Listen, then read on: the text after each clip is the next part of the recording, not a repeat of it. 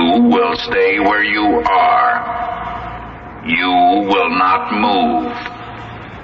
We have some preparations to make, and Then something very odd happened. Half of Dr. Marlowe came alive. His right side first. His right eye lighting up, while his left eye stayed dead. His right hand twitching, while his left hand remained stiff. Half of him came alive.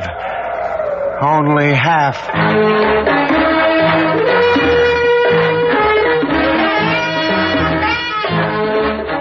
Theater 5 presents Terror from Beyond.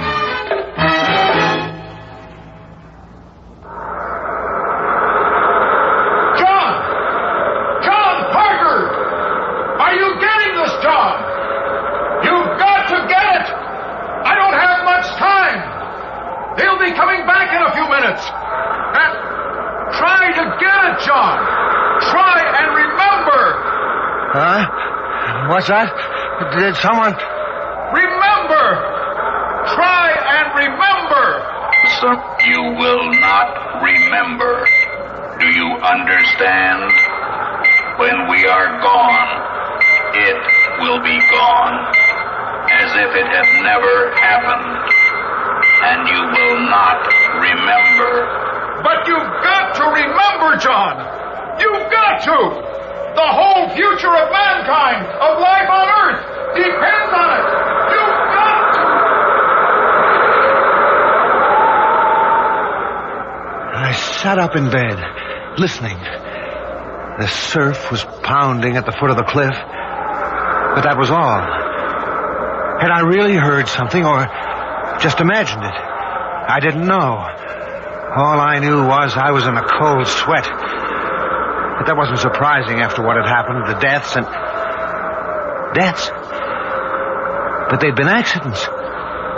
Maybe if I went back over it from the beginning... That's right, John! Start back at the beginning! Then maybe you'll remember! And you've got to! You've got to! When was the beginning? When I arrived at the base, I suppose. Went to the administration building for that first briefing session with Dr. Marlowe and Roy. Oh, it's good to see you again, John. It's good to see you, Doctor. Great to have you aboard, John. Did you mind our doing this? Pulling strings to have you assigned up here for a while? Are you kidding? You said it was something interesting. We think it is. As interesting and important as any space work that's being done anywhere today. I know. We'll be putting a man on the moon in a few years, but if we're to go on from there, one of the things we should know is what we're likely to find. In other words, whether there's intelligent life anywhere in the solar system. That's why I hated leaving the old project. You haven't. This is still part of the old project. Remember what our problem was on Bango? Of course. A radio telescope can pick up any message from out there that might be beamed at us, but it's sometimes very difficult to tell precisely where it's coming from. Exactly.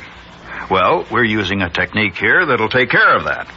A light beam, rather than radio waves. You mean a laser? Mm-hmm. Yes, we discussed that. We've already hit the moon with a beam no bigger than a pencil, but suppose you do establish a contact, how do you get your feedback, your response? Well, we believe we've solved that problem, theoretically at least. But we needed an electronics specialist to work on it with us. That's why we requested you. When do we start? Right away. By the way, you're sharing a cottage with Roy. Now, why don't you go on down there with him? Drop your luggage, we'll get to work. The work. I remember that. Weeks of it. Finally, the big night. The night of our first test. It was clear and cool. The ocean still, not thundering, but whispering at the base of the cliffs as if it were waiting. All the stars sharp and clear like signposts on the road to the infinite. Dr. Marlowe at the computer, Roy and I at the center console. T-2. Check. By the way, Doctor, I meant to ask you before, what made you pick Deimos as our first target? Well, it was a few weeks after you left the project. We got a message from there. No. Well, there was some question about it, John. First, as to whether it really was a coherent message, and second, as to whether it was from Deimos. The British got a fix on it, too.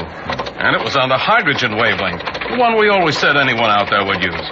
That's true. And even though we never got another one, I thought it was worth exploring further. Of course. But that's fantastic. Yes, it's an exciting prospect. But it's also a rather frightening one. Why do you say that?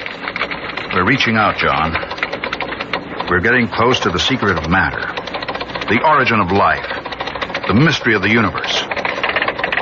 Sometimes I become a little afraid. Afraid that we may stumble onto something that's too much, too big for us. T-minus 10 seconds. Check. Power on. Give me a reading, John. Vector 9. 18.2 and steady. Time.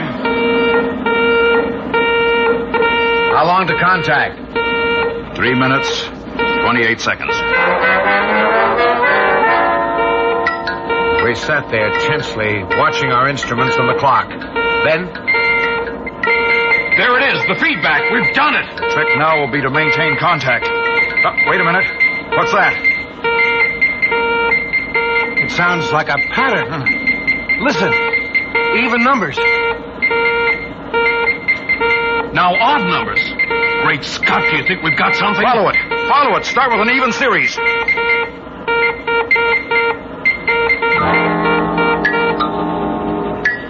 We'd started following the pattern, and we got nothing. We kept at it all night, most of the next day. Still nothing. Wait. The next night, it's starting to come back to me now. I remember. It was the sound of the generators that woke me. It was about 2 a.m. I padded out along the duct boards to the control building. The lights were on. I went in. And there was Dr. Marlowe. He was sitting at the control panel, and he was strange. His eyes were open, but he didn't seem to see me. Dr. Marlowe. Dr. Marlowe, what is it? What are you doing? Dr. Marlowe! Then something very odd happened. Half of him came alive. His right side first. His right eye lighting up while his left eye stayed dead. His right hand twitched while his left one remained stiff. And then... What? Oh, hello, John. Is anything the matter, Doctor? Oh, why should anything? Hey, what am I doing here? Doctor, have you ever walked in your sleep before? Not that I know of. Of course, I haven't been sleeping too well lately. Rather disturbing dreams, but... John, did you change this beam frequency? No, Doctor. You must have done it in your sleep. Shall I switch it back? No. Cut the power, but leave it. I'd like to look at it again in the morning. Do some thinking about it. Somehow, neither of us mentioned it the next day. We just went on with our work, collecting data, trying for another contact, if it had been a contact. And that night, yes, it was that night that we discovered what it meant. The generators woke me again. I looked at my watch. It was almost 3 o'clock, and for some reason, I was terrified. The door of Roy's room was open. As I went by, I saw that his bed was empty. Then I was walking along the duct boards to the control building. The lights were on again. I looked in through the window. Dr. Marlowe was at the panel as he'd been the night before, with that same dead look on his face. And Roy was standing in front of him, talking to him. I could hear him through the window. Dr. Marlowe! Dr. Marlowe, what is it? Is anything wrong? He's asleep. Walking in his sleep. Better get John. He started toward the door. Then, apparently deciding he'd better not leave the generators on, he turned and went toward the master switch. And as he did, Dr. Marlowe moved. His face still dead, expressionless. He got up, took a heavy wrench, and followed Roy. Then, just as Roy put out a hand to throw the switch, he hit him. I saw Roy's body crumple to the floor. I stood there frozen, unable to move. Dr. Marlowe looked down at him for a moment with no sign of emotion on his face. Then, like a zombie, he went over to the workbench again, picked up an odd assortment of tools, and returned to Roy's body. He bent over him, looking at him as if he were a laboratory specimen. And as I realized what he was going to do, my paralysis left me. I shouted and started for the door, but just before I reached it, I tripped, hit my head, and that was the last I knew.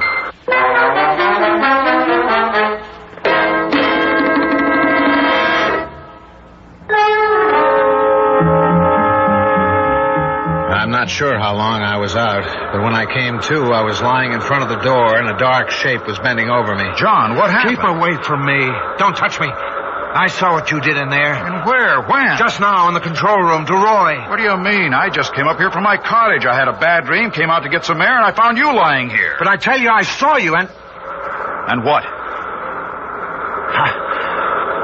I must have imagined it, dreamed it, because I thought I saw you kill him.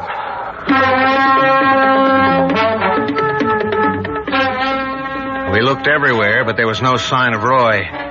Then we hurried back to the control building and searched it again. He's not here either, John. No. Must be in my mind. Of course, if it had really happened, there'd be something, if not his body, at least his blood. Where, John? Where would it be? Right here in front of the master switch. But there's nothing. No. Except that the floor is wet. Looks as if it's been scrubbed. Hey, you're right. John, did you change the beam frequency this way? No, Doctor. You must have done it just the way you did last night. Last night? You mean something happened last night, too? You don't remember? No. Tell me what you thought you saw happen tonight, whether you believe it or not. Well, you were sitting at the control panel with your eyes open, but as if you were asleep. Yes? The generators were on, and the beam frequency was set the way it is now. Roy was speaking to you, but you didn't answer him. Then when he started to cut the power, you picked up a wrench and hit him. I hit Roy? But that's not the worst of it. After that, you picked up some tools and bent over him as if... Well, as if he were a laboratory animal. Telling you about it now, I know the whole thing's mad. It's impossible. I wonder. You mean it could have happened some way? Without your knowing it? In the old project, and in this one. We've been listening for messages from out of space, trying to determine whether intelligent life exists anywhere in our galaxy. John, if it did exist, what form would it take? Well, it wouldn't necessarily look like us with 2 arms and legs. Exactly. And suppose it existed in a totally different form. In the form of electrical energy. Electrical energy? Why not? Isn't that the way the brain functions? Giving off electromagnetic waves? And what do we know about Deimos? Suppose living beings existed there, in the form of complex electrical charges, and a channel were suddenly opened between it and the Earth. Our laser beam? You mean they could travel down it, take hold of someone, you... I'm speculating, John. Of course, even if it's true, we don't know if these entities are malevolent, dangerous, or not. When they made you kill Roy? Because he was going to shut off the transmitter, cut off contact with their base. As for the rest, well, they'd be very interested in the human body, particularly the brain. They'd want to examine it, study it. Do you realize what you're saying, suggesting, Doctor? Intelligences from outer space, another world... the taking over of a man's body by forces that we... Yes, John, I know what I'm saying. And while I'm only hypothesizing, I don't really believe it's possible. Do you own a gun? Yes. So happens I do. Well, start carrying it. And if you notice me doing anything strange, don't hesitate. Shoot. And shoot to kill. I didn't go back to sleep that night, and I was convinced that I would never sleep again, because it would be then that it would be easiest for them to... No, I can't think about it. I won't, even now. I felt a little better in the morning. I went over to have another talk with Dr. Marlowe, but he wasn't at his cottage. He wasn't anywhere on the base, and no one seemed to know where he was. Then I called Colonel Gately at headquarters. No one there knew anything about Dr. Marlowe or Roy. But by that time, something had happened to me. It had all become blurred, like an old nightmare that you know was frightening, but whose details you can't remember. About a week later, the colonel called me and asked me to meet him at the police station in the town nearby. You knew Swanson pretty well, didn't you, Parker? Yes, of course. Some fishermen found a body in their nets this morning. We'd like you to look at it. Oh? All right. Brace yourself. Here. Good Lord. I can't be certain, but I'm fairly sure it's Roy. How did he die? We'll have to wait for the coroner's report, but my guess is that he fell off the cliff. And Dr. Marlowe?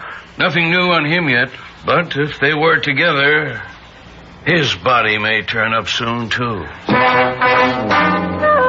He was a better prophet than he knew, because Dr. Marlowe came back that very night. I'd taken something to make me sleep. It was the only way I could sleep, but the sound of the generators woke me. I took my gun, went to the control building. The lights were on. I opened the door, and there was Dr. Marlowe. He was standing near the console, his face thin and drawn, and his eyes blank. And when he spoke, his voice was hardly human, as if someone was speaking through him. It is unfortunate that you awakened, Parker. And even more unfortunate that you came in here. What do you mean, Doctor? Where have you been, and why are you talking so strangely? We have been looking over your planet, studying it and its life. Particularly, you so-called humans. We have found it very interesting. And now, we are ready to go. Go? Go where? Wait. You said we. Dr. Marlowe, have they... You will stay where you are. You will not move. We have some preparations to make. And then... Her voice, that horrible voice, broke off. And Dr. Marlowe swayed as if he were about to fall. I grabbed him, held on to him. And then his eyes changed, came alive. And when he spoke again, it was with his own voice. John, for heaven's sake, help me. What? They got me. They took me that night. Took me all over the country, looking, examining, studying. They picked my brain, John. And now they're going to take me with them. Take you? Back to where they come from. Not my body. They're not interested in that. But the essential me. And in heaven's name, shoot, John. Shoot me! And now, we are ready. Look here. At his eyes. Look closely.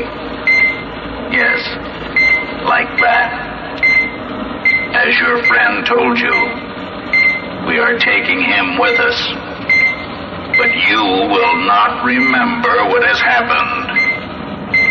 You will remember nothing. Do you understand? Because someday we may come back. I stood there, frozen, holding Marlowe. Suddenly he broke my grip, pushed me away. Walking stiffly and mechanically, he went to the door, opened it, and went out along the duckboards to the edge of the cliff. Then, without hesitating, he stepped over the edge and disappeared. Now do you remember, John? It's all true. They exist. And they've got me here. Not only that, but they may return to Earth again for others. And... John, they're coming back now. They're coming. Do something. When I woke up about a half hour ago, I found this all written out on the pad I keep next to my bed. I remember some of what I'd written. But other parts, like Roy's murder and Dr. Marlowe's death, I don't recall at all. Either I'm mad, completely mad, or... No, I can't think about that. In any case, if I showed this to anyone, the world would think I was mad. There's only one thing to do. Tear it up. Every last page of it. Every last page of it. Every last page of it.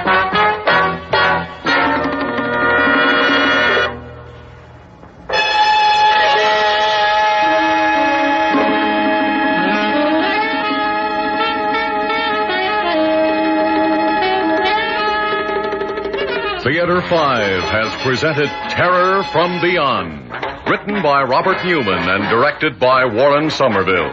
In the cast, Robert Dryden, Ralph Camargo, and Gilbert Mack. Audio engineers Marty Folia and Bill Sandreuter. Sound technicians Ed Blaney and M.C. Brock. Original music composed by Alexander Vlastotsenko. Orchestra under the direction of Glenn Osser. Executive producer for Theater 5, Edward A. Byron. This is Fred Foy speaking.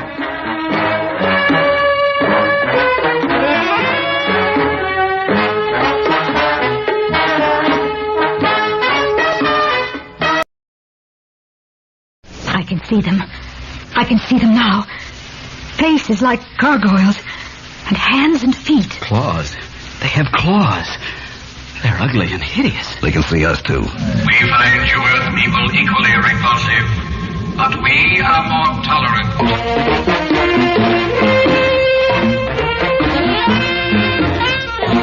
Theater 5 presents First Encounter.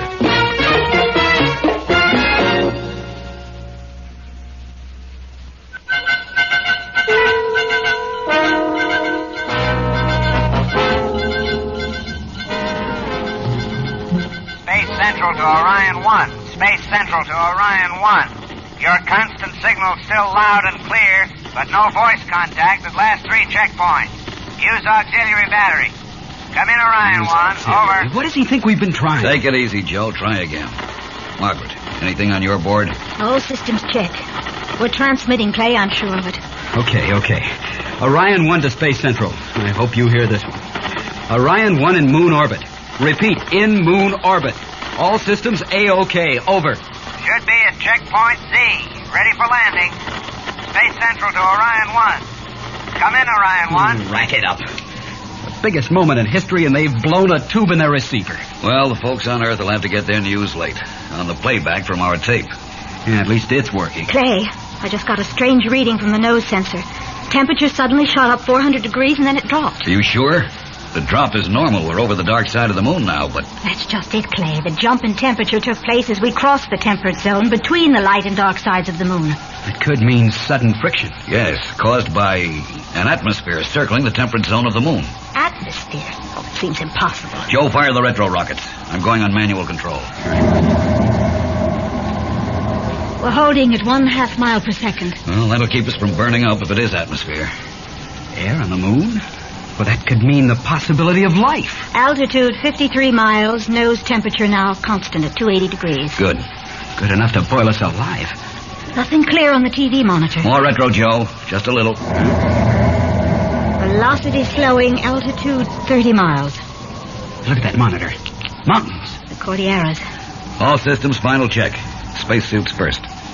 Suit's fine. Cabin pressure okay. Stern landing gear extended. Starting vertical ascent. Periscope swung to stern. Seems clear below. Ascent slowing. Free fall starting. 37 miles. 32. 26. Counterblast.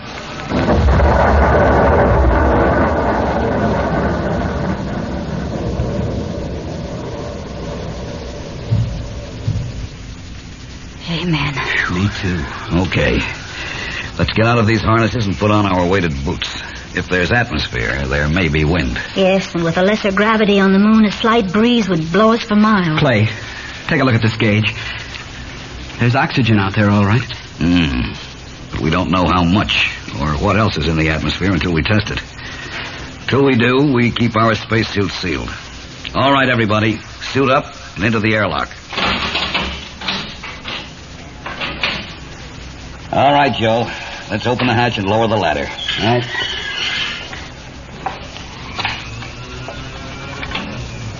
Earthman, first close-up view of the moon. Joe, climb down and stack the equipment as Margaret and I lower it.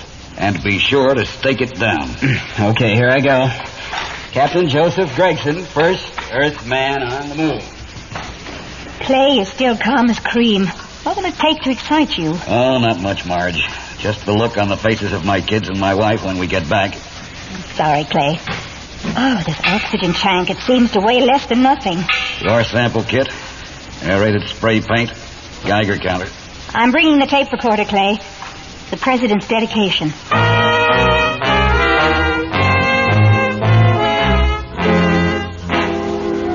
We therefore dedicate this expedition to all the peoples of Earth and pray that this beginning on virgin territory, unsoiled by man's tragic history, shall give birth to a new understanding among our nations. I, Major Clayton Brown, as commander of Orion 1, have been instructed to express my own feelings at this moment. We are looking at Earth. We can see it turning, see the sun shining on continents. Other continents are in the shadows of night. Yet as Earth turns, I realize that each part of the world, each nation, will get equal shares of the sun's light. Maybe that's what God intended. All right, let's get to work.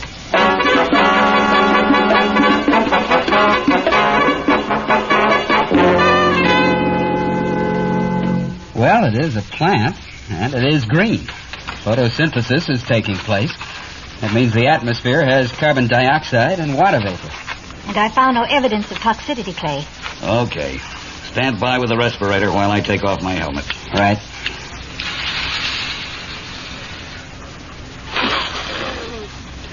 Well, if this isn't air, it's a good substitute. Come on. Let's get up to the crest of this small crater and get our bearings. Right. There's rock erosion, but it's hardly more than sand. Slight radioactivity. Not enough to be dangerous. It's coming from these rocks. Now, I'll take a sample. You two go on ahead. Looks like a level plain down there. Too level to be natural. Hey, Clay, quick. The oxygen tank floated off. I started to chase it, but it just disappeared. I told you to be careful. The slightest There wind. wasn't any wind. Clay, I feel something. I can't explain it, but it's like someone watching me.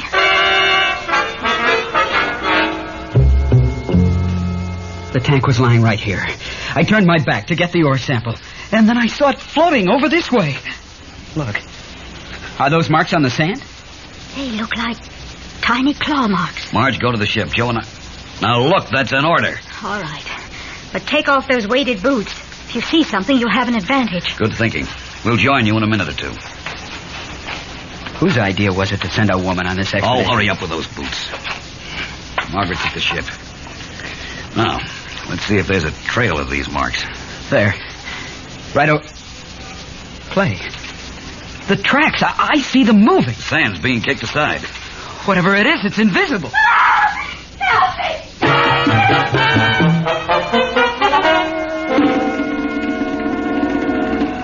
Clay, she's gone. That sound. Some sort of vehicle. Look. These parallel marks leading down toward the plane. Let's go. Wait. Those spray cans of paint. Maybe if we spray, we'll be able to see what we're fighting. The vehicle tracks. Did they peter out here near the rocks? Nothing. Absolutely nothing. But the claw tracks go on. Whatever made them disappeared, too. That ledge. It looks like an entrance to a cave. Yeah. It's a tight squeeze. Made it. Steps. Well, but these walls glow. If you feel anything, start spraying. Yeah. A door. This lever. It's stuck. Let's pull together. Come on. There we go. All right, where do we go from here? There must be 100 doors. This one, quick. No, this room's empty. Marge, where are you? Glass partition. Look, she's strapped to that table. That instrument. It's moving right toward her eyes. I gotta smash this thing. Wait! Something's grabbed me. I can't see. Spray, quick! I'm being carried, but I can't see what or who.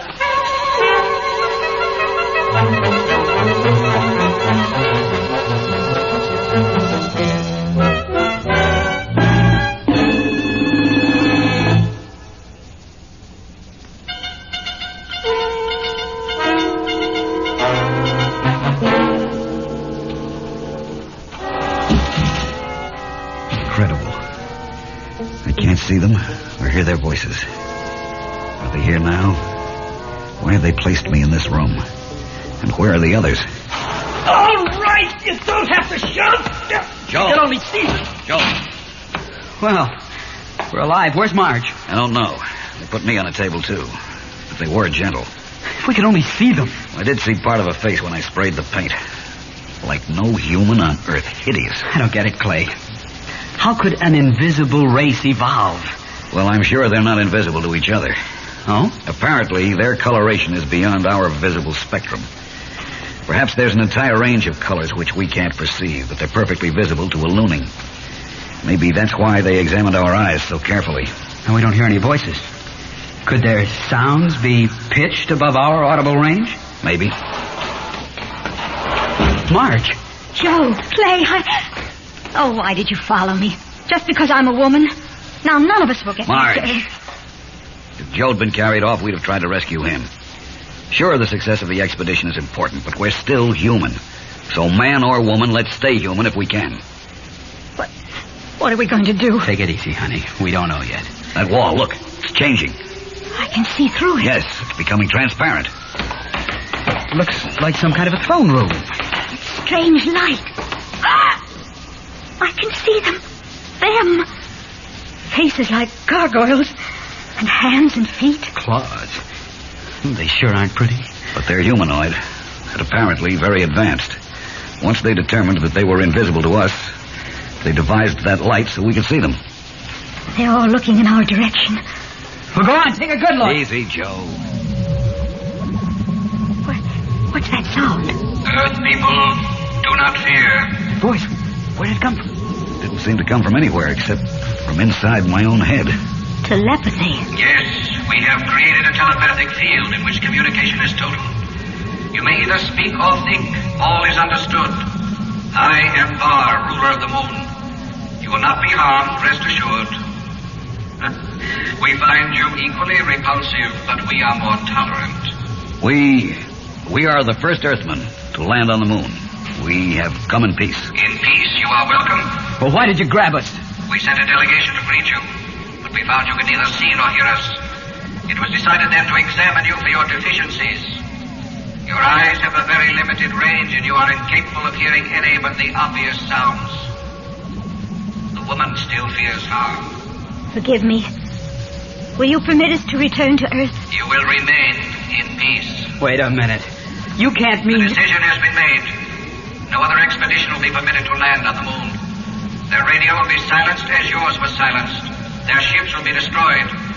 You shall be the only Earthlings permitted to dwell on the moon. Why did you spare us? Curiosity. Major Brown, we cannot permit Earth to conquer the moon. But we had no idea the moon was inhabited. There's no need for conquest. We could live together, sharing. Share? Live in harmony? We have studied our mother planet for centuries. There's been far more war than peace. At this very moment on Earth, men are dying for no better reason than greed.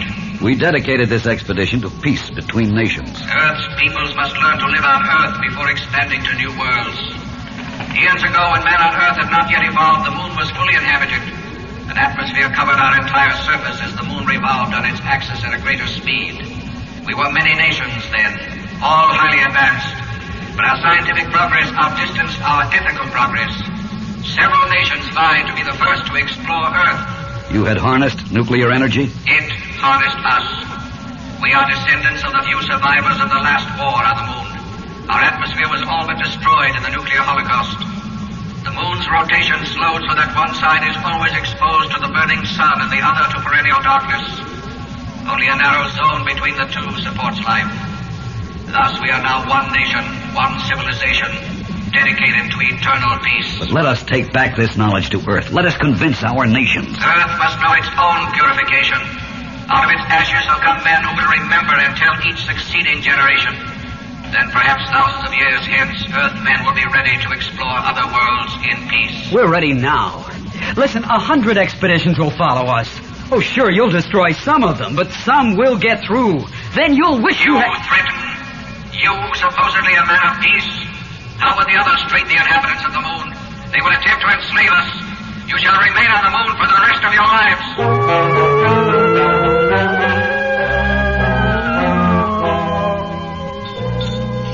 Well, I don't know what this food is, but it'll never replace steak. Well, we're going to have a long time getting used to it. Maybe not. Look, Clay, I'm afraid to think anything. They can't read our minds unless one of those machines is turned on, and we can hear the hum. Are you sure? Positive. I had a telepathic conversation with one of their scientists. I was careful to keep out any thoughts about escape. Clay, do you have a plan? The Loonings are so convinced of their superiority that they don't believe we'll attempt to escape. You know the ship is just as we left it. Look, Clay, I know they've given us total freedom, but don't sell them short. I'll bet they've got a ray or something that they'll blast us apart with before we can hit escape velocity. The Loonings have no such weapons. How do you know? Until now, they had no need for any. Remember, they're one nation. Oh, they have the knowledge, all right. If more expeditions start coming, I don't doubt they'll work out a defense system. What puzzles me is, with all their knowledge and scientific ability, why hadn't they explored Earth? They did, with radar telescopes and interceptor radio waves. You mean they picked up our television broadcasts? Oof, what a mixed-up picture of our civilization they must have gotten. I'm afraid they accumulated a very accurate picture of nations at war.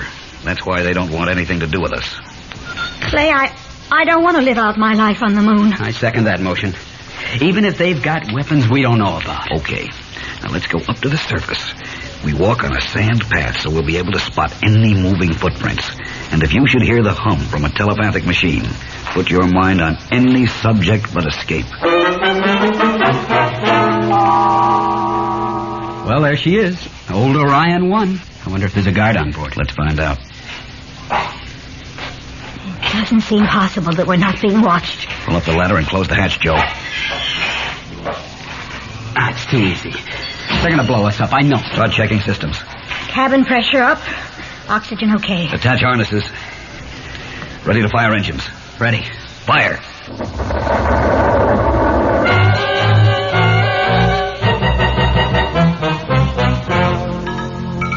Space Central to Orion 1. You're entering radio beam range. Are you ready to hook into beam? Over. Orion 1, delighted to accept the invitation. You boys take over now. You're entering the ionosphere. Radio blackout due at any moment. Happy landing. Well, all we can do now is relax. You worried, Clay? Yes. Well, after we report to the president, he'll take over from there. That sound. Earthmen, it is now the time to make our presence known to you. They're right here on the ship. You'll let us escape. It was the wish of our ruler that you transport us to Earth. But we would have been glad to. There was no need to stow away. Our ruler is wise. He reasoned that if you knew of our mission, you would destroy your ship and yourselves. You are now controlled by radio beams from Earth. You can do nothing to prevent our landing with you. What are you going to do? We shall live among you, undetected by your inferior vision. Our mission is to bring peace to the nations of the Earth. Peace? And why the subterfuge? I think I know. The Loonings believe that peace on Earth can be attained only the way they achieved peace on the moon, through nuclear war. Yes, we will help you achieve peace. We can do it without war. We shall see, Earthman. We shall see. Will you wait? Will you give us a chance to tell the world? Is there much time? There is time, but very little time.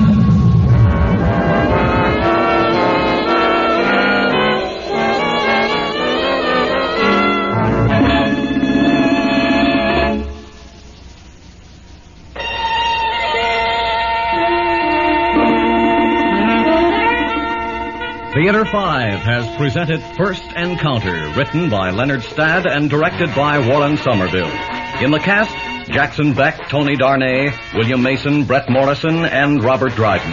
Audio engineer Neil Pulp, sound technician Ed Blaney, script editor Jack C. Wilson.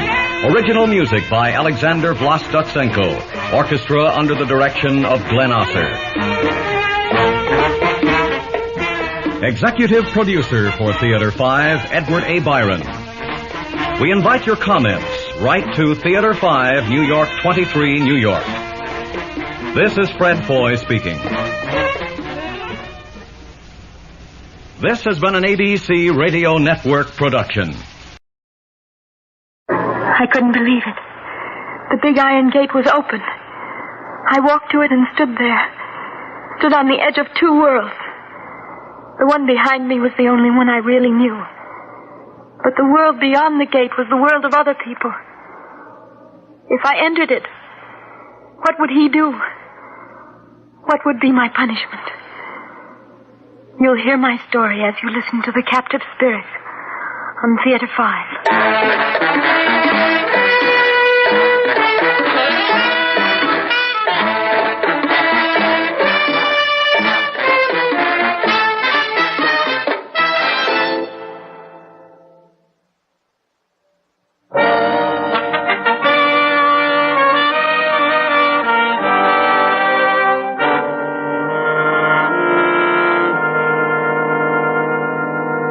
My daughter back, Mr. Prescott. I don't care how many men you have to hire or how much it costs. I want her back. Mr. Bishop, you say her name is Caroline. That's right. And what about this photograph? It's the perfect likeness. When was this picture taken? A few months ago. Mr. Bishop, how old is your daughter? I don't see what that has to do with it. Well, I mean, if she's still a minor, then legally... Legally? What does the law know about these things? Besides, you're a private investigator, aren't you? Well, I'm afraid you may have the wrong idea about private investigators, Mr. Bishop. We don't work against the law. Well, I'm not asking you to break any laws, Mr. Prescott. My daughter is missing. I simply want you to find her and bring her back to me. Well, did she leave this house of her own accord, or did she run away with some guy? No. Carolyn doesn't know any men. She could have met a young man at school. No, she has never gone to school. It was her mother's wish that she be educated here at home. I see. That oil painting on the wall. Oh, that's Carolyn's mother, my wife. She's a very beautiful woman. Yes, she passed away when Carolyn was only 7. Oh. Mr. Bishop, how long has your daughter been missing? I noticed that she was gone about 7 this morning. It's only 5 hours ago, not very long. She might have... No, Mr. Prescott, I would hardly have asked you to drive here from the city if I weren't quite sure that my daughter is missing. She took a suitcase and some clothing with her. Have you considered the possibility of kidnapping? No, I'm sure she wasn't kidnapped. Oh, then in your opinion, she ran away? Yes. You seem quite definite about that. Mr. Prescott, this isn't the first... Oh, it's happened before? Yes. How often? I fail to see why all these questions are necessary. Mr. Bishop, if I'm to look for your daughter, it certainly won't do any harm to learn all I can But while you're asking these questions, heaven knows what may be happening to her. Why didn't you bring the police into this? Because I'd like to avoid gossip and publicity. Also, I want this to be handled discreetly. I've always shunned notoriety of any kind. As for Caroline, she's lived a very sheltered life, a very happy, peaceful life. Oh, did you notice the garden as you drove past? I was quite impressed by it. It's Caroline's garden. Mr. Prescott, tell me, could a garden that beautiful be tended by an unhappy girl? Look, Mr. Bishop, I didn't say I thought she was unhappy. No, but you suggested it. At least you gave me that impression. Well, I didn't mean to. I'm just trying to find out all I can about your daughter. All you need to know is that she's missing and that I want her back desperately. Mr. Bishop, if I find your daughter and she refuses to come back, I'd have to let it go at that. I couldn't force her to do something against her wishes. But why didn't you tell me this when I spoke to you on the phone? Because you told me that your little girl was missing. I assumed she was a child. Well, perhaps if I were to offer you a sizable bonus... No. Mr. Prescott, what are your conditions? Well, if I find your daughter, I'll tell her that you're most anxious to have her back. And if she says she won't return? I'll contact you and give you all the information I have. Including the address where she's staying? If I have that information, yeah. But understand this, Mr. Bishop. Yes? The moment she tells me she doesn't want to return to you, that's when I drop the case. Now, if those conditions aren't satisfactory... You leave me no alternative. Too much time has been lost already. All right, Mr. Prescott, I accept your conditions. But for the love of heaven, get moving.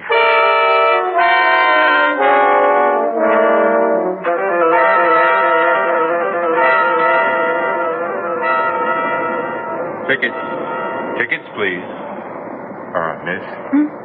Oh, I beg your pardon. Ticket, please. Oh, yes. Well, the young lady's looking for her ticket, conductor. Here's mine. There you are, sir. Thank you. Miss? Is something wrong? I don't have a ticket. Did you lose it? No. Well, if it's any help, conductor, I saw the young lady board the train at the last stop. Yes, that was Baysville. Where are you going, miss? To the city. I'll have to collect your fare. Let's see, Baysville to the city, that'll be $2.75. Oh. $2.75, please. Oh, yes, I have some money. Still $1, huh? Here you are. I'll have to give you some change. A quarter. Here you are. Thank you. Tickets. Tickets, please. I did that myself once. Oh, were you speaking to me? Yes, I said I did that myself once. Oh, Got on the train without a ticket, I mean. I forgot about the ticket. Yes, you seemed to be in quite a hurry when you boarded the train. I couldn't help noticing. I was looking through the window. My name's Jeff Tanner, by the way. Oh, I'm Caroline Bishop. I'm happy to know you. So you're going to the city? Yes. Well, so am I. Oh, do you live in the city? Well, I was born and raised there. Oh, please tell me about it. Haven't you ever been there? No, but I've heard my people talk about it.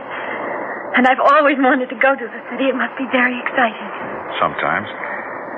I guess it's like most big cities. Just don't expect too much, and maybe you won't be disappointed.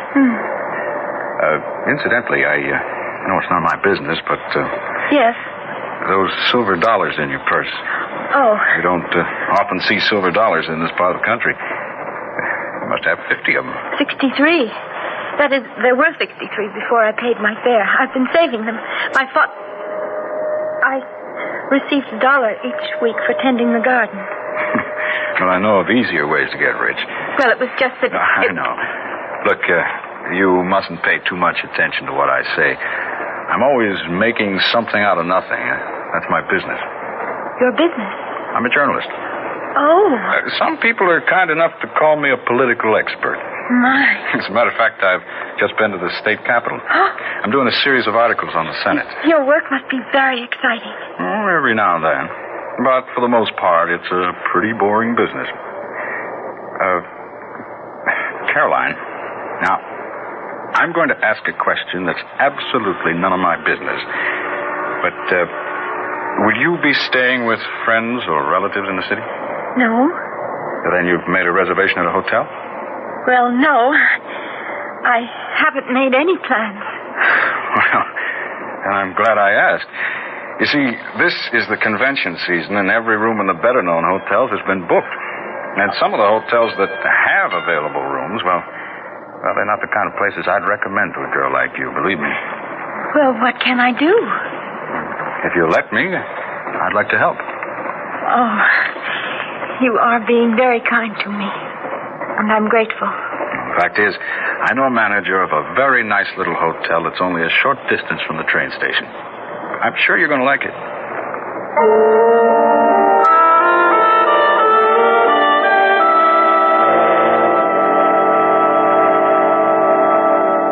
Oh, Jeff, it's a beautiful room. Thank you so much. Oh, not at all. I guess you're tired, huh? Well, yes, I am. Now, then I'll leave in just a moment, but I was wondering... Yes? You see, as an employed journalist, I have a certain amount of influence in this town. Just enough influence to get 2 tickets for the musical comedy at the Majestic Theater. It's sold out for almost a year in advance. Oh. Well, anyway, I was thinking, after you rest, maybe you'd like to see it with me. Oh, Of course, if you'd rather not, I'll understand. Oh, no.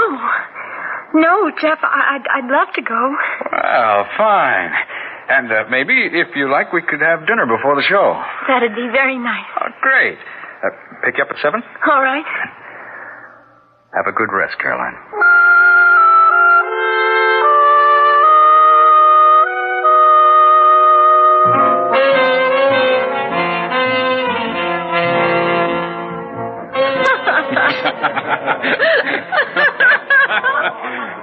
I'll never forget that funny little man with the red hair. Well, I'm so glad you enjoyed the show. Oh, I didn't think it was possible to laugh so much. I didn't think laughter could sound so wonderful. My, it's been a perfect evening. Dinner and the show, and now this lovely little place. You know something? Tonight, for the first time in my life, I really like this city. Oh, Jeff. No, I mean, I really like it. I even like the people. Oh. Carolyn, well, I don't know how long you're going to stay here, but please, don't leave without giving me fair warning, huh? Jeff.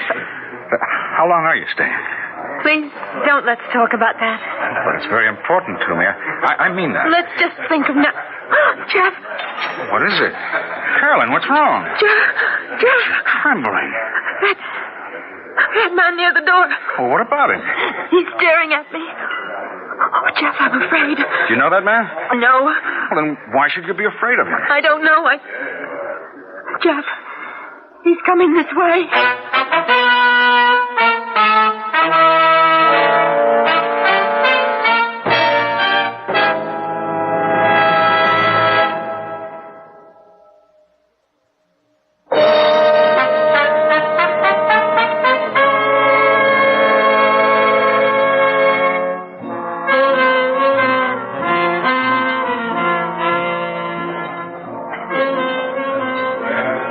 Bishop? Jeff? That's all right, Caroline. Now, look, there's no need to get excited about this. No one's going to get excited, not if you just move along and mind your own business. I only want to have a few words with the young lady. Who are you, and exactly what do you want? Now, make it quick. All right, I was hired by this girl's father. Jeff, please, take me out of here. No, I'm out of his Bishop. Don't touch me. I only want... My arm. Let go of her. As soon as I've said my piece... Jeff! I said let go of her. Now, look here, young... All right, you... Come on, Caroline, let's get out of here.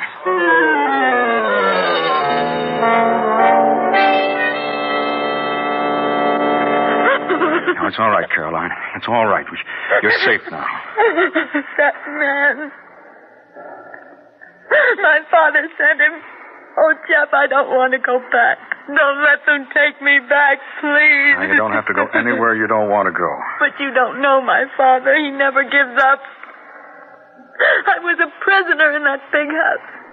There were always walls around me. And then someone made a mistake.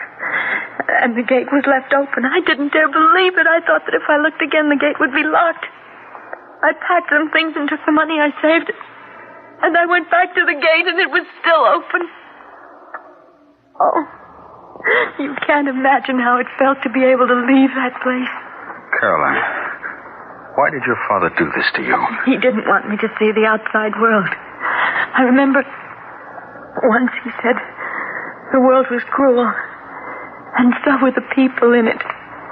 He said his duty was to protect me from the world. Oh, no normal man acts like that. He isn't an ordinary man, Jeff. He always gets what he wants. No, not this time. Oh, you're so good to me. Because I care for you. Oh, Jeff. Why do you turn away? Caroline, what is it? I'm afraid. Afraid of my love? Of my father. You just don't know him. Oh, now, look. He's a man. Not some kind of untouchable god. Just a man. Now, all we have to do is go to the police. No, you said you'd look after me. I will. Then take me away. Jeff, take me someplace where my father will never find me. Caroline, that won't solve anything. All I want is peace, can't you see? Don't you understand? I'm trying to. You don't know how it was. No one can know how it was. Now, darling, trust me. Believe me when I say that I won't let anything happen to you. I love you. Then take me away, Jeff. If you don't, I'll go by myself. I'm sorry, Jeff, but I mean it. Try to understand. I don't want to lose you, but I'm so afraid. There's something that you're keeping from me. I don't know what you mean. Why are you so terribly afraid of your father? I told you he kept me a prisoner. Look, it has to go a lot deeper than that. Please don't ask me any more questions. I've got to. Now, darling, I want to help you, but I can't fight something unless I know what I'm fighting against. Now, if you've done something wrong, tell me. No. I don't care what it is, I'll stand by you. I haven't done anything, except to run away. Why? What did you run away from? Please don't ask me now. Please not now, Jeff. Then you will tell me? Yes. I promise that you'll know everything. When? Soon.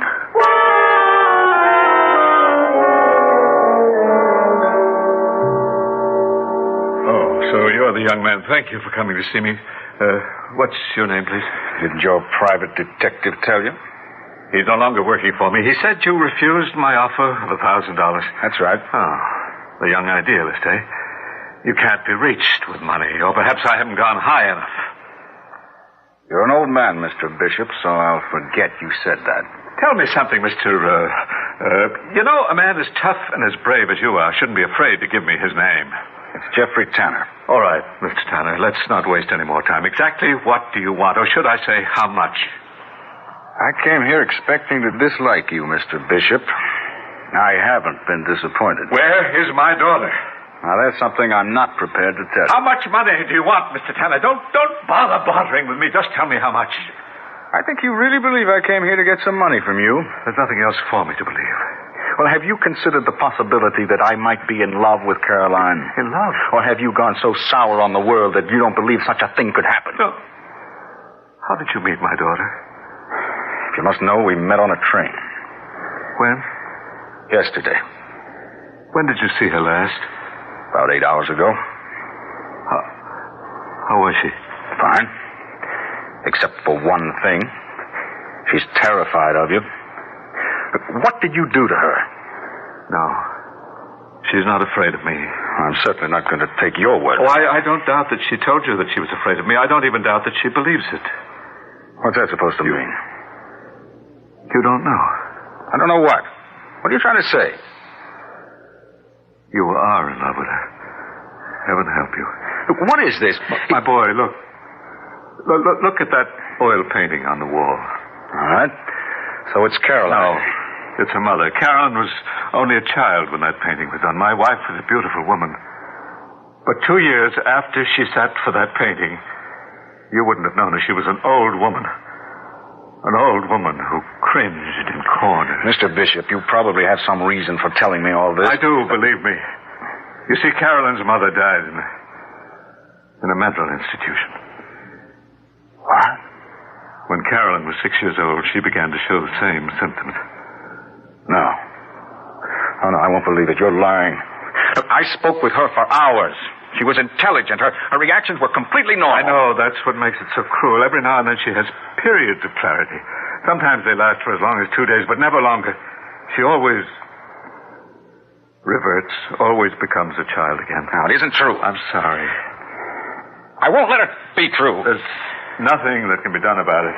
Well, there are doctors. No, I've had her examined by the best specialists in the world. There's no hope. My boy, look at me. You call me an old man. I'm only 45.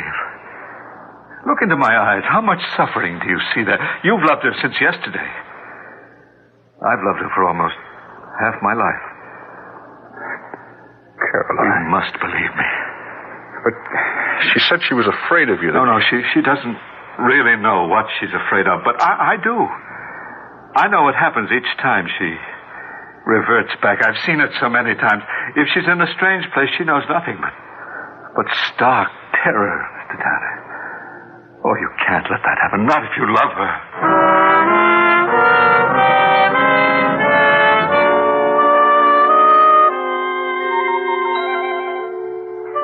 Caroline, dear, this gentleman has come to see you. Oh, Hello, Caroline.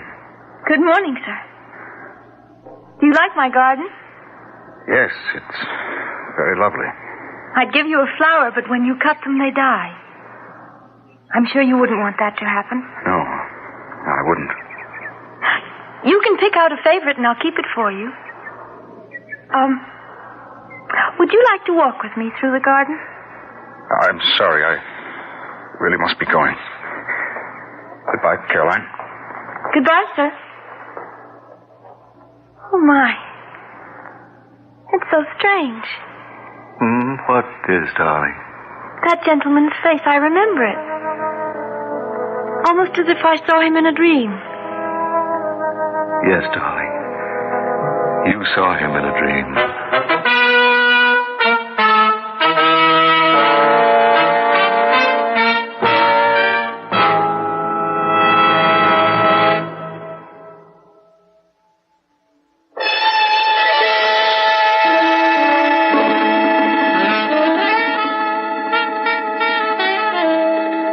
The Theater 5 has presented The Captive Spirit, written by Don Herring and directed by Warren Somerville. In the cast, Paul McGrath, Joan Loring, Ian Martin, Stan Watt, and Yaphet Kotto. Audio engineer, Marty Folia.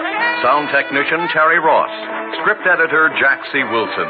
Original music by Alexander Vlastotsenko. Orchestra under the direction of Glenn Osser. Executive producer for Theater 5, Edward A. Byron. We invite your comments. Write to Theater 5, New York 23, New York. This is Fred Foy speaking.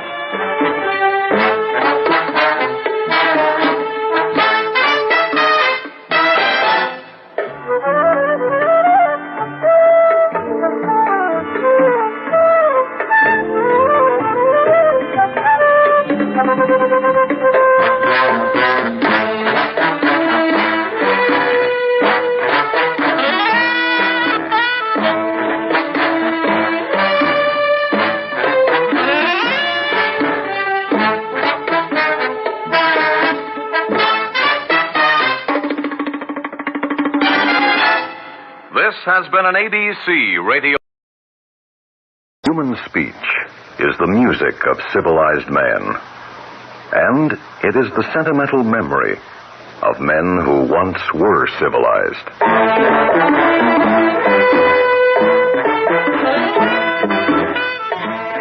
Theater 5 presents The Talkers.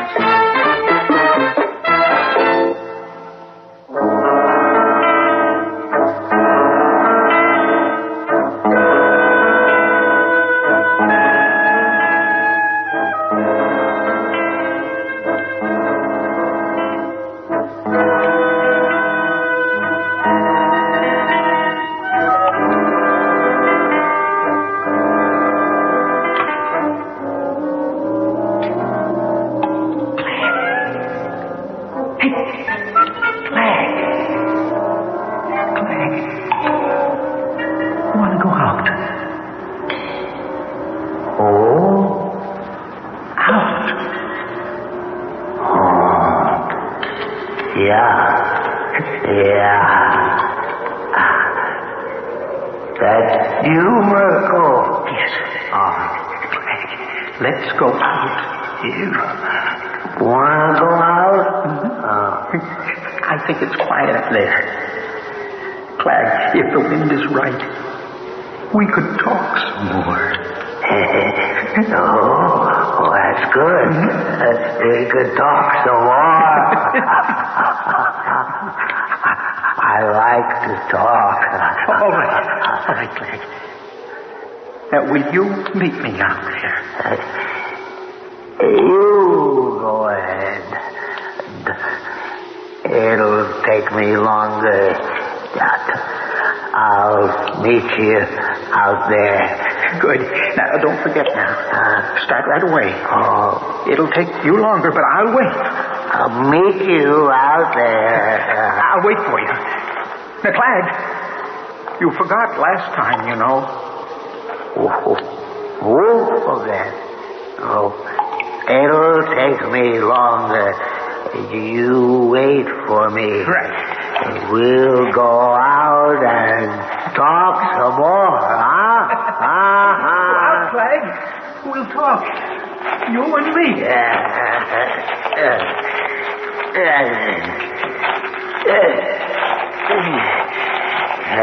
Good. I'd like to talk. I won't forget. I'll be waiting, Clegg.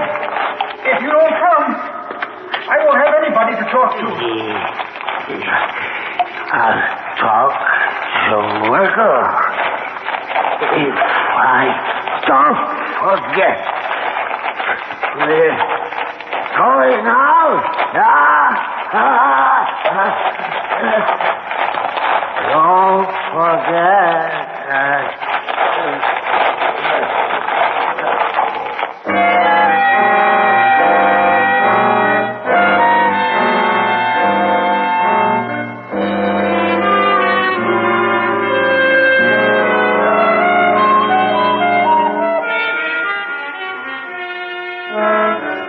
speech is the music of civilized men.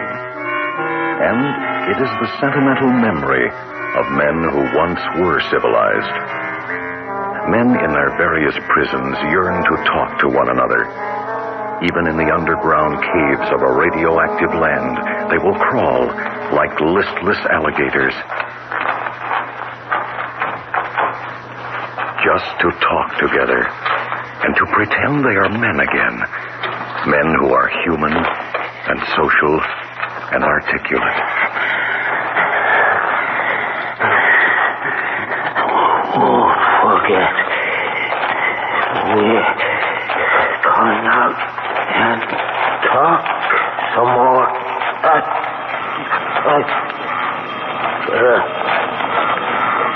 Look, Flag. There are some new ones. What? Look, you see that cloud up there? Way above the mine shaft across from us? I see. I see. Look, they're different from the old ones. They're like big crickets, don't you think? These are bigger. They're more like flying grasshoppers. Flag, I saw them last time I looked out. Just listen. Hear that? They're noisier, too. Lots of them. Boy, there's lots of them. Flag, I think it's a good sign. I really do. There's nothing growing, of course, not even a weed, but even so, they must be living on something. Must be. That stands to reason, all right. Got to live on something. Getting bigger, too. I used to think they lived on one another. Like the fish in the sea, you know. The big fish eats the little fish, and the bigger fish eats the big fish. Wait, what do the little fish eat? Huh? Little fish? Well, there's an answer for that. But I forgot it. Flag, look at them now. Look. They cover the whole countryside. And they're not eating each other. Look at those over there. When we first came out, do you remember? There was only the dust and nothing in the air at all. How come the dust doesn't bother them? I don't know. I used to think they were like us. You know, like we come out here and sit when the dust isn't near the shaft's opening. Oh, Flag. I thought they would fly to some clear patch of clean air. But that new bunch there is right in the middle of some dust. Marco, you see that? Yes, I see that. Flag, I told you about that the last time we came out here to talk. I like to talk. I really do. You can't talk down there, down in the dark and all. You're right. You just can't talk down in the dark. That's all there is to it. You know, we tried it month after month. No, it only makes sense out here where we can see each other's faces. You can't talk down there. No. It's too dark. And found ourselves mumbling and groping for words. Yes. Oh. It takes some might just to talk. We can talk out here. All right, yeah. Flag, you remember I told you about the flies and the DDT? How they made this new poisonous chemical years ago just to kill off the flies, and how the flies developed their own immunity to it, and instead of being killed, they got bigger and fatter from it? I remember you telling me about the flies and DDT. Yes. Good. Now, what else did I tell you? Marco, I don't really remember. I was just talking. It's all right, Clag. It doesn't matter. But listen to me. I figured then that the insects, for some reason, were the only form of life that had developed some immunity to radioactive dust on the surface. Now, today, when I watched these new bigger bugs, I was sure of it. It's like a fly. And the DDT. Only it's not, no. No. I didn't really think it was. Clag, will you listen to me? Huh? I think I've figured out what's happening. We're all underground because of the dust, however many of us there are left. The dust keeps us off the surface. But these billions and billions of insects get bigger and more plentiful as time goes on. Craig, can't you see what I mean? No. Honest, Merkel, I can't see. Where are all the bugs coming from? How come they don't die? Don't you understand? The radioactive dust is coming to life right before our eyes, Clag. Now that is where the bugs are coming from. But where are all the bugs coming from? They are coming from the dust. Don't you see? Clag, the dust is turning into bugs. Now pay attention. Instead of a cloud of dust, we're getting a cloud of insects. That's what's happening. Some new cycle of life is happening.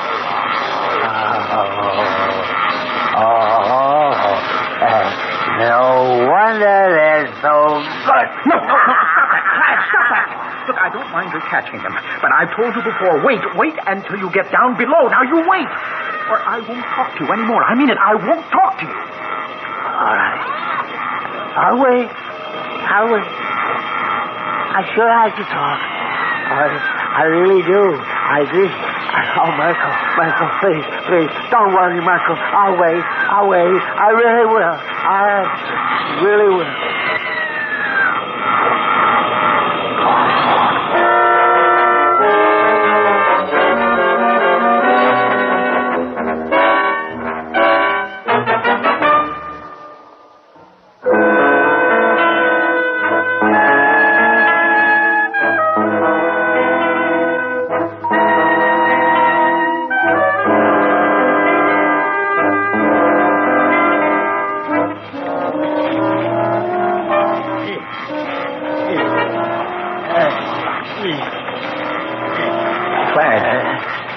I thought you forgot again. No, I wouldn't miss the chance. I like to talk. I only forget what I forget. No, Clag, no. Now save it. Keep it until later. Now, you promised me you would. They're getting bigger and bigger. I know. Look how much bigger the clouds are. There's less dust, too. It's happening, isn't it? What's happening? Well, what you said about the dust starting new life and turning into bugs. Yes, I really think so. No way of proving it, but it certainly looks that way. But I'm sorry, Michael. I won't do it again. Glad I don't mind anymore. Just as long as I'm not watching. Now, if you want to talk with me, you better wait, like you promised. I love to talk. Let's talk about the old days. The old days. Oh, yes, it was funny in the old days. I don't even know how long ago it was. Probably many years. Many years. Many years. Here we sit on the edge of a hole in the ground. Worse than animals, really. You know, in the old days, I changed my clothes 2 and 3 times a day. I changed everything. Underwear, shirt, socks, everything. Oh. Now all I've got are my sores. Now yours seem to be healing, Clag. Are you having less trouble? No trouble. talking. Old days. Old days. Old days. I'd have a martini or two at the bar before lunch. Could you believe it? There were 20 barmen in town who knew exactly how I like my martini. Very dry, wisp of a twist once around the rim, and a certain kind of anchovy oil. Yes, I didn't even have to order. Just smile and nod as I went on with the conversation.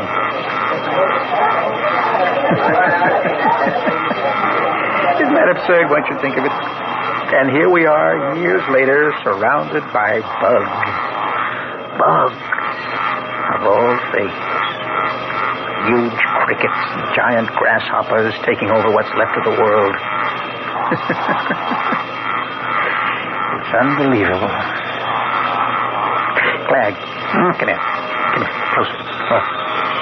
You see this? What's that? That's a piece of glass. That's what it is. Just a fragment of glass. Look, you can see through it.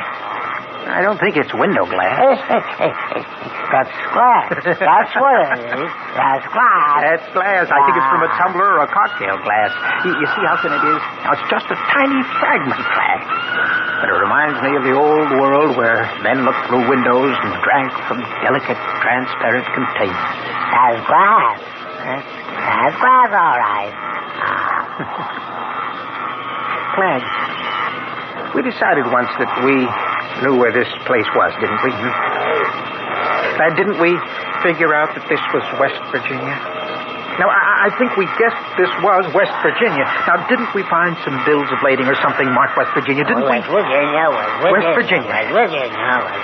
Virginia, Charleston, or Boston, or wherever you could drink with the help of a little glass. Yes, indeed. My martinis came surrounded by glass like this. And all that's left is a sliver of glass not really adequate to cut your throat with. Martinis and stark shirts, and lie and laugh and try to swindle each other. Ah, yes, the old days were funny, all right. We were so busy changing suits and ordering martinis and trying to pull off a sophisticated swindle that we didn't even hear the bomb go off. West Virginia. Yeah, we lived like kings. You know, if you think of it right, sheets and talcum powder, deodorants, air conditioning. And now we lie on our faces for hours in the dark of a mine shaft, alone, afraid to breathe too deeply. The underground seepage keeping our wounds from healing. I'll do a little better, Clag. Must be the trips up here to the outside. Clag. It sure doesn't do much for your speech patterns, listening to those bugs. And gorging yourself with those blasted insects don't help your conversation either. Better. Clag, what did we used to talk about over the martinis? What did we talk about over the martinis? I think we lied mostly, setting up some swindle or other. You know, all our sores were on the inside then, covered up with the talcum and the linen and the deodorants and the fancy tailoring. You know, Clag, if I, in the old days, could have seen myself sitting here now, right now, I mean, not knowing that this was me, but just seeing me, do you know what I would have done? I would have screamed. That's a fact. I never could have visualized living being in this condition. Look at me, matted hair, scabrous flesh, foul smelling. Clag, you should see yourself in this light. You don't look like a man any longer. Really, Clag. Your arms are leathery, skinny. They look more like sticks. And I swear they even bend the wrong way. Clag, your head, your eyes. I told you not to take so many. Clag, talk to me. Talk, man, talk. Clag. Please try to say one human word. You're gone, Clag. You won't talk to me anymore. You've lost the power of human speech, just as I've forgotten how to scream. I'm trying to scream, but I can't scream any more than Clag can talk. Oh, Lord, please hear me screaming. I'm really screaming.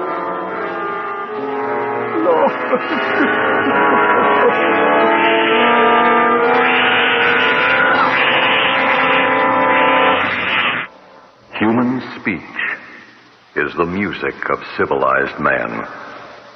And it is the sentimental memory of men who once were civilized.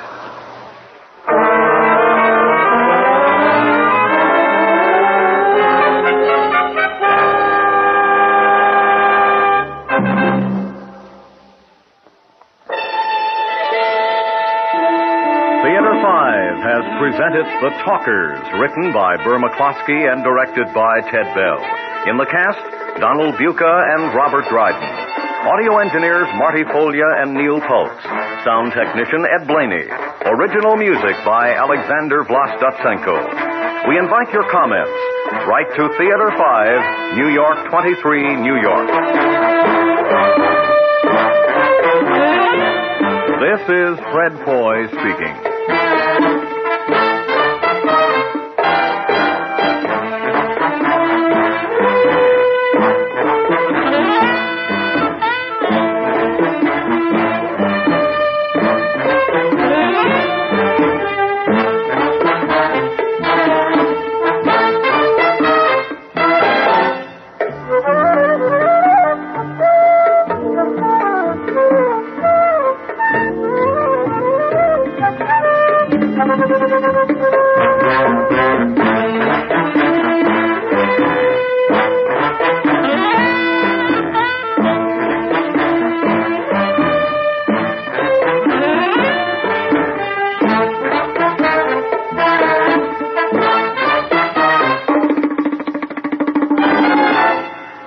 This has been an ABC radio network.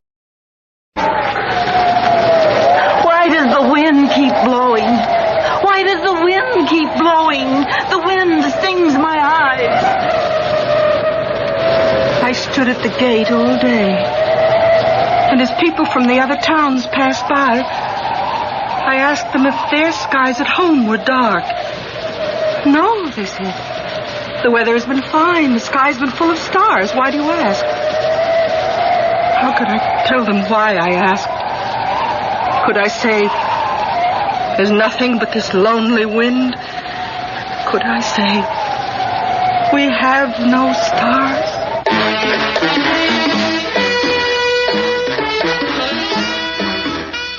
Theater 5 presents The Noon Stars.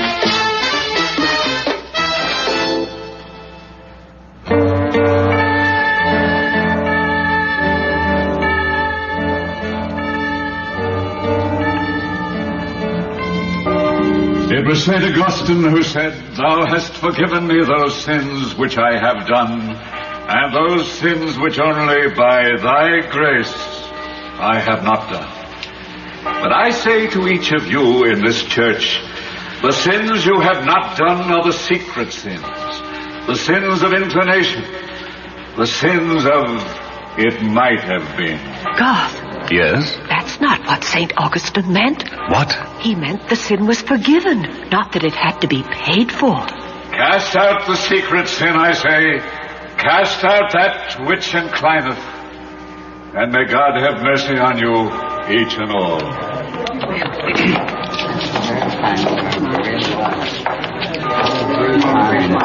Must I speak to him, Garth? You're my wife, Elspeth. You've got to learn to live here. Oh, it's a fine sermon, Reverend. Thank you, Miss. We need hard thoughts to shape our minds on. It was a forceful sermon, Reverend. Thank you. Oh, I like that word, Mrs. Hanson. Your wife's got a head on her, Garth, even if she's not from hereabouts. Father? Yes, what is it, boy? May I meet Jonathan out front? Silas, this is Sunday. This is not a day for games and laughing. Remember that. Center your mind. Yes, sir. Will I see you at the council meeting, Samuel? You will. There are stringent matters, Garth. Oh, he's one of the few, that man. No nonsense with Samuel Cole. No, not even for the children. What my wife means, Mrs. Brokeen, is that she admired the sobriety of our town. The order of it. What's all that noise? What's going on there? Look at all those children in the square. What's going on out there? Who's making all that noise? They're gathered around that red-haired boy. Do you know him, Gord? No, maybe the others do. What does this mean? What's going on out there? Silas, come here. Yes, sir? What is the meaning of that laughter? Who is that boy? Oh, I don't know, Father. He says he can see the stars right now. In the middle of the day, he can see the stars. That's what he says. Oh? Come up here, boy. Come here at once. That boy's a stranger. What's he doing here? Yes, sir. Now, what's this nonsense about? Nonsense, sir? About seeing stars? They're up there, sir. Don't be impudent, boy. Oh, no, sir. I only meant that all I have to do is look. I don't know why, but I can see them. See? There's Arcturus. Orion. Polaris over there. And that's Sirius, the dog star. I like the dog star. Why do you like it? Oh, I don't know. It follows me. Do you mean you really see them now? It's unnatural, Reverend. It's devil's work. It's wrong. Wrong. Boy, I don't know you. I don't know your family. You're disturbing the Sabbath here. Now you go home, wherever you live.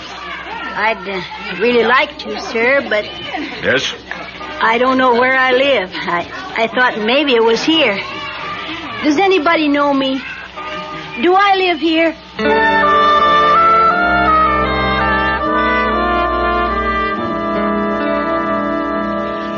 But I never heard such loneliness. When he asked me if anyone knew him, I thought I'd cry. It must be some lapse of memory. But where will he go? What will become of him? I don't know.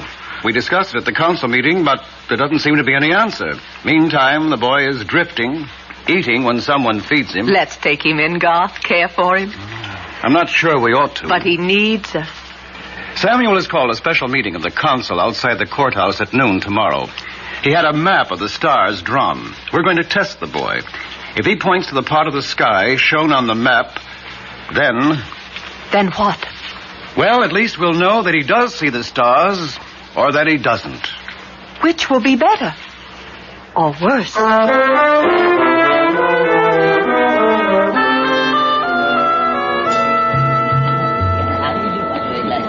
Oh, good afternoon, Mrs. Anson. Oh, Mrs. Brokeen, have you seen my husband? Still inside. The whole council studying the Reverend's map before they put him to the test. Did you see that, Jonathan? He does magic, too. Look at him. I'll teach you how, Silas. Anybody can make a handkerchief disappear. Look at him teaching those children all manner of black art. Parents, too, laughing at him like this was some carnival. The boy didn't ask for it, you know. It's unnatural the way he's made them forget their sins. Hey, here they come, Jonathan. Here comes the council. Oh, bring him over here, Simon. Hey, I'm coming. I've been waiting. Stand here with me, Garth. Follow the map while I question him. They will be quiet among us, please. Oh, boy. Yes, sir? Now we'll see what possesses that boy. You have made the claim, boy, that you see the stars in daylight, that you know each one by name and its exact location in the sky. Yes, sir. That is unusual. I've known ever since I can remember, sir. But I don't recall having to learn. And about seeing them in the daylight, well, I thought everybody could until not long ago. It's so easy if you put your eye to it. Silence, please. Silence among us. This is a moral inquiry. I ask you now, boy, to point out the location of the star Antares. Over there, sir. On the northern horizon, in the constellation of Scorpius. 6 stars down from the left eye of the scorpion. Correct? Correct. Silence, please. Silence. I remind you, this is a grave matter. Now, boy, the star Pollux. Pollux is there. 83 degrees south of Antares in the constellation Gemini. That is correct. And the star Sirius? Oh, that's my dog star, sir. In Canis Major, down there near the southern horizon. You can almost hear him bark if you listen. And Vega? Well, there's Vega in the Lyra group. And there's Beta Centauri and Deneb and Achernar out there. See? Wow, that's amazing. And over in the west there, that's Regulus. Procyon out there up there. Capella on the wagon wheel. There's the Cygnus group, see? Well, you never hear a thing like that. there's Orion and Regal and Aldebaran. Order, please. That will be enough. Oh, but sir, I've only named the first magnitudes. There are billions of smaller ones out there, all asking to be named. And... What? Order, please.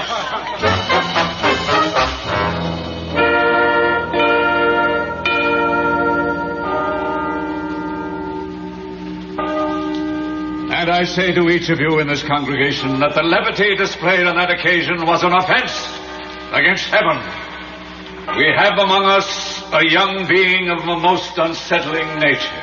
A boy who sees what we cannot see. A boy with power to make us behave unseemly. Is that a matter for levity? Rather, I say to you, it is a matter for apprehension. Who is this boy without a name, without a home? Why can he see? What in the world is he doing? Samuel has been laughed at. He doesn't like that. But he's inciting these people against this child. What is this boy? And I send you back to your homes today to search out the answer. The meaning of this thing that has come to us. Look into your deeds. As you go home now, ask yourselves why he has come among us. And may God have mercy on you, each and all. It's disgraceful, God. Do you hear what they're saying? It's convenient to have something to blame sins on. Did you hear what he said, Jonathan? He must be some kind of devil or something. Listen to the words of your father, boy. The Reverend's a man of truth. Yes, Mrs. Prokin. A man of vision. Come on, Jonathan, let's go. A man of poison. Quiet, Elspeth. They'll hear. But what is the council afraid of, Garth? Does the Reverend hate the boy because he's happy? I think Samuel is jealous. Of that boy? Of his power. To see the stars? No, to make people realize that there are things to Jonathan, see. Abel, that strange boy. He's over there. Things he doesn't want them to see? Things he doesn't dare let them see. Differences, Elspeth. If our people understand a difference, then Samuel's sameness is gone. Samuel is gone. Is that why you wouldn't take the boy in? Were you afraid of differences? Simon, let's get him. Get that strange one. If we take him in, we're lost here. If we don't take him in, we're lost everywhere. Abel, Jonathan, all you boys. He's over there. Get him. Silas, what are you doing? What's that? Simon, don't let him run away. The boys are after him. Oh, God, no. We've got to stop them. Hurry.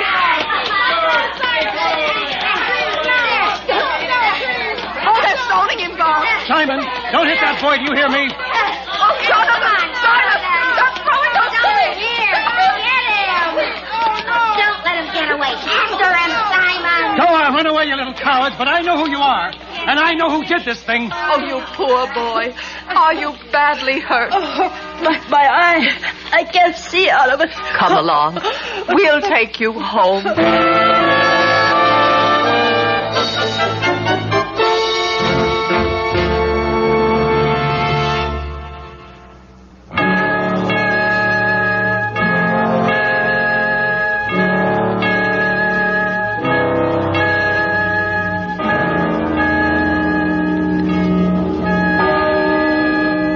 I say to you in this parish that those who seek to divide us, those who seek to destroy us by clasping the venom unto them, they alone shall be poisoned. Let it be known that we shall not only cast out the evil, but the keepers of evil. This well may be a test of our eternal vigilance against the forces of darkness that creep into our midst in strange shapes and guises. Let it be the duty of each of us to cast out evil and those who shelter sinfulness.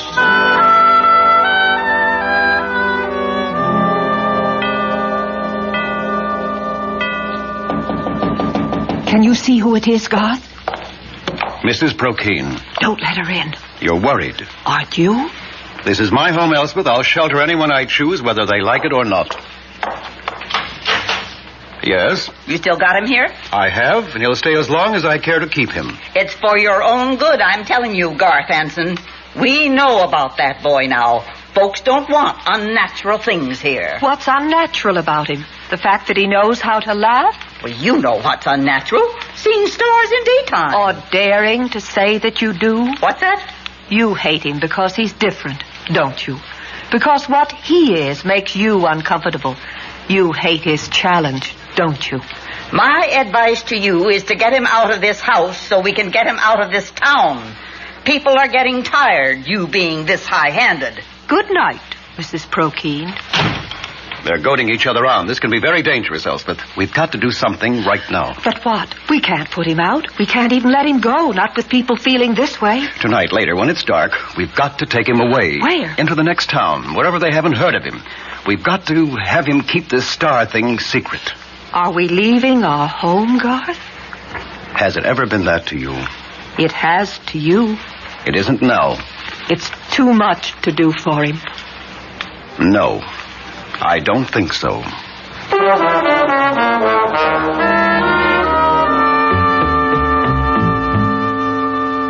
Yes, I was very gratified to announce last Sabbath that the threat has been removed.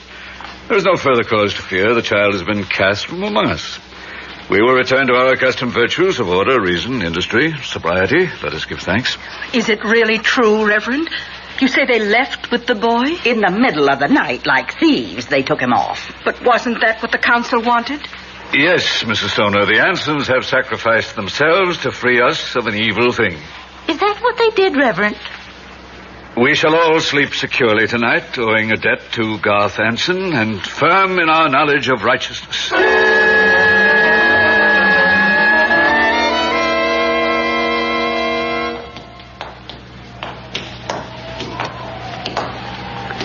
It's awful dark tonight. Father? Yes, boy? Why didn't you punish me for what I did to that boy? The boy is gone. We will speak of it no more. Look at the sky. There's not a star anywhere. Oh, the wind. The wind stings my eyes. Funny, the way it came up so sudden a week ago. Have you noticed the sky? Noticed? How? It isn't a cloudy sky. The moon's bright enough. But where are the stars? There's not a single star. Silas? Yes, sir. Oh, stay close, boy. Stay here by me. It's dark. Where are you? Here. Take my hand. Why does it just keep blowing? The whole week now. Well, never mind. It will pass. The other boys are scared. They say if the sky is clear, there ought to be stars. They say maybe that boy Enough, Silas. Oh, hold my hand, Father. I'm used to the dark now. I'll take you where the others are gathered. Follow us, Mrs. Prokeen. Take my other hand. Yes, here. Oh, what are we going to do, Reverend? Why does the wind keep blowing? It hurts my eyes. I stood at the gate all day and asked the people from the other towns if their skies at home were dark. No, they said. The weather's been fine. The sky has been filled with stars. Why do you ask? How could I tell them why I asked? Could I say we have no stars? Could I say there's nothing but this lonely wind? Oh, you're our pastor, Samuel. Tell us where the stars have gone. Where are they, Reverend? Where are the stars? I am not God, Mrs. Stoner. How can I say where they are? You have no right to ask.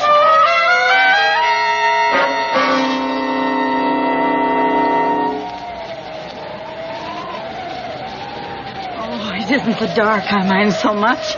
It's that stinging in my eyes. I'm old. We're all old tonight. Father?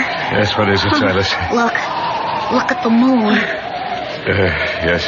Don't be frightened, boy. But it's growing smaller. It's fading. The moon is fading away. It's getting smaller and smaller. Father? The moon! It's fading! It's going away! My friends, let us pray. We are gathered here, Almighty, to beseech the return of the stars. We are lost without the stars. The moon grows small and pale, like a dull coin in the black sky. Return us to the light.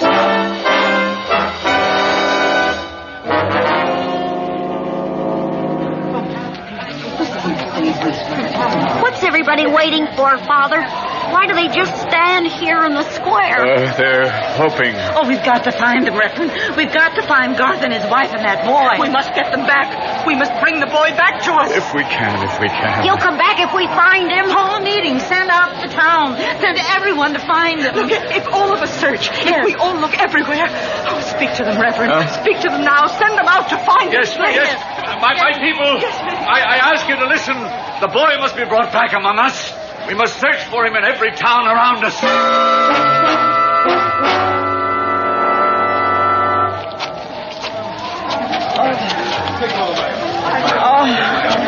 Oh, how much farther?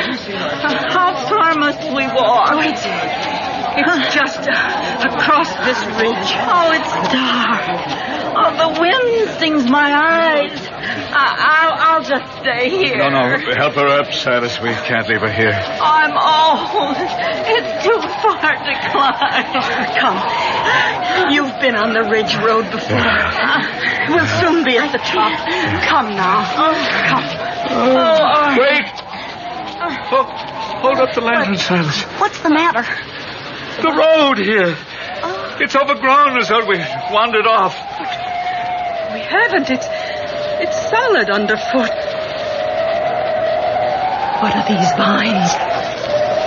What are these trees and weeds? The road is blocked. It ends here in the tree. Oh, how can it? I was on it a week ago. Father, look! Look down below. Where? It's gone. It's gone! There's no light below. The town is gone. The moon. What? Look at the moon. It's getting so small. It's drifting faster. Faster. It's like a drop of dew out there. It's going. It's going. It's going. Where is it? Where is it? Where is the moon? Where are the stars? There's Vega in the Lyric group, and there's Beta Centauri and Deneb. Out there is Regulus and Procyon.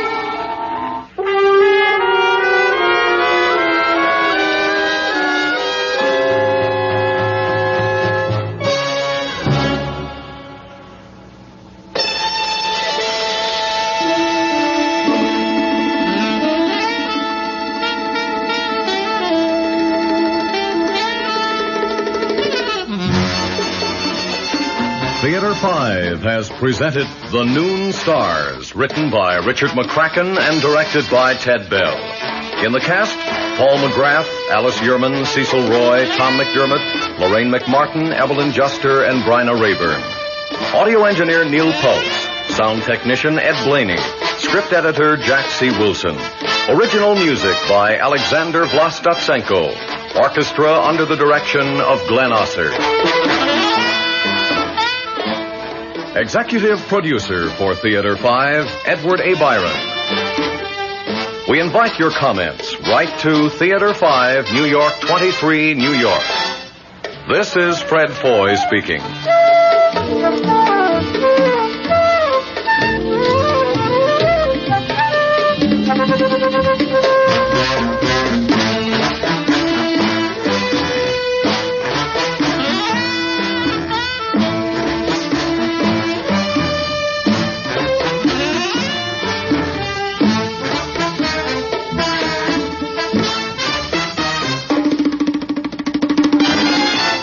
This has been an ABC Radio Network production. The house was something out of a nightmare. The girl, something out of a dream. The house was old and strangely ugly.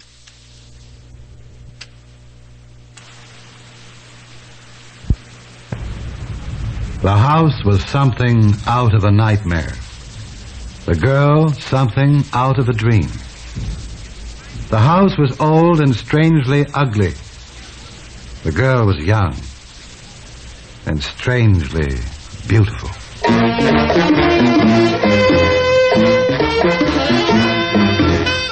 Theater 5 presents The Nameless Day.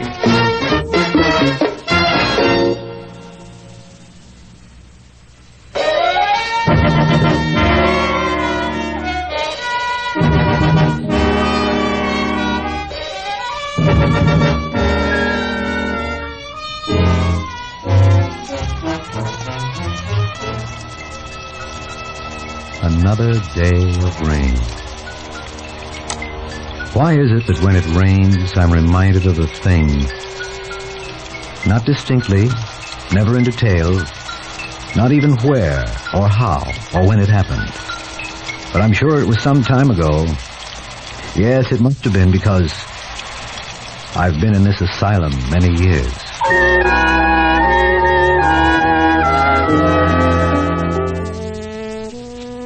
How different things might have been had I never met them. It was Canada, Quebec. I was ill. As I rode past Laval prison, things suddenly blurred before my eyes. I got off my bicycle and stumbled into the guardhouse. Yes, I think that's what it was. I had fallen on a bench, weak with fever.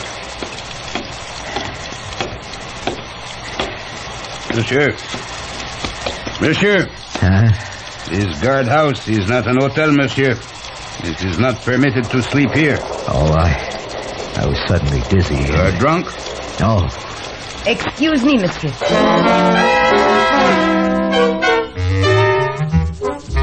It was then I saw them for the first time. Suzanne, austere, straight, and solemn. And Laurette, gentle, tender, hauntingly beautiful. It was not until later that I realized, or thought I did, that I saw the man standing behind them, his beard fouled and matted, his face impassively brutal, full of madness. Was he there? I saw him later, I think. He must have been there if any of this is true. Do I understand that you are ill, monsieur? A low fever, madame. I've had it for several days. Then you need rest and food. Dorette and I have little to offer, but we should like to help you. Well, that's kind of you, but... Do not deny us, monsieur. My sister and I could not forgive ourselves. Well, since you put it that way, thank you.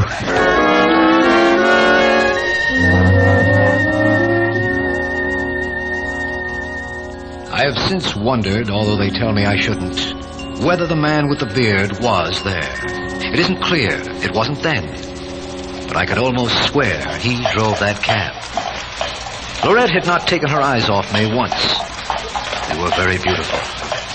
They were almost violet, her eyes, and she turned them shyly away each time I turned to look at her. Laurette, that's your name? Yes. You haven't asked mine. We do not inquire too deeply. Perhaps it comes of being so much alone. You will tell us if you wish. I'm David Nielsen. I'm grateful for your kindness. Yes. Eh bien, here we are. Laurette, you will take Mr. Nielsen to the house while I pay the fare. Huh? Oui, Suzanne. Please, come with me, Mr. Nielsen. David. David? I followed her across a courtyard, fenced in by a high stone wall. She moved so gracefully. If she had not, I might have paid more attention to Suzanne. But even so, I think I remember hearing Suzanne say, Driver? Oui, madame. Take this.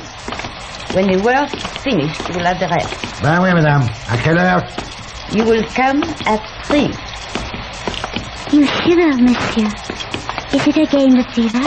Yes, I think the rain brings it on. Come. It will be warmer in the house. Suzanne will be up at once with something to eat. It is somewhat difficult with the kitchen downstairs. Here. But we have always preferred this room. It is more comfortable. Do you like it? Oh, yes, it looks very comfortable. Do you and your sister live here alone?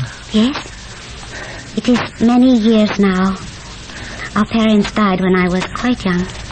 Well, it seems so remote, with no other houses. Are you never afraid to be here alone? Afraid? Suzanne is afraid of nothing. But we are quite safe here. The wall around the house is very high. You see? Is that gate the only entrance? Yes. Suzanne keeps it always locked. Do you mind if I ask a question? No, monsieur. Why do you look at me that way? You have since we met. I do not know. Never before have I wished.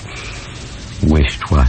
Yes, Laurette. Wished what? That we had more to offer you, monsieur. I brought quite sufficient. And the wine is chilled. Do sit down, monsieur. Thank you. Later we shall make a bed for you here on the couch. It is quite comfortable. I don't know how to thank you. Drink the wine, monsieur. It is most nourishing. And very good. Monsieur, the wine is very strong. That's with your fever. The wine is precisely what he needs, Lorette. You must find it lonely here. So far from everyone. No, we do not mind. And our nearest neighbor would supply little comfort. Why? It is a surgical college, monsieur. Please, do not talk about it, Suzanne. My sister is easily disturbed. She seems to believe the quite lurid stories one hears about the place. Eh bien, we must make the bed, Lorette. I will get the comforter. Yes, Suzanne. As she went about the room, preparing the couch for me, I could think of nothing but the softness of her eyes, the ethereal grace of her movements. I was captivated. Lorette, is she always so overbearing? She is very strong-willed, but she is all I have ever had. No friends? We do not go much among people. But you should. You have a right to enjoy life. Oh, I should love that. But it is not possible, David. There is so much you do not know. So much I could not tell you. I won't ask. But don't stay here and wither. But I have stayed, and I have withered. That is the way it was. That is the way it must be. Was? What is past? Does that not condition what is in the future? Oh, if you had come sooner. If only you had asked me long ago. Long ago? Please, listen. You must leave at once. You must leave. I have brought you a comforter, monsieur. We rise early. If you should hear us, do not let it disturb you, eh? Nothing could disturb me tonight. Suzanne, perhaps Monsieur Nielsen is well enough and wishes to leave. Do you propose that he walk to the city at this hour? We are keeping him from sleep. Good night, monsieur. Good night. Sleep well, Lorette. You must forgive her. My sister's recovering from a severe illness. Until morning.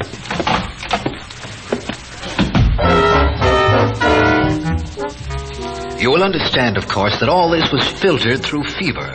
I was not well, and some of what I report may not be true. But it is true as I remembered it then and now. As for what happened next, I have, I believe, a total recall. No doubt because I was horrified. I lay on the couch, fully clothed, thinking of what had happened. A kind of anxiety nagged at me. I got up, paced the room. I stopped before an old print hanging on the wall. It was curiously revolting. An aged lithograph of a lynching. The victim strung from the hayloft beam of a grain and feed store. The singular thing about it was that the figure in the picture had been quartered. The arms and legs made separate from the torso by 4 slim lines. I moved to another print. This one of highwaymen brutally dismembering the driver of a stage. I turned it to the wall. I lay down on the couch, telling myself that more than half of this was fever. Another chill went through me. I reached for the quilt, a patchwork of flame, and caught a corner of it. It was stiff. I looked. It was stained. It was blood, dry and old, but blood. I flung it aside. Yes? David, open the door, please. What is it? You must go, David. Leave, now. Why? Can't you tell me why? No, the gate is locked, but you must get out some way. Go, please. Go where? I must apologize, monsieur. She has had an emotional disturbance. I regret if she has alarmed you. Go to your room, Lorette. No. you see. It is quite severe. Oh, David, leave now. We will see you in the morning, monsieur. Why did I stay? Was I mad even then? Or had I fallen in love with her?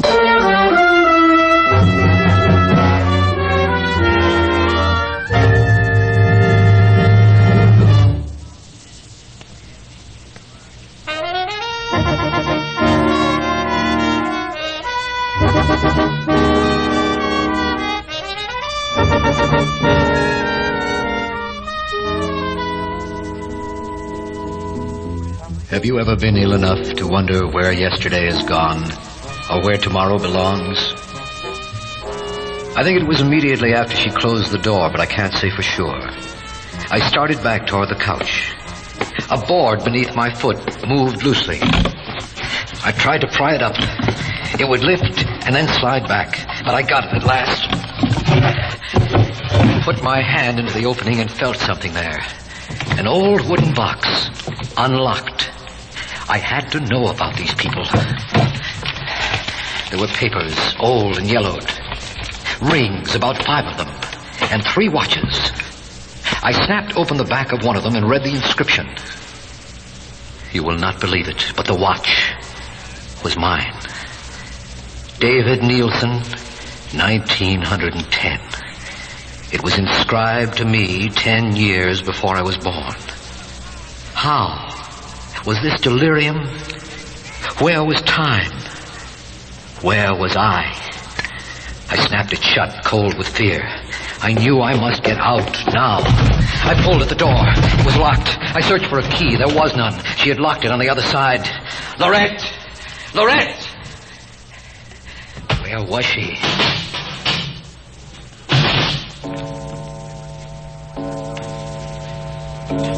Suddenly I remembered.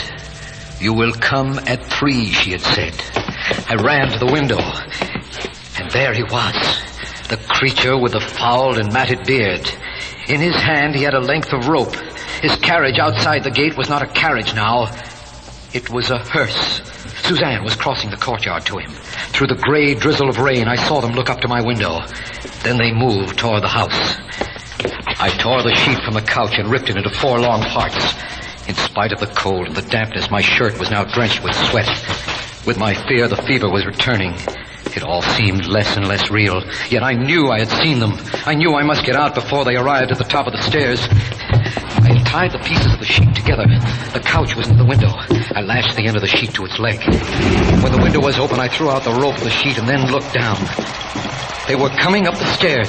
I took hold of the sheet and climbed over the ledge of the window. With the fever beating in my temples, I began letting myself down.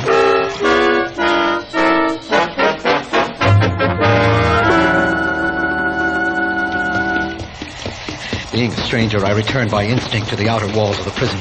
I must have run for miles. My lungs ached. My head felt separate from my body. I fell a few yards from the guardhouse. I dragged myself the rest of the way. I think I must have collapsed just inside the door.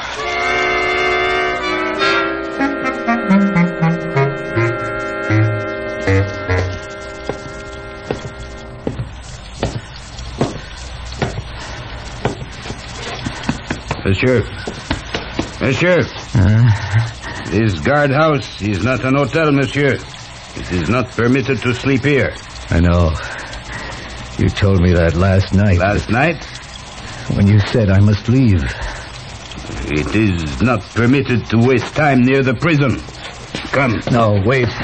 You must let me in. There's something I've got to report. Do you remember the 2 women I left with last night? 2 women? You heard them. They offered me a place to stay. Is it the prison you wish, monsieur? Or perhaps the madhouse? What? I do not remember 2 women. I have never put eyes on you before. But you have. Last night, they stood not right... last night, not any time. Wait, it's not possible. Do you mean to say you've never...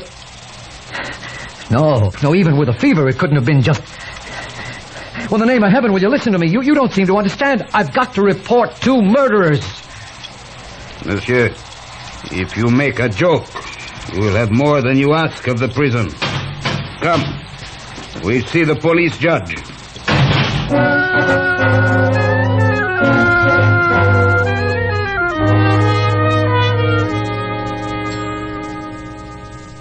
do you Americans come to Canada to go insane, huh? Now then, Mr. Neeson, I do not know quite how to deal with you. I have tried to listen to your story with an open mind, but you will forgive me, I find it somewhat difficult, not to say bizarre. Then why don't you send someone to find the house, find them? One moment, please, monsieur. You have never been in Quebec before? Never. You have never read anything about our surgical college? No, never. Monsieur, you have described to me two women. You have also described the interior of their house most accurately. I, too, have a description. You will look at these photographs, please. These are the two women? Yes, but the younger one had nothing to do with it. One moment, please, one moment. That is the interior of the house? Yes. I am at a loss what to do with you, monsieur. Look, I'm not well. I have a fever. That is what I suspect, monsieur. What do you mean? These two women, they have been dead for 20 years. Dead? And the house they lived in has been leveled to the ground, along with the surgical college. What? A number of people became inflamed. Things were sad. The house of the women was burned. Now, come here. Look. 20 years ago, through this window here, I saw those women hanged.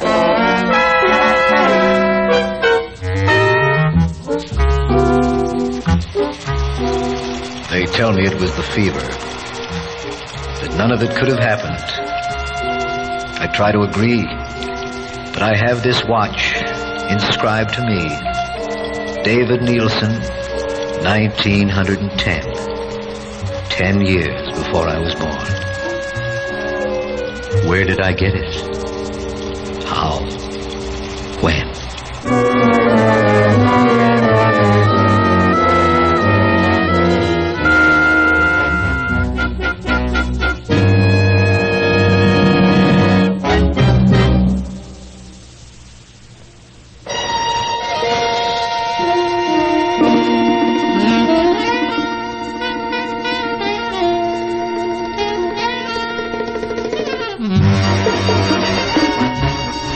Theater 5 has presented The Nameless Day, written by Richard McCracken and directed by Warren Somerville. In the cast, George Petrie, Connie Lemke, Evelyn Juster, Guy Sorrell, and Ivor Francis. Audio engineer Marty Folia. Sound technician Ed Blaney. Script editor Jack C. Wilson.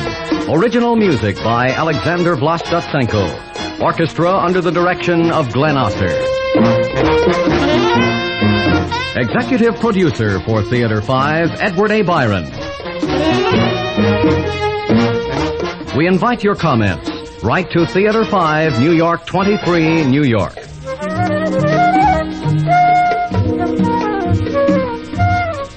This is Fred Foy speaking.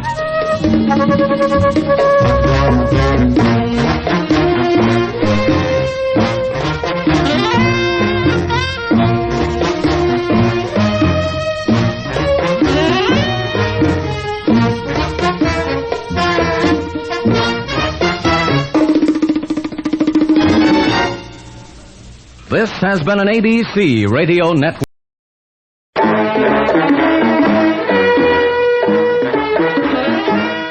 Theater 5 presents Lorna is a Strange Child.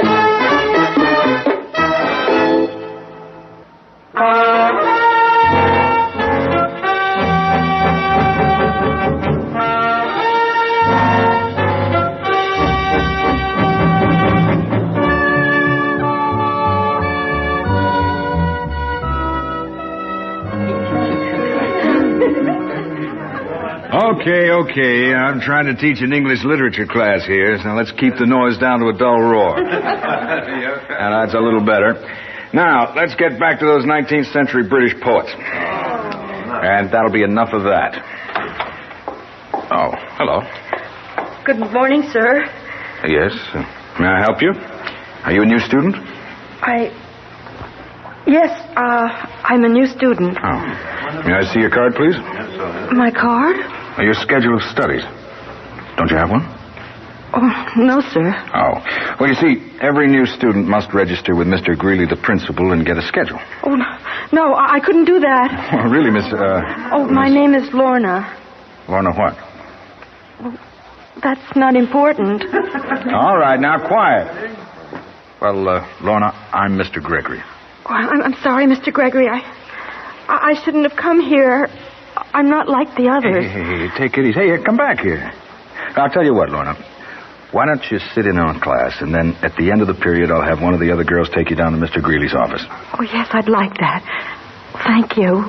Thank you very much. Okay, now. Now, to return to those poets.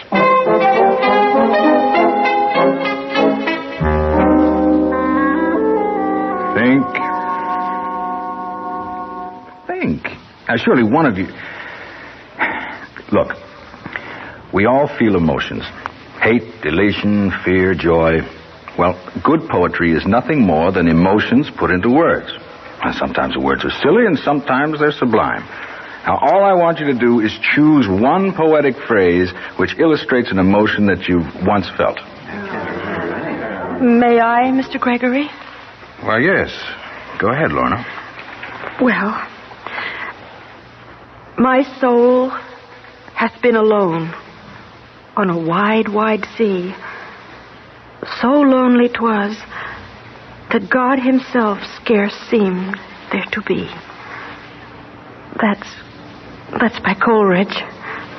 And why did you choose that, Lorna? Because that's the way it's always been with me. That's why I had to come out today. I had to, no matter what the consequences are.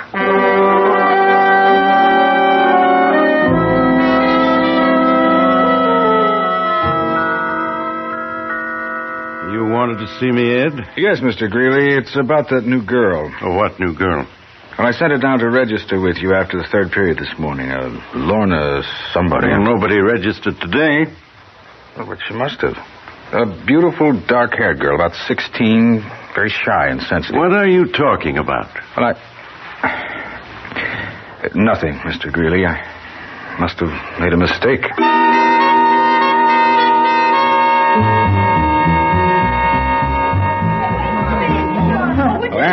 Anne. Oh, gee, Mr. Gregory, I'm rushing for the last bus home. Look, didn't you take Lorna to Mr. Greeley's office as I asked you? Lorna? Oh, yes. What a creep. We got to her door and she started getting very nervous. She wouldn't go in.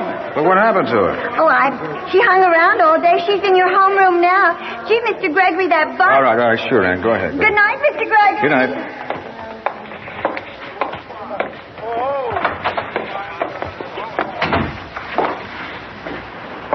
Lorna? Why are you sitting back there alone? And why didn't you register today, Lorna? I couldn't. I was afraid. Well, we have to know more about you, Lorna. First, where do you live? Out? In the country. Lorna, this is a rural school district. It takes in almost 100 square miles. Everything's out in the country. Do you live on a farm? No. In a house. Way off the main road. In the back hills. You wouldn't know where it is. Well, maybe I would. I do a lot of hunting. Well, I live with my mother and father, and you see, they don't know I'm here. They'd be very angry if they did. Why? Because they... You know something? I walked all the way here this morning. Walked? Well, why didn't you take the school bus? One of them must pass near your home. I didn't know what a bus was. What? Well, you see, I've never been allowed out of the house until today. My family says I'm a strange child. Ever since I can remember, I've heard them say... Lorna is a strange child. Oh, they've been very good to me. I can have anything I want. And they've taught me themselves. They're both brilliant. And I'm very proud of them. I love them very much. But, I don't know. I was so lonely that, this morning I slipped out while they were sleeping. You see, it wasn't so bad when I was little. There was Mother and Father, and sometimes one of their associates would drop by. And Father would bring me pets to play with and keep me company. Small animals, you know. But they never lived long. And then I'd be alone again. But it wasn't bad, really. But now I've grown up. And there's so very much inside of me. And I want to meet other people. I have to meet other people, girls and boys my own age. You know? Lorna, I'd like to meet your family. No. Oh, no. It was a mistake to come here.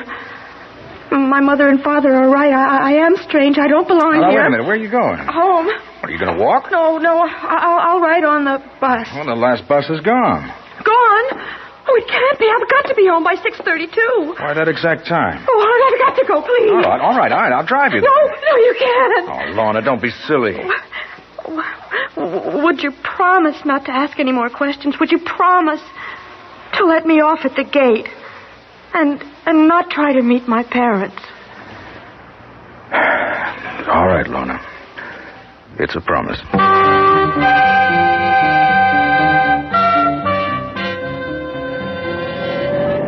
I'll say this is a back road, if you can call it a road. Oh, my father likes it this way.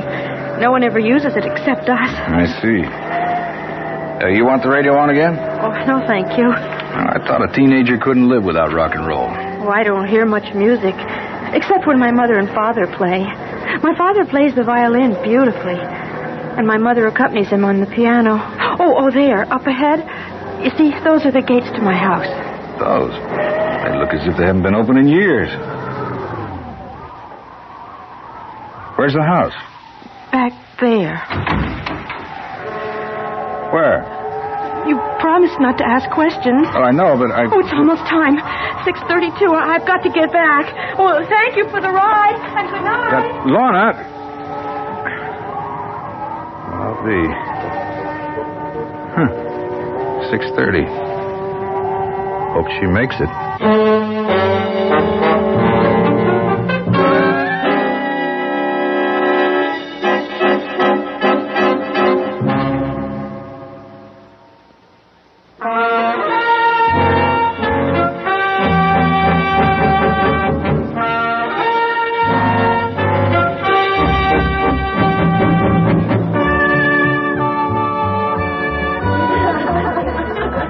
You see, it's funny.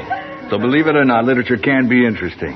Now, poetry isn't all just dry words, and once you get used to the different... Oh, Lorna. Oh, no, not again. Now, quiet, everybody, please. Well, I'm glad to see you again, Lorna.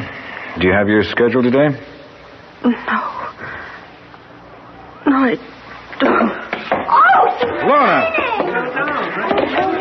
Mr. Gregory, look, she's covered with scratches and bruises, and she's so pale. Here, Mike, Bill, help me take her down to the infirmary. Sure, Mr.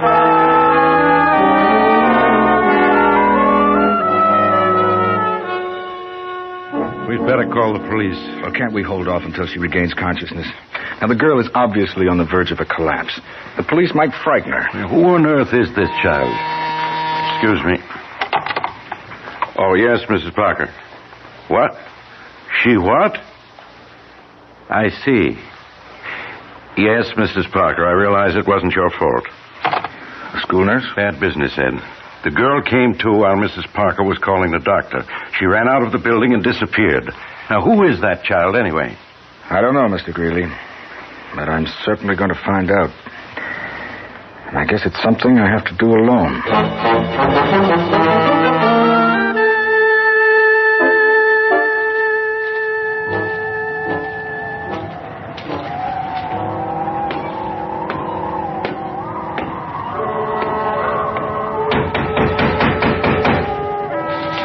What's that? Who is that? Who's there? It's me, Mr. Gregory. Lorna. Lorna, what are you doing in there in the brush? I saw you coming from the house. I sneaked around from the back to warn you. Now, you just tell me what this is all about. Please, what are you doing here at this time of day? I came as soon as I could. I had a play rehearsal after school. But you shouldn't be here. You promised. Go. Please, get away from here. Look, I'm going to bang this knocker until someone answers or this old house falls No, down. you've got to go. Get away before it's too late, please. Lorna? How do you do? Father, you mustn't see him. Are you Lorna's father? Yes. And you would be Mr. Gregory, the teacher. Lorna's told me all about you. Run, Mr. Gregory, please. Lorna, you must excuse my daughter, Mr. Gregory. Do we have a visitor, my dear? Oh, yes, darling. Lorna's friend, Mr. Gregory. Leave him alone, both of you. You've got to run away, Mr. Gregory, please. There, child. Calm yourself. I'm sorry, Mother. Poor baby. Oh, I'm sorry if Lorna has caused you any trouble, Mr. Gregory. Yes, I hope she hasn't terrified you with those terrible stories she makes up about herself. You see, Lorna is a strange child, and it's not safe for her to go out into the world. She becomes upset. It's not safe. It's just not safe, is it, my baby? You know, last night, when she came home, she locked herself in her room and inflicted those awful bruises on herself. Lorna, is this true? Yes. But why? Because I'm bad sometimes. I'm not like the others, and I don't want to be like the others. Sometimes I can't help it. I have to punish myself. Oh, my child, my poor baby. Thank you for your concern, Mr. Gregory. But as you can see, our Lorna needs special care. Care that we can provide. Good evening, sir. Wait. Maybe this is none of my business, but I am concerned about Lorna. Maybe I can help. Help? Help you to help her. If you don't mind, I'd really like to talk about this. No, please. Hush, child, hush. Please. Well, you are persistent, Mr. Gregory. Well, very well, since it is your request, won't you step inside? No. That's a lovely old house. Well, thank you. We like it. It must be an antique lover's delight. Well, these are the original furnishings. This house goes back to before the Revolutionary War. You must excuse the candles and the oil lamps. You see, they haven't gotten around to running power lines out this far. Yes, it certainly is secluded. It suits our needs perfectly. You see, my wife and I are both scholars, and we love our research. That is why we isolate ourselves and see so little of the outside world. But Lorna has been educated far better than most children her age. Over there, do you see that library? She has complete access to it, and she knows how to use it. Sir, a child needs more than an education. She needs companionship, friends of her own. Lorna wouldn't be able to cope with such things. Perhaps someday she will change, and there will be a darker future for her. Darker? Oh, did I say darker? I meant, of course, brighter. We still have hope for her, but until such a time comes, she needs quiet, seclusion. Oh, but surely something can be done now, psychiatric care and guidance. Perhaps Mr. Gregory would like to stay for supper. We can discuss Lorna's problem. Oh, that's a splendid idea. Would you care to? Well, thank you. I'd be delighted. Now, the dining room's right ahead. I hope you don't mind eating by firelight. There's still a chill in the air. Oh, not at all. Oh, what a beautiful old fireplace. What is it, Mr. Gregory? Those portraits over the mantel. The man and woman in colonial dress. They look just like you both. Our ancestors. They built the house over 200 years ago. Don't tell me George Washington slept here. No, he didn't. I'm quite certain that this is one place that George Washington didn't sleep. Huh? Where's Lorna? She's having dinner in her room. She's too upset to join us. Please, sit down. Thank you. There's only one place set. We don't dine until much later. You must forgive us, Mr. Gregory. We do keep strange hours.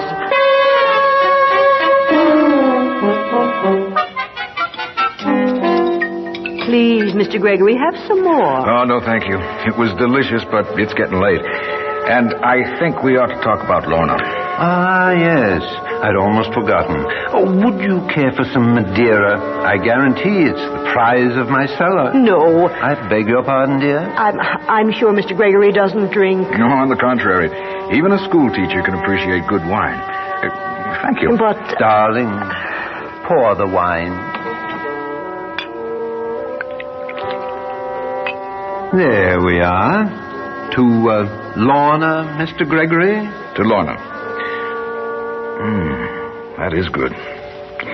Now, the first thing I noticed about your daughter was... Is something wrong? Aren't you drinking? Oh, I know I'm not, am I? Why aren't you drinking? Why don't you answer? The wine.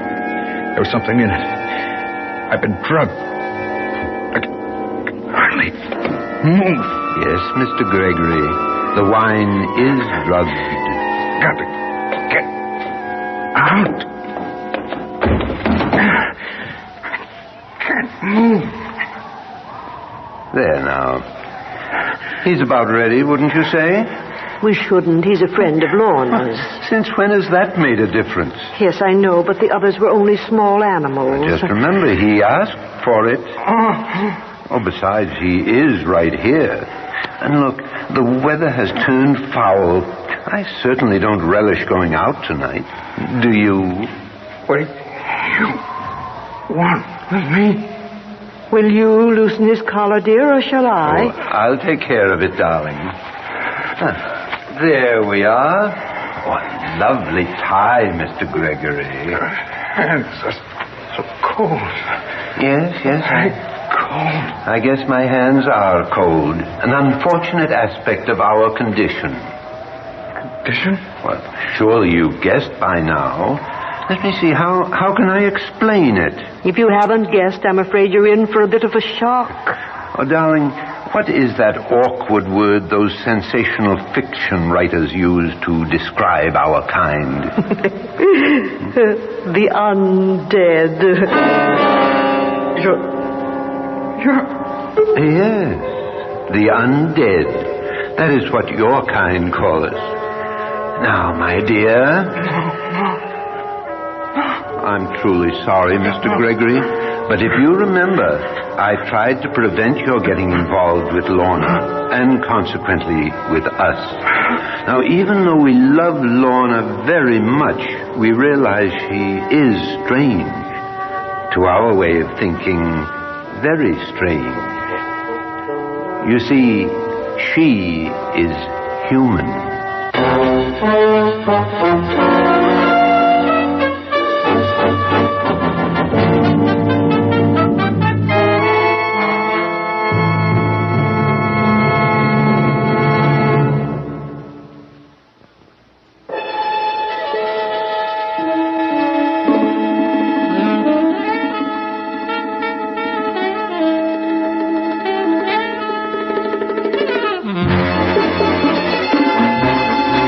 Theater 5 has presented Lorna is a Strange Child, written by Romeo Muller, directed by Ted Bell.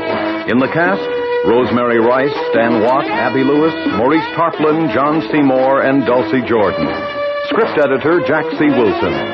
Original music by Alexander Vlastotsenko. Orchestra under the direction of Glenn Osser.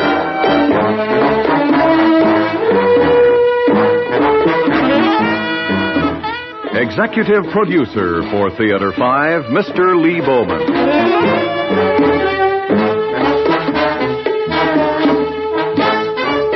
We invite your comments. Write to Theater 5, New York 23, New York. That's Theater 5, New York 23, New York. This is Fred Foy speaking.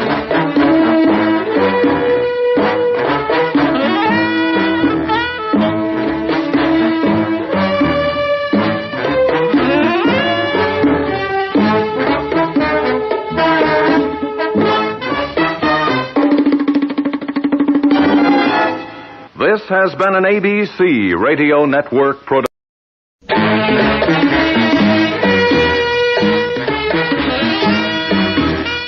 Theater 5 presents Five Strangers.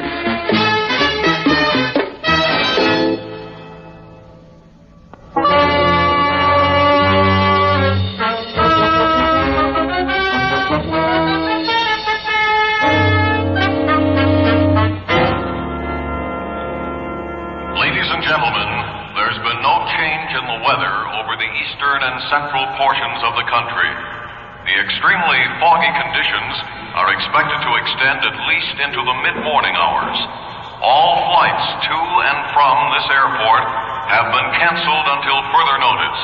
I repeat, This all cursed flights fog. canceled Look at it until out further there. notice. Just look at Thank it. you. I beg your pardon. Were you speaking to me? No. I'm sorry. It's this rotten weather. I've been here at the airport for 9 hours waiting for it to lift. Yes, I saw you when I arrived. Look, haven't I seen or met you somewhere before? And of course. Baines Cosmetics. You're Deborah Baines. That's right.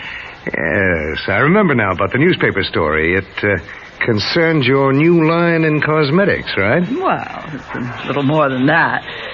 You see, I've been negotiating with another leading cosmetics firm for, well, I really shouldn't be discussing it. Oh, I understand perfectly. But it must be pretty important. Oh, it's extremely important. In fact, a great deal depends upon my arriving in Chicago before 9:30 in the morning. Well, that makes two of us, Miss Baines. My deadline is 10 o'clock. Oh? After that, things are sure to get pretty sticky. If this fog doesn't lift soon, I don't like our chances. Oh, now, can't we do anything about it? I'm afraid not. By the way, my name is Monroe. Stephen Monroe. Oh, not Stephen Monroe Enterprises. Well, now it's my turn to be impressed. I've heard quite a lot about you, Mr. Monroe. Don't you believe more than half of it? Which half? Well, the half I hope they believe. They? Yeah, the two over there on the bench. The old man and the lady. Did you say lady? Yes. She does seem a bit overpainted, doesn't she? With Baines Cosmetics, I trust. People like them are very important to us, Miss Baines. They buy your cosmetics and my, Schemes? I prefer to say buy my dreams. Oh, come now. Shouldn't you say pipe dreams? Now, I don't mean that in a nasty way, Mr. Monroe, but you must admit that most of the companies you float have a way of suddenly going bankrupt. True, but on the other hand, you must also admit that everything I do is completely legitimate. Ah, tricky, but legitimate. We both have to skirt corners a little bit, don't we, Miss Baines? Do we? As an example, let's take your deal with Antoine Laboratory Products. Since the consummation of that deal, Antoine stock has gone down to precisely nothing, but Baines stock has doubled in value. I salute you on that one. Thank you. And I imagine that if you keep your appointment in Chicago, Baines stock will soon show another raise. Well, I'm not in business to lose money. No, nor I. You know, when you think about it, we're very much alike.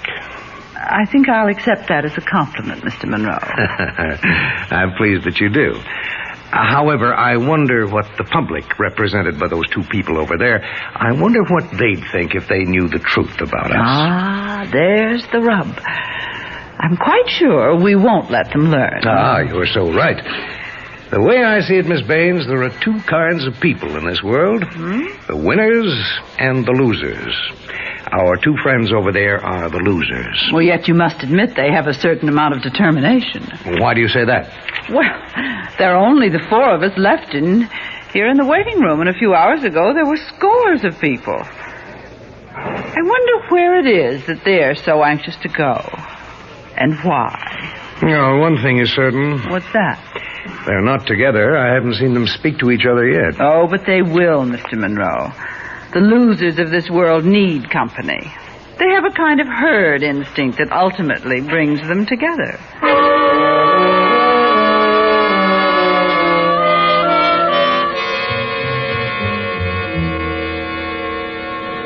Yes, waiting. It is not so nice, yeah?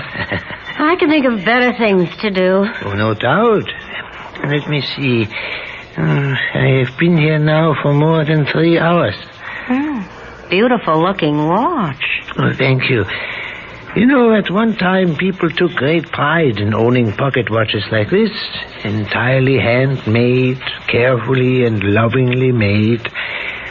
Yeah, but now, when everybody's life is actually old by time, people buy watches that come out of machines like Frankfurters. Many of the watches are very, very good, but it is not the same. Are you a watchmaker? Yeah, yes.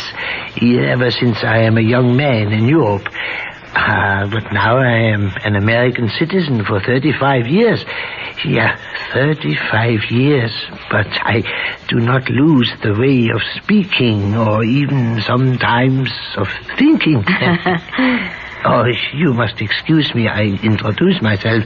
I am Felix Kram. And I'm Sally. Sally Dowse. It is a pleasure to meet you, Sally. I hope you do not mind my talking to you like this? No, not in the least. Talk away, Mr. Cram. Good. Helps to pass away the time, yeah? Oh, yes. Time. Time has been my whole life. That is why I wish to fly to Chicago. There's a watchmakers' convention tomorrow. There are not many of us left who keep the old ways, but we do our best. Yeah, I'm sure you do. How nice of you to say that. How very nice. But now we talk about you, yeah? Oh, well. There isn't very much to talk about, Mr. Cram. What? No, that I do not believe. No.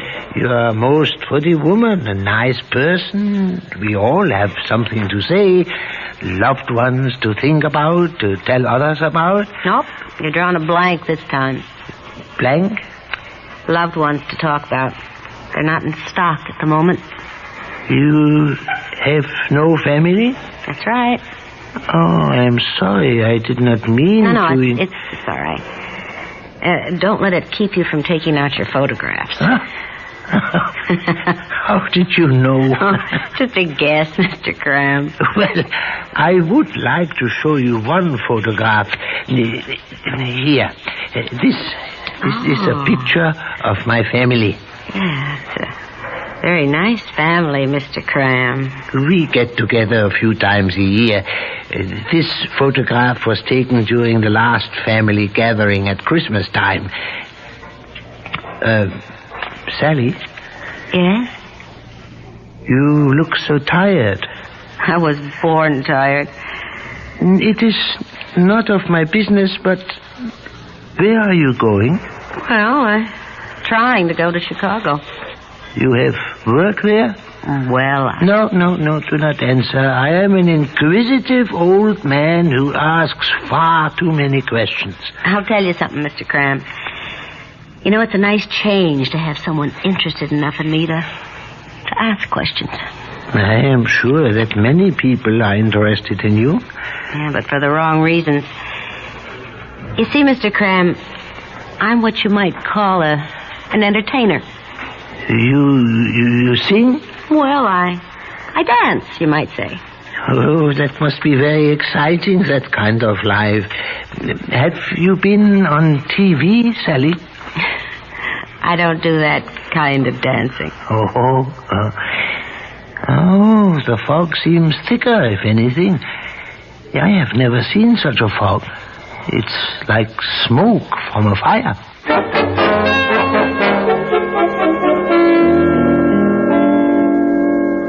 If I had known about this fog, I'd have taken a train this afternoon. Yeah, well, it's too late for that now. There must be some way to get there. If I don't arrive in Chicago by 9:30 in the morning, I stand to lose a fortune. What about me? I've planned this move for months. I'd have been there yesterday if it hadn't been for a sudden business deal. Ladies and gentlemen, listen. The latest weather report predicts widespread fog conditions to prevail over the eastern and central portions of the country for at least the next 7 hours. Oh. High winds are expected to reach the Chicago area by mid-morning. These winds from the west will undoubtedly disperse the fog. And Chicago Mid-morning. Airport will then But it might just as well be next September. The weather report could be wrong. Well, let's face it, Miss Baines, we've had it. Well, I am not going to give up. Neither am I. But all we can do is sit and wait and hope for a miracle. I'd give almost anything to get to Chicago. How much is that in cash, lady? What? I said, how much is that in cash? I don't see how my business concerns you. Well, the point is it could. You see, I represent Toger's Independent Air Service. Maybe you've heard our motto. We fly anywhere, if the price is right.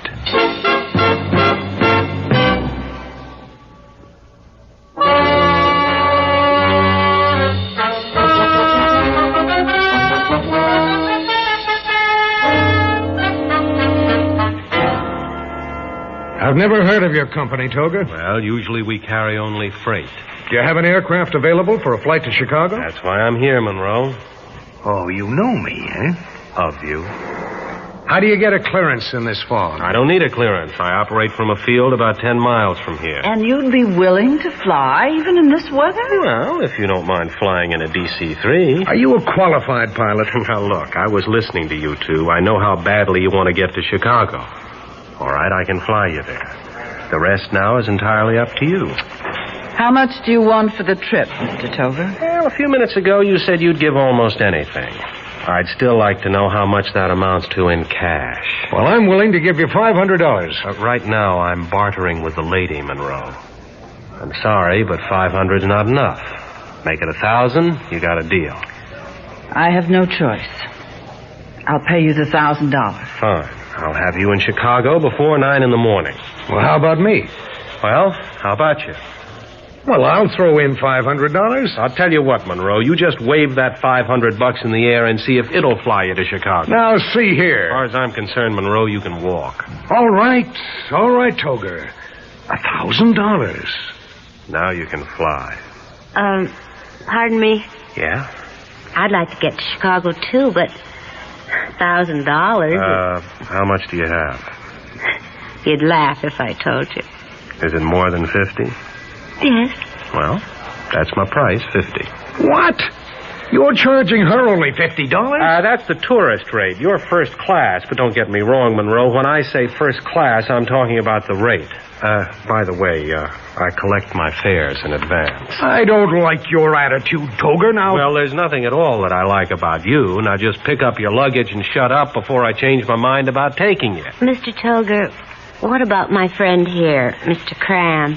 He'd like to come along, too. Yeah. Do you have room for me, too, Mr. Toger? Do you have $50? Yes. Then let's go.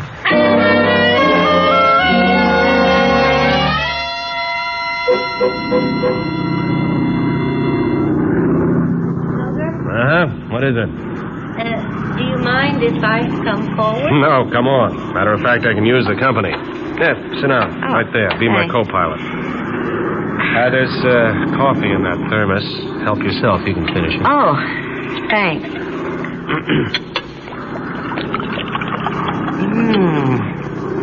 Hot coffee. Yeah? Hey, you must be cold in that thin outfit you're wearing. Well, it's not the cold as much as it was the company back there. Oh? Yeah, Mr. Cram went to sleep. I was left with the other two. The con man and the cosmetics lady, huh? Oh, I knew about Deborah Baines, of course. She's always in the papers. But he's new to me. He isn't to me. My father invested money in one of Monroe's companies. The company folded. It was a setup from start to finish. My father had one major failing. Yeah? He trusted people. And you don't. Well, you noticed that I collected my fares before we took off. What I noticed mostly was how you enjoyed taking Monroe's money. Yeah. It was exactly $1,000 that my father invested in his company. Yeah, but you charged Deborah Baines $1,000, too. Well, that was for associating with Monroe. Oh. Soupy out there, isn't it? Couldn't get any soupier. How are we doing? Better than I expected. Hey, you must be pretty anxious to get to Chicago to fly through this stuff in an old DC-3. Oh, I've got a job waiting for me. Oh? At the Paradise Club. Oh. you've heard of it. Yeah, I've been there. What kind of a job? Dancer. Uh-huh. Maybe I should have said stripteaser. Well, that's dancing. You must be joking. There are worse ways to make a living. Yeah, I know. Believe me, I know. Say, that old fella back there. Oh, Mr. Cram? Yeah. He likes you. I mean, in a nice kind of a way. And I figure he's a pretty good judge of character. Well, it's a new line. Funny thing is, I think I mean it. Hey, you're making a pass at me. Of course. A serious pass. As a matter of fact, I'm going to watch your debut at the Paradise. And I promise you, not once will I ask what a nice girl like you is doing in a place like that. Thanks. You're welcome. Toger, it's cold back there. You have any blankets? No. Well, shouldn't this plane be heated? Well, cargo doesn't need heating. What's in that thermos bottle? Well, there was some coffee, Mr. Monroe, but I finished it. Where are we, Toger? 9,000 feet above the ground, halfway to Chicago. Now, why don't you just go back where you belong? Well, she's here, isn't she? At my invitation. I wonder why. Well, listen, you stink. It's all right, Mr. Toger. I don't mind. I grew up on talk like that. Runs off my back like water off a duck. Hey, what's that? Huh? Oh, it's just the starboard engine. I'll have to feather the prop. Don't worry, one engine will do the job. Hey, that engine's on fire. It's burning. What? Listen, both of you, get back with the others. Lie down on the floor. Brace yourselves against something. I'm taking her down.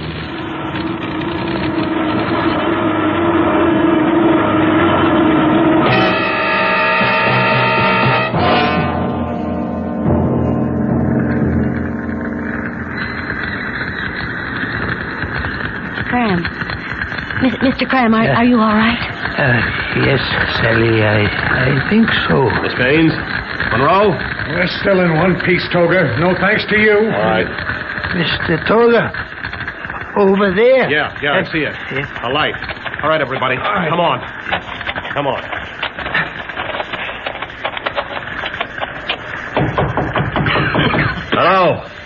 Hello, anybody in there?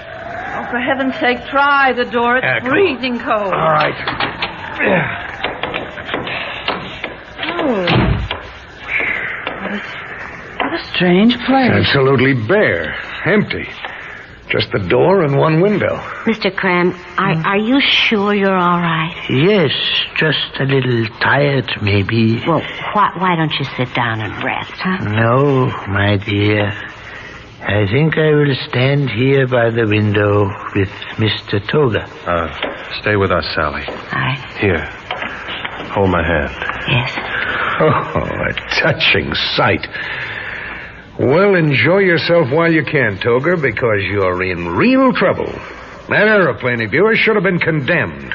We were fools to let you talk us into that flight. I didn't have to talk you into anything. You practically begged to come aboard. I don't think a judge and jury will be concerned about that. You mark my words, Toger. You're in real trouble. Mr. Monroe, I'm frightened. Now, there's nothing to be afraid of, Miss Baines. All we have to do is wait for a search party to find us. But the light. A light? What are you talking about? This room. It's illuminated. Well, of course it is.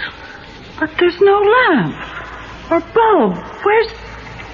Where's the light coming from? And there's also the crash, Monroe. We plowed straight into that mountain. Now just look at us. No injuries. Our clothing isn't even soiled. We were spared by a miracle, Toger, but it'll take more than a miracle to keep you out of jail when I'm finished with you. Right now, Monroe, you're the least of my worries. Have a look out there. Eh? Yeah, there. Right through the window.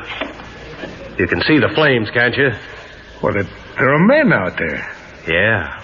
Well, we're saved. Oh, look again. Go on, Monroe.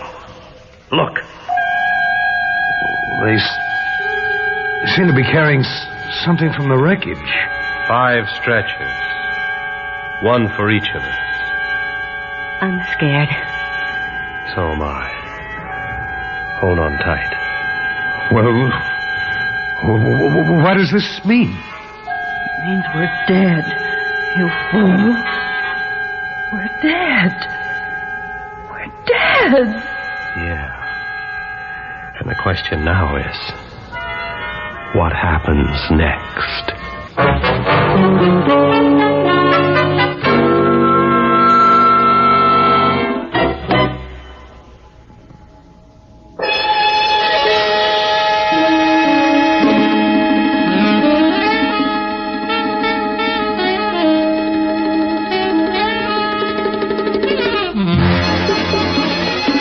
Theater 5 has presented Five Strangers, written by Don Herring, produced and directed by Warren Somerville. In the cast, Augusta Dabney, Court Benson, Evelyn Juster, Robert Dryden, and William Redfield. Audio engineer Neil Pultz. Sound technician Ed Blaney. Script editor Jack C. Wilson. Original music by Alexander Vlastotsenko. Orchestra under the direction of Glenn Osser. Executive producer for Theater 5, Ted Bell. We invite your comments. Write to Theater 5, New York 23, New York. That's Theater 5, New York 23, New York. This is Fred Foy speaking.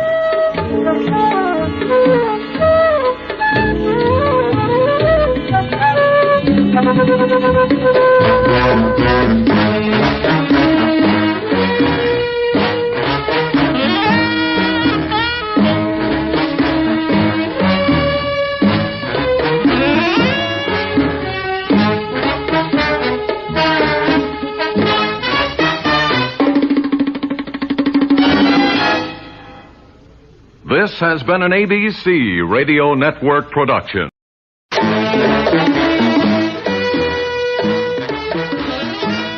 Theater 5 presents Nightmare at 26,000.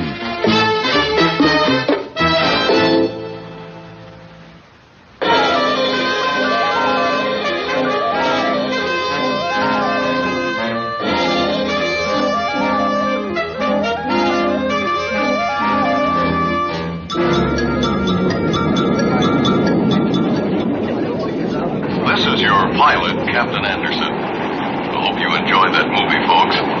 Our hostess tells me that supper's about ready. We've got filet mignon on the menu. So relax and enjoy yourselves. We're cruising at 26,000 feet. Our airspeed is 525 miles per hour. We should be at International Airport at approximately... Hey, nobody's allowed up here. Oh, it's you. Hey, look out, Carl. He's armed. Put down that gun. You must be out of your mind. Hey, what was that, Harry? Harry, did you hear? Harry, will you wake up? Huh? What's the matter? We're in trouble, pal. I think some poop just shut up the cockpit. Huh? Wait, here's the stewardess. Hey, miss. I'm sorry, Sergeant. I meted up forward. Well, didn't you hear that? No, I didn't hear anything. Well, they wouldn't admit it if both wings fell off. Hey, Fred, that old lady across the aisle's trying to get your attention. Huh? Yes, ma'am? Oh, excuse me for bothering you, but I noticed by your uniform that you're in the Air Corps. Do you know what's happened? You see, this is my very first If it'll flight. make you feel any better, lady, I'll try and find out what's going on. Oh, thank you. Hold it, Fred. Here comes the other stewardess. Please, everyone, remain in your seats. Please, everyone. Wait a minute, miss. What happened? Nothing happened, Sergeant. Supper will be served shortly. Remain in your seats. We'll all get up at once. Oh, brother. Coffee, tea, or milk.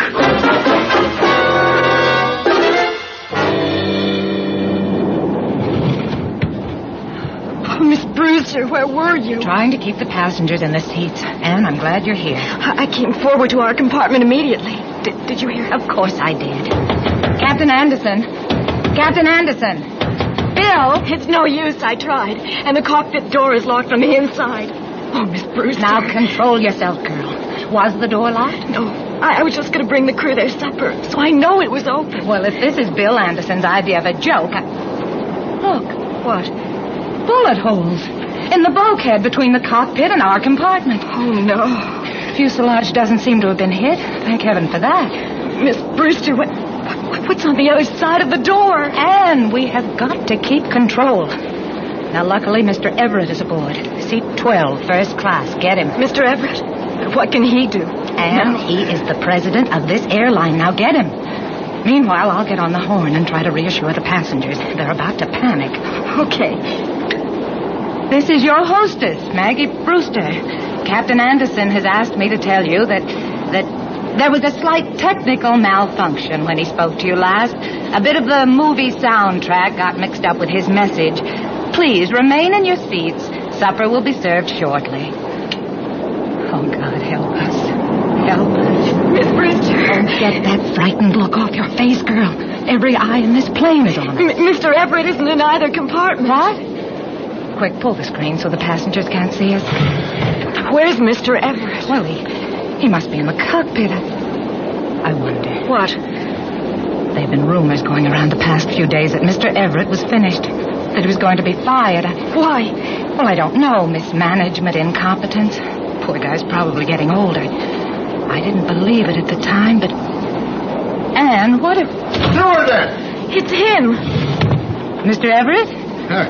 Didn't you announce supper before? Serve it at once. That's what this line built its reputation on, service. Mr. Everett, sir, no one is allowed forward, not even... Not even the president of the line? Well, that's a good girl. That's a good girl. Those rules are important. Good girl. Oh, Mr. Everett. A little shaky in the knees. I've got a splitting headache. Here, now let me help you into our jump seat. You see, they were young. Very young. And it is not fair of them to have been so young. Oh! Miss Brewster, look! In the cockpit, they're all... What's wrong? Didn't you ever see a dead man before? Oh, no. Oh, I can't believe it. Now, don't be upset. There's no danger. Automatic pilot is set. We're headed for international. Fuel okay. Weather clear. We're snug as a bug in a buggy. Automatic pilot can't bring us down. How will we land? Well, how the blazes should I know? I can't be expected to think of everything. Hey, neither of you girls got an aspirin in my head. Mr. Everett, how will we land? Stop bothering me. Everyone puts their problems on my shoulders. Is it my fault I get headaches all the time? No, sir, but... Go away. Take a rest, they said. Yeah. No, you've been working too hard. Okay. Then I'm out on the golf course this morning. 18 holes, yes, sir. I can still keep up with these young punks. And I get a call at the clubhouse. Mr. Everett, the board of directors has asked me to inform you. So, I'm out. I'm out, girl, see? Stabbed in the back by a lot of you young punks. Bunch of thin-blooded accountants suddenly think they can run an airline. Oh, where's that aspirin? I'm showing them. I'm picking them off one by one. First those three up there, then... Girls, I'm sorry. You've got to go, too. You do understand, don't you? I'm so very sorry. He's got a gun. Of course I have. Now, just a minute, sir. Huh? May I remind you, sir, firearms are strictly forbidden aboard a commercial airliner. I must ask you to let me keep it for you until we land. What? It's the rules, sir. Oh, of course. Yes, good girl. I'm glad you're working for us. Here. Thank you. And get on the radio. You know enough about it to put out a Mayday call. Try to contact somebody. Anybody. It won't do any good. I took care of the radios, both of them. The radios? We can't make contact. We're isolated up here at 26,000 feet. And we're flying a course directly into New York. In an hour, we'll be right in the middle of the heaviest traffic on the eastern seaboard. What will we do? Well, little girl, that's a poser, isn't it, huh? Yeah, that's a real poser. It ain't my problem anymore. It ain't my problem anymore, so very late in my lifetime.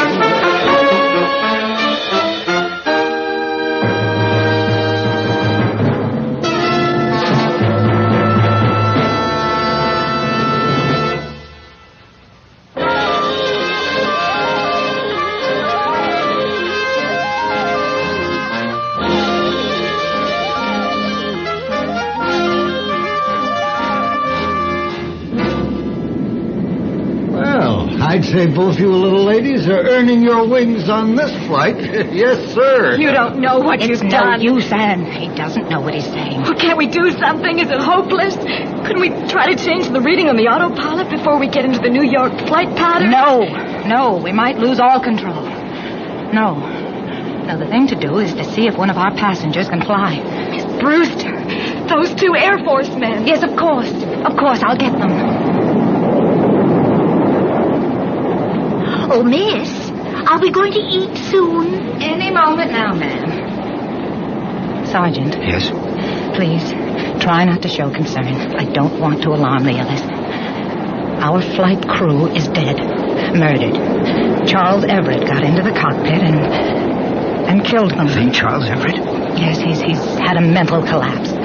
We're on autopilot now, but there's no one who can bring us down. Well, why are you telling me? Well, I saw your uniforms Hold it, lady. I know what you're thinking, but I'm sorry. You see, not everybody who wears an Air Force uniform flies. I'm in traffic and transportation, and my buddy here is a company clerk. Pentagon pilots, you know.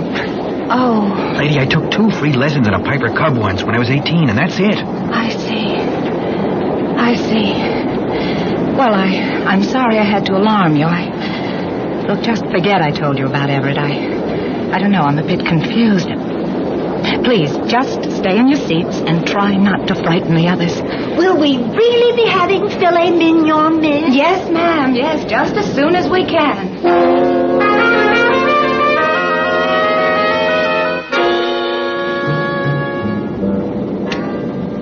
Attention, please. Captain Anderson has asked me to invite anyone on board who is a licensed pilot or who has any flight experience to be his guest in the cockpit to see how a big jetliner really works. If you can fly, please come up forward right away. Thank you. Here now. You know the rules strictly forbid any passenger in the pilot's compartment? But they've changed the rules, sir. Changed the rules again? Oh, no wonder a man can't keep up. That's the trouble with these fool bureaucrats. Then they turn on you and fire you. Everything moves too fast nowadays. And is anyone coming forward? No one. What can we do? I don't think they're buying that spiel of yours. Well, I guess I'll have to tell them the truth. You're going to tell them about me, I suppose. No, that won't be necessary. The authorities will handle that. If we get down. Hold on now. Well, here goes. Ladies and gentlemen, I have to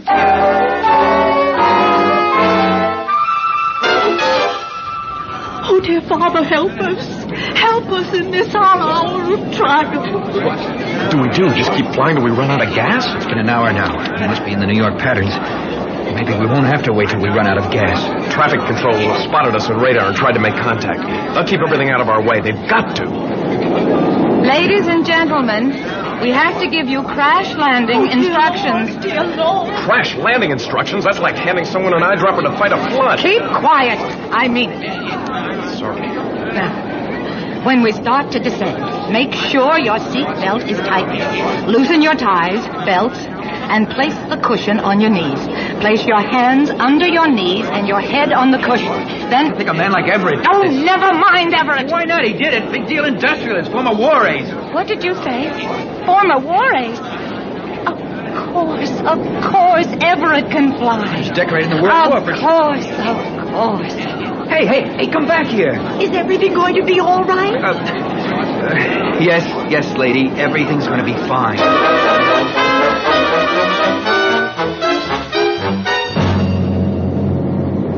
Handle one of these planes? Sure. Why, before I put the company's order in, I made sure I test flew one personally. Yes, sir. Then you've got to take us down. Put in an order for 22 of them on the spot. That's the reason we had a head start when jets came in. But do those accountants remember that? No, sir. The minute your back is turned... Please, Mr. Everett, please try to understand. You're the only one aboard who can fly. You've got to land this plane. Why me? Why are the problems always on my shoulders? Hey, tell me, when we come down, will you give me my gun back? Yes, of course. When we come down. But you've got to bring us down. You're the only one who can. Why me? Why me? Oh, stop bothering me. You're making my head ache. So let me alone. I'll go in the cockpit and I'll think it over. Keep that door open, please. No, door's got to remain closed. Rules. Mr. Everett, please. Are you going to bring us down? That's for you to find out, little girlie. Oh, please, God, please. He's our only chance. That madman is our only chance.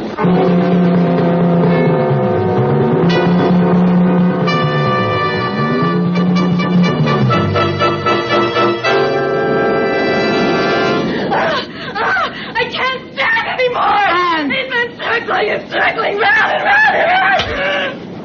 Oh. Now you control yourself. He's bringing us down.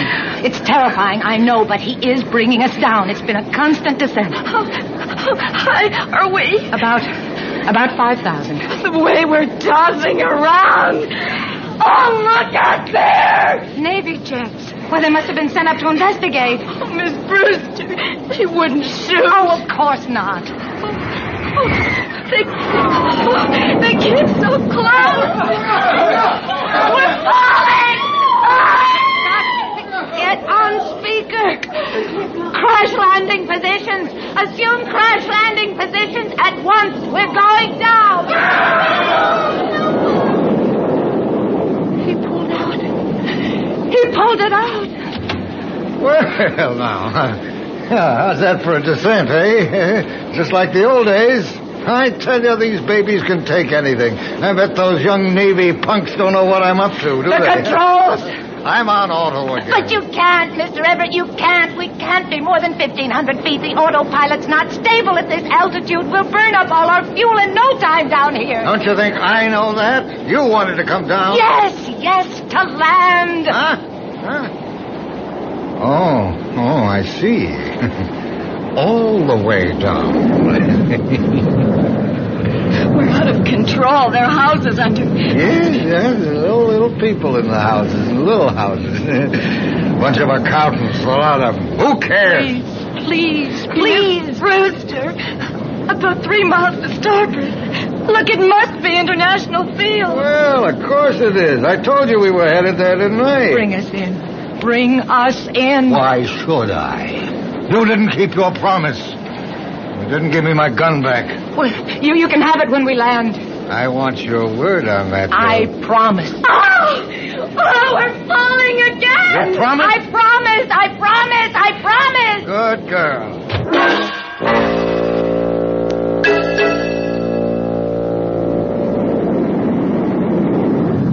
He's cutting his engines. Oh, the fool. Anne, could you see? Are we heading toward the field? I don't. Yes. He's coming right on. It must be runway 4. They've got the crash trucks out and... Oh, what? Landing gear. He hasn't got the landing gear down. Mr. Everett, the wheels. Lower the landing gear. Oh, please hear me. The wheels. The landing gear. We're down. He heard you.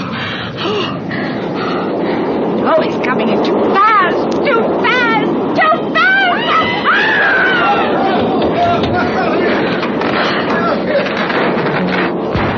We blew a tire. We're getting off the runway. No, he got us back. We're going too fast. Mr. Everett, we're overshooting into the clouds.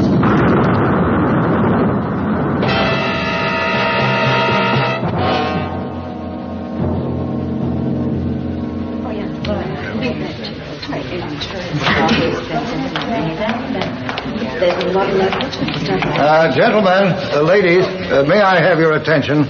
Thank you. I've called this press conference today to clear up any previous misunderstanding. And to thank you newspapermen for being so sympathetic to me during my trial. Well, as you know, I've been acquitted of those horrendous charges brought against me by the 2 Air Force boys. It's been proven beyond a doubt that Maggie Brewster, the stewardess, killed the flight crew. Indeed, the murder weapon was found on her person. Now, what her motives were, or why she tried to pin the blame on me, we'll never know. Well, as you know, the stewardesses were killed when I overshot the runway. Fortunately, they were the only fatalities. Now people have been calling me a hero for bringing that plane in. I brought the old airliner in as best I could. And it's nonsense. I merely did my duty as I saw it. I'm grateful that I was able to help. You know, so often when one grows old, he's tossed aside.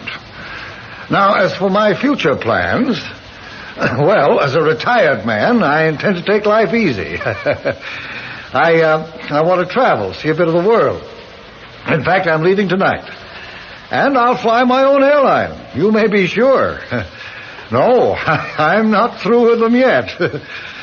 Not by a long shot.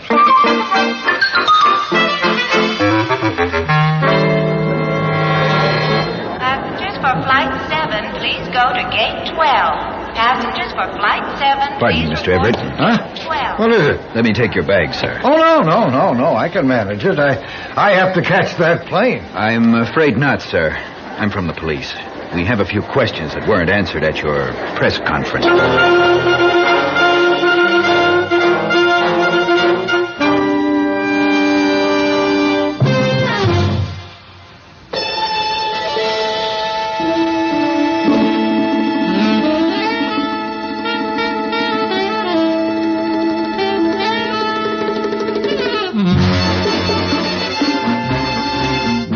Theater 5 has presented Nightmare at 26,000, written by Romeo Muller, directed by Warren Somerville. In the cast, Mary Kay Wells, Corinne Orr, John Griggs, Peter Fernandez, John Fink, and Ethel Remy. Script editor, Jack C. Wilson. Original music by Alexander Vlastotsenko. Orchestra under the direction of Glenn Osser. Executive producer for Theater 5, Mr. Lee Bowman. We invite your comments. Write to Theater 5, New York 23, New York. That's Theater 5, New York 23, New York.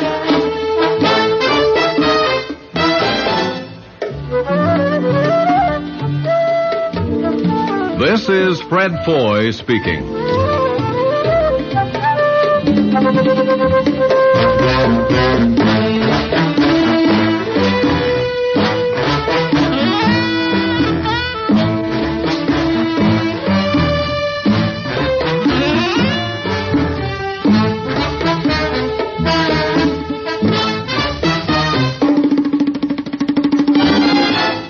This has been an ABC radio.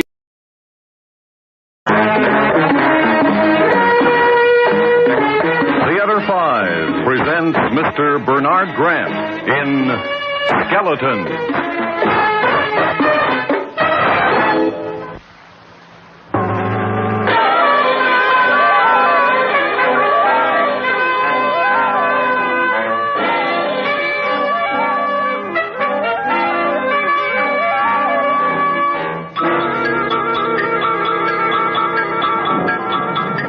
No, Jenks, no. Now, look, you know why you can't spend the money.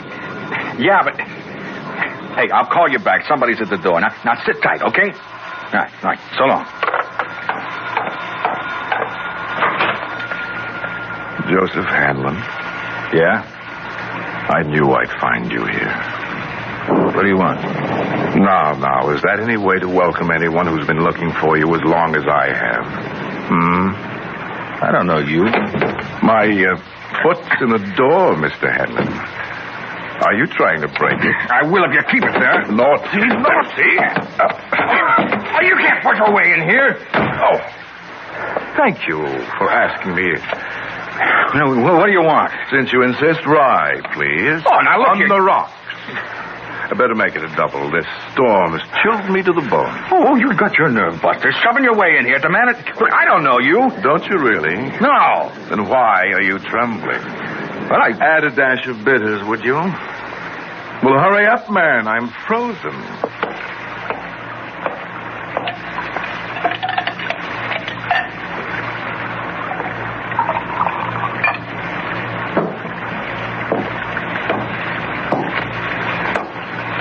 Here, better pour one for yourself, Mr. Hanlon. I don't want a drink. I think you're going to need one. Look, I just want you to get out of here. Cheers.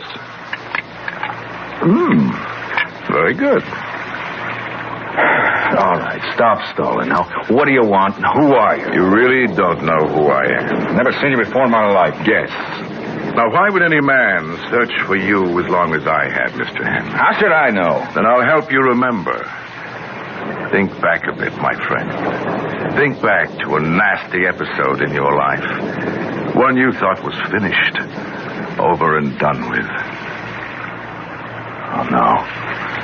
No, but as you see, Joseph, it is not finished at all.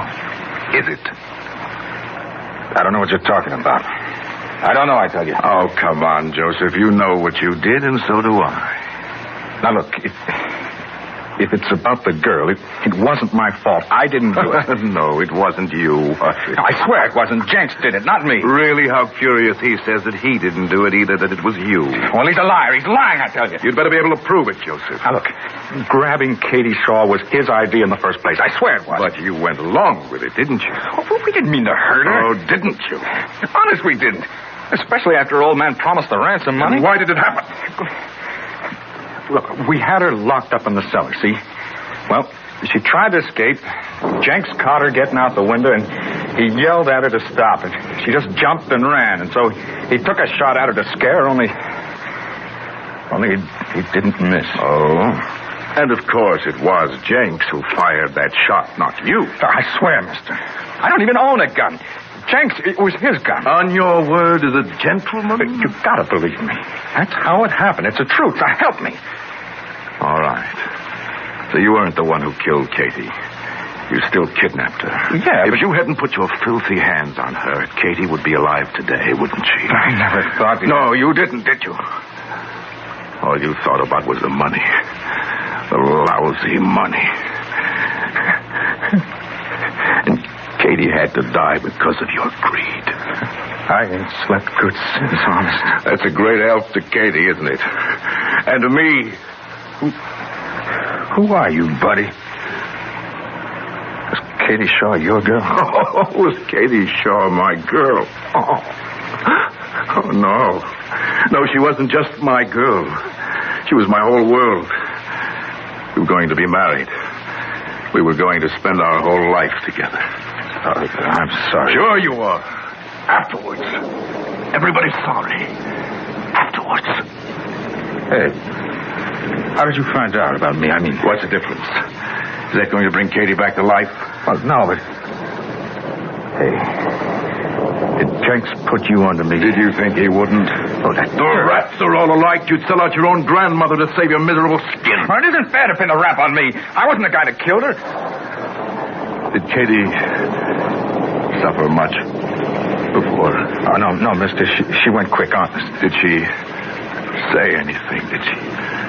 Did she give you any message for me? No, well, yeah, maybe sort of. Well, what did she say? Well, she said to tell you that she loved you, and for you not to be too mad because we really didn't mean to kill her. You're a liar. No. You're a liar. I swear she said it. You're choking me. You make my hands dirty. Now, wait a minute, mister, please. Have a heart. You had a heart, didn't you? You do anything you want. were a stranger to me. I'd never done anything to you. Yet you took away the most valuable thing in my life. And like a monster, you killed it.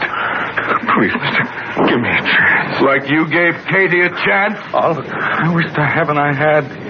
If I could only have another chance now to grab Jenks from when he shot at her. Oh, you're bringing tears to my eyes. You had your chance, you rat. And you didn't take it. Did you? Did you? I said, did you? What are you going to do? I'm not sure. Yet.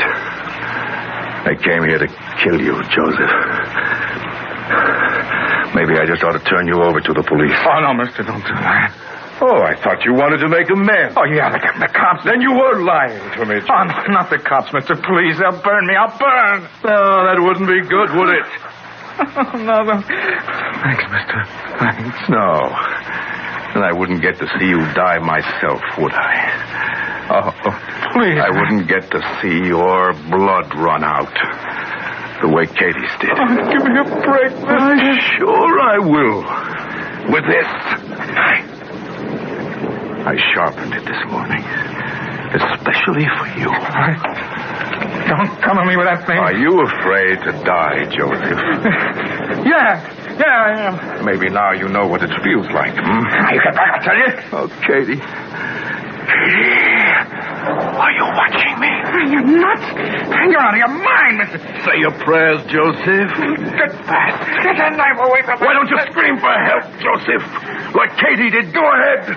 Huh? Wouldn't do. Would it, Joseph? Not for a man who's wanted for kidnapping and murder. Oh, let me go, please. Let me go. Katie, darling, here he comes. Here comes the man who took you from me, Katie. Oh, Mother of mercy, no. No.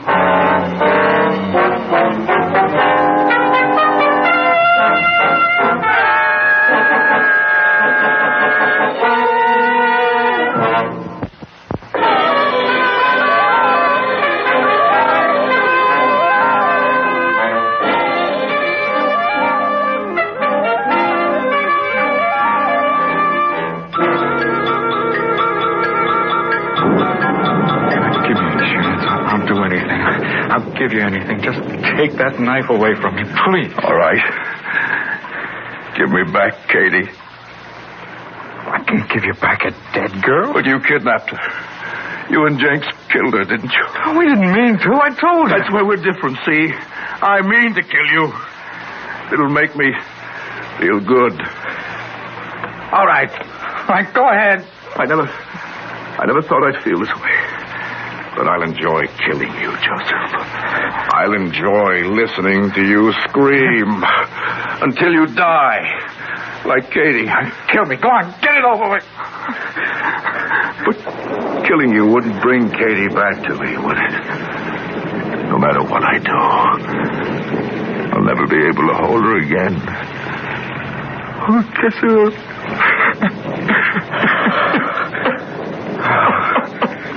Thanks for putting that knife away, mister. Killing you can't undo the harm you've done to me. No, it can't. All right. Get your coat. My coat? We're going to the police. Did you think I let you go scot-free? After hunting you down to kill you. But you said yourself it ain't going to bring Katie back if I die. Now, what good is it to you if I burn, mister? What good, huh? You're still the man who destroyed my future. Oh, give me a chance to square things, will you? There are ways. What ways? Well, I could... Well, like, pay a fine for what I did. To you. You know what I mean? A fine? What are you talking about? I admit I did wrong. But all I can do now is pay for it. Make it up to you. Are you trying to bribe me? With a price for Katie's life? Oh, no, I didn't mean it like then that. What do you mean? Well, conscience money, maybe. Oh, conscience money. Do you think you can buy forgiveness with money? Well, not buy, exactly. And I wouldn't expect you to forgive me. What would you expect? You'd expect to save your skin for a few dollars? I'm willing to pay all I can. Out of my share of the ransom money. Now, Jenks got most of it. Oh, sure he did. I swear, mister. I was just helping him. I didn't want to be in on it. The whole thing was his job all the way. So you want me to barter revenge for cash? Is that it? You can't spend revenge. Now, look. A guy dead is good for nothing, right? But if you can punish him with a fine, you've got your revenge and something else besides, right? Oh, right. So what do you say? As one practical man of the world to another? Yeah, that's what I mean. Now, money isn't everything, but it dries a lot of tears, huh? Yes, Joseph. I suppose it does. Maybe all my tears weren't for Katie herself. Her father had promised us a very nice wedding present. $20,000. That's a lot of dough. No wonder. No wonder. I'm so furious at you for killing her. Is that what you're thinking? That's a lot of dough. Yes. Yes, maybe you're right. Maybe that was the real reason I felt like killing you. And still do. But I can't offer you that kind of money. But, how about $500,000? Speak English. 500, all cash. I got it right here. Is that what you think your life is worth? $700? I'm still hoping you'll force me to kill you. Don't take that knife out again. All right. $1,000. But that's it. I ain't got no more. All right. Get it. Sure. Right away.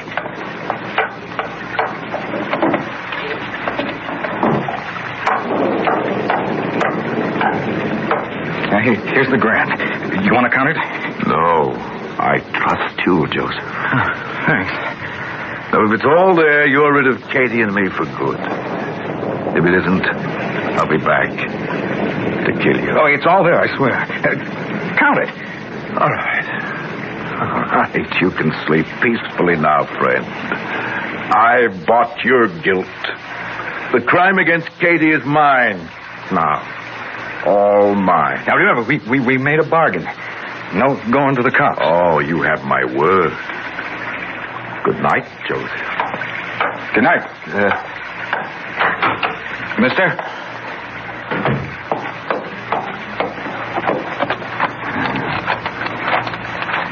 Airline. Enter. Here.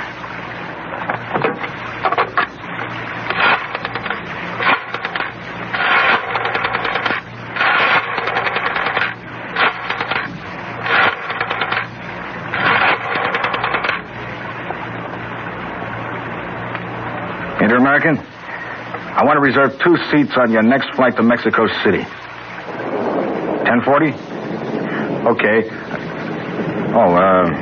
For John Jones and Tom Smith. Yeah.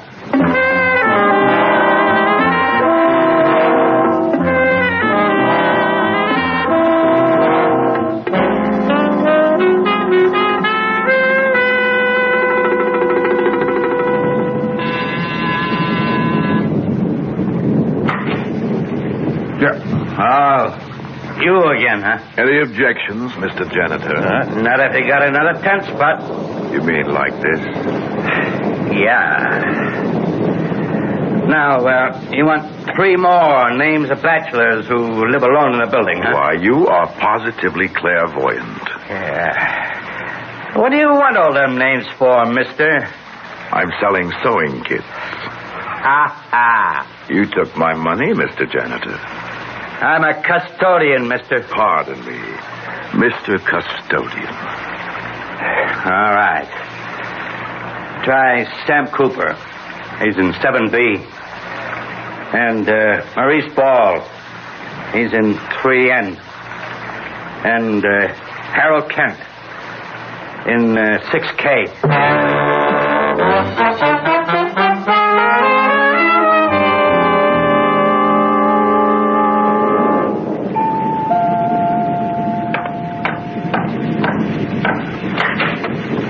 Sam Cooper? Yeah? I knew I'd find you here. Hey, who are you? What do you want? I've been looking for you for a long time, you know. I never saw you before in my life. My foot's in the door, Mr. Cooper. Are you trying to break it? Hey, get out of here. I'll call a cop. No, you won't. You've got too much to lose, Mr. Cooper. What are you talking about? You know, Mr. Cooper. Now, why do you suppose any man would search for you as long as I am? I don't know. Let me help you remember. Think back a bit, my friend. Think back to a nasty episode in your life. One you thought was finished, over and done with. No. Oh, no, it isn't possible. But it is, you see. Your past has caught up with you, Mr. Cooper. Hey, look, I didn't know she was married. I swear I didn't. It was only when it was too late that she said anything about a husband and kids. I just swear to you, mister, I didn't have the faintest idea.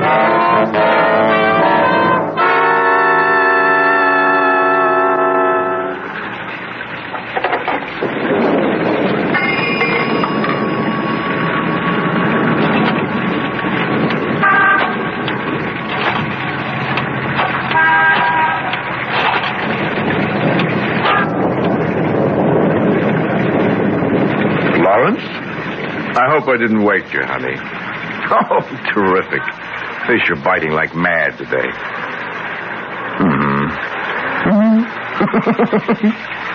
I did 5 scenes, all in one apartment house. Oh, solid, sweetheart.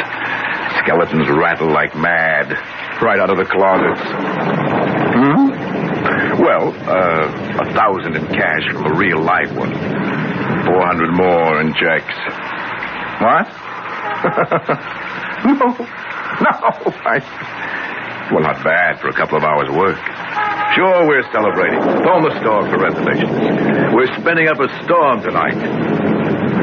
Oh, now, sweetheart, will you get over that piggy bank complex? Now, look, we've got it made. There's a solid gold skeleton in every guy's closet. And I know just how to rattle it.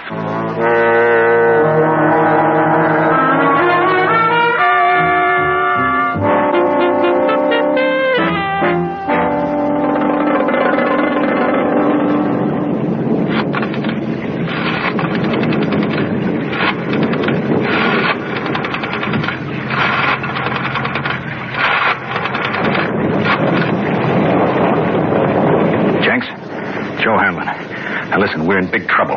You know that guy you put onto me? Oh, come on. You know who I mean. Stop snowing me, pal. You mean you didn't think on me? Well, what do you know? This guy pulled a knife on me, and I bought him off with $1,000 of the ransom money. Well, certainly I know the cops are watching for the bill numbers. Why do you think I told you to cool the money? All right. Look, listen, will you? Now, pack fast and meet me at the Inter-American Terminal. We're cutting out for Mexico City.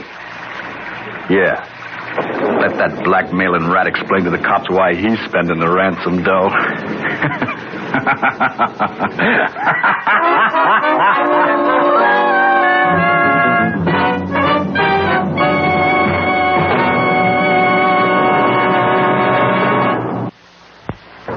Theater 5, 4.5 hours of dramatic radio theater continues after Weekend West, coming up in just a moment here on Radio 81.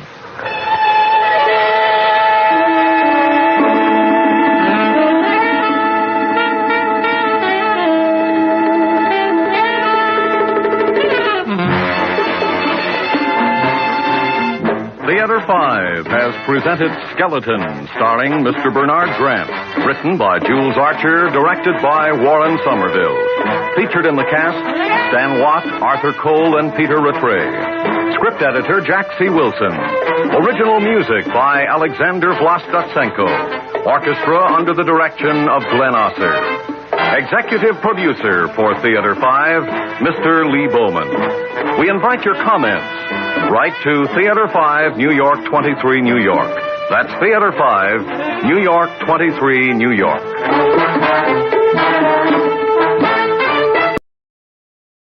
When I was driving through the Southwest, through the desert country, I saw this car by an old shack. It was a big, beautiful car, all polished and shining in this strange, out-of-the-way place. Now, what did an old Indian want with a fancy car like that? A car that he didn't even drive.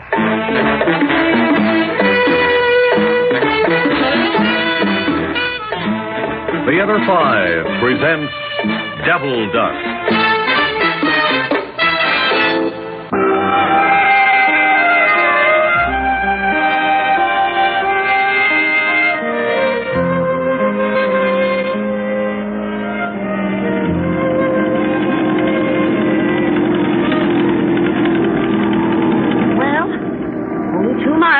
Dust. You think we wouldn't make it? When I dozed off before, I dreamt we were stranded on the desert. Oh, not so loud, Jula. We ain't home yet. Oh, I apologize if I hurt your Indian feelings. It did get us to Deming and back. But, Harvey, you don't mind an old for telling you that you need a new... Yeah, I need a new everything. But I can't afford it, Jula. Harvey, we've got company behind us. Get over. Get over. Jim! Dumb, blasted idiot. California plate. You'll wear that car out in no time. Harvey, stop. Crazy. Just crazy. Stops in the middle of the road. Look. He's running up to the car parked behind that shack. Isn't that old John Eagle's place? Yeah. He's opening the car door. He's poking around inside it. Oh, Harvey. Don't you want to see what he's doing? Not if Bon's home. Well, he's not home, or those dogs of his would have torn into that fellow as soon as he touched the car. Wait. Let's see what happens. Or are you afraid John might come back and see you? I don't want him thinking I had anything to do with this. You're afraid of that old man. You believe in Indian magic. I didn't say that at all. He was a big medicine man back on the reservation. And I seen those Navajo medicine men do things with people. No, sir.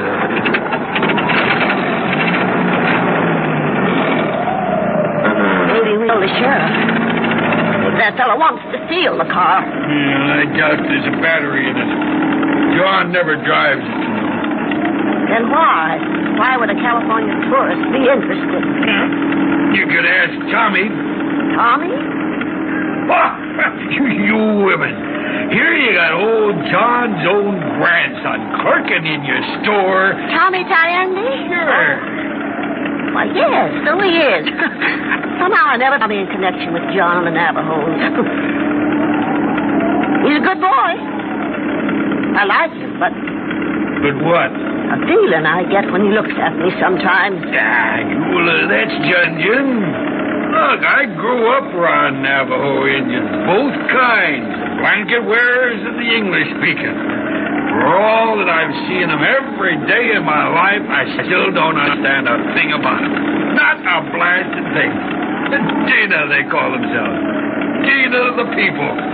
Dina is different. Indians are different.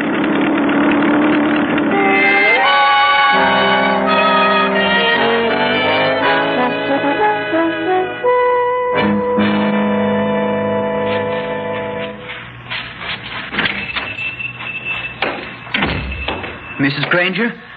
I was just wondering when you'd be back. Something the matter, Tommy? The cook came in from the Thompson Ranch and took the last of those canned Freestone peaches. I'll order more. Tommy, when Harvey Tibbetts and I were driving past your grandfather's house, we saw a stranger looking around that old car your grandfather keeps near the arroyo. Is there something special about that car? I don't go up to my grandfather's house, Mrs. Granger. I don't know. Oh. If you got a minute, I'd like to talk to you. Sure, go right ahead. Could see your way clear to paying me $5 a week more? I'd keep the store open till 10 every night if you wanted. You could keep it open till midnight, Tommy. We wouldn't do any more business. This is too small a store, and Devil Dust is too small a town for me to be able to pay you any more than I'm paying you right now. Oh, Tommy. You've had 2 years of high school. You're a smart boy. Why don't you see what you can get in a bigger town, huh? I know what Indians... I know what I could get. It's not much. Mrs. Granger, when I leave here, I want to go a long ways. I want to go clear across the country, away from sheep raising and bitter roots and starving. You mean leave your people? Well, they can't help me. I can't go back on the reservation. I just can't go backwards. I have to go forward. I want to stretch out to my limits. So when I'm old, at least I'll know I've tried everything I could. You want to get away from here? Yes. And I need money to do it. Oh, I wish I could help you find yourself, Tommy. But that extra $5 a week is just impossible. You know what this store makes. I guess I do, Mrs. Granger. You want me to write down the order for the peaches?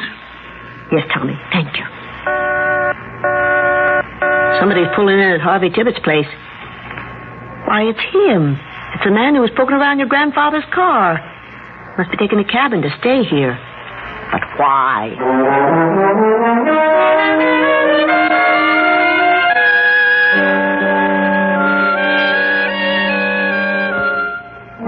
I brought you some glasses, Mr. Fireman. Oh, thanks.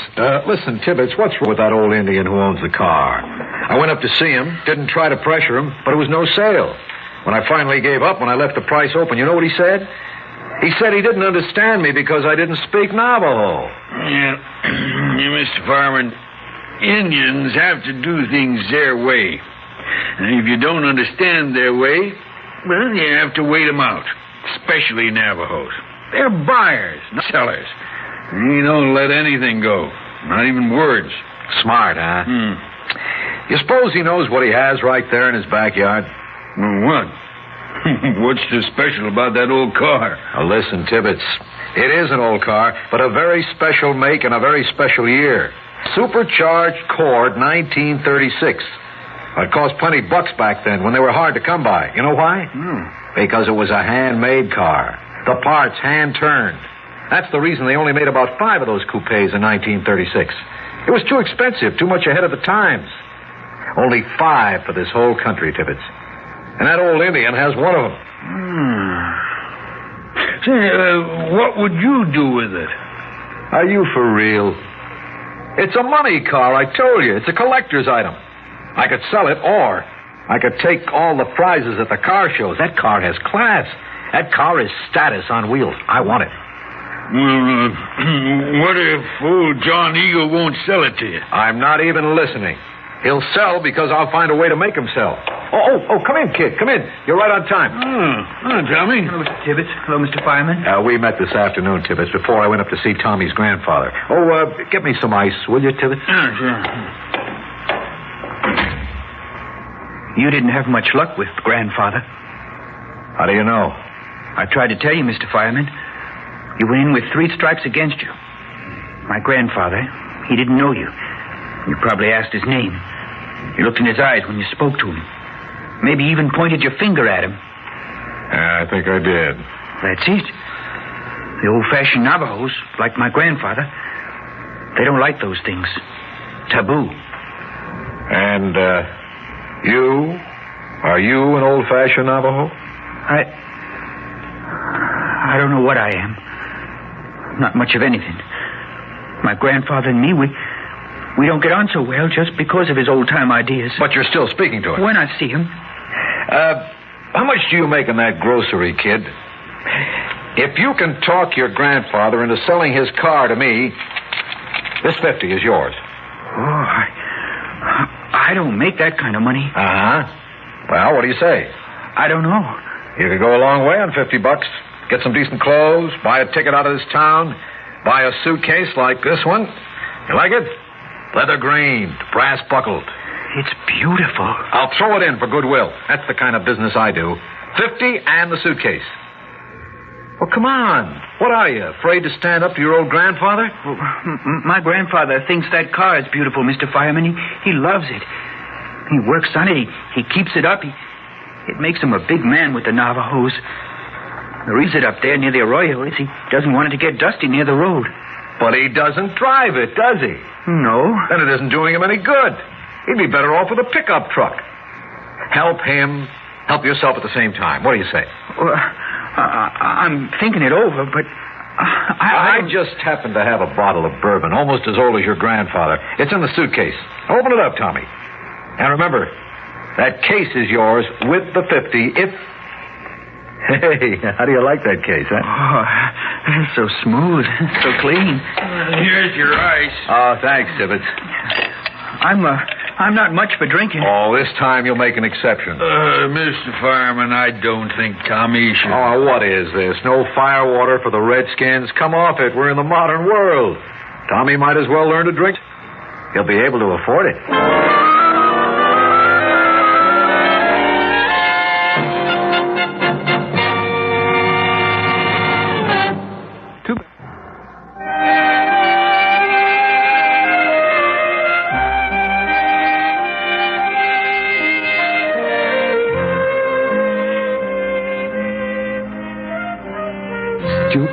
Stupid, dumb kid.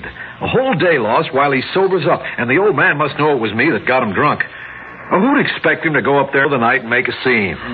He wanted the money pretty bad. Yep, I guess you'll have to give up on that car, Mr. Fireman. You'll never get it now. That's where you're wrong. I'm a guy who sees what he wants and goes after it. Ask anybody in L.A. about Mark Fireman in business. I don't back down. That's my reputation. How... Just take my word. I've got the tow bar ready home with me, that big, beautiful baby doll Cord coupe. You're not a car collector, Tibbets, but I tell you, this is something special. Only 5 in the country, and 1 belongs to me. Mr. Fireman, you don't have the car. Tibbets, you're starting to annoy me. Now take that long pen of yours someplace else. I'll have the car by this time tomorrow, and you can make book on it. I don't think you can do it. You got a couple of dollars to back up that opinion? Yeah, I thought not. You don't look like a sport.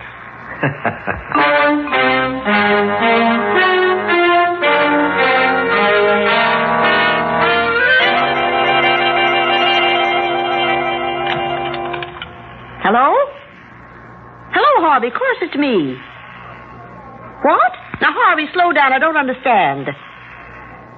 Would Tommy steal his grandfather's car if he was offered enough money? Well, just now I think he would. But why do you think he's going to try? Oh? Harvey, we can't let that happen. It'd spoil the boy's life and what's left of his grandfather's. No, I won't let it happen.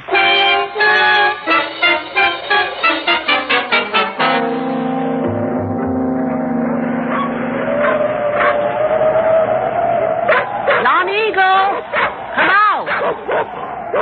Your dogs, call them out, please. Hiya! Thanks.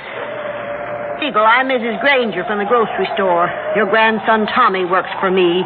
I'm a friend of his. You understand me? Yes. The man who got Tommy drunk has offered him more money to steal your car from you tonight. You better hide the car keys.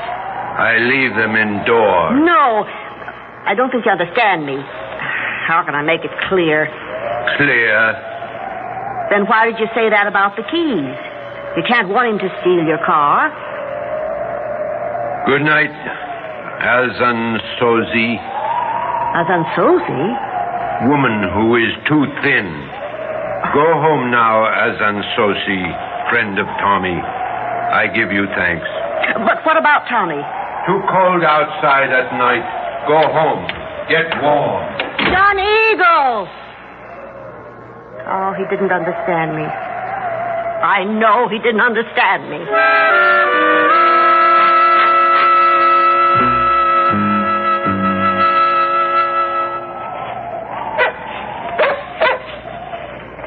Quiet, boy. Quiet.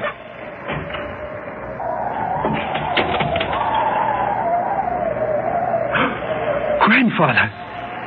Why didn't you tell me you wanted to go riding in car, grandson? It is not too late. Get in. I will drive you as far as you want to go. Get in. Sit beside me. I don't want to go riding. I mean, you can't start the car now. Not in the dark. It's too close to the edge of the arroyo. What did you want to do then? Just to sit in the car for a while. Then we will do that. Now we have shut out light. Once in a dark time like this, I rode in Canyon du Celli. I found myself near Spider Rock. You remember stories I told you about that place when you were small? I remember. You released the brake. Put it back. Grandfather, we're moving. We're rolling. But very slowly. It is heavy car. Now, why are you here? I told you. I just wanted to sit in the car. Yes, you said that. Now, tell me about Spider Rock. On top of the rock, a monster spider lives. Please stop the car. We'll go into the arroyo. All right, the food of the spider on Spider Rock is bad Navajos. And foolish ones. Yes, and foolish ones. So all with bad conscience stay away from Spider Rock. Grandfather, that's a 60-foot drop down there. We'll be killed. Please, I only wanted to sit in the car. We will sit then until end. Put on the brake. 3 times you have lied. 4th lie will surround you and close your escape. I wanted to steal it. I came to steal the car.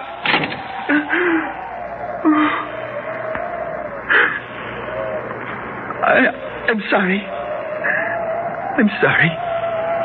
He offered me so much money. He offered me money, too. Grandfather, look.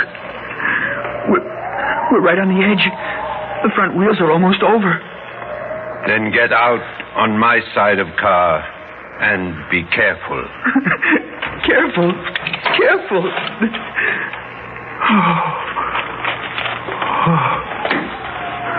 Now, did you learn anything this evening, my grandson? I think so. I also learned pride kept us apart.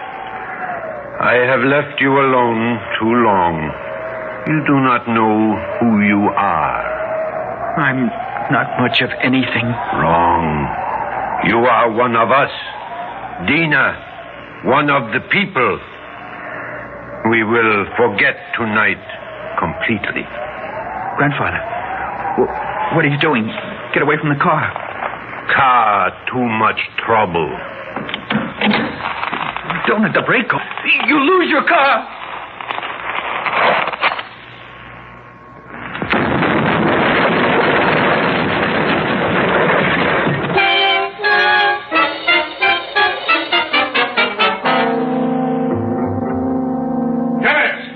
Dennis, where are you? Right here, Mr. Farman.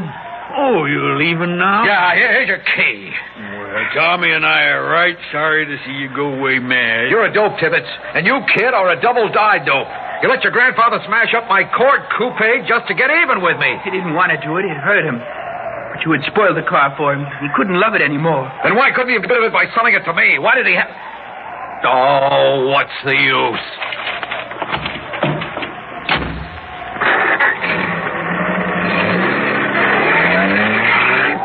Mad. Yeah. I should have taken him up on that bet he made me that he'd get the car. you can't gamble on what a Navajo'll do.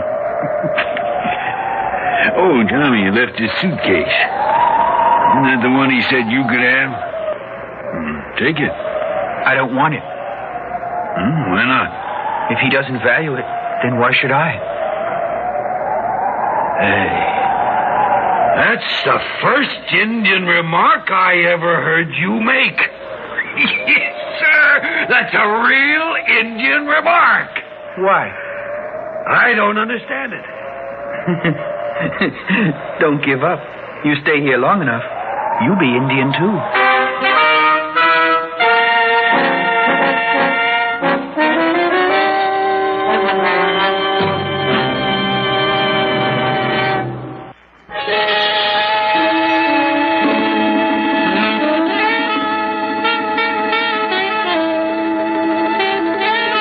Theater 5 has presented Devil Dust, written by Phyllis Cole and directed by Ted Bell. In the cast, George Petrie, Peter Fernandez, Abby Lewis, John D. Seymour, and Humphrey Davis. Audio engineer Marty Folia. Sound technician Ed Blaney. Script editor Jack C. Wilson. Original music by Alexander Vlastotsenko. Orchestra under the direction of Glenn Osser. Executive producer for Theater 5, Ted Bell. We invite your comments. Write to Theater 5, New York 23, New York. That's Theater 5, New York 23, New York. This is Fred Foy. First small stepping stone on the inevitable route to outer space. And what of the future, when the moon has become Luna Station, a transfer point on the well-traveled road to the planets and asteroids of our solar system? Will it gather a new crop of legends as deep and mysterious as the moon stories of 1,000 years ago? We cannot know, but we can guess.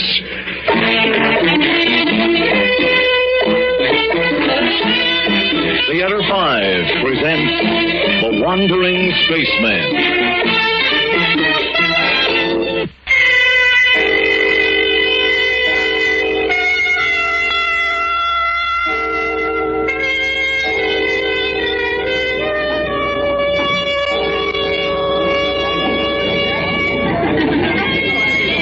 What you say, Captain? I like this place. The drinks are honest. The girls are pretty. Oh, there are a lot worse hangouts around here on Luna Station. Frank! Frank, I've been looking for you. When did you get in? A little while ago. Take a seat, Lars. We were just talking about you. Yeah, I can just guess the sort of things these baboons were saying. Come to the office with me, Frank. We can talk privately. All right. See you, gentlemen.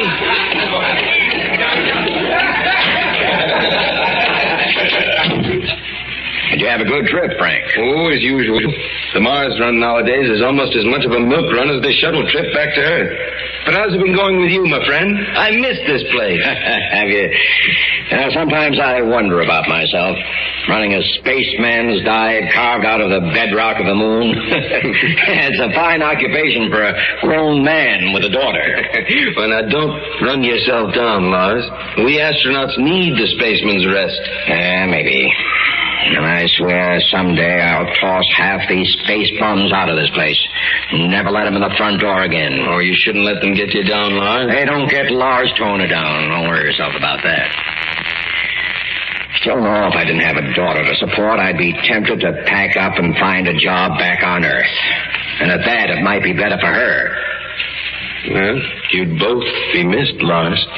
Especially Sally, eh? Well, don't be embarrassed, boy.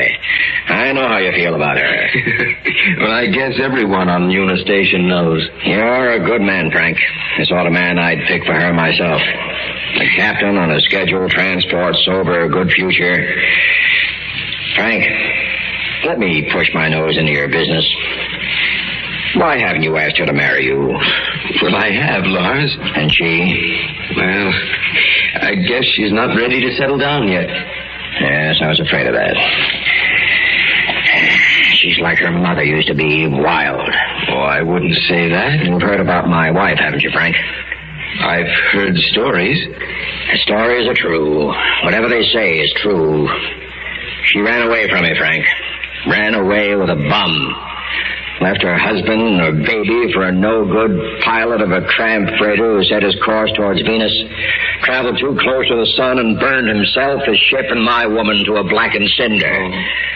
Sally was only 1 year old then. I raised her myself, watched her grow into a woman who looks like her mother did, and with her mother's blood. She isn't her mother, sir. Maybe she's not. But she has the same streak of wildness in her. I wish he'd marry a good man like you and settle down. Well, I haven't given up on that. No, of course you haven't, Frank. But you know what she does now? She comes to the rest and talks to the deep spacers, the captains who steer out beyond the asteroid belt. They have a certain look about them, Frank. A look like the one... Who? He. The man who took my Laura away. Lars, you're making too much of this. Maybe I am. Maybe I am. At any rate, I'd better get busy. Whatever you think of the spaceman's rest, it won't run itself. Well, I'll go out with you.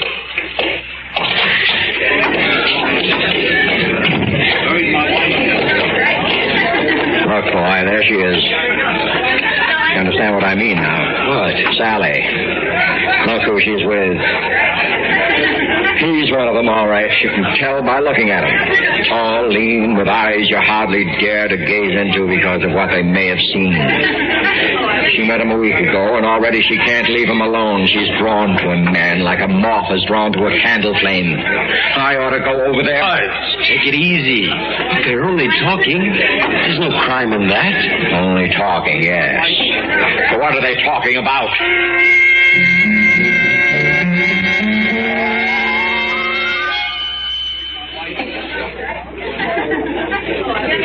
I see your father is staring at us, Miss Sally. I do not think he approves of our being together so much.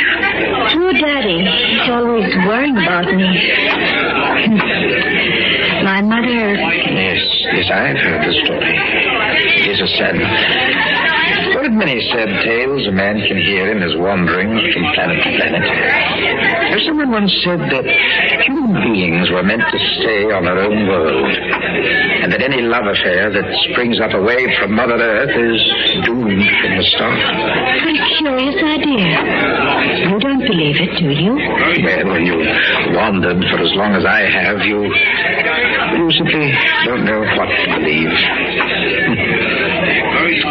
But your father, afraid that you'll meet the same fate as your mother? I think he really is. He says I have my mother's blood in me. I think he really believes that he'll wake up some morning to find that I've followed some stranger into outer space. And you? Could you do what your mother did? I don't know. It would depend on the man, wouldn't it? Well, that young man. The one standing with your father. Oh, Frank. Mm-hmm. Oh, he's really very nice. He'll be an important man one day. He's already captain of a ship on the Martian run. But he's not for you? No, he's not.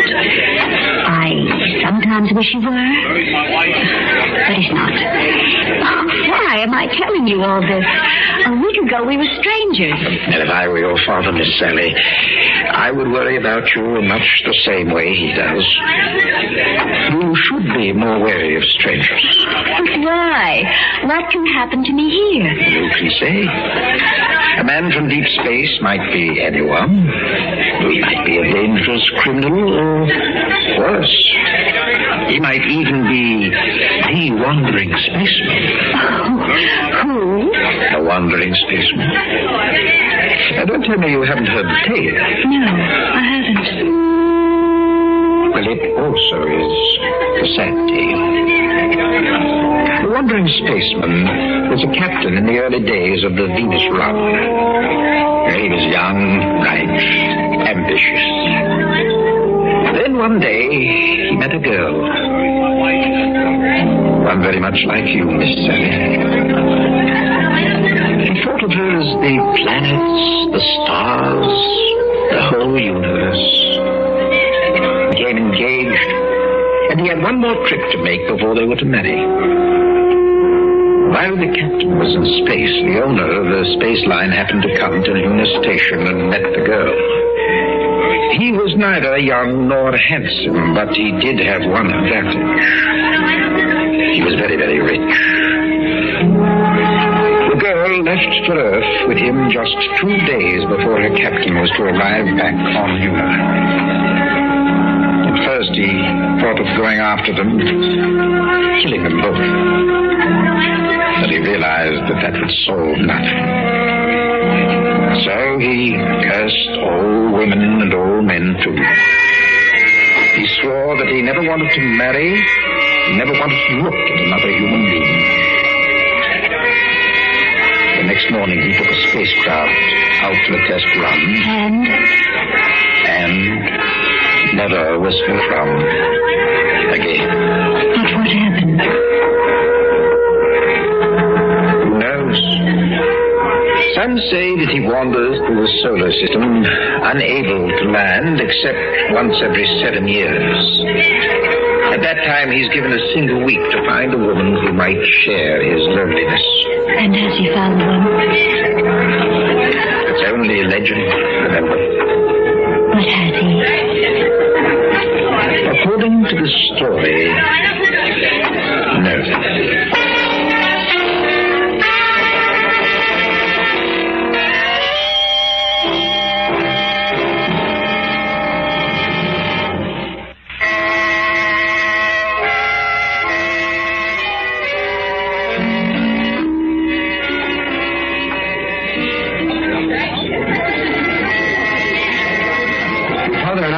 About you, Sally.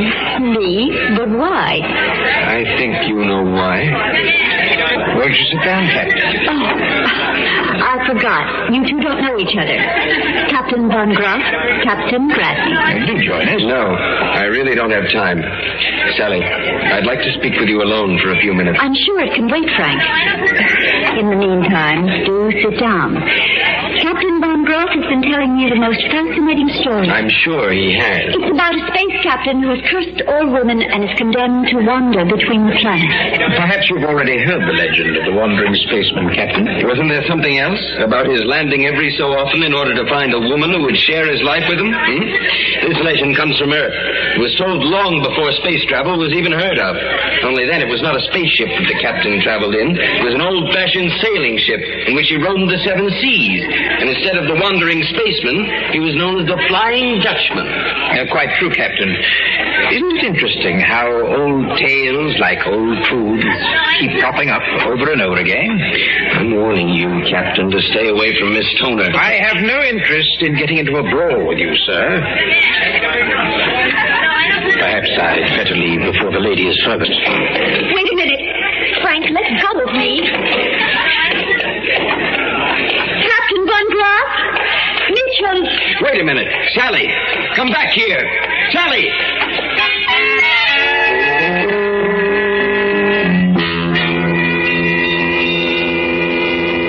Mitchell, wait for me. You want me, Miss Sally? I'm so sorry for what happened with Frank. When I see him again, Oh, don't be too hard on the young man, Sally. I can't blame him for what he did. If I had a girl such as you... But I'm not his girl. I've already told you that. And you're so literal, my Sally. Very well, if I admire a girl like you, if I hope to have a girl like you, then I would not be happy to see you with a man like myself. Sally, we have been seen together far too much over the past week for your friend's peace of mind, or for your father's, for that matter. And why shouldn't I be seen with you? Use your own good judgment, Sally. What do you know of me? Only that I'm captain of the Stranger, the crab freighter, doing odd jobs out among the larger asteroids. It's not a very good prospect for a lovely young girl. No one seems to bother to ask me what I think. Yes, you are right, Sally. Well, what do you think? Well, I don't know. Except that I want to know more about you. You're unlike anyone I've ever known, Mitchell. Even the other deep spaces. Somehow I have the feeling that we were intended to meet.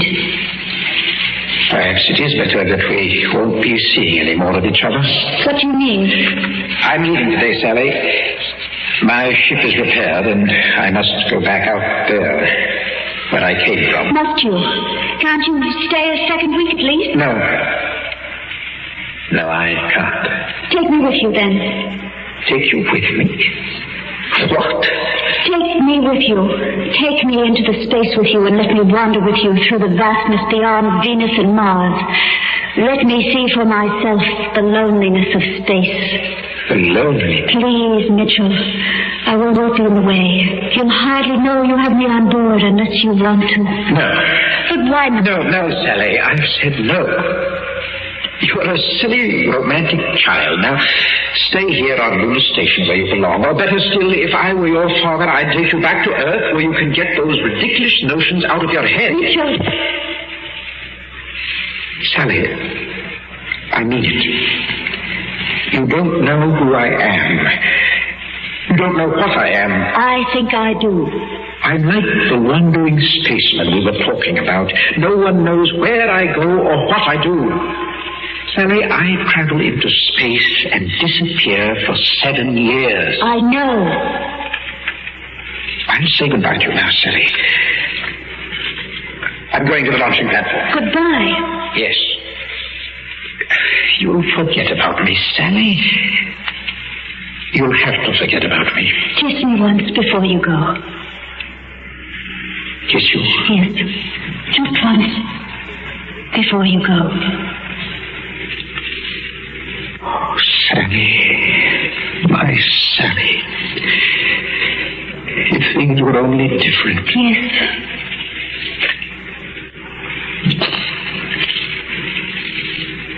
Goodbye. Sally? Sally? There you are. Your father's worried sick. Van Graff's due to take off within the hour, and he was worried that you decided to take off with him. What? But take off with him. Stow away if you had to. Stow away. Oh, come, Sally. No. You go back, Frank. I want to be by myself for a few more minutes. Where will you be? Take Dad to the radar room. Van Graff's ship is leaving, and And you'll meet us there? Of course. I'll meet you there.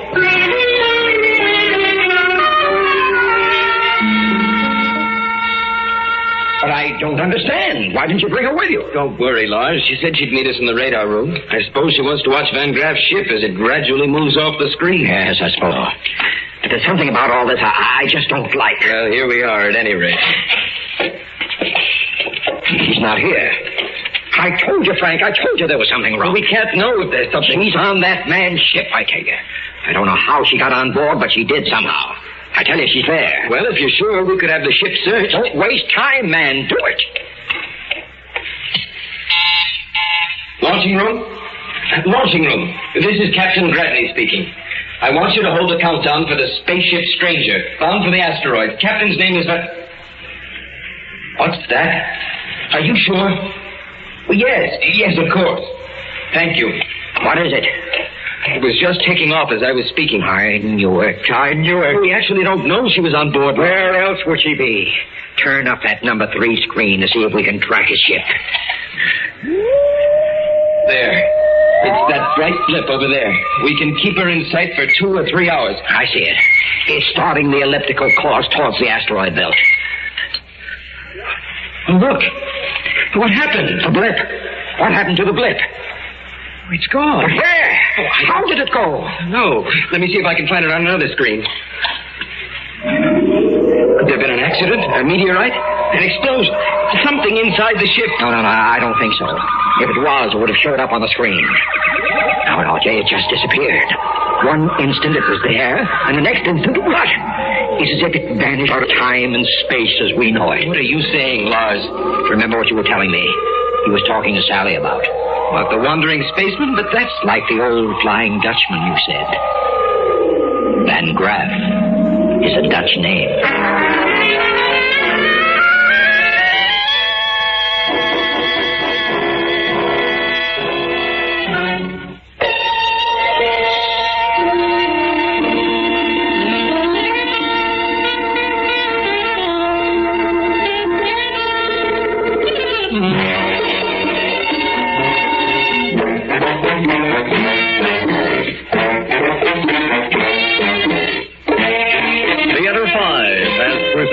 The Wandering Spaceman, written by Mort Golding and directed by Ted Bell.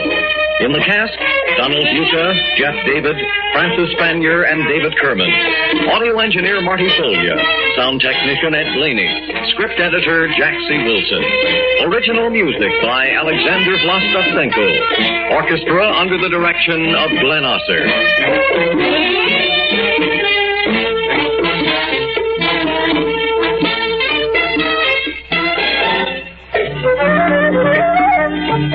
Executive producer for Theater 5, Ted Bell.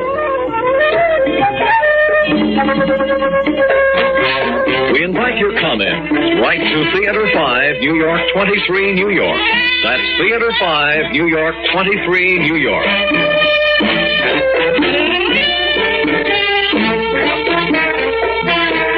This is Fred Foy speaking.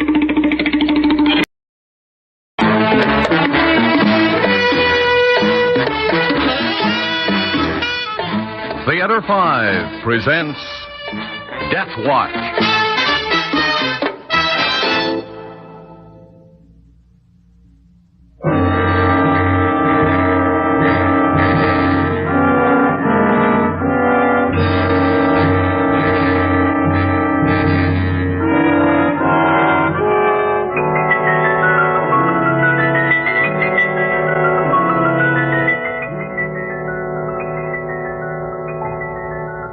Dr. Agnew, telephone. Dr. Agnew, telephone. Agnew here. Oh, Susan, I was just leaving. The cake. No, I'll pick it up. I know the bakery closes at 6. I'm just leaving the hospital now. How's the birthday boy? Yeah, I'll bet he is. Yes, all right. Goodbye. Good night, Doctor. You wouldn't want to make a small profit out of that umbrella of yours, would you? Sure. Here.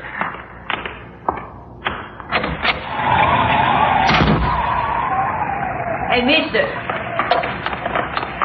Hey, mister. Huh? Oh, you calling me? Yeah, you a doctor? Yes? What kind of doctor? Look, it's raining and I'm in a hurry. I mean, are you a doctor, or, operate on people? Well, yes, I'm a surgeon. Listen, you want to pick up some change? See if you can get me a cab. I'll wait here in the doorway, huh? Doctor, my mother's sick. You come with me, okay? Well, I can't right now. I'm on my way home. She's very sick. Where's your regular doctor? I don't know. I called him. The woman said he's away. Well, didn't she give you the name of another doctor? Well, I called him. The woman told me a couple hours. I waited, but he didn't come. Hey, Doc, I think my old lady, she's dying. Well, look, son, the hospital is right there. I'll tell you what you do. No.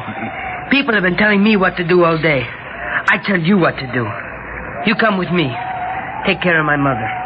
Oh, son, I just can't go Doc, with you. I got a gun in my pocket. You want to see it? It's pointed right at your belly. I'm not going looking for no more doctors. I got a doctor. Now, you come with me. You better take it easy, son. You might get yourself in trouble trying something like this. You think I don't know how to use the gun? You pull the trigger, it goes off. You think I'm afraid to pull the trigger? No, all right. Have it your own way. But let's grab a cab, okay? No need getting pneumonia. No taxi. I don't need a hacky to worry about, too. Come on, we'll walk. In this? It's not very far. Look, son. I'm not your son, Ibarro. You want to call me something? I got a name. Angel Serafano. That's my name.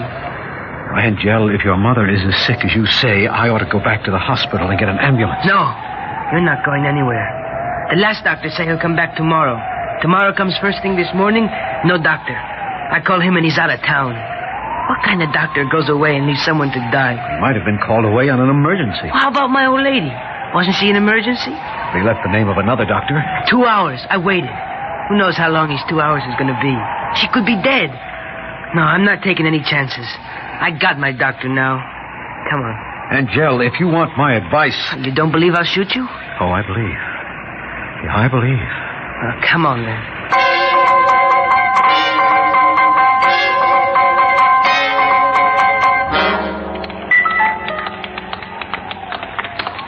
I live here. Come on.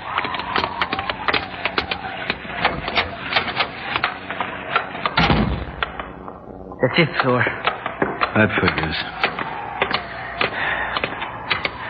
What did the other doctor say was the matter with your mother? He tell her a something. A bug, you know. A virus? Virus, yeah. She was coughing real bad every second. Oh, like she couldn't stop. You brought me here at gunpoint because your mother has a virus? Angel, people don't ordinarily die of colds. I mean, a virus isn't necessarily fatal. You said your mother was dying. You gonna tell me it ain't serious, too? That's what he said, the other doctor. Nothing serious, he said. I'll be back tomorrow. Big deal.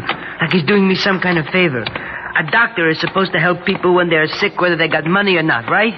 If the doctor told you your mother wasn't seriously ill, she wasn't. Whether or not you have money doesn't matter. You know how long I wait the first time? From 9 o'clock when my old lady first called the welfare till 6 o'clock at night. I'm sure the doctor got there as quickly as he could. You got money, you live at a fancy address. You just pick up the phone, call the doctor, and he's at your house in 10, 20 minutes. And you know what his name is going to be. You say, "Come in, Dr. Someone. What's the matter with my old lady, Dr. Someone?" Nice, like that. We're down at the end of the hall. Someone ought to have that skylight fixed. There's 2 inches of water in the hall. You want to report the landlord? My old lady always makes me lock the door. Like we got something to steal. This afternoon she was all right. Then later she started to cough real bad again. And like that all the time. Then she yells Santa Maria and holds onto her breast like she can't stand the pain. Then she can hardly talk. I say, Mama, how do you feel? Well, she can hardly talk with the coughing and the pain. Angel. She just says my name. Angel. Then she pass out. Did she complain of a sharp pain in her arm at any time? I don't remember. I don't think so. She just hold herself and bend over. Well, like she got cramps or something. Hey, do you have a phone? Oh, sure. We got a phone in every room. What do you need a phone for? We might have to call an ambulance. Oh, no. You ain't gonna take her away from here. She stays here or I know she gets taken care of. But she might need hospital care. Oh, sure. Some doc from the welfare comes by and looks at the sign on her bed once a day. Charity patients get the same care as people who can afford to pay. The same doctors treat Look, I'm making sure my old lady gets the best. You're staying here till she's okay again. Well, isn't there a phone anywhere in the building? There's a booth on the corner, but you ain't using it. So don't get any ideas. In case you think I was fooling about the gun. Here, take a look. 6 bullets, see?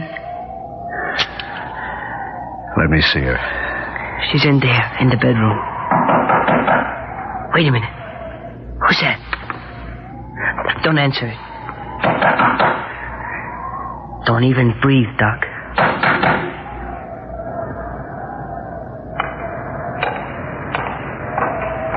Okay, you're gone. Come on, look at my old lady now.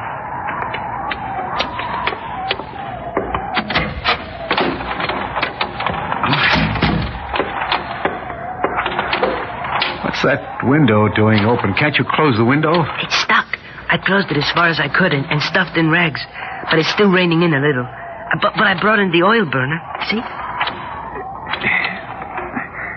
That window ought to be fixed. Do you have an old blanket, newspapers, anything? Here, take my blanket. Better get something to mop up the water. Mama, I brought a doctor. Wait, I'll put on the light. It hurt her eyes before. Close your eyes, Mama. I'm going to turn on the light. Angel, I'm dripping wet. Do you have a towel? Hey, sure, Doc. Here.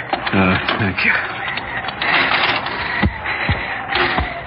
Now, tell me, when did she have her first attack? Huh? When did she get this pain? Oh, about 2 hours ago. Well, turn the shade this way, and let's have a look, huh? Mrs. Sarafano, are you awake? I'm Dr. Agnew. A doctor with a name, Mama. Mrs. Sarafano. Wipe off my bag and hand it to me, please. Sure. Here, Doc.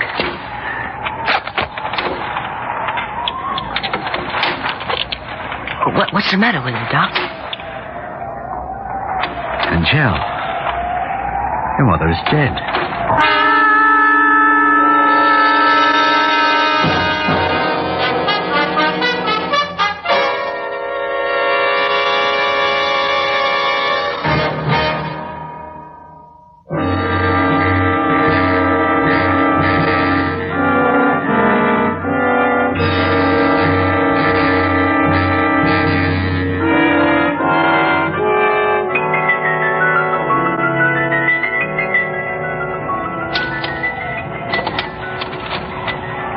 Mama, you're going to be okay now. I got a doc. Angel, listen to me. Your mother is dead. No, she's not dead. She's breathing. I hear her breathing. Well, listen to me. You have to accept it. She's gone. Her heart has stopped. I was just talking to her. She's alive. Oh, I'll have to phone for an ambulance. No, you're staying here. Angel, try to understand. There's nothing more I can do. Your mother is dead. Mama? Are you sure there isn't a phone anywhere in the building? You don't care. You don't care. Nobody cares if she dies. Old fat Spanish lady. Who's she? Well, she's my mother. My mother, and she ain't gonna die. You're going to make her live. Now, here, Angel, you better take one of these. What's that? Something to knock me out? It's a sedative.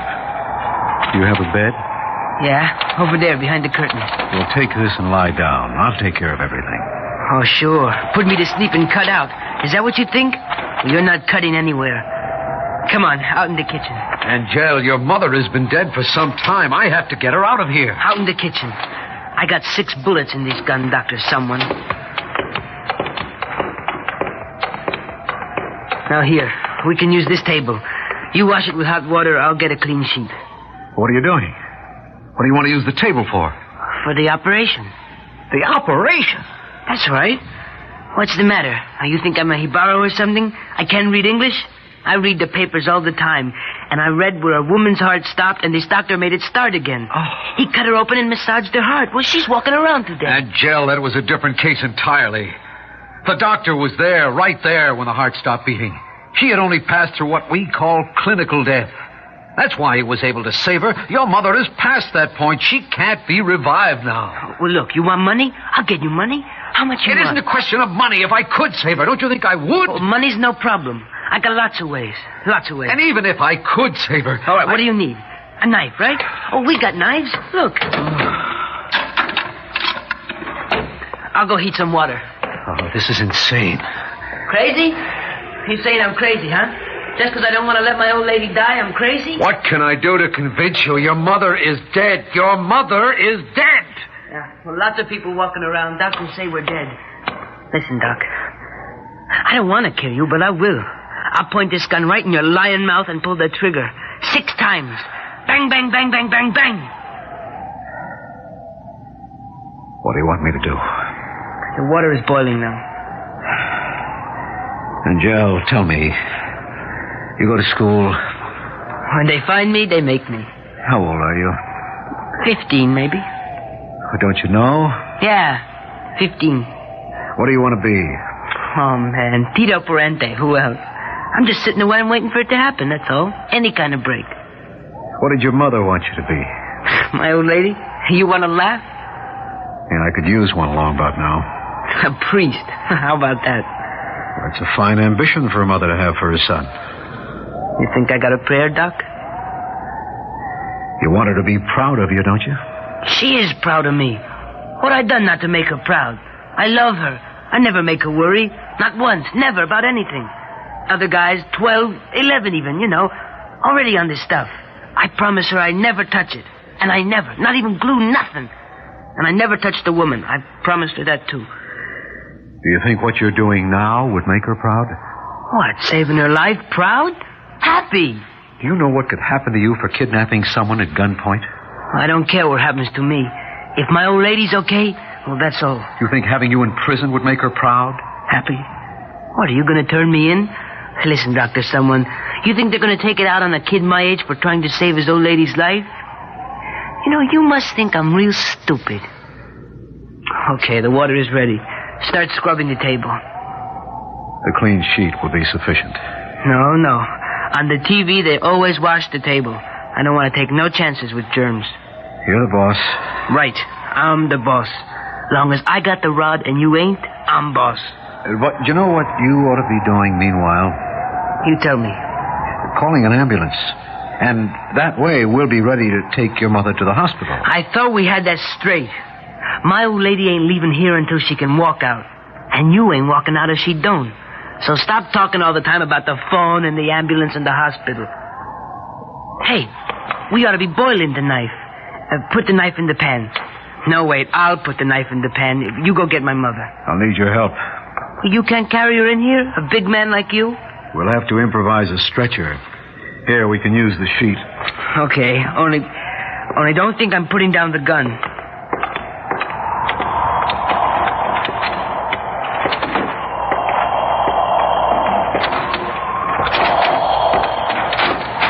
All right. Careful now. Pull out the sheet and roll both sides so you can get a grip. Dr. Someone, I don't think I can do this and still hold the gun. You do it. All right. There. Now grab hold of each end and watch it. You should not have tried that, Doc. You could have gotten yourself killed. Listen to me. Your mother is dead. Dead, do you understand? I can't save her. Nothing I can do, nothing you can make me do will bring her back to life. You think someone will hear the gunshot and come here, huh? You don't know this neighborhood, Doc. People hear a gun go off around here, and they run and hide and lock their doors. Guns go off around here all the time. Nobody comes, not even the fuzz. So relax. Nobody's coming. Nobody's gonna bother us. You're gonna have to carry her yourself, Doc. I ain't taking no more chances with you. That's right. Easy. Easy. All right, now put her right there on the nice clean table. Angel, I can't do this. I can't let you do this. Oh, you think I won't be able to watch? Don't worry, Doc. I won't faint. I'm gonna see you do it right. Well, let's go. I can't do this. I won't. I don't care what you do to me. You don't? All right. Straight in your mouth, Doc. 4 bullets. And maybe I'll do you a favor and save the last one for your guts. You got a wife, Doc? Yes. A kid, maybe, huh? Yes. Oh, too bad. I wouldn't want to be your wife and have to identify you. You're not going to be pretty, Doc. Okay. I'm going to count to 3. I'll count slow. Real slow. 1, 2, 3. What was that? She spoke to me. Mama, I was only trying to frighten him. I wasn't going to shoot him, honest, Mama. You don't have to worry. You're going to be all right now, Mama. You'll be all right. You want to go to the hospital? Okay. We'll take you to the hospital. I'll go with the doc while he calls an ambulance. Mama, he's got a name. Dr. Agnew. He's your doctor, Mama. He'll be the same one every time. Look, Mama, I'm putting down the gun. Here, Mommy. Here's the gun, see? All right, Doc. We'll call the ambulance. She's going to be okay now, right? Come on, Angel. Who's that? It's all right, Angel. Let whoever it is in. Oh, they might try to stop us. Tell us the hospital is full. Why should they do that? I don't know. I won't let them, Angel. I promise. All right. Good evening. Does Mrs. Sarafano live here? Yes, she's my mother. I'm Dr. Southwick. I was here earlier, but no one was home. How is your mother?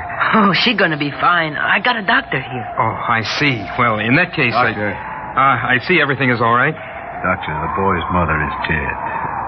She's been dead for some time. Will you call an ambulance? She isn't dead. You heard her. She was talking to me just now. She told me not to hurt you. That's why I didn't shoot you. Didn't you hear her? I'll take care of things, Doctor. Just, get the ambulance, will you? Yes, right away. No, you're not going to take her away from me. Don't leave me alone here. I won't leave you alone, Angel. You can come to the hospital, too. You can even stay there for a while if you want to. I can stay in the hospital, but near my old lady. Well, it's another part of the hospital. You couldn't stay in the women's section, but there's a place where there are some other boys your own age. Waiting for their old ladies, too, huh? That's right. Sure. And we'll leave the hospital together. Well, it might take a long time, Angel. Oh, that's okay. I got lots of time. I'm young. 15, maybe. Listen. It stopped raining. Oh, that's good. She won't get wet. No, Angel. She won't get wet.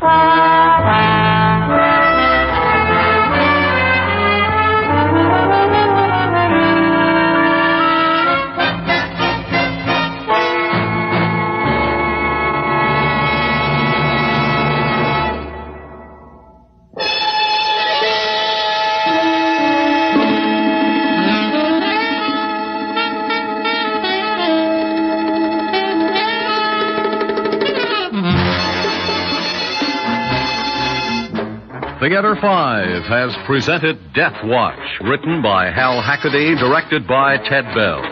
In the cast, George Petrie, Don Scardino, Evelyn Juster, and Ronald Liss. Script editor, Jack C. Wilson.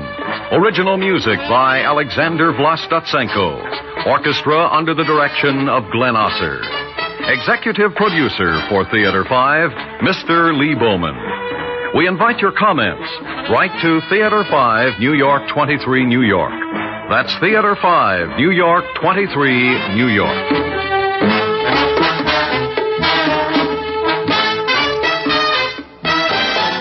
This is Fred Foy speaking.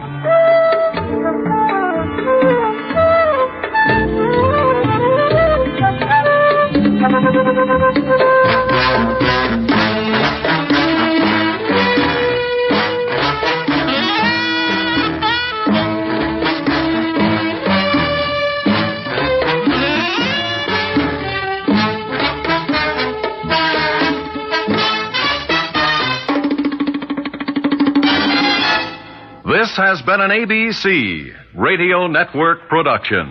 Fran? Fran, who's that man? Huh? That man in the guest room. Mary, what are you talking about? There's a strange man asleep in our guest room.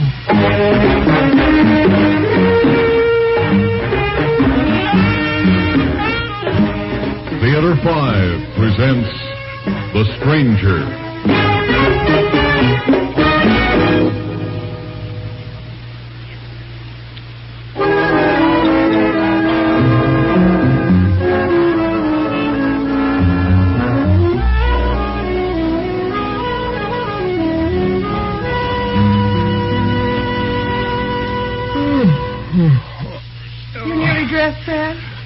Give me another minute or a half an hour or something.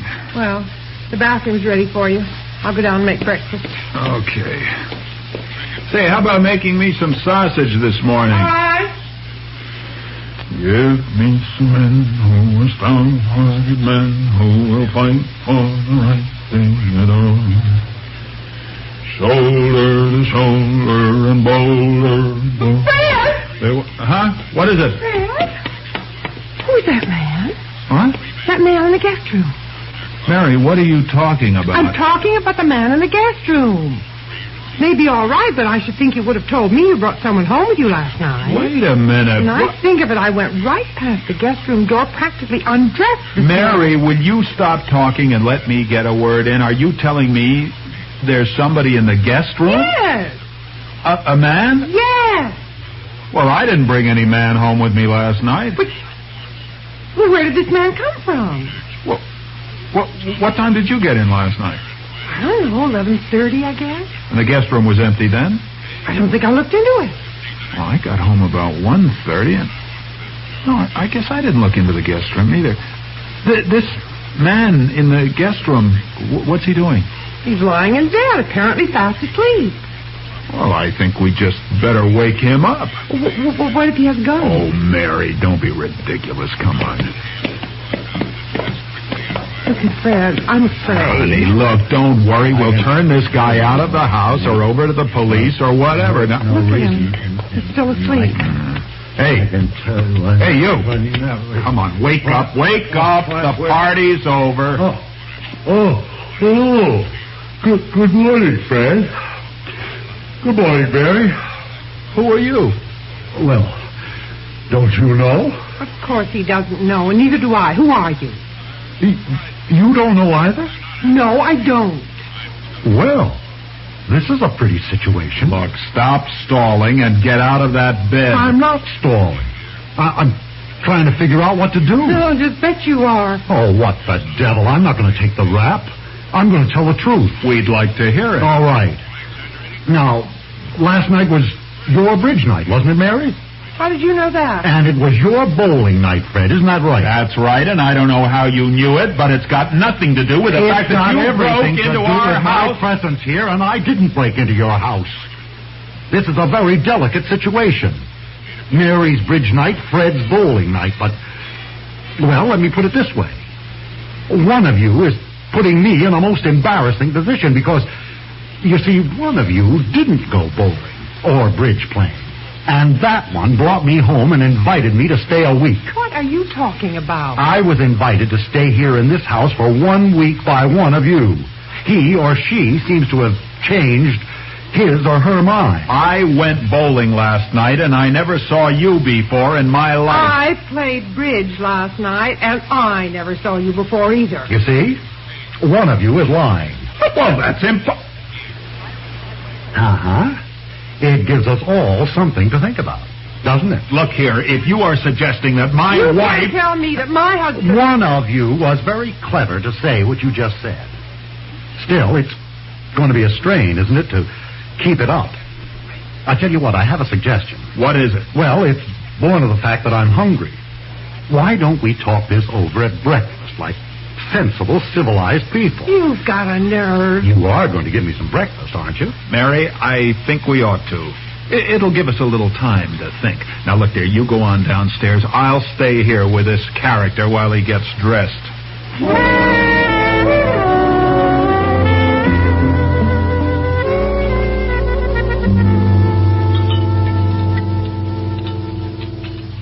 more coffee? Oh, thank you. I will, yes. Are you ready to talk now? Well, I really told you all I have to say. Oh, this is good coffee, Mary. So glad you like it. I'm willing to answer questions if you have any. All right. Now, you say one of us brought you home last night. Which one? Now, that's the question I'm not going to answer. Why not? Well, the person who brought me home doesn't want his or her husband or wife to know where he or she was last night. And you know what? On reflection, I can see why. This is ridiculous. Of course it is. You came home about 11:30, right? Yes. And I got home about 1:30. And by that time, Mary was asleep. Now, where does that get either of you? Well, I've got a question. According to your story, you knew one of us, only one of us. But when you woke up this morning, you called us both by name. Now, how do you account for that? The person I was with last night talked about the person he or she was married to. As a matter of fact, under the circumstances, it was quite natural to do so. What circumstance? One of you knows very well what circumstances, and the other will have to guess. Fred, were you with your bowling team last night? Yes. How about you? I played bridge at Agatha's house. That's what you say. What do you mean by that? I mean, that's what you say. He says differently. No, he doesn't. He says differently about you. Oh, this is great. This is. I've been reading for years about the kind of thing that goes on in the suburbs, the discontented wives. The philandering husband. And I'll tell you the truth, I honestly didn't think it applied to this suburb, or at least to this house in this suburb. What are you trying to pretend, Fred? That I've had an affair? I don't know what has happened, but I know I'm going to find out one thing. What's Agatha's phone number? SC44099. What do you think you're going to find out? I am just going to get a couple of things straightened out. Believe me, it's time we got the cards out on the table. We'll just find out. Hello, Agatha. This is Fred Denton. Agatha, Mary has gone out this morning, and I can't find a little black notebook that she was carrying for me last night. I wonder if she left it at your house? Oh, I see. Well, she was there, wasn't she? She was either supposed to go to your house or... Oh, yeah, that's right. It was bridge night. Okay, well, the notebook will probably turn up. Thanks, Agatha. Bye. Give me that phone. And what do you think you're doing? Never you mind. You just never mind. Don't think you're the only one that can go around checking up on things. Well, hello? Harry? Well, this is Mary. Listen, Harry, confidentially, what is the best bowling score my husband ever had? Oh, I see. Well, he hasn't been bragging then. What did he bowl the last time? Oh, that's right. It was last night, wasn't it? No, I just didn't think he was that good, and I've been kidding him. Well, thank you, Harry. Bye. Mary? Yes, Fred. I'm ashamed. I'm ashamed, too. Of course, either Agatha or Harry was fixed beforehand. You shut up. All right, if you want me to. I trust my wife implicitly. That's And splendid. I trust my husband. Admirable. What is your game, anyhow? It doesn't seem to do much good for me to tell the truth to you people. You're going to tell the truth before I get through with you. You bet you are, coming in here and upsetting us this way. Now, you've had your breakfast, and you probably think you're going to leave now. Well, you're not. You're going to stay in this house until we get to the bottom of all this. Of course I am. I've been invited for a week.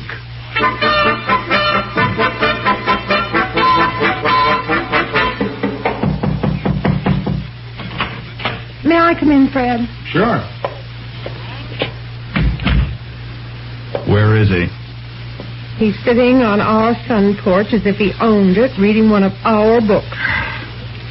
Well, I wouldn't have let it go on this way if it weren't that I run the business from home here. I should hope not. I wouldn't want to be alone with him. But in all of these days, what is it, 3 or 4 days, we haven't found out a thing.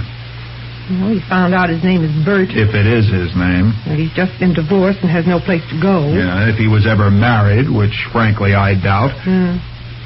Or do you find him attractive, Mary? What do you mean by that?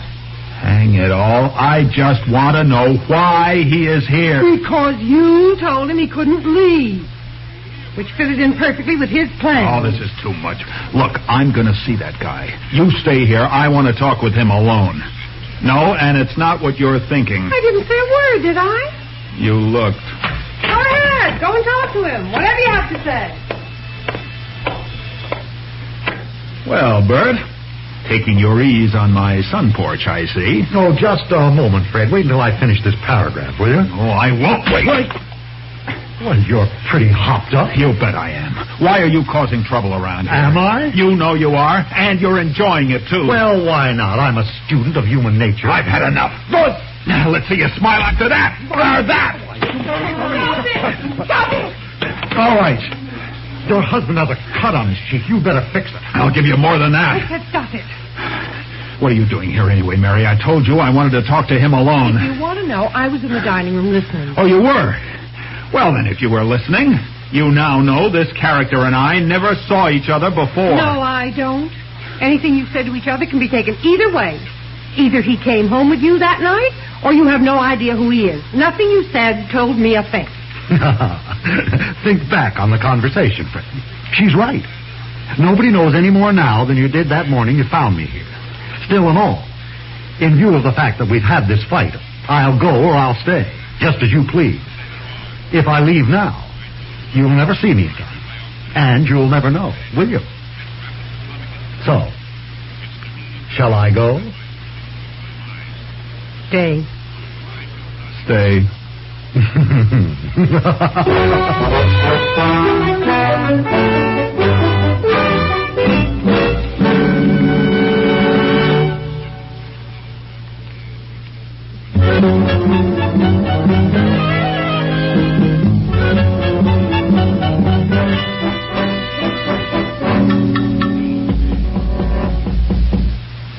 Come in. Oh, hi, Mary. Everything under control? Everything's under control, including dinner. Oh, is it really that late? Mm-hmm. I've been catching up on some work I should have done earlier this week. Well, dinner's ready. And our guest? Upstairs. Do you know, Mary, we haven't said a single thing about why Bert is here or that fantastic story he gave us or anything at all since he and I had that fight. I know. Of course, I don't know what you're saying to him while I'm here in the office. Now, Fred, I thought we agreed we would just forget those suspicions. Oh, I didn't mean it that way, honey. What I mean is it's actually been kind of pleasant since the fight. Well, I hate to agree that that's true. It's been as if you were, I don't know. One of the family. That's right. It's all wrong, of course. I know. The truth of the matter is that since the fight, we've all been getting along beautifully, and we haven't found out a thing. Well, it's just been easier for us to be pleasant because we're pleasant suburban people. That's what I mean. And you know something, Fred? What? This is our last chance. What do you mean? He was going to stay a week. At 1:30 tomorrow night. That week is over. At 11:30 tomorrow night. Oh, no, please, Fred. Well, sometime tomorrow night. All right. We've got a little more than 24 hours to find out all about this man and what he's been up to. All right? Now, is dinner ready? Yes. Okay, come on. And let's make it a pretty tough dinner for him.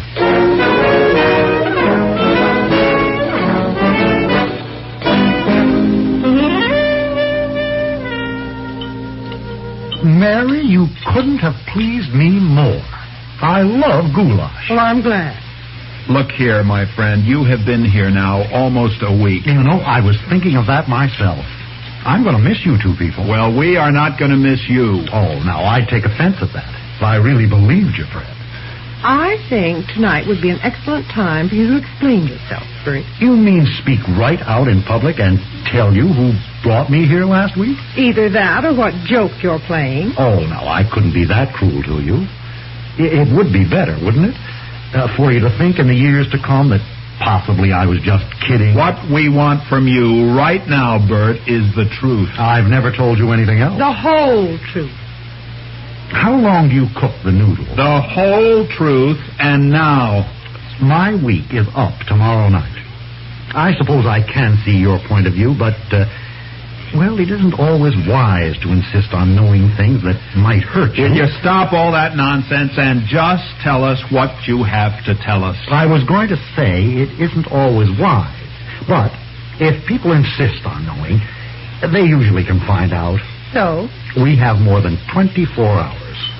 I don't want to ruin an excellent meal, but I can give you a promise. What is it? Well, I arrived in this house sometime between 11:30 and 1:30 a week ago tomorrow night. By tomorrow night, at that time, you, Fred, and you, Mary, won't have any further doubt. Look, I want an answer from you, and I want it now. Well, you're not going to get it. Wait a minute. Now, what do you tell us what's going on here? Stop it! Are you going to tell me? Fred, stop it! Don't hit him! All right, Mary.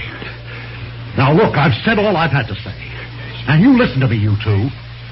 Tomorrow night, both of you will be quite certain that you know the truth.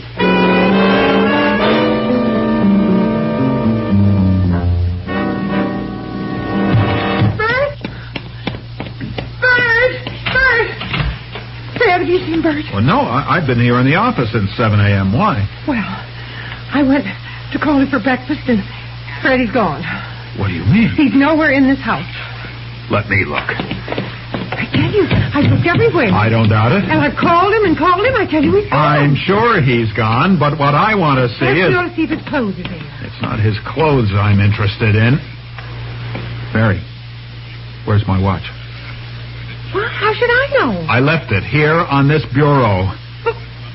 What did he... Exactly. Where are you going? To check on other things. What other things? The silverware, for one thing. Fred!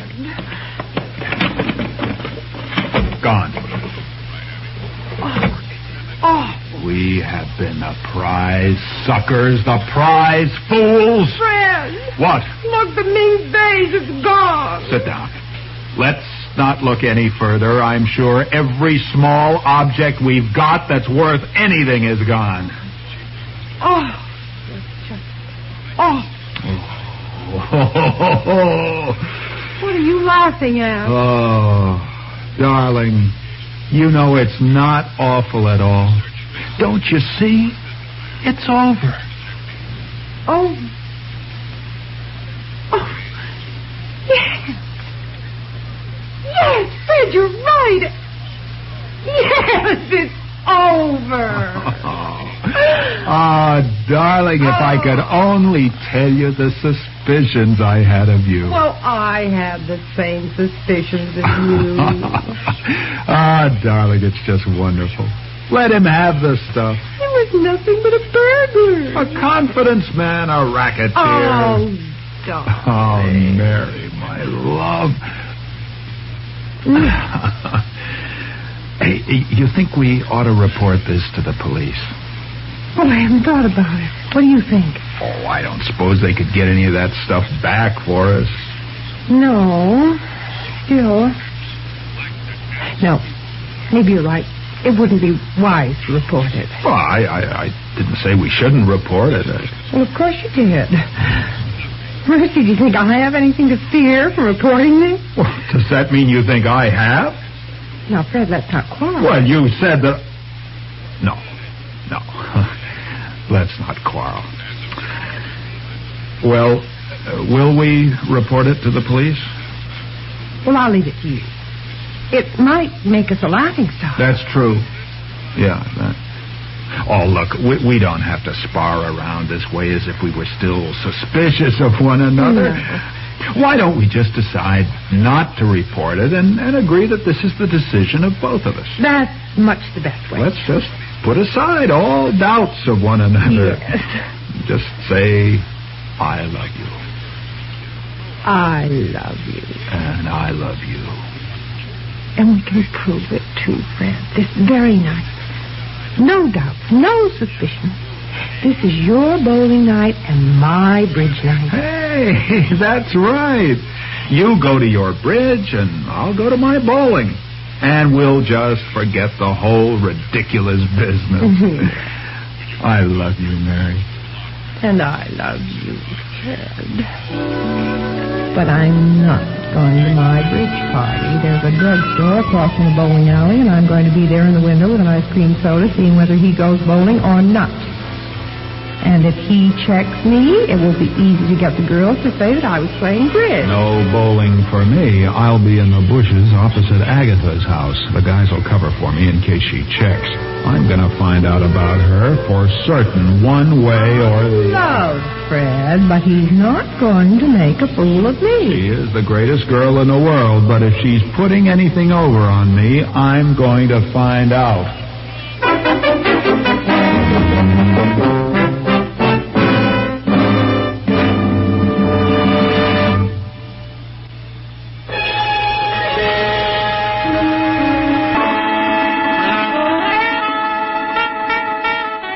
Theater 5 has presented The Stranger, written by Robert Senadella and directed by Warren Somerville.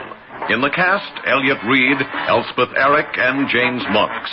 Audio engineer Bill Sandreuter. Sound technician M.C. Brock. Script editor Jack C. Wilson. Original music by Alexander Vlastotsenko. Orchestra under the direction of Glenn Osser. Executive producer for Theater 5, Edward A. Byron.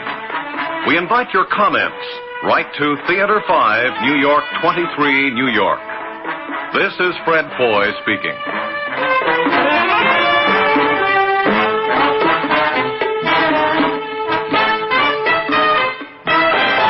This has been an ABC Radio Network production.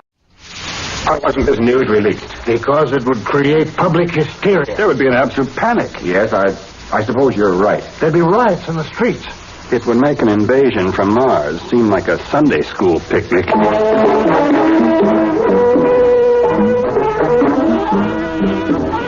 Theater 5 presents The New Order.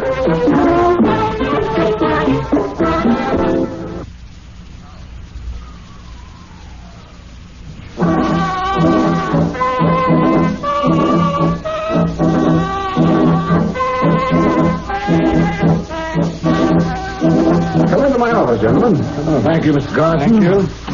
I'm John Clements, and this is my assistant, Sam Winston. How do you do? As you know, we're from the National Board. And what can we at Robots Unlimited do for you? Well, of course, you're aware that there's a new investigation of robotry. There's always a new investigation of robots and Robots Unlimited, gentlemen. I just hope I haven't accidentally broken the rules of the charter. No, nothing like that. In fact, we wish all government departments were run as efficiently as this one. Well, thank you. Actually, we're here, Mr. Garson, because people are... Well, they're getting very worried about robotry. Worried? It goes even deeper than that. They're afraid of the newest robots. But there's no reason to fear robots. I doubt we can convince people of that. At one time, a robot was a mechanical man with flashing lights for eyes, antennae for ears, and, well, he was obviously a robot. But now you can't tell a mechanical man from a human, except through dissection. No, there is another way, gentlemen. A robot is different from a human being because it does not know how to hate. And most important, it cannot bring harm to any human. Now, this is an integral part of the robot makeup. In fact, it's the first law of robotics. And that's precisely why we're here, Mr... Oh, excuse me. Yes, Garson here. Mr. Garson, Adam C. is ready for testing. Have Adam C. wait, please. Gentlemen, would you like to see an interesting test? What kind of test? Well, Adam C. is an R4 robot. I thought all R4s were supposed to be destroyed. Yes, that is, the charter states that when a robot type becomes obsolete, it should be destroyed. Why hasn't that been done? Well, the charter also gives a time limit for possible modification. So I've been working on the R4s. You see, there are two basic differences between the R4s and the R5s. The R4 voice was metallic and it had a sort of built-in echo. But the R5 voice is as human as yours or mine. The other difference is, well, I'll call it the nervous system, connecting the brain to the voice box. Well, in the R4, the working of the brain was not attuned to the voice box. The R4 could solve problems, but could not transmit the answers vocally. This, of course, made the R4 a worker with a very limited capacity and range. The R5, however, solves problems and then gives the answers. or it transmits the answers into action just as a human would. And have you managed to alter the R4 enough to meet the new specifications? Yes. Adam C will be the 15th XR4 I've tested. The others have all met the new specifications. According to the terms of the charter, if Adam C passes his tests, I'll have the right to modify all other R4s. There's a total of 528 of them. Well, gentlemen, would you like to see the test? Yes, I would. And so would I. Good. I'm sure you'll find it quite absorbing. Oh, please send Adam C in. Yes, Mr. Garson. Gentlemen, would you like a cigarette? Oh, thank you. No, thanks. I'm going to introduce you to Adam C as I would a human. I ask you to cooperate. Are you trying to tell us that robots have feelings? Well, not as we know feelings, no. But their tuning can be upset by, well, unexpected rudeness, for example. Oh, come in. Adam C. reporting his orders, Mr. Garson. Oh, Adam C. This is Mr. Clements and Mr. Winston. They are government investigators. I'm honored to know you, gentlemen. How do you do? Pleased to meet you. Now, Adam C. Yes, Mr. Garson. Do you understand why you're here? Yes, sir.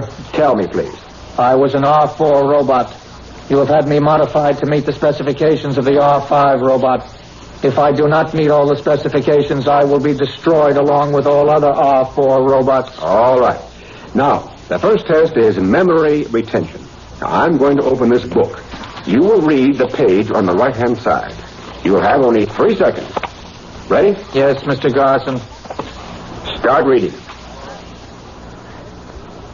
All right, now. Adam C., in your opinion, what kind of book is this? It seems to be a work of fiction. Oh, be more specific, please. I cannot be more specific, Mr. Garson. It seems to be a work of fiction. However, it could also be a biography, or it could be history done in a fictional style. Very good. And now I want you to read from memory the 19th and 20th lines on that particular page. The lines are a piece of dialogue. Quote, I don't like the idea of Ferguson and Martin meeting as equals, Kramer declared, adding in a low voice, their ideologies are simply not compatible, unquote. Fine. And now, gentlemen, would you like to see the page? Yeah. All right. Now, here's the book, Mr. Clements, page 47. Thank you. Let's see. That's right. Count down to the 19th line. I think you'll find that Adam C. read word for word that line and the one that follows. Huh. You know, this is amazing. It's not just amazing, it's completely incredible. Incredible? No, Mr. Winston. You see, the robot's brain is uncluttered with irrelevancies. What's the next test, Mr. Garson? Mental arithmetic. May I give Adam C. the problem? Oh, by all means, please do. Can I have that piece of blank paper on your desk? Oh, surely. Here you are. Thank you. Adam C. Yes, Mr. Clements. I want you to solve this arithmetic problem for me. Yes, sir. Multiply 7,927 by 4,684. And then I want you to divide the total by 424. That is the problem, Mr. Clements? Yes. The answer is 87,570, plus the fraction 97,106. Well, Mr. Clements? I haven't figured it out for myself yet. Well, I'm sure you'll find that Adam C.'s answer is correct. Well, here's the total of the multiplication. 37,130,068. Correct, Mr. Clements. You can prove the answer quite simply about that. Yes, I know how, Mr. Garson. Well, Adam C., if Mr. Clements finds your answer to be correct, you may return to the waiting room for further instruction. Yes, Mr. Garson. Well, the answer is correct, all right. That'll be all, Adam C. Goodbye, Mr. Garson. Gentlemen, being with you has been a pleasure.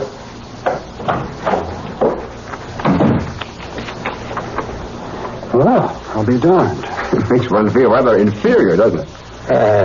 Mr. Garson, before this test, we were speaking about the first law of robotics. Oh, yes, so we were. Well, I think we're all aware of the fact that without this safeguard of the first law, Robots Unlimited would never have been granted a charter. In fact, the manufacture of human-type robots would not have been permitted. That's true. However, there is one man who can alter this first law, Professor Albert Dean, inventor of the human-type robot. And Professor Dean has been missing for the past 5 days. Missing? He disappeared from his home 5 days ago. Why wasn't this news released? Because the newspapers would pull out all the stops. There'd be panic. For the same reason, we didn't release another fact. That Professor Dean had been experimenting with a new robot. One to which the first law of robotics does not apply. You can imagine what the newspapers would do with that. Yes. This new robot type... Did you know that Professor Dean was working on it? Well, yes, I did. Well, at least there was a rumor to that effect. Did you approve? Well, it makes small difference how I felt, Mr. Clemens. The matter was out of my hands. Professor Dean wasn't and isn't under my supervision. Yes, well, that's true enough. He was our responsibility. Mr. Garson, you were selected as general manager of Robots Unlimited because of your excellent record in government service. Your background of loyalty is impeccable. Thank you, but what is it you're trying to say, Mr. Clemens? We're expecting that you'll cooperate with us in this matter. Well, of course. Just tell me what it is that you want me to do. Well, at the moment, Winston and I would like the run of this building and the grounds. Very well. Feel free to go anywhere. Then later on today, we'll probably have another talk with you. Anytime at all. Good. I don't think I have to tell you how important it is that we find Professor Dean as soon as possible. Now, that's rather obvious, Mr. Clemens. The professor's knowledge of robotics can be a very dangerous thing if, for instance, he were kidnapped by a foreign power. Exactly. Well, thank you for everything. Gentlemen, if there's anything else that you need, just let me know. We will, and thanks again. Thank you.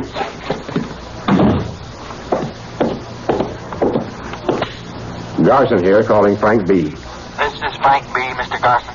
Did you monitor my conversation with the government investigators? Yes, sir. Do you have any orders concerning them? Just this. Cooperate with them in every way, but watch them carefully. Very carefully.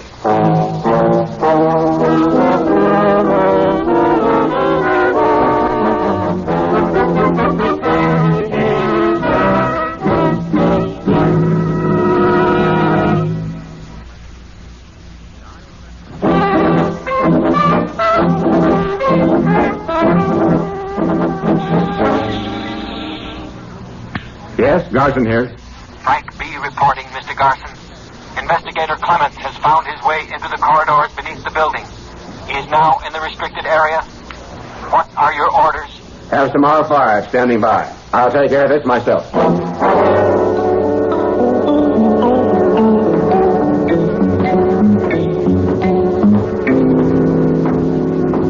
Oh, Mr. Clements. What? You should have told me you wanted to come down here. I'd have provided you with a guide. I just wanted to have a look around. But you could get lost in this maze of passages. What's that? What? That tapping. Tapping? There it is again. It's coming from behind this wall. Mr. Garson, there's someone behind this wall. Oh, I'm sorry you felt you had to come down here, Mr. Clemens. I insist that you... There's no need to insist. There are rooms behind this wall. How do we get to them? Simply by moving this panel. It's a cell. Who's that? Come along, Mr. Clements. Meet Professor Dean.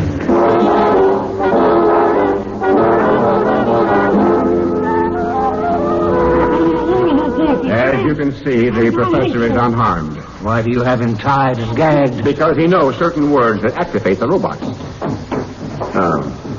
Here they come now. Mr. Garson, I insist that you release Professor Dean. I'm sorry, no. Only you two. Come now, put away that gun. What do you want us to do, Mr. Garson? Take Mr. Clements to a cell. No, they can't carry out that order. Why not, Mr. Clements? Because of the first law of robotics. Robots aren't permitted to harm humans. But they don't intend to harm you. Let me go. See? They're gentle, but very strong. Take him away, please. You'd better have a good answer for all this, Garson. And I think I do.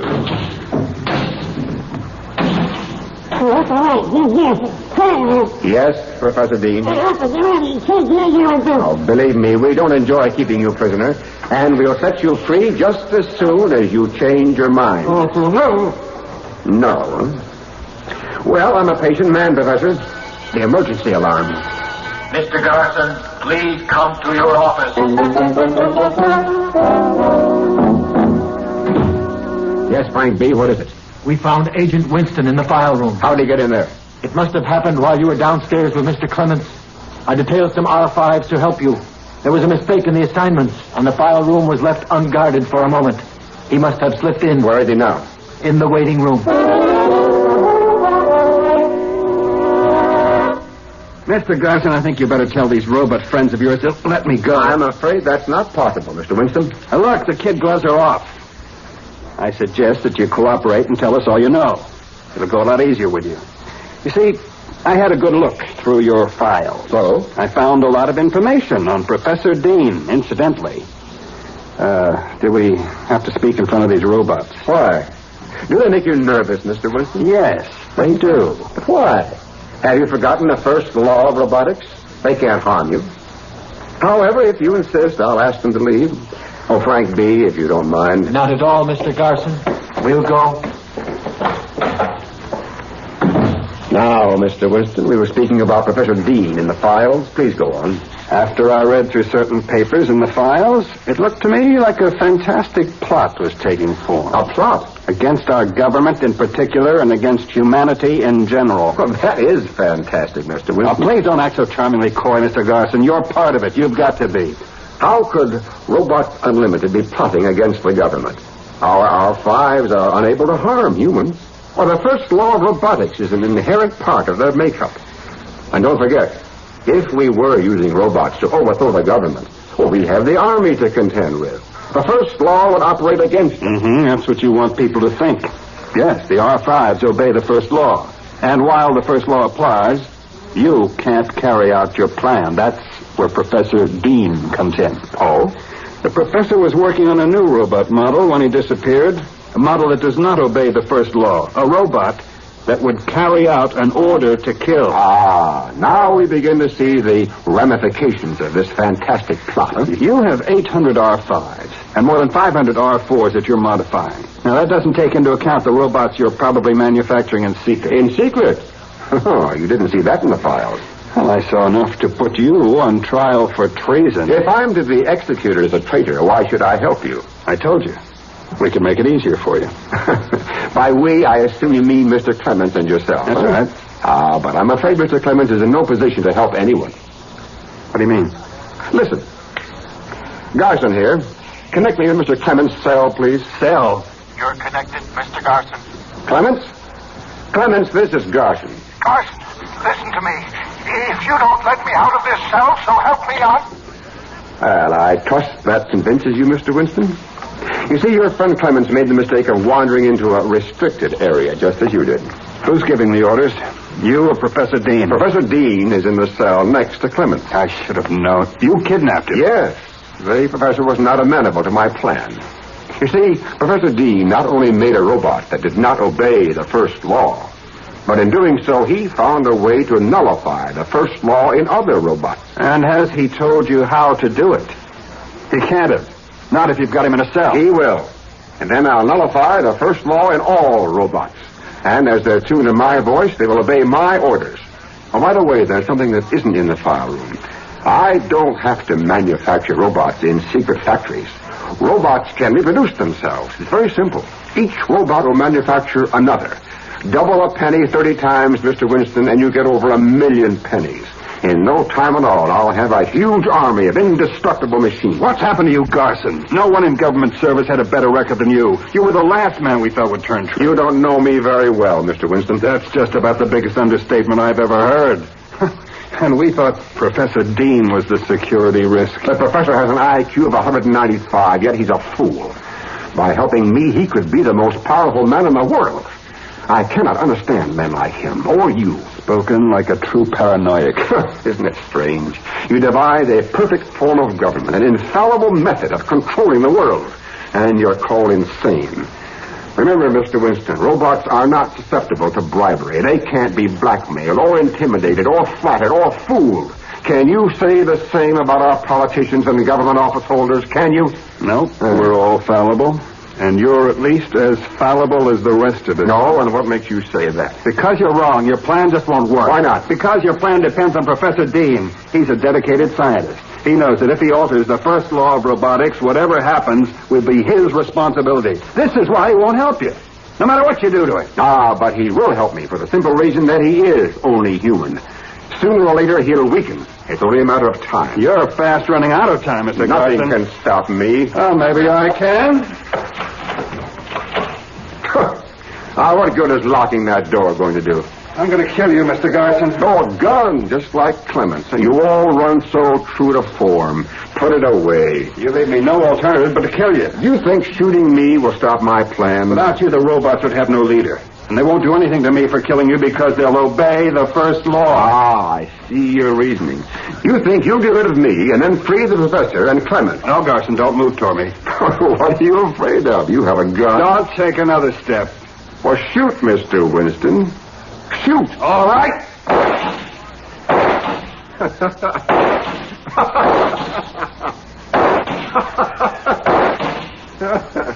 I hit you with every shot. Everyone. You must be a robot? Yes. Yes, I am.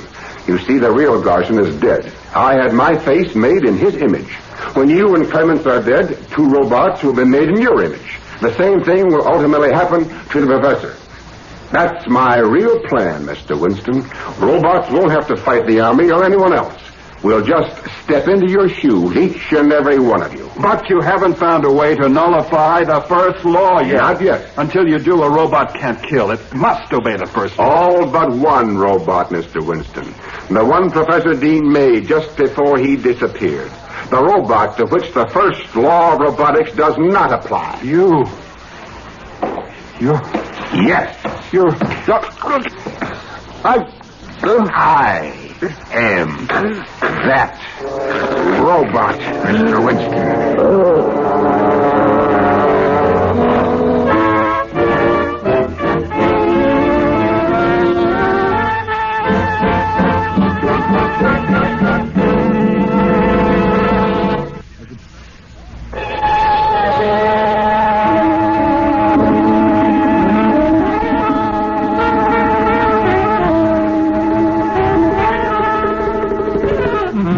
Theater 5 has presented The New Order, written by Don Harry and directed by Ted Bell. In the cast, Jay Barney, Bob Dryden, Jack Manning, Jack Grimes, and Owen Jordan. Audio engineer Neil Pulse. Sound technician Ed Blaney. Script editor Jack C. Wilson. Original music by Alexander Vlastotsenko. Orchestra under the direction of Glenn Osser.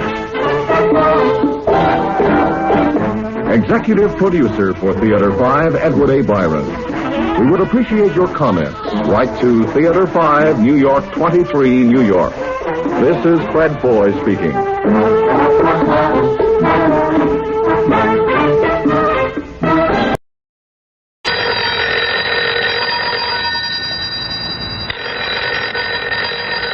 Oh, the phone.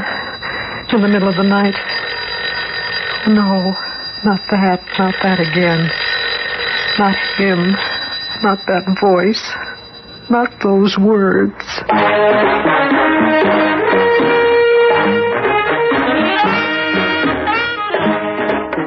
Theater 5 presents Ring of Evil.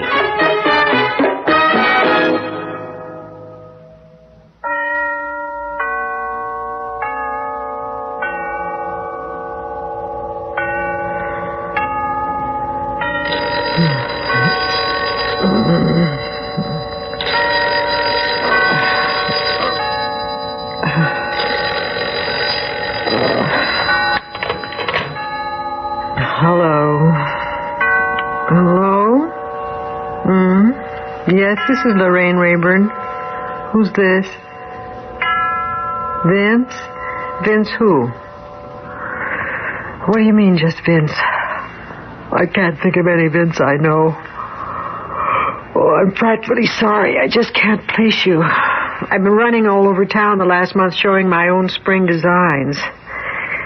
But that's the fashion business at showing time. I hope you don't feel insulted, Vince. It was nearly 1 when I got in, and I passed out from utter fatigue.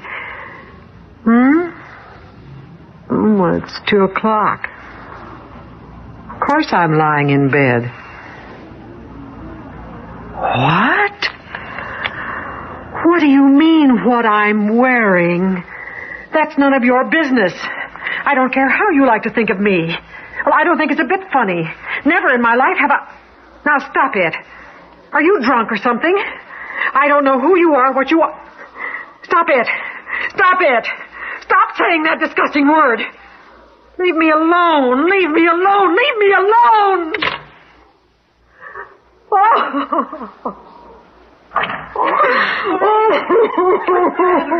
What happened?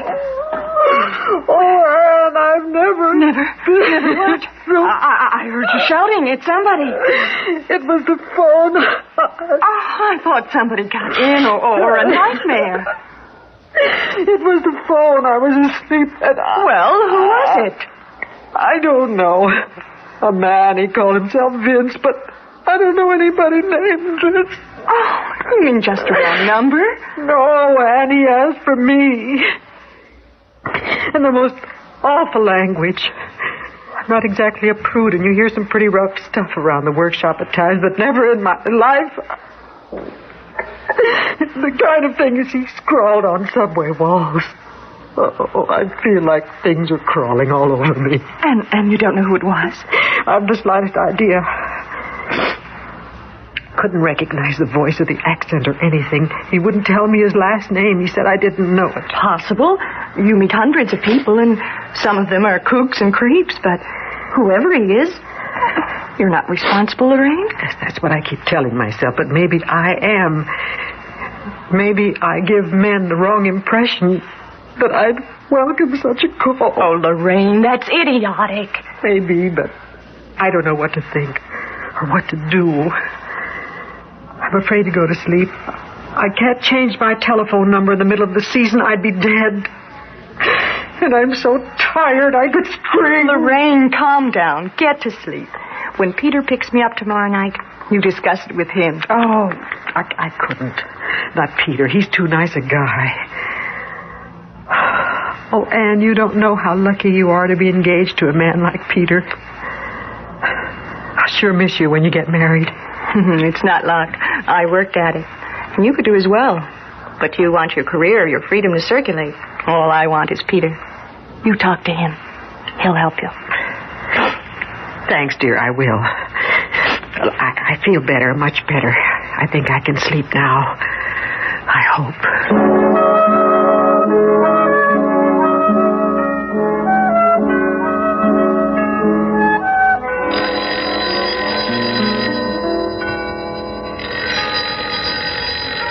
No, don't answer. No. Hello? Yes.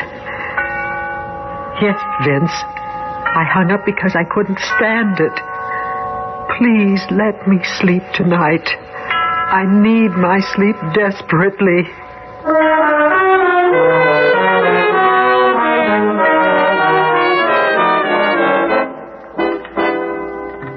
That's terrible, Lorraine. Ann told me a little bit about it at lunch, but I didn't realize it was as repulsive as all that. Oh, Peter, you wouldn't have any idea. Oh, I've heard of things like that. These obscene phone calls, but... Peter, what do you think I can do about it? Well, now, Lorraine, I don't want you to be offended, but are you sure that this whole thing happened? Sure. Well, of course I'm sure. Peter, dear, I heard her shouting. Well, what I'm getting at is, couldn't it have been a nightmare? No, Peter, I saw Lorraine. And I'll swear she was awake. Yes, I was, Peter. And I was for the second call. And most of the rest of the night. I'm just exploring the possibilities. Now, this fellow Vince, would you say he was drunk? Well, he didn't sound drunk. His speech wasn't slurred. It was clear, only too clear. I didn't miss a word. I see. And you've never met anyone by that name? Well, maybe I have, but I can't remember. Well, maybe he got the number from the phone book. Well, you know our number here is unlisted. Well, then you must have given it to him. I guess I must, unless he copied it from some office record somewhere. Oh, Peter, I'm so upset. I thought maybe I ought to call the police. Oh, I think you're making a little too much of this. But what do you advise, Peter? I told Lorraine I was sure you'd have some suggestion or some help. Believe me, I need both. Well, Lorraine, I would try to ignore the whole thing. It may never happen again. And if it does, this Vince character will soon understand that you're too nice a girl to play his game.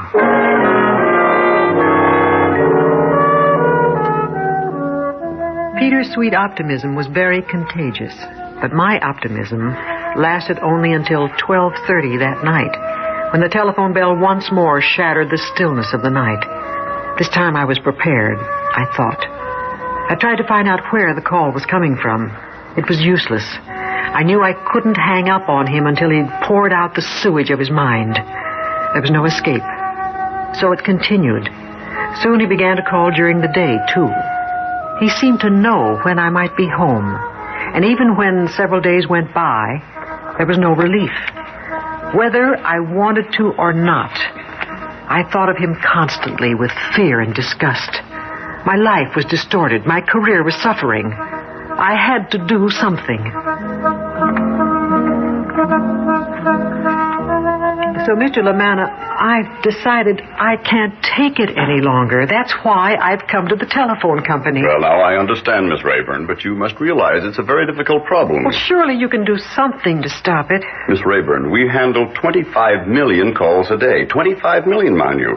Now, our company can't be responsible for the content of these calls. Well, I'm not interested in the 25 million calls. What can you do for me? Well, of course, we can change your number, or we can keep it unlisted, but unfortunately, this would cost you many valuable contacts, both business and social contacts.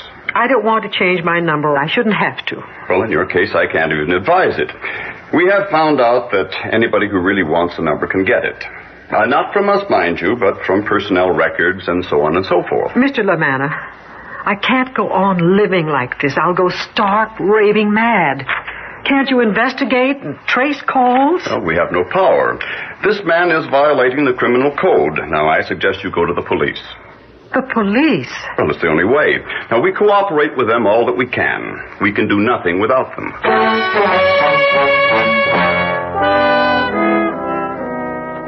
Not at all, Miss Rayburn. It's my job, and I'll do everything I can, but I can do nothing without you. I'd be a pretty poor policeman if I told you otherwise, miss. Detective Simmons, what can I do? I've tried every way to get him to reveal his address, his telephone number, his last name. He's driven me to distraction.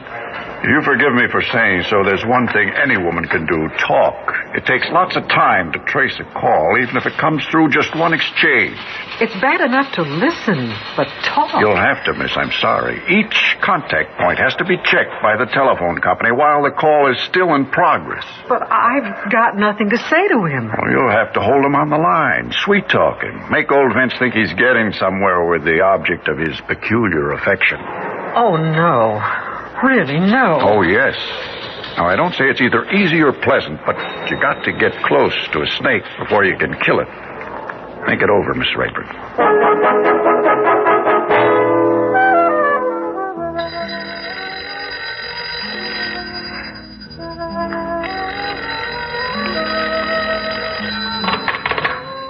Yes. Yes, Vince, I'm here. No, I've been awake. I've been reading. Don't you understand, Vince? I couldn't sleep. I was waiting for your call. I missed you. Of course I did. I can't help it. Your voice is so exciting. It just gives me chills. No, really, it does. It's so exciting.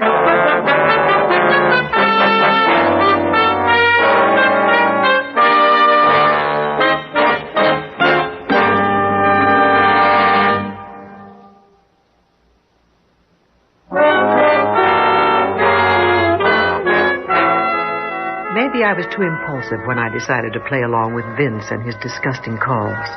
But I had to do something. I found myself in a nightmare that terrified me. Could this be me? Could this be my life I was living? The only thing that kept me going was Detective Simmons and the loyal friendship of Ann Howard and Peter Wardell. At least I could talk to them, and I poured out all my worries and troubles. Lorraine, we'll just have to change our number. Yeah, why don't you? Well, because I promised Detective Simmons I'd see this through, and I'm going to, even if it kills me. Which it may, very well, if you're not sensible. You're not looking well, Lorraine. Oh, I'm just tired. He called twice last night? Once at 1:15 and then 4:30. I kept him talking for 8 minutes the first time and 11 minutes the next, and neither were long enough to trace. I still think Peter ought to stay here in our apartment on the couch tonight. If this Vince heard a man's voice, it would scare him good and plenty. Yes, but I don't want to scare him. It's too late for that. And besides, Peter's done enough. Lorraine, believe me, I'd be glad to. Oh, Peter, you're sweet, but you stayed over twice and lost a lot of sleep for nothing. Just because he didn't call those 2 nights doesn't mean that he won't call tonight. Well, Peter's done enough. He'd be glad to stay, wouldn't you, darling? Of course I would. Lorraine, Ann and I have talked it over, and we feel we can't get married until these calls are stopped once and for all. I wouldn't dream of leaving you alone in this apartment, as long as that man is loose. You two are wonderful. Well, all right, let's try again tonight, Peter. Good. If I could only rid you of this Vince, I'd be the happiest guy in the world. Peter stayed that night, and reassured by his presence, I slept a blessed sleep. But the telephone didn't ring all night, so nothing was accomplished. Nothing seems to work, Detective Simmons. I can't keep this up. I just can't. Isn't there some other way? Why should we be so helpless? Miss Rayburn, everybody's doing all they can, but the calls don't seem to come from the same exchange. The other night, the telephone company traced through 5 digits. Another few minutes, they might have had the whole number, and we could have moved in. But you know, it takes time. The calls just aren't long enough. I try to extend them. Heaven knows I try, but there's just so much I can stand. I listen and talk and listen, and then all of a sudden I feel sick to my stomach. I panic, I admit it. And I close the conversation as fast as I can. You see, I was brought up in a small town, so I suppose this sounds foolish to you. Oh, not a bit, Miss Rayburn. I was brought up in the streets of New York, but some of these guys I feel like handling with tweezers. So I have nothing but admiration for you, miss. You've got guts, if you'll pardon the expression. Well, thank you, but I wish it did me some good. Maybe it will, but that depends on how much more you can do. Not much more.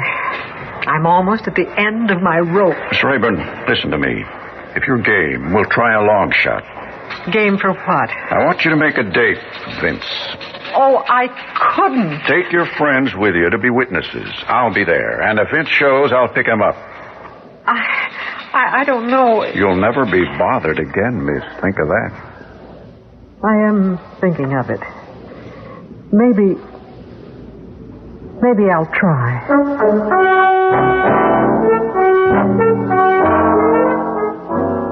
Yes, Vince, I'm listening. Well, sure, honey, I was waiting for your call. That voice of yours is so thrilling. You must be a fascinating guy to be with. No, Vince, I'm not kidding you. It's great talking to you, but, you know, it's been a long time since you first called, and I'm bored with just talk. You know what I mean? Yes, I want to meet you, Vince. I've got to meet you in the worst way. I do nothing but think of you all day and all night. Oh, please, Vince, let's get together. Well, what's there to think about? Not maybe. Say yes. How about tomorrow at 8 o'clock in the evening? You know the Hotel Phyllis? Yes, that's it. 45th Street, just east of Broadway, in the lobby. Well, just wear a red handkerchief in your breast pocket. Oh, don't worry. I'll be there. I'll be there.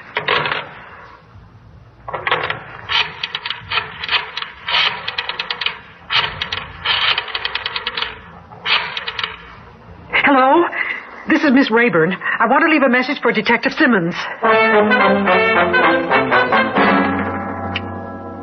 Now, Miss Howard. Yes, Detective Simmons. You sit over in the corner where you can see Miss Rayburn. Read your book, but keep a sharp eye for anyone who approaches her. I'll go there. Casual. Keep it casual. Mr. Mordell? Yes, sir? Lean against the pillar like you were waiting for a date. Whatever you say. Don't glance at Miss Howard or Miss Rayburn. I get it. Where will you be? I'm going to slip on a porter's jacket. Look like I'm cleaning the lobby. I guess that'll make me entirely inconspicuous. Think you're going to nab him tonight? Your guess is as good as mine, Mr. Wardell. Through the corner of my eye, I saw Ann and Peter take their places. A moment later, Detective Simmons started mopping the grimy marble floor. I knew their eyes were on me and their hearts were with me, or I would have run away. As it was, I waited, with my heart pounding, watching the approach of each strange man, looking for the red handkerchief, which meant that this was the malignant spirit who had appropriated my life, scanning each masculine face for the shadow of evil. Time passed slowly like it had in the many nightmares I had known since that first telephone call. I waited. He never showed up. Peter took Ann and me home. I excused myself and went to bed, but not to sleep, not for a long time. Not until I heard the door slam shut as Peter took his leave of Ann. That was the last thing I remembered until...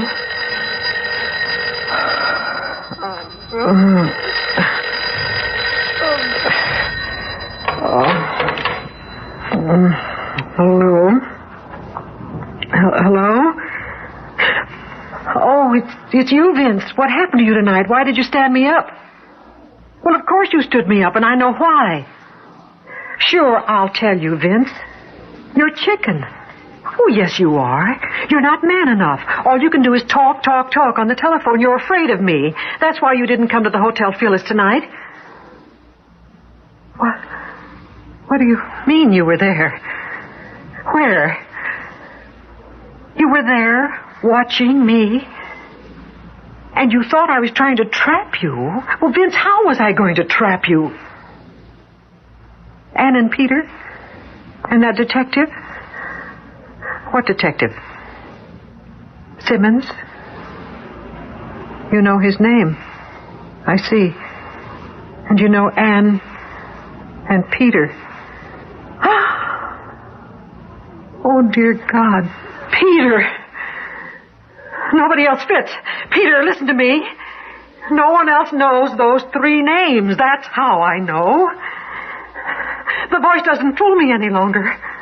Oh, Peter, what am I going to tell Ann? No wonder I never heard from Vince the night you stayed here. Oh, Peter, listen to me. You need help. You're sicker than anyone I've ever known, and unless you get help, I'm going to have to tell Ann the whole story. As sure as God is in his heaven, I'll see that she doesn't marry you, Peter. It's no use telling me that you love her very much. You have to face the fact that you... Peter!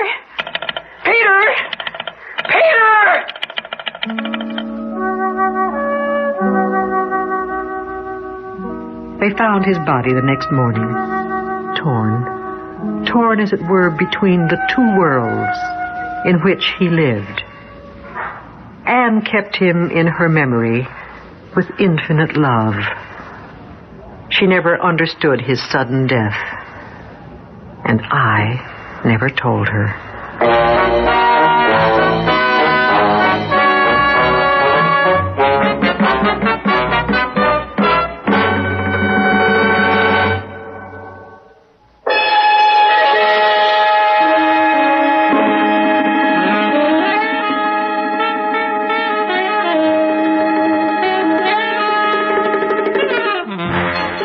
Theater 5 has presented Ring of Evil, written by Raphael David Blau and directed by Ted Bell.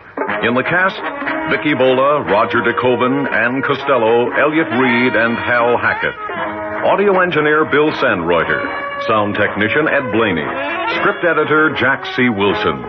Original music by Alexander Vlastotsenko. Orchestra under the direction of Glenn Osser. Executive producer for Theater 5, Edward A. Byron. We appreciate your comments. Write to Theater 5, New York 23, New York. This is Fred Foy speaking.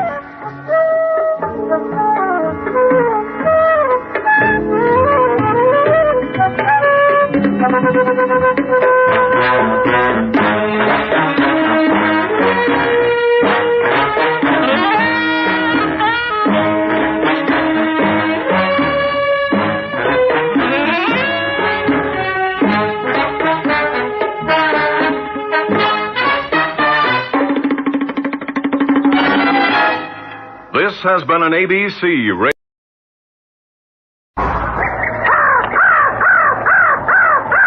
Bobby! Bobby, where are you? Bobby? Bobby, doll? Bobby? Bobby, come to Mommy. It's time for lunch, honey. Bobby, come into the house. Bobby? Bobby? Oh, brother. Country bit isn't for me. I wish I were back on McDougal Street. Bobby! Oh, Lord. The shed. Just like in my dream. Bobby! Bobby! Bobby! Oh! Oh, no! Bobby, my baby. Oh, my darling, no. No!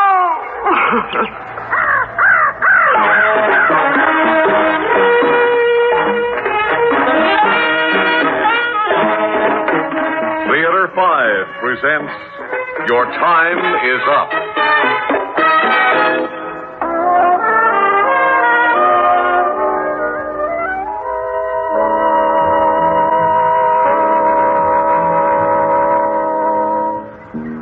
Pretty?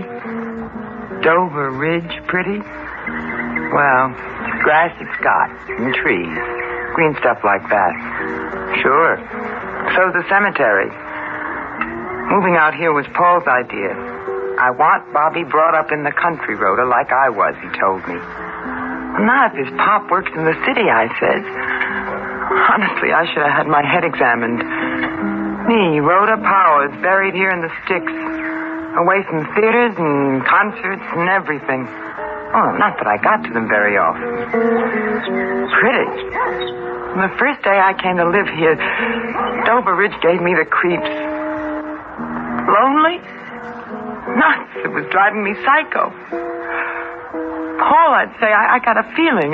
This place is just no good for Bobby. Oh, Rhoda, that's ridiculous. You're just projecting your own neurotic urban compulsions. Go fight City Hall. No, Paul, I'm talking about the baby. I told you about this horrible feeling these last couple of days. Feeling? Delusion? Delusion schmallusion. Paul, I can't get it out of my head. Like I see Bobby lying dead near that rickety old shed. Oh, Paul, please, take us back to the city, anywhere. Brooklyn, even. We don't have to live in Greenwich Village again. Rhoda, stop the hysteria. Hysteria. 2 days later, that was exactly where I found Bobby. Poor little doll. The rusty points of the big hay rake are driven through his body near the rickety old shed. Oh, that train whistle, it's been driving me bats all morning. I must be hearing things. There aren't that many trains a month through Dover Ridge. Paul, it seems to say Paul. Now I understand. It's that feeling like just before Bobby died. A train. Paul, 5:36 train tonight. An accident. Oh, of course. He's got it coming to him, Paul does. Even after Bobby left us, he wouldn't move back.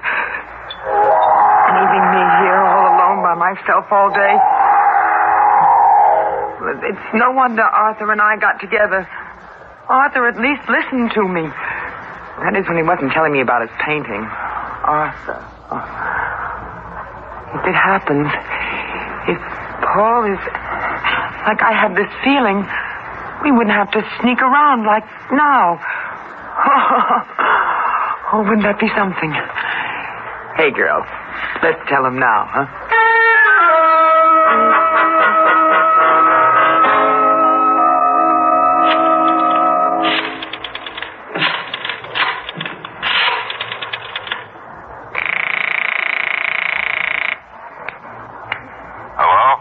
Arthur, you busy? Oh, hi, funny face.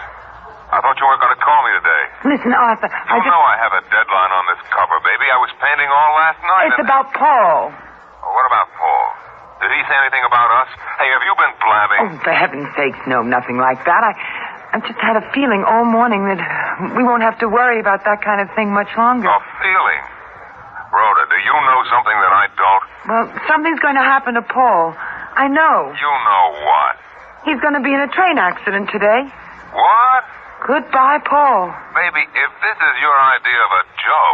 No joke, Arthur. It's just like before Bobby. I have the same feeling about Paul all this morning. Oh, good Lord, not Paul. But, look, Rhodey, it's just a feeling. Well, with Bobby it happened. And ever since, I'm like clairvoyant. Well, if you're that certain, Rhoda, you ought to take steps. You know, try to prevent it somehow. Why? Paul didn't lift a finger to save Bobby. And if it happens, well, you and I, we'd be free to do whatever we want. Oh, there, hold your horses. Rhoda, don't count on me. You know I've never promised anything. Arthur, you said you loved me. Oh, now, baby, you've been around. Just because we got kind of thrown together with Paul away all day, why, Paul's my friend. We should have broken off long ago. You know that. Rhoda, I can tell you lately I have felt like a louse. You ought to. Playing me for a chump. Look, I gotta get back to work. Goodbye, Arthur. Come on, no hard feelings. And Rhoda, do me a favor. Call Paul. Keep him away from that train today. Don't forget, Rhoda, you love Paul enough to marry him. Someday you'll thank me. For nothing. Just like I'd been bounced down the stairs. That's how I felt. Arthur's voice kept coming at me. Don't forget, Rhoda, you love Paul enough to marry him. I couldn't remember ever being that cockeyed about Paul. Mostly I remember hating to eat dinner all by myself in some joint. Someday you'll thank me. Oh, that'll be the day. It's not like I wanted Paul to die in a train accident. I just knew he would. Keep him away from that train today. Now, why should I? Oh, maybe I ought to try. If anything happened to Paul and I hadn't tried, it would be like I did it myself. Now, that kind of a girl I'm not.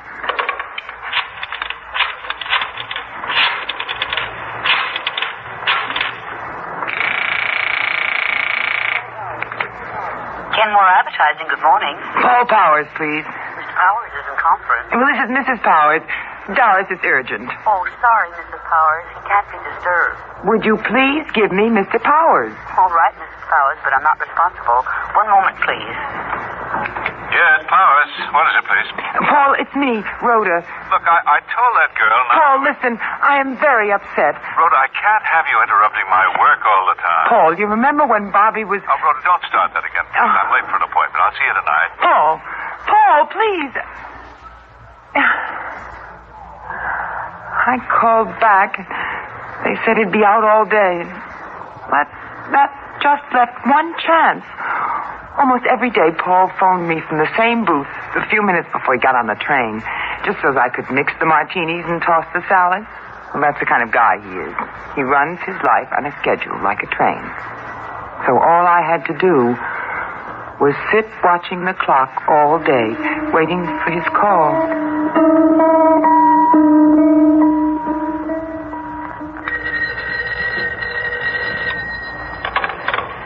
Hello? Paul? Rhoda, it's me, Arthur. Arthur?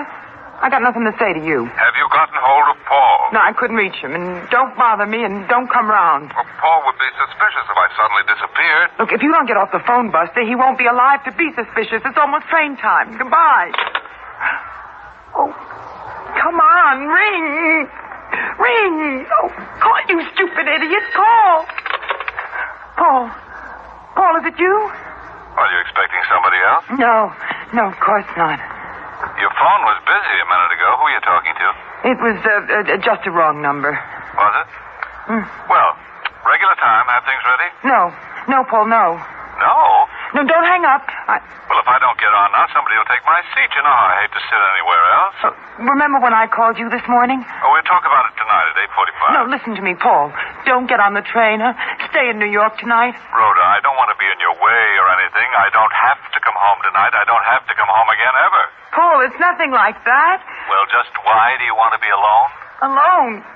If there's anything I hate, it's being alone. That's why you can't come home tonight. You're not talking sense, Rhoda. Oh, all right. I didn't want to, but I'll tell you. All day long, I've had the same feeling I had before Bobby was killed. Only this time it was going to be you. And it was going to be the 5:36 train to Dover Ridge. Oh, now really, Rhoda. How ridiculous can you get? Look, you took a course in psychology at the new school, didn't you? Can't you recognize a death wish when you see it? But, Paul, I don't want to see you die. If I did, I wouldn't have tried to call you up. Oh, Paul, please don't be so smug. Please, please let the train go without you. Absolutely not. I'm not running my life by your crazy whims. I'm getting my usual seat and my regular train at my regular time. Well, then go ahead. Just go ahead and do it. Do it. Get on your regular train and take your regular seat. I did everything I could. Now die, do you hear me? Die if you want to. Die. Die!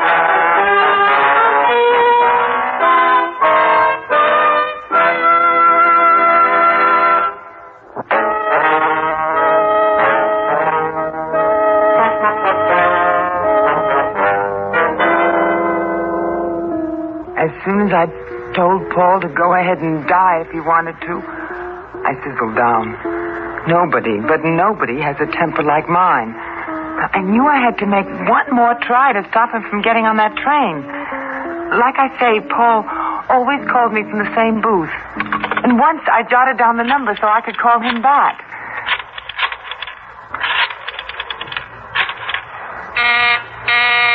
Oh, busy. Oh, someone took the booth. Yes? Hi, Rhoda. It's me again. Oh, Paul. I called the booth and the line was busy. I was dialing you. Look, the train leaves in a minute. I called because you sounded so funny. I was disturbed. You weren't paying any attention to me. And I guess it sounds like a cockamamie story, but worst comes to worst, you stay in New York and there's no accident. Well, you say you hate to be alone at night in the country. Well, one night is better than forever, right? Well, what gave you the idea that I'd be in a train accident? I don't know, but didn't I tell you about Bobby before he was killed? Yes, Rhoda, you did, and I wish to God I'd listened to you. Well, Paul, will you listen to me now? But, honey, the whole thing is so irrational. Oh, for once in your life, admit that there are some things you can't figure out with reason and psychology. Brains I don't have, Paul. So maybe I got something else. Intuition, sixth sense, who knows? Just stay off the train, please. You really care? Oh, what do you think I am, Paul? Heartless or something? Look, I tried to call you at the office, and then you were out, and I couldn't do anything but wait. You really care that much, Rhoda? Well, what's so strange? Well, I just didn't know. You've been so remote from me recently. Well, maybe you've been Cary Grant to me? What? Oh, there's my train now. I've got to run. No. Now, Rhoda. Oh, please. I can't figure you out, honey. But tonight I'm going to do what you ask. You'll stay? The 5:36 is pulling out now. Oh, Paul, I'm so happy I could scream. You know how I feel? I'm going to go down to the village and celebrate. Where? To Bonvini's. Where else? Isn't that where I met you? Oh, I wish I were with you. So do I. You know, I'll never forget that first time. Remember what you said when Luigi asked if I could sit at your table? You said, I'll eat with anybody. Now, was that nice? Well, how about you? The way you looked at me, as if I were just a thing. No, Rhoda. I just didn't know any girls like you. The copper bracelet, the dangling earrings, the thongs on your feet, that peasant blouse, so low cut. You sure noticed that. You almost got tangled up in your spaghetti. You know, Rhoda, I've never had so much fun before. You were so lively and so different from anyone I ever knew. Well, you looked as if you could stand for fun. You were so stiff and proper, like you were standing at attention. I didn't even know your name. You know what I could never figure out, darling? Sure I know. Me. I never could figure out why you paid any attention to me. No, what's so hard about that? You were a man. Only, sometimes you look like a boy in his Sunday school suit. Besides, you treated me like a lady, and you seem to have everything. I don't mean money, though. You had a lot more of that than the village characters I was going out with. But you seemed to know who you were, and where you were going, and why. You had a haircut and a pressed suit, and you didn't laugh a lot, but when you did, it wasn't so that people would look at you. And all the things I sweated to have, like education and poise and distinction, well, they seemed born with you. I guess that's why I fell for you like a ton of bagels, Paul. And when you hinted we might get married, I felt like I was Cinderella after the shoe fitting. Rhoda, you never told me that. I didn't think you'd like to hear it. Gee, I thought you liked me because I was kooky and cool. Your time is up. Deposit 45 cents, please. One moment, operator. Oh. Thank you, sir. Paul, you're spending a fortune. Worth every penny. I've learned more over the phone here than in 8 years of marriage. Well, you could also talk to me sometime when it doesn't cost. You could leave your attaché case in the office some evening. We could have fun like we used to. I'll bet we could. It's been a long time, Rhoda. Oh, tomorrow, Paul. You'll see. We'll start catching up, huh? Tomorrow? Why not tonight? Oh, but you're going to Bonavini's, and the next train is in an hour and a half. Oh, what's Luigi's without you, darling? And who says I have to wait for the next train? I'll take a cab. A cab? All the way to Dover Ridge? You're crazy. About you, Rhoda, yes. Oh, darling, tell the taxi to hurry. I'm on my way before that operator can say your time is up again. Your time is up. Deposit 45. Never mind, operator. Bye, darling. In those few minutes, yakking with Paul on the phone, all the rust and cobwebs in our marriage were cleared away. I was looking forward to Paul's coming home. It was a long time since I felt that way about him. Still, that funny feeling I'd had all day still hung around. And it had the same ingredients. Paul, the 5:36 train, an accident. Only now, in my mind, it got all mixed up with the operator saying, your time is up. Your time is up. Your time is up. It made no sense now. Because Paul loved me and he trusted me. So he'd given up the train. He was coming by cab. No matter what happened to the train, nothing could harm Paul. It was 6 o'clock. I had a lot to do before Paul arrived. As I started to prepare dinner, I had a funny thought. Arthur had said that someday I'd thank him. I thought he was crazy. Well, it was Arthur who told me to get a hold of Paul and tell him to stay off the 5:36. So when I was about ready...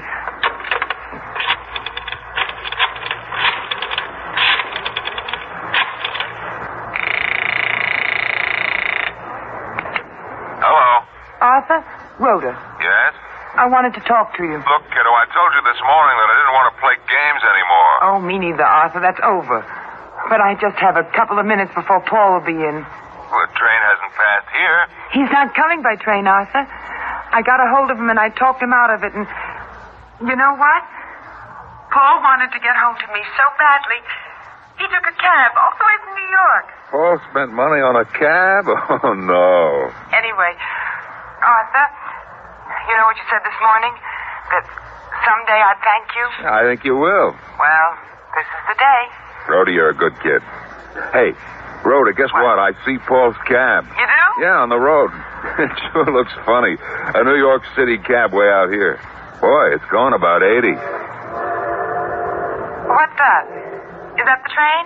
Yeah, it's just at the crossing. Oh, no. Rhoda, the cab. Paul's cab is racing the train to the crossing. Arthur? No! Arthur, what was that? What's happening? Oh, never mind, Arthur. I know. I guess I knew all along.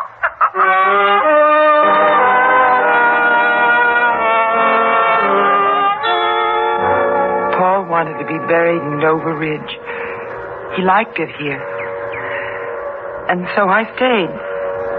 I hate the country and I'm alone. But I guess I'd hate it and be alone anywhere. We came here because Paul wanted Bobby brought up in the country. Well, now they're both gone. But I might as well stay. I know that no matter what I do, even if I live in a crowded city, I'll never escape my loneliness.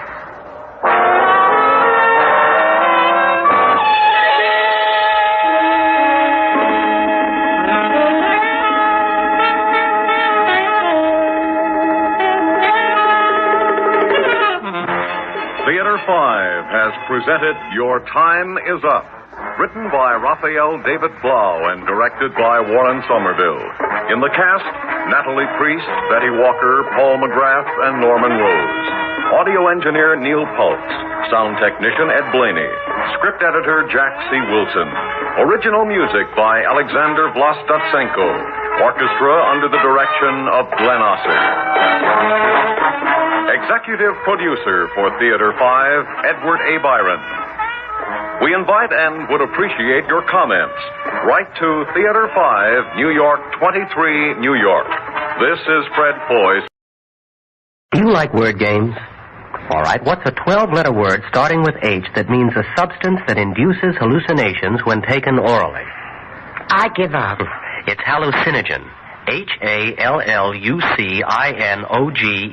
Oh, just a minute. H-A-L-L. I don't find any such word in the dictionary. No, and you won't unless you have the very latest dictionary. And even the dictionary definition doesn't tell us very much about hallucinogens. Something new and strange to most of us. They open the door to worlds most of us never knew existed.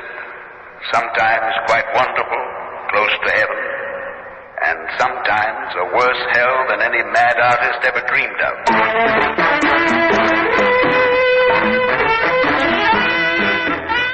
Theater 5 presents Dream of Death.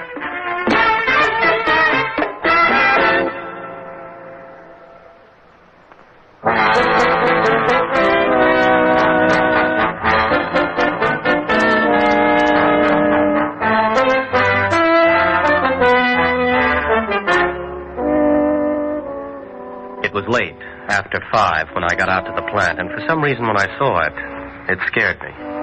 It was new, all stainless steel, glass, and concrete, and quite large. But it had been built on the edge of an old residential section. Tree-lined streets, frame and brownstone houses that had once been friendly and charming. It was as if the plant was the future. Cold, efficient, ruthless. And it was taking over. I found the research building and went in to keep my appointment with Dr. Dietrich. What do you think hallucinogen is? Oh, a drug, usually an alkaloid that affects the mind. And gives one hallucinations? No, not necessarily. As I understand it, some of them do. LSD, for instance, actually induces schizophrenia temporarily, but most of them merely alter consciousness. Merely? Do you know what happens when you merely alter consciousness?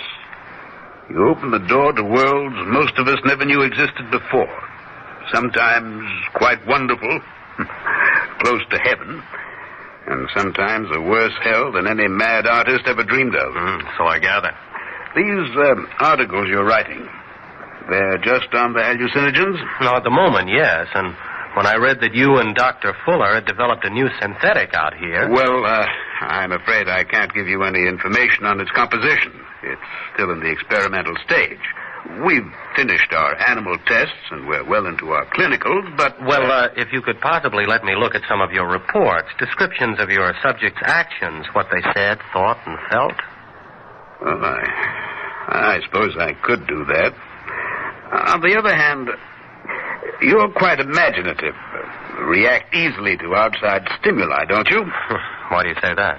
Well, I was thinking that if you're sufficiently interested, perhaps we could let you try one of the drugs we've been working on yourself. Try it? Oh, wouldn't that be the best way to describe its effects, if you actually experience them? Well, I suppose it would. I hadn't thought of it. The idea's a little frightening, but All right, Doctor, if you're willing. Well, I think it can be arranged. I'll have to... Oh, sorry, I didn't know you had anyone in here. That's all right. Alan Benson, Dr. Fuller. How do you do? How do you do? I'd like to talk to you, Arnold. If this is a bad time... Oh, it's a good time. Will you excuse me, Mr. Benson? Oh, yes, of course. Then you'll let me know? Yes, I have your phone number, and I'll call you. I'd thought Dr. Fuller was angry when he came in, and I was sure of it a minute later when I heard a first-class argument going on behind the closed door of Dietrich's office. I think it's outrageous, and I won't stand for it. Oh? Well, that's just too bad, then, because there's not a thing you can do about it. A strange way for two men who worked together to act, but it was none of my business. As I left, I made the unhappy discovery that it was raining, and then the happy discovery that Dr. Dietrich's secretary was waiting in the doorway. It seemed she lived only a few blocks away, and I had my car, so I offered her a lift. When it turned out that she lived alone, I suggested dinner, which turned out to be one of the best suggestions I ever made. Over martinis and dinner at a little restaurant, I told her about my writing and a book I was planning on the use of drugs in mental illness. Well, they've been doing some interesting work along those lines out here, particularly Dr. Fuller. Not Dr. Dietrich? Not so much. And that's one of the things that annoys Dr. Dietrich. As head of the department, he has to spend more time on administrative work than research. I know he envies and resents Dr. Fuller.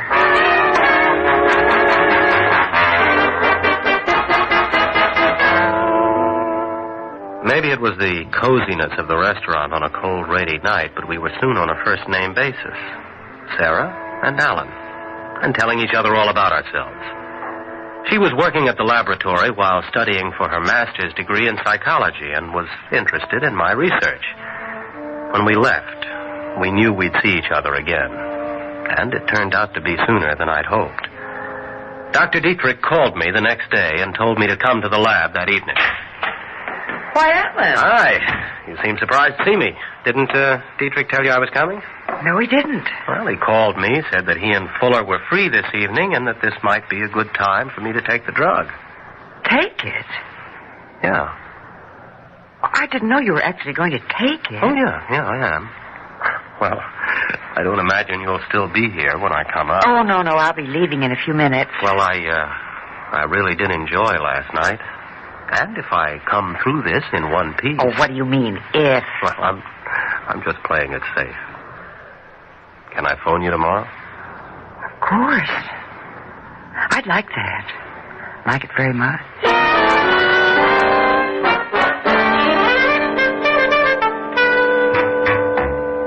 How do you feel now, Mr. Benson? Well, about the same, Dr. Fuller, only... Did you do anything to the lights? No, why? Well, everything's brighter. Much brighter. And things are changing. Those test tubes, for instance, they're not just moving now. They seem to be growing like, glass flowers. What's the time? 17 minutes. He's reacting very quickly. You're sure you gave him only 20 milligrams? Of course. We'd better strap him down now. Sit back, Mr. Benson. That's it. Are those straps too tight, Mr. Benson? Mr. Benson? I heard him, but I couldn't answer.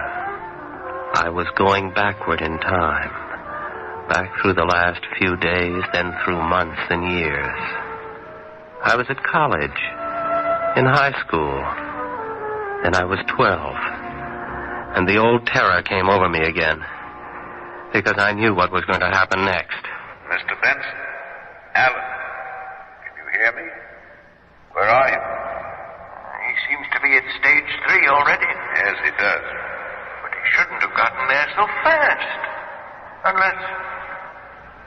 Arnold, you didn't give him number 37, did you? What if I did? Oh, you fool, how could you? We haven't finished the control test yet. Besides, it's not yours, it's mine. Yes, that's what you think. I was lying in bed, hearing them quarreling downstairs. He must have come home drunk again, and she was angry, and so was he. And now he was going to hit her the way he did sometimes. But this time, if he did... Get out! Stop that! Stop it, do you hear? Don't you dare hit her again. If you do, I'll kill you. I swear I will! You know what happens to little boys who talk that way to their stepfathers? They get locked in the cellar, like this. The cellar was dark, and I couldn't see him anymore. But that didn't matter, because I knew where he was. And I also knew he had turned into a monster from a horror picture. Crouching down, I felt something, a piece of pipe on the floor. Then, as he came at me, I hit out! He was laughing at me. Kept swinging, hearing the jars of preserves on the shelves smashing. Then I tripped, started to fall down. When I came to, I was lying on the floor, and there was a length of pipe in my hand. I seemed to be in some kind of a laboratory that was turning around slowly.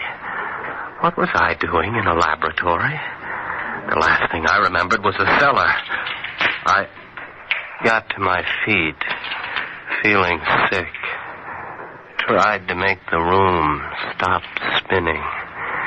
There were broken bottles and test tubes all over the place, and the smell of chemicals almost choked me. Then the hammering began. It was off somewhere, but it felt as if it were inside my head. It was too much. I blundered out through a door, across a reception room, and then I was outside. What? Alan, what are you doing out here? Are you all right?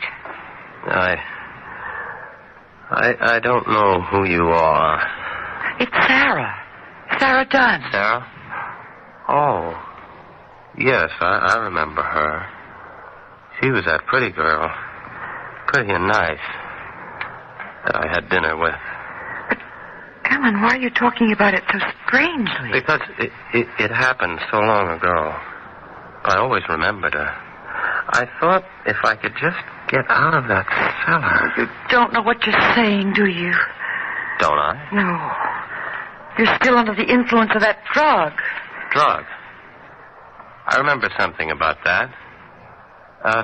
There were 2 doctors. Yes, and they must be wondering where you've gone. Here, give me your arm. We'll go back in there. No, take me someplace where I can lie down until everything stops going around this way. Can you walk? Yeah, I think so. Especially if you help me. I'll help you. Come on. I'll take you back to my place.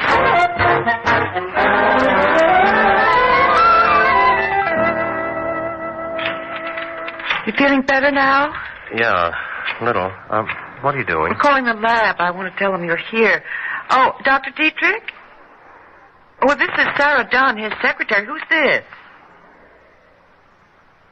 Police. Well, did something happen?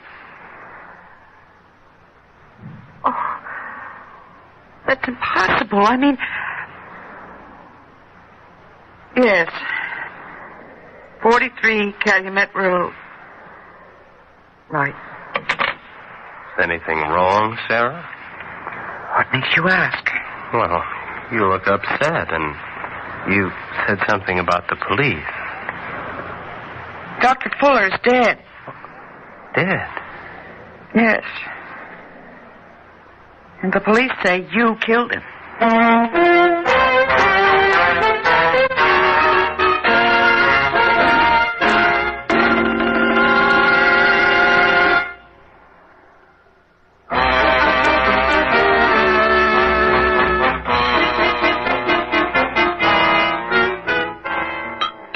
Here, Alan, drink this. Huh? What is it? Black coffee. Oh. Now, you don't recall actually hitting anyone? No, I seem to have gone back, way back to when I was a boy, locked in a cellar. I did slash at someone or something with that piece of pipe, but I don't remember hitting anything except... Well, I thought they were jars of preserves. Where did you get the piece of pipe? I found it on the cellar floor. Only you weren't in any cellar. You just thought you were. You were in the lab. And I don't know what a piece of pipe would be doing there on the floor or anywhere else. Was that what he was killed with? A piece of pipe? Well, the policeman didn't say. But there's something else. Didn't they strap you down in a chair? Yeah. They usually do, because sometimes the subjects become violent. But then, how did you get loose? Oh, I don't know. May I use your phone? Why? I want to call the police. They must be looking for me, and if I did kill Dr. Fuller... Yes, and it's a big if. But if you did, I don't see how you can be blamed for it. After all, you were under the influence of the drugs. Sarah, that's got nothing to do with it. The police want me, and... Shh. Just a second. Up the street there. Police car. Coming here? Probably. They asked for my address when I phoned, and they'd want to talk to me. Well, then, that's that. No, it's not. Now, you come on in here into the bedroom. Oh, now look, Sarah. Please don't argue with me. There's no time for it. Now, go on out and hide back there in the garden until I call you. She practically pushed me out the window, closed it, and went back into the living room. I stood there in the night trying to think. What she was doing was wrong. I knew that, because she was getting herself involved in this nightmare, too. But what could I do about it? Then the bell rang, and I heard her go to the door. Miss Dunn? Yes? I'm Morelli, 34th Precinct. Was it you I spoke to when I called the lab a little while ago? Yes, it was. Well, please, come in. They sat down on the far side of the living room, and from then on I couldn't hear anything. The officer stayed about 20 minutes.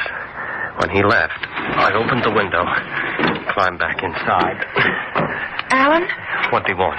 What we thought, to find out what I knew. He'd already talked to Dr. Dietrich, of course. What did you tell him? Everything. Up to the time I left the office tonight. Well, didn't he ask whether you'd seen me after that? Yes. I'm afraid I lied about that. I said no. Why? Well, isn't that obvious? Because I don't think you did it. And if you didn't kill Fuller, there's only one person who could have, and that's Dr. Dietrich. Well, Sarah, that's impossible. Why? Oh, I can think of at least one good reason. I told you that he and Fuller didn't always work together. Now, suppose Fuller came up with something big and important, refused to share the credit with Dietrich. Or suppose Dietrich found out that he was going to leave and take his discovery with him, really cash in on it. Now, wait a minute. Of course. They were having a violent argument when I left yesterday. Couldn't it have been about that? I suppose so. Well, I'm sure of it. Because I seem to remember hearing Fuller tell Dietrich that he had no right to try the drug on me, that it was his, Fuller's, and... Where's Fuller's lab? Right next to Dr. Dietrich's. Why? That hammering I heard when I came to must have been in there. Oh. Well, Fuller kept most of his data in a locked file cabinet. That's probably where he'd keep the formula. And if he didn't have the key on him when he was killed... Dietrich would try and break it open. And that's how it sounded to me. You know, I'd like to take a look at that file cabinet, see what's in it. Well, I've got a key to the lab. And the police aren't going to stay there all night. If we went over there about 2 or 3 in the morning... Now, wait a minute, Sarah. Now, save your breath. I'm in on this, too, now. And I'm going over there with you. She woke me at about 2. We slipped out of the house, walked over to the plant. I had a flashlight in my car. I took that and a jack handle, and we went inside, into Fuller's laboratory. The file cabinet's over here. Mm-hmm. Well, it's still locked, but someone's been working on it. There are dents all around the lock. Can you open it? Yeah, I think so. Here, hold the flash. All right. Ah, there we are. Now, how would it be filed? Well, they called it Polytran. Uh-huh. And the last formula they worked on together was number 23. Oh? Well, here's 24, and so on, up to number 37. Let's take a look at that. All right. Well? Yeah, this could be it. Look, here's an envelope with a notarized statement attached. On this day, Dr. Mark Fuller sealed this envelope in my presence. Put your hands up, please, both of you. Dr. Dietrich. I'll take that envelope, Benson. Throw it to me. Oh. Thanks. Why are you looking at me that way, Miss Dunn? Because I still can't believe that you'd do such a thing. You're talking about Fuller? Yes, it was unfortunate. If the formula proves as valuable as I hoped, there would have been more than enough in it for both of us. But he wanted to keep it all for himself, so... So you killed him? As I said, it was unfortunate. But what's even more unfortunate is that you didn't leave things alone, Benson. You never would have been indicted for the killing. I'd have testified for you. Explained that you'd done it while under the influence of the drug. Now, of course, I'll have to kill you, too. You'll never get away with it, Dietrich. Won't I? I came back to the lab, suspecting you might return here, and you had. You were still under the drug's influence, violent, homicidal. You attacked me, and I killed you in self-defense. And what about me? That's no great problem, Miss Dunn. Mr. Benson killed you under the influence of the drug, of course. Your body will be found right here next to his. After all, they can try me for only one murder. And if I let you go, they're bound to get me for Fuller's, so... I'll take that gun, Doctor. What? Morelli. That's right. Said I'd take that gun. Okay. Get over there against the wall. Officer, I don't think I've ever been so glad to see anyone in my life. Only what brought you over here? You did.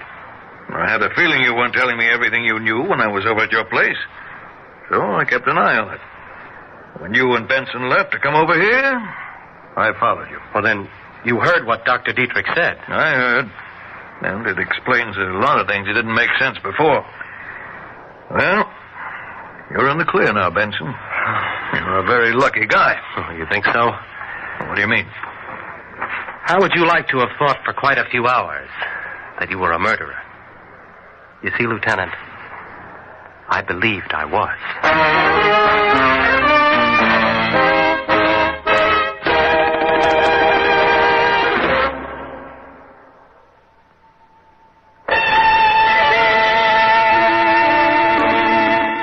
Theater 5 has presented Dream of Death, written by Robert Newman and directed by Warren Somerville. In the cast, William Redfield, Gertrude Warner, Guy Sorrell, and William Griffiths. Audio engineer Bill Sandreuter, sound technician Ed Blaney, script editor Jack C. Wilson. Original music by Alexander Vlastotsenko. Orchestra under the direction of Glenn Osser. Executive producer for Theater 5, Edward A. Byron. We invite your comments. Write to Theater 5, New York 23, New York. This is Fred Foy speaking. This has been an ABC... And then I looked up at the old mansion all made with inlaid marble and stately pillars. The last lovely thing left on the street to tell you what we once were. And while we were about tearing it down, I thought I heard somebody scream. A woman who was a lady and wouldn't make a sound over an ordinary agony. Yes, I thought I heard somebody scream.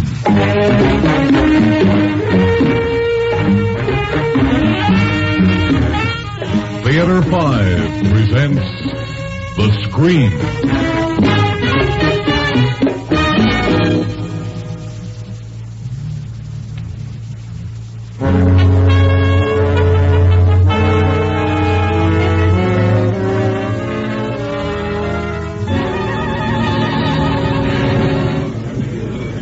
Hey, what's holding you guys up over there? Get that scaffolding in place. We start the wrecking ball in 5 minutes, so watch it. And you! What are you just standing around for? Me? I don't see anybody behind you. You, McDougal?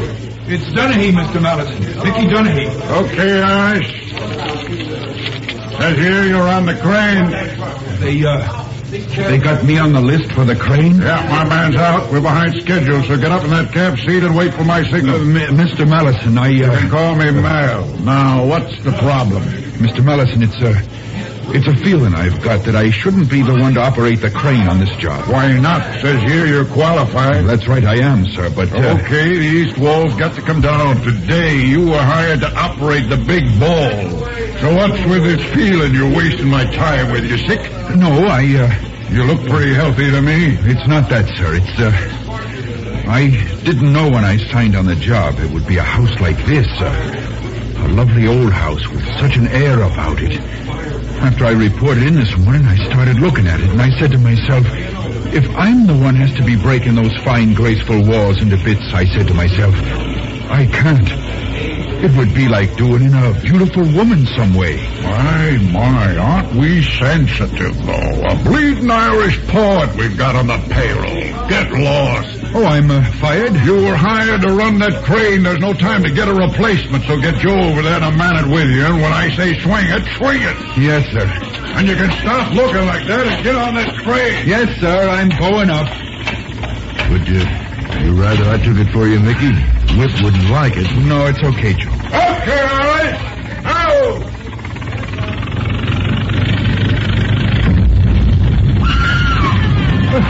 What was that? What was what? Didn't you hear it? Somebody screamed. Huh? No, I didn't hear nothing. Hey up there! What are you waiting for? Keep it swinging! Yes, sir.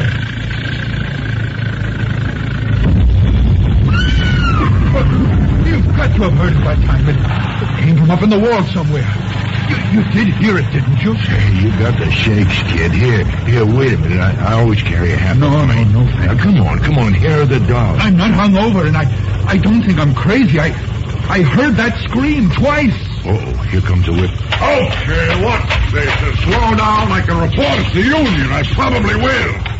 Now, what's holding up the parade here? Well, he heard some kind of scream coming from up there. Twice it was I heard it. It was horrible. Coming from the house? There's nobody in that house. Maybe somebody better check. Well, there's a watchman on duty. He hasn't reported anybody. Now cut the comedy and get going here. Look, I know you don't believe me, but if there's somebody up there, they scream again, I'll hear it because I'm staying right here with you.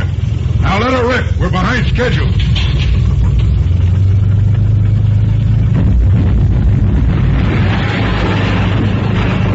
Okay, hear anything that time?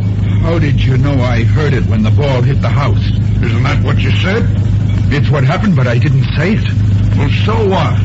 Point is, I didn't hear anything, neither did you. So get with it. Demolition plan says we level the east wall by quitting time today.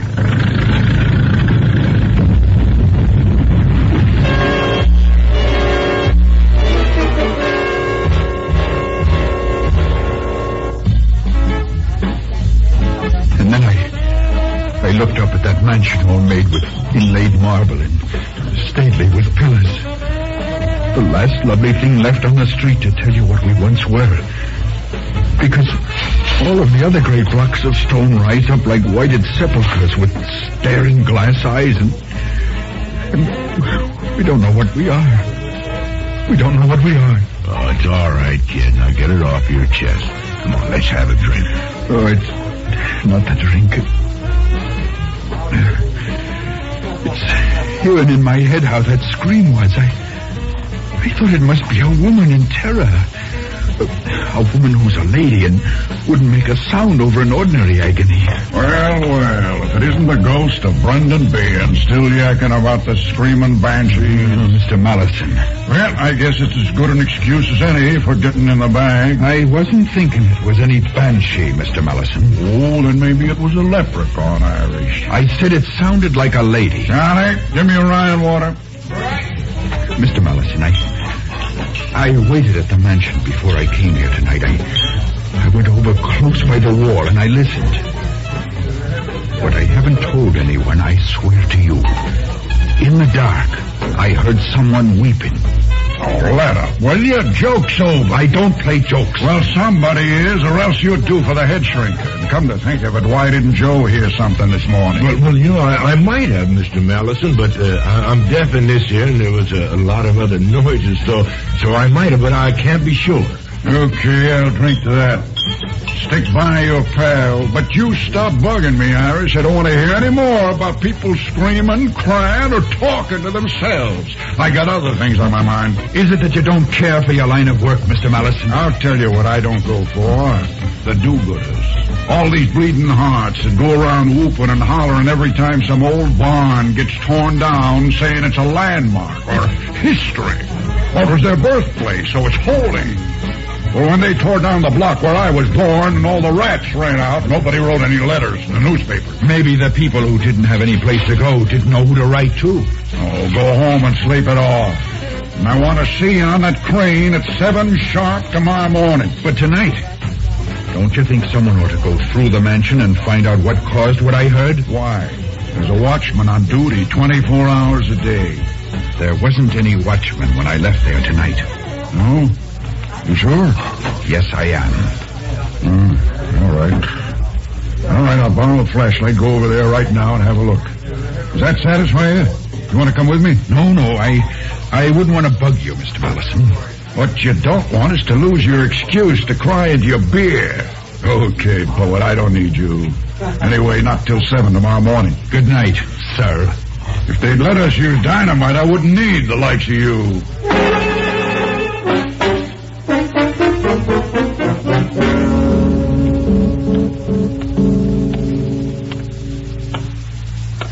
Hey, watchman, where are you? Hey, in there. Hey, inside, wake up! Wake up or I'll have your job. Let me in here. Where are you? Okay, that does it. I'll break my way in.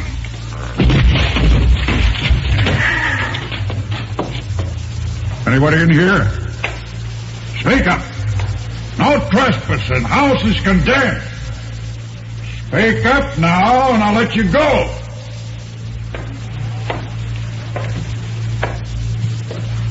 Okay, have it your way, but I'm coming through room by room till I find you, so watch out. Who's that? It's late for callers, but come in. Heard something. Where are you? I heard you. If you had listened, you might have heard me before. Huh? But you never listen, do you? Who is it?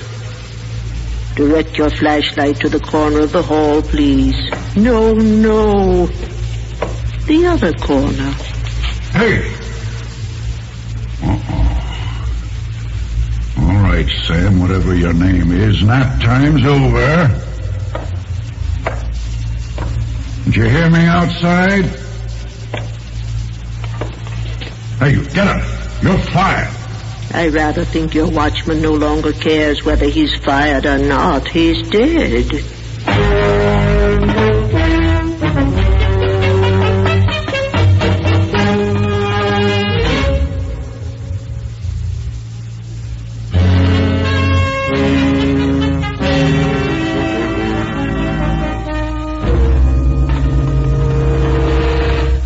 It's no good shaking him anymore.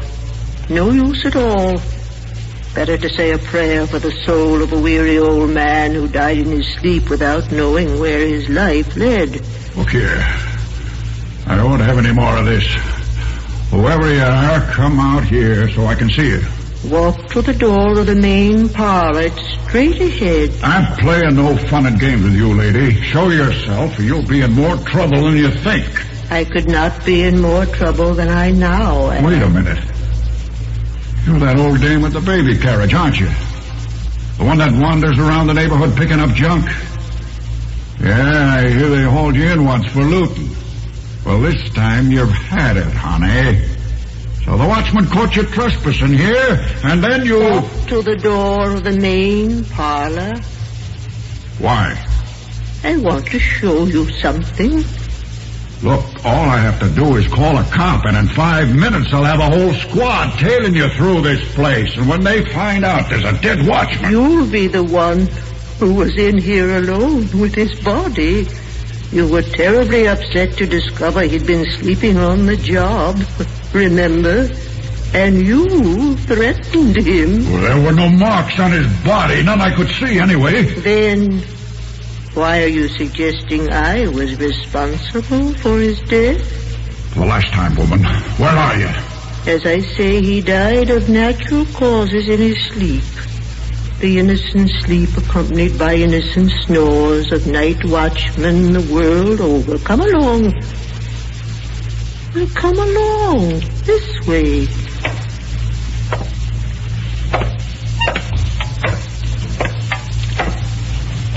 Open the parlor door. Look inside. Flash your light around. Brighten the corner where you are. Well? Such a graceful room, isn't it? So perfectly proportioned. We weren't trying to box people into little egg crates in the days when this was built. A man could breathe. A woman could bloom. There was beauty to be lived with. I'm not here for the 50-cent tour. And we didn't destroy that beauty for the sake of greed. Will you cut this out? Where are you? You must excuse me. I am old, but still rather vain. It pains me to be seen as I am now. Okay, lady, I'm going out and call the cops. They won't find me here when they come. They'll say you're crazy, Mr. Mallison. How do you know my name? We should all be able to name our executioners. It helps to ensure a proper retribution. I don't know what you're talking about. I think you do. Listen here, if you get out of this building right now, just get out and go someplace else. We'll forget the whole thing. Forget the whole thing. Of course, you would like to forget. It would be very convenient. But if I do not just get out... I can have you arrested. And be done with me. I'm afraid it's not that simple. Mal. You wish the workmen would call you Mal, don't you? Then you'd be one of the boys, one of those with no responsibility for what you're doing. You could then be destructive. Destroy like a child with no guilt. Tear down the walls. Let the great iron ball smash into the masonry and kill a beautiful thing without fear that the shadow lies on your shoulders. But you are a leader, Mal. You cannot shrug the shadow away. How do you make out knowing so much about me? I'm right, am I not? Now walk straight ahead until you come to the staircase. Only a shell now, but curved so delicately that the young lady of the house seemed to float as she appeared at the top from her tower bedroom. And in the tower itself is a window that someone in your crew has forgotten to dismantle. What do I care? I don't want to hear about it. A window of hand-leaded glass of many colors. I will give it to you as a souvenir. In the first place, it's not yours to give. But it is. Listen to me. You can save yourself. What do you mean, save myself? Tomorrow, when your iron ball hits the tower, the glass will shatter into 1,000 bits of color, like a kaleidoscope of all the scenes that were once lived in this house and will now be forgotten forever. If you remove the window now, the house will not wholly die. Don't you see? You will not be entirely a murderer. Will you shut up? You might. You just might save some little piece of yourself if you showed you cared. Why am I listening to a crazy witch? If you don't take the window, I will break it myself. Stop it! I'll be glad when this crazy place is down. Very well.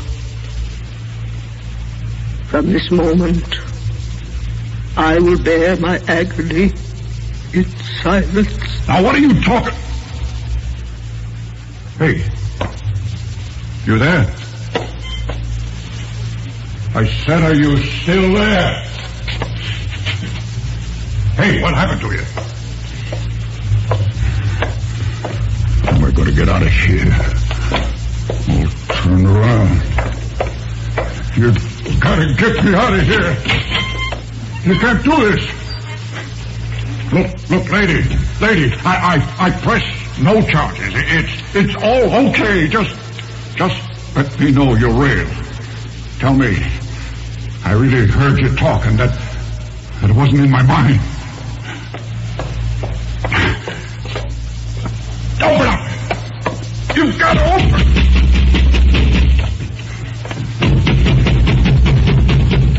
I've got to pull myself together, that's all. Sure. There's the light from the street. All I have to do is go back this way.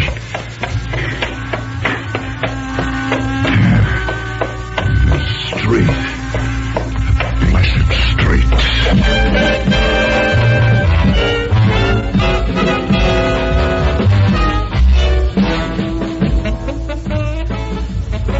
What's the matter with you, Bud? Nothing at all. Make it Ryan water. Sure. You look beat, Friar. It's all right. Just give me the drink. Thanks.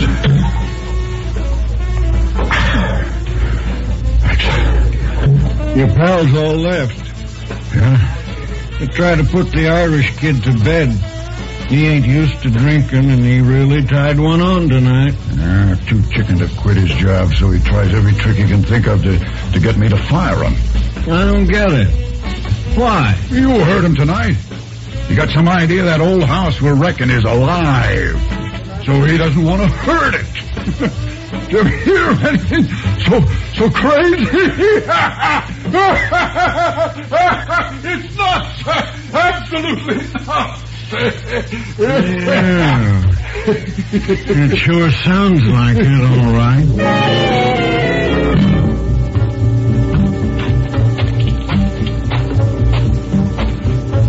Well, kid, how you feeling this morning? Fine. Now, where's the whip? I want to hear how he made out last night. That's what I want to do. Hey, you're still a little drunk, ain't you? Maybe so, maybe not. Maybe not enough. Got your half pint on you? Yeah, here. But don't let anybody see you.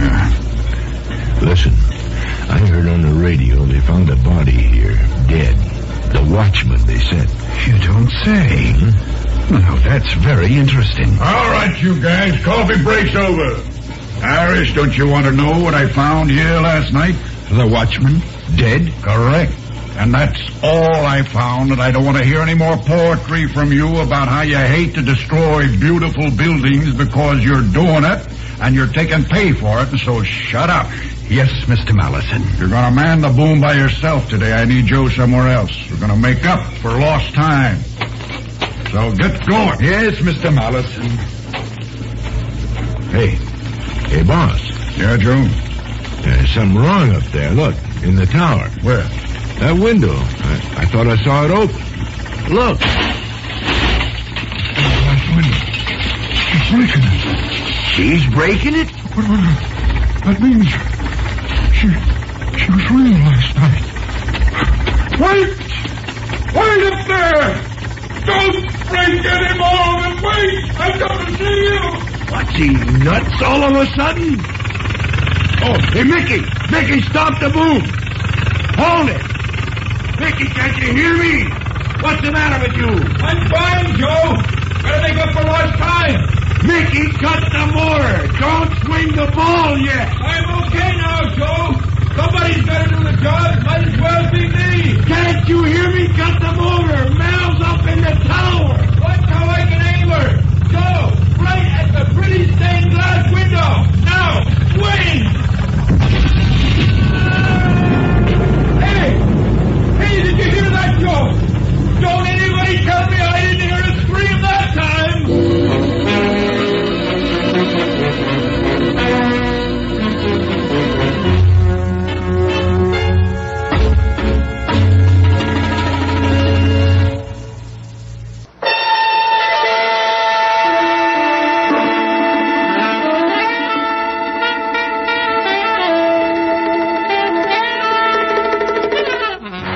Theater 5 has presented The Scream, written by Virginia Radcliffe and directed by Warren Somerville. In the cast, Roger DeCoven, Peter Fernandez, Harry Belliver, Albert Ottenheimer, and Abby Lewis. Audio engineer Neil Pultz. Sound technician Ed Blaney. Script editor Jack C. Wilson. Original music by Alexander Vlastotsenko. Orchestra under the direction of Glenn Osser. Executive producer for Theater 5, Edward A. Byron. We invite your comments. Write to Theater 5, New York 23, New York. This is Fred Foy speaking.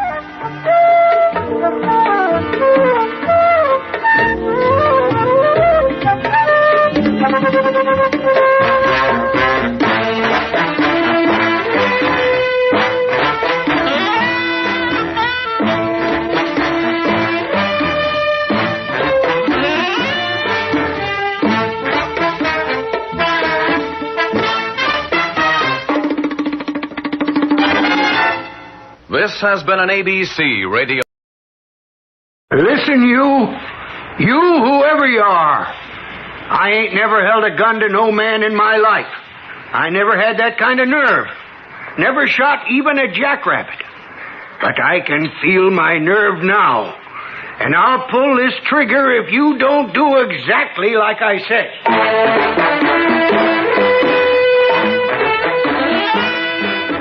Theater 5 presents Incident at Shadow Valley.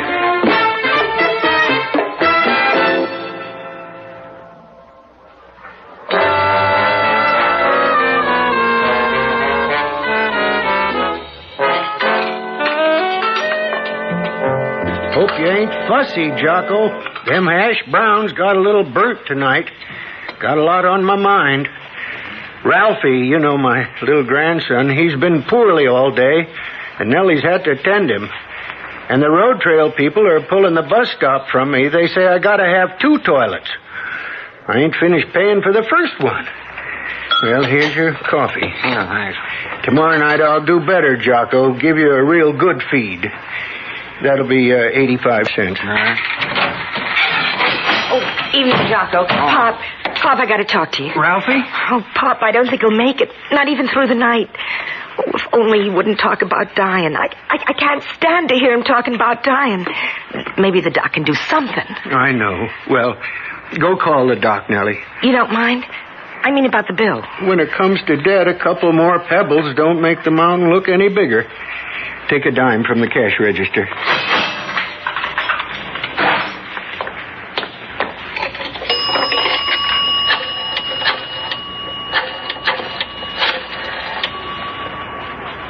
Hi, Clara. This is Nellie at the Last Chance Diner. Get me Doc Landers and Las Flores. No, not good at all tonight, Clara. Oh, well, I'll call a little later. Doc Landers ain't in, Pop. Here's the dime. I'm going back to the shack. Hey, what's all that? Doug McLeod. Looks like he's stopping here, Pop. Look, I'll be with Ralphie. See you, Jocko. Yeah. Hi, Doug. Evening, Pop. Why all the sirens, Sergeant? Accident 20 miles east. Truck coming this way forced a passenger car off the road. Oh, darn shame. Anybody hurt? Driver killed. The rest shook up. Darn shame. Big black truck with a sign. Universal Road Freight. Universal Road Freight? Did it stop here? No, sir. Universal Road Freight. Never heard of it. I must have passed, Pop. There's no turnoff unless I missed him or he went out on the flats. Not likely. Oh, keep an eye out, Pop. Maybe you'll catch him. Not me. I ain't going to tangle with a trucker. My tangling days are over, Doug. Well, you got a gun, ain't you? If he shows up, hold him and call the state police at Mine Shaft. Okay? No, sir, Doug. I wouldn't touch that gun no more than a rattler. I ain't going to tangle. That's your job. I got mine. See ya. Hey, guy got killed by a truck, Jocko. Darn shame.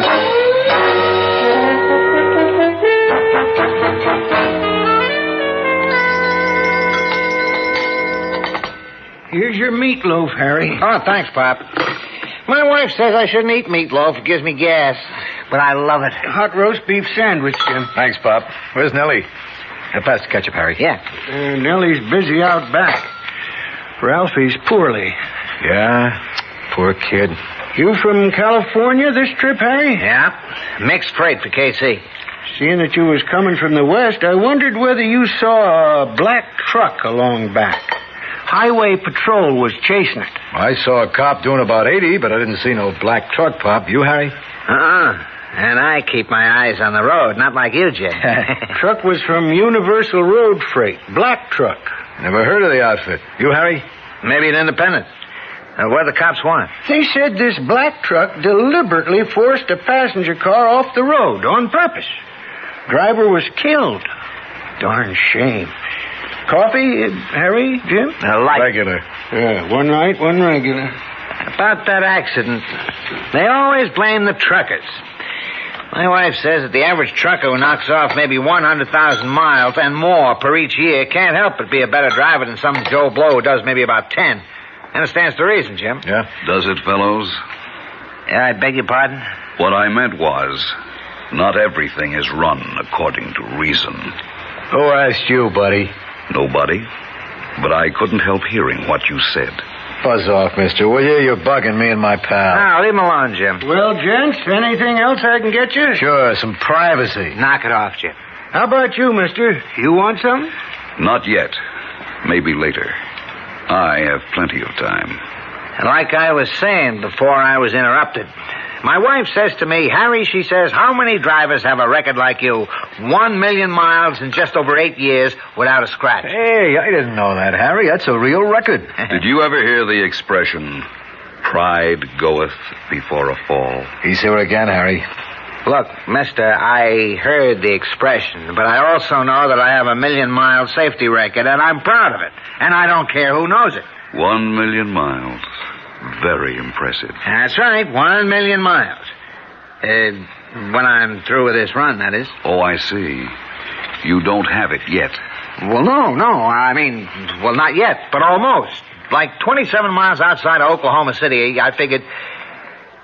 Well, no, I don't have it now, sure, but by tomorrow morning... Cut it out, Harry. You don't have to apologize to this creep. 1 million miles, that's an accomplishment. It would be. Come on, Harry, let's get out of here. Pop, the checks. Check. No cake, no pie, no ice cream. How come you're in such a hurry? I'll see you some other time, Pop. There's $1.25. $1.10 for me. So long. So sure. So sure.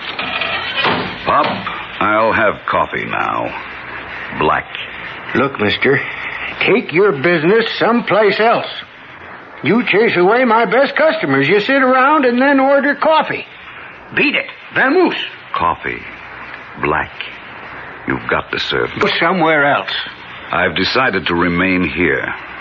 And whenever I'm on my run, I'll come in here if I wish. You understand? And as for Harry and Jim, if I don't meet them here, I'll meet them someplace else. That's the way it's going to be.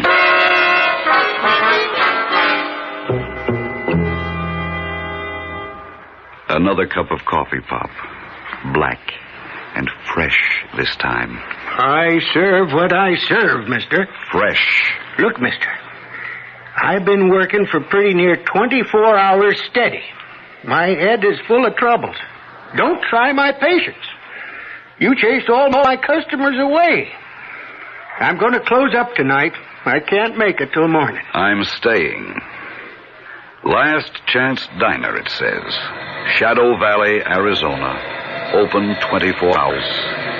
That's a contract. Coffee. Black. And after this customer. Jim, how come you came back? Pop. You forget something? Harry. He lost control of his truck. Right ahead of me. On 3 Mile Hill. He's dead. Killed. 1 million miles. But not quite. Are you still here? Who are you, mister, anyway? A truck driver. Janus is my name. Mr. Janus. I drive for Universal Road Freight.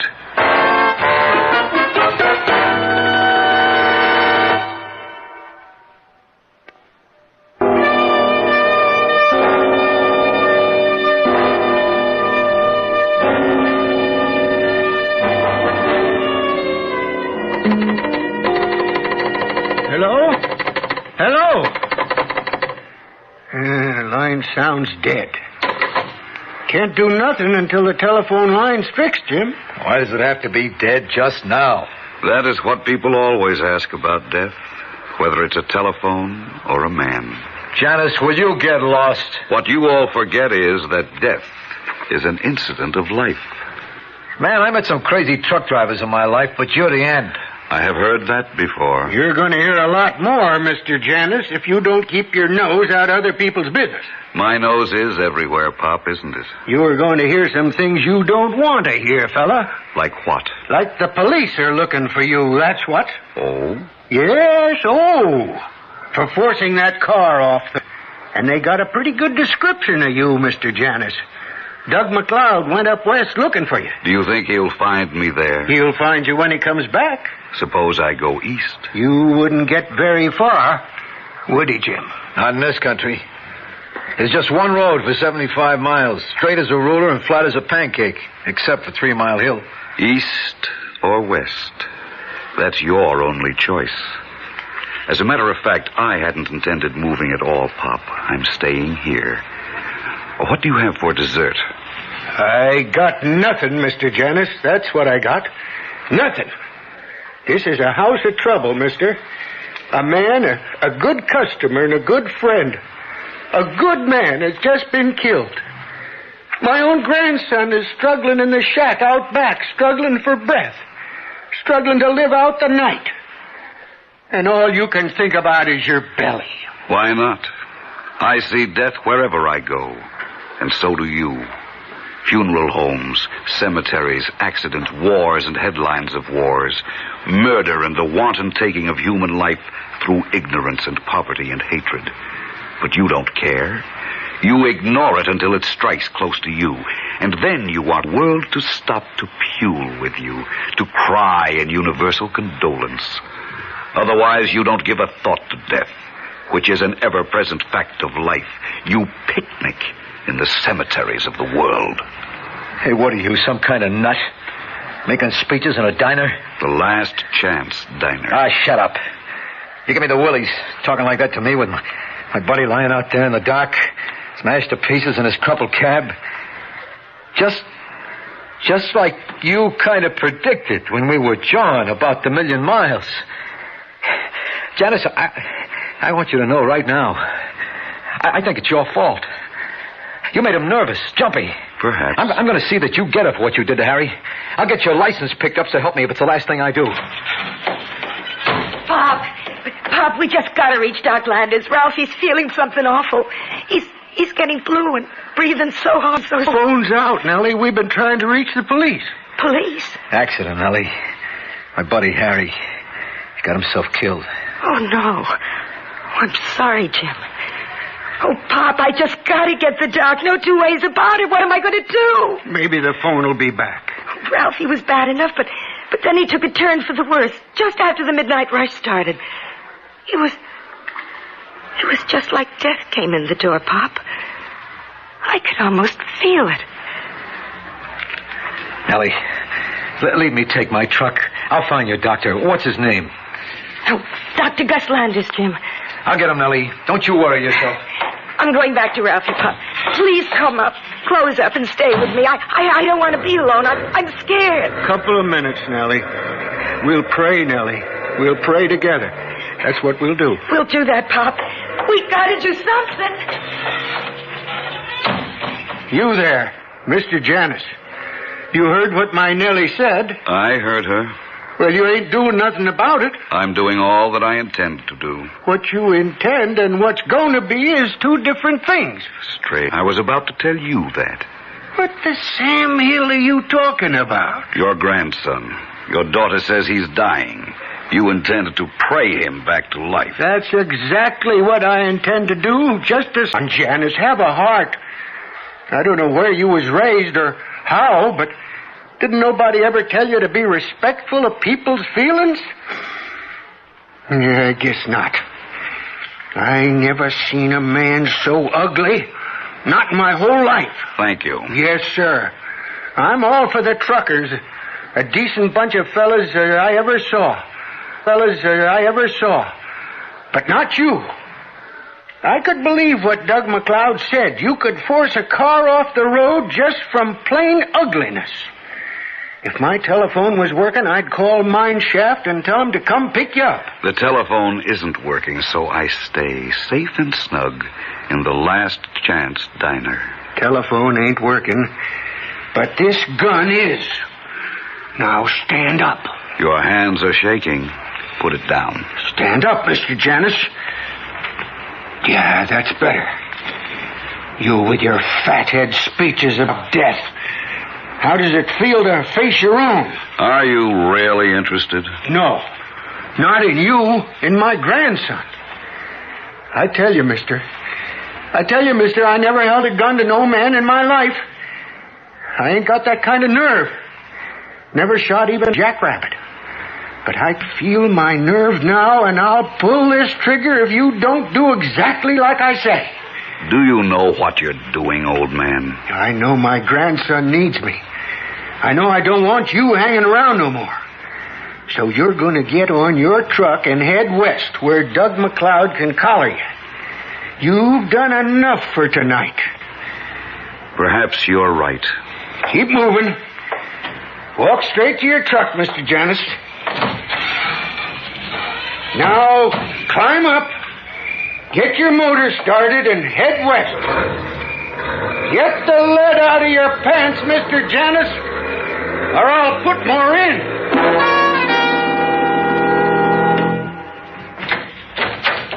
Nellie. Shh. He's asleep. He's breathing right easy and regular. Don't make no noise. I want him to sleep.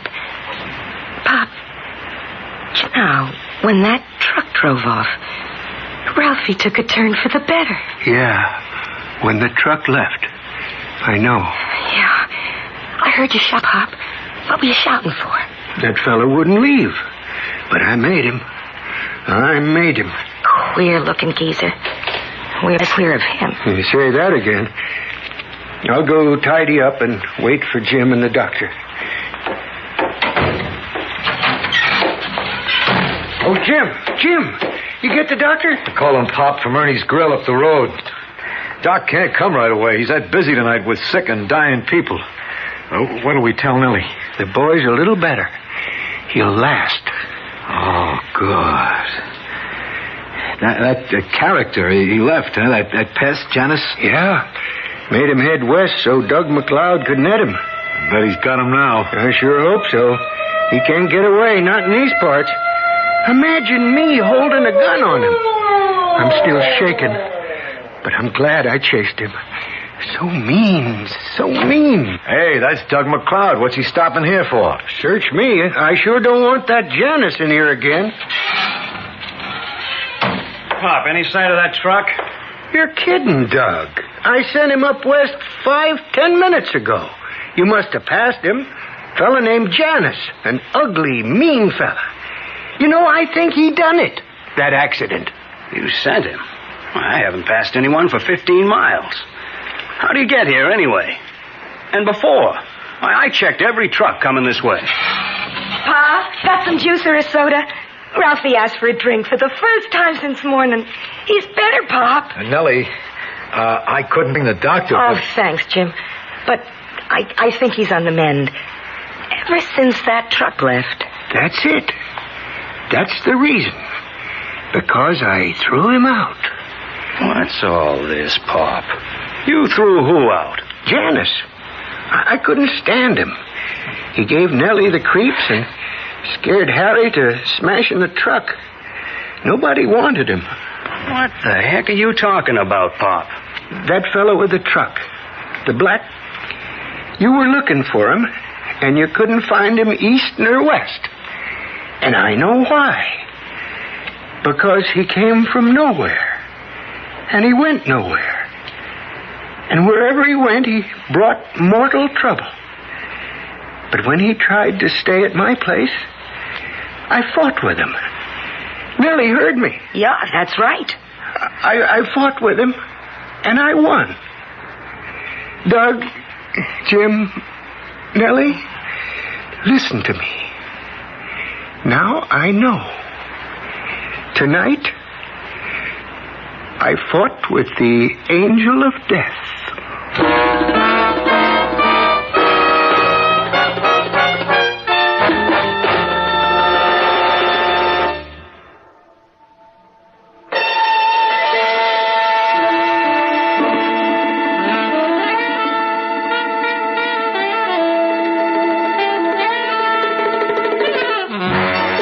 Theater 5 has presented Incident at Chateau Valley, written by Raphael David Blau and directed by Ted Bell.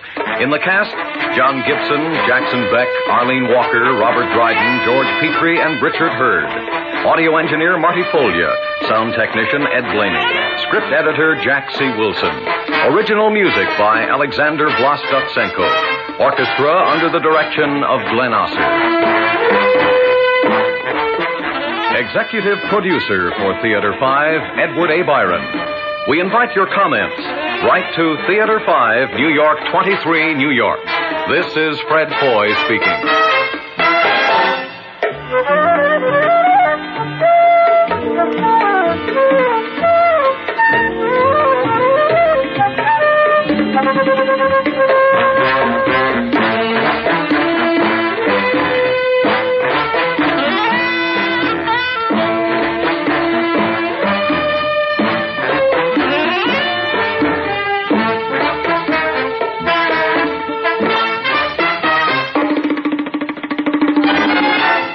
This has been an ABC Radio Network production.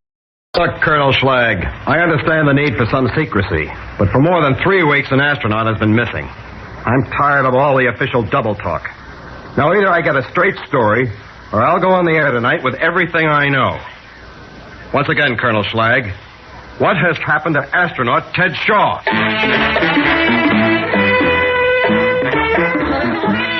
Theater 5 presents Odyssey of Number 14.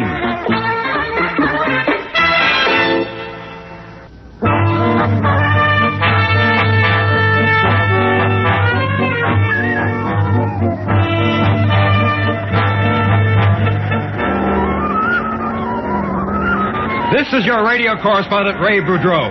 I'm with the press corps assembled here on Cocoa Beach. Looking north, I can see the gantry row of Cape Kennedy. We've been barred by military order from the Pad 14 press site, barred from the Cape itself. The shroud of complete secrecy has been dropped over this launch. The gantry is pulling back. I can see a capsule sitting atop the stack. The capsule is similar in shape and size of those that have been used in previous manned orbital space flights. The rocket has stopped launching. Let's go! It's going!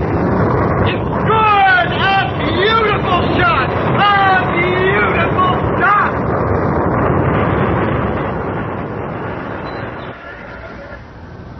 That happened 17 days ago. Our space agency continues to refuse to answer any questions. Our correspondents checked each astronaut and found one missing. Astronaut Ted Shaw, the old man of the group. At the agency, our questions met a brick wall. Major Shaw is away on a secret mission and will return in 2 weeks. Last Saturday night, a Cape technician told us that when the capsule was launched, Major Ted Shaw was aboard. It was an eyewitness report. The Monday morning meeting of our news chiefs, the story was stamped top priority. Orders would try to get an angle from Shaw's wife. But Mrs. Roberta Bobby Shaw was away from her Houston home. The neighbors reported that Bobby Shaw was on a vacation, but actual whereabouts, unknown. Then I had a call from our permanent Cape correspondent. Hello? Oh, Frank, yeah. What? She's been down on Cocoa Beach all this time? Well, that supports the story that he was aboard the capsule. Yes, I know her. Keep a tight watch on that house. I'll be down in the next plane.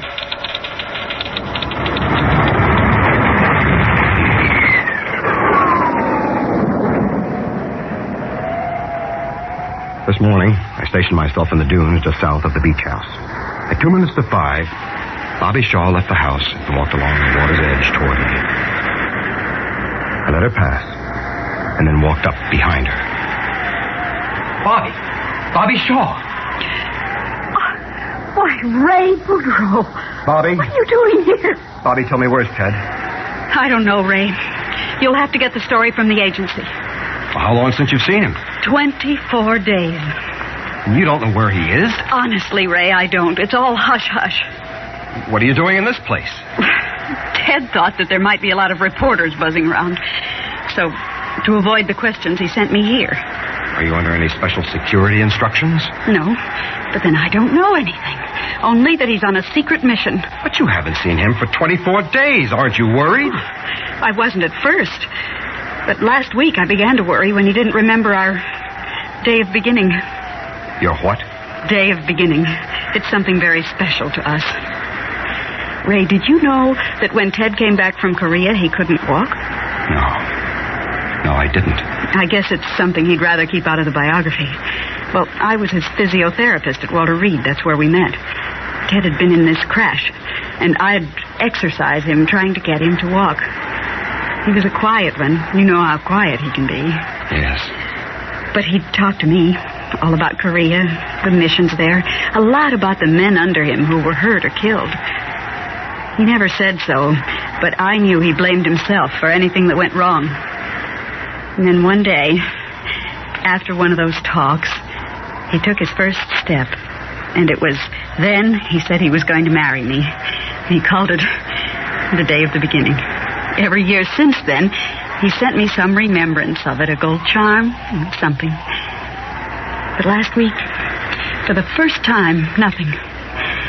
He would have made some arrangement for it if he didn't expect to be back. And then 2 days ago, this terrible letter came. I've been carrying it around with me ever since. I've been unfaithful. Divorce me. Is this his handwriting? I'm not sure.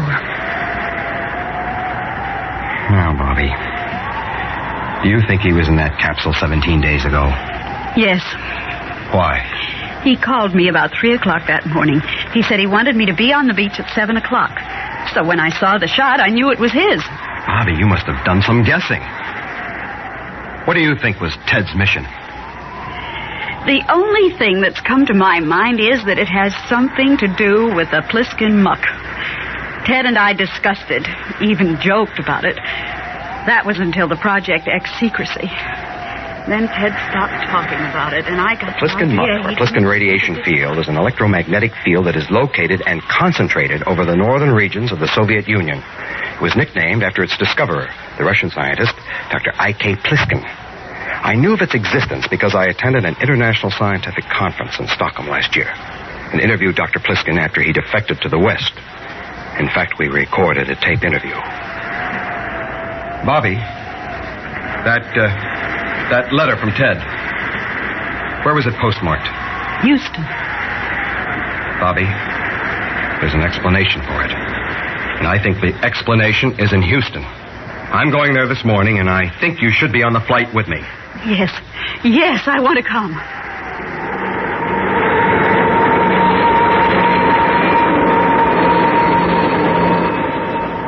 Before I left Florida, I called my news desk in New York and told them what I had learned on Cocoa Beach. Also, I asked them to fly the Pliskin tape to me in Houston. When Bobby and I arrived, I didn't want her to go to her home. I didn't want her to talk to anyone, at least for the rest of the day. So she agreed to register in a Houston motel under a fictitious name. I picked the Pliskin tape off the New York flight and then called Lieutenant Colonel Thomas Schlag, the Space Agency Chief of Astronautical Operations.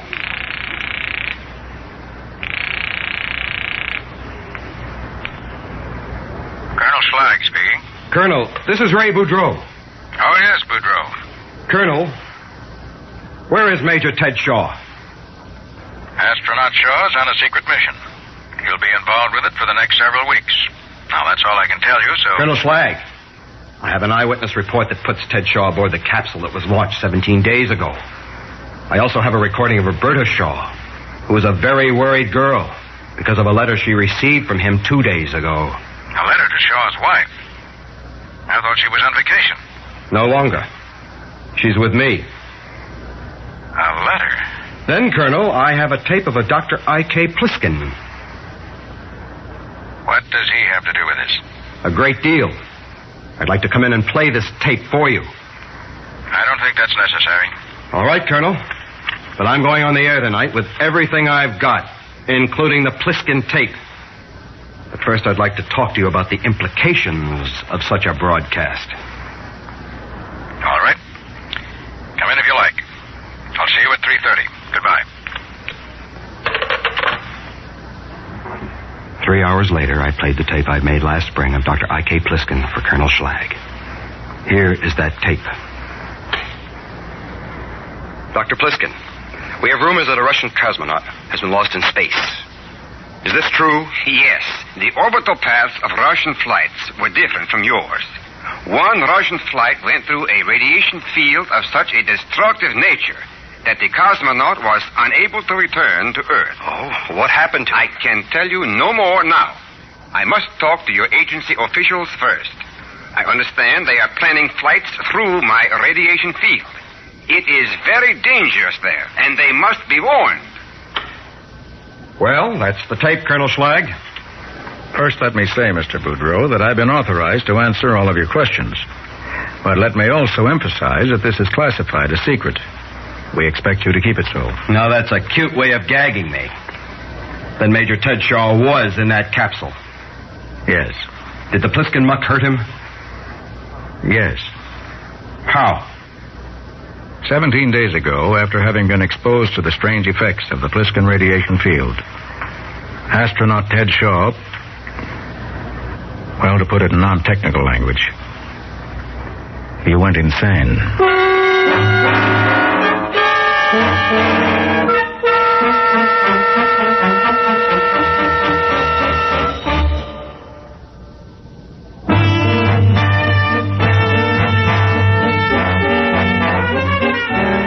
This is your correspondent, Ray Boudreau.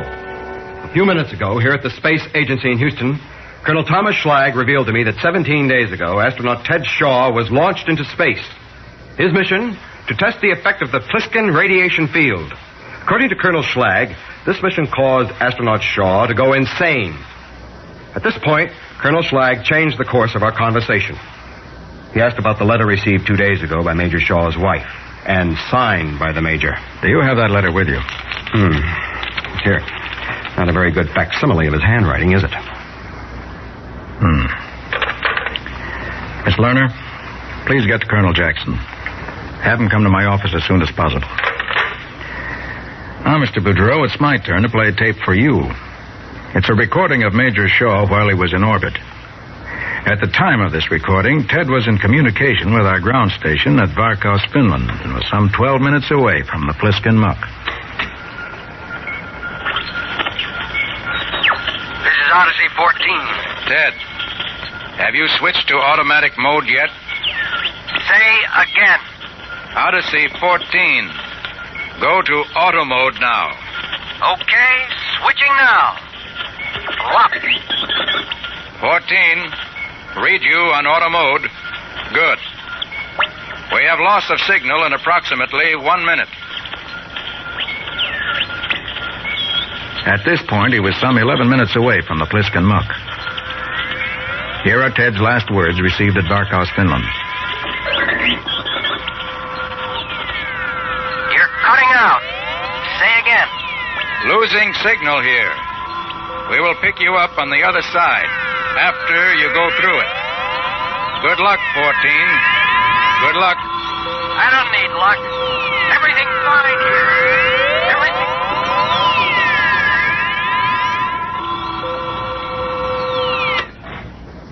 But what does the Pliskin muck do to a man? Come in. Oh, hello, Colonel. Howdy. Mr. Boudreau, this is Colonel Jackson, who is the chief surgeon of the Odyssey mission. How do you do, sir? How do you do? Why don't you ask the colonel that question? Very well. What effect does the Pliskin radiation have on an astronaut? Well, after they've had a taste of it, or perhaps I should say the sound of it, they just don't want to come down. I don't understand. Well, the simplest way I could describe it would be as an acute case of audio hypnosis. You see, when the capsule entered the Pliskin field, the radiation there created a sound phenomenon within the capsule. For lack of a better term, we label it space singing. Once a man is exposed to this space singing, he evidently goes into a deep hypnotic state and will do anything to stay in it. The siren song of space. Is that it? Well, the Russian cosmonaut wanted to stay in that world so desperately that he sabotaged all efforts to bring him down. The purpose of our mission was to send the kind of man who, by our most scientific judgment, was able to resist the field's hypnotic attraction.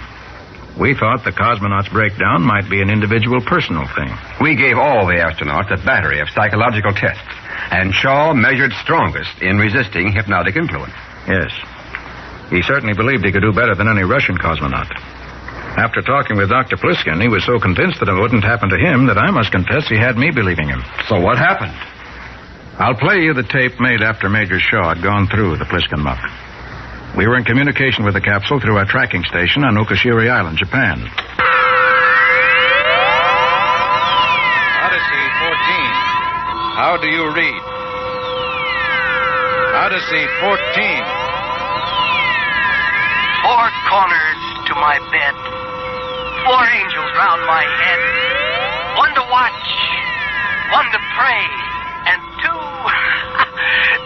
to bear my soul away. 14. I'll count down retro sequence fire. 3, 2, 1, 0. We read number 1 fired. For every evil under the sun, Number 2 fired. there is a remedy or there is none. Number 3 fired. If there be one, try and find it. If there be none, never mind it. 14. We show that you have armed the escape hatch. Old woman, said I, whither so high? To sweep the cobwebs off the sky, and I'll be with you by and by. 14. We show that you have blown the hatch. Come when you're called, do what you're bid, shut the door after you and never be chid. And may we light the clock, keep a face clean and bright, with hands ever ready to do what is right. Phew. Well, if I understand the tape, he made it impossible for you to bring him down. Yes. Put the capsule into a position that would have made it skip back into space when it hit the atmosphere. And did he have control? No. He didn't know it, but we'd rigged it so that once he went automatic before his entry into the Pliskin muck, all control belonged to us on the ground, and he could never again take it back again. Then he couldn't blow the hatch. That's right. Each button he pushed gave us a readout in our control, but had no effect on the capsule. Then you got him down all right? Yes.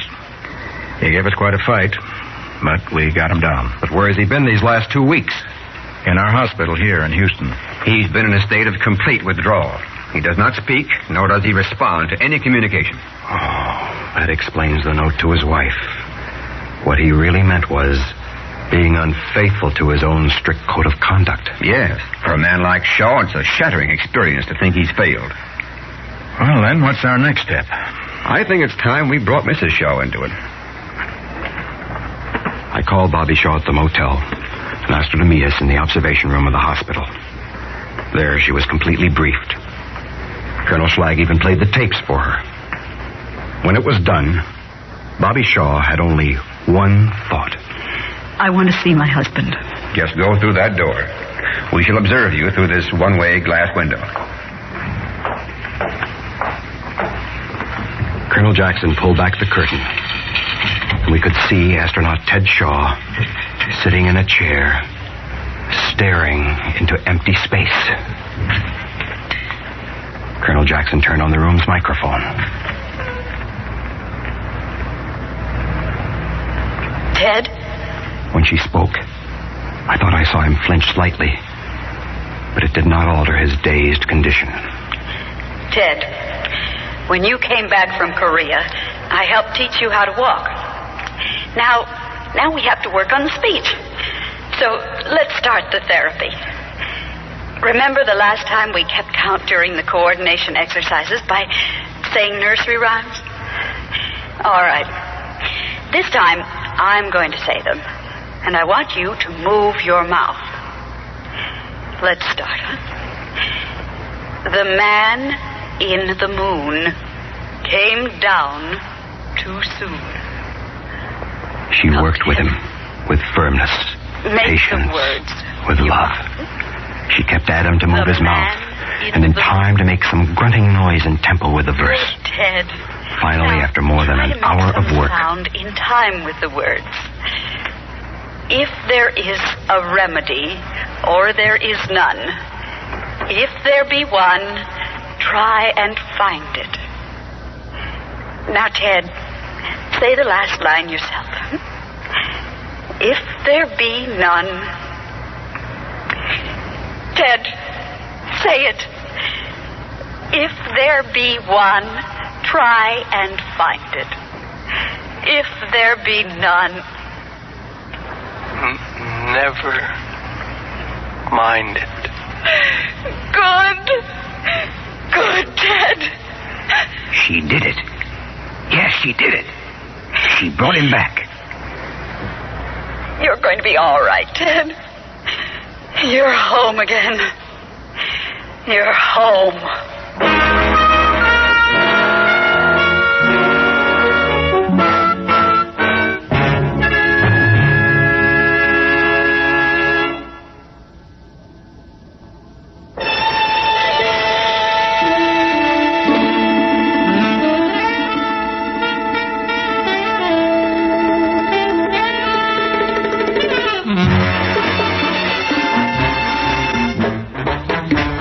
Theater 5 has presented Odyssey of Number 14, written by Bruce Bassett and directed by Harry Nelson. In the cast, John Thomas, Lenka Peterson, Lon Clark, Cliff Carpenter, and Jay Barney. Audio engineer Neil Pultz. Sound technician Ed Blaney. Script editor Jack C. Wilson. Original music by Alexander Vlastotsenko. Orchestra under the direction of Glenn Osser. Executive producer for Theater 5, Edward A. Byron. We invite your comments. Write to Theater 5, New York 23, New York. This is Fred Foy speaking.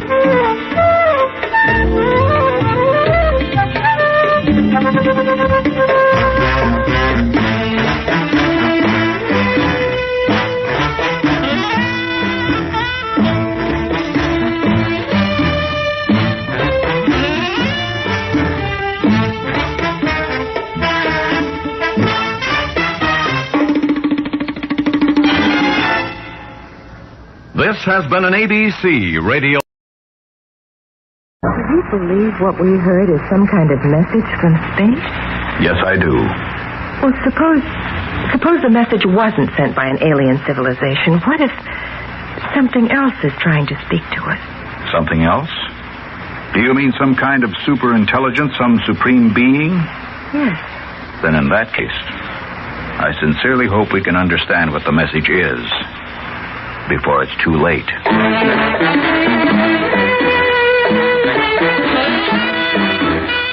Theater 5 presents We Are All Alone.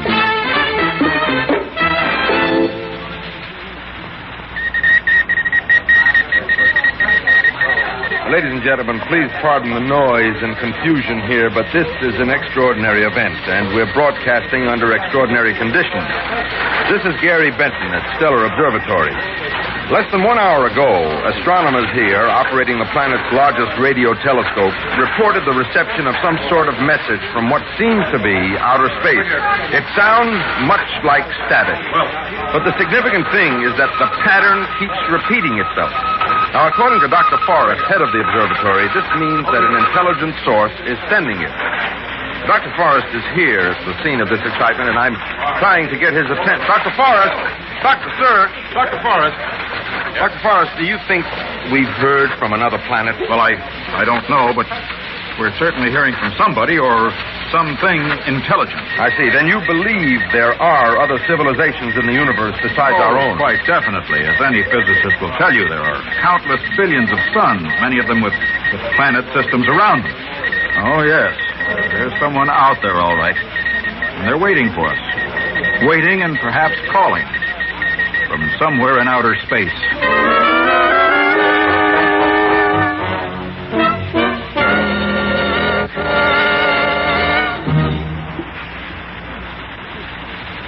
Theater 5 is presenting the radio drama We Are All Alone.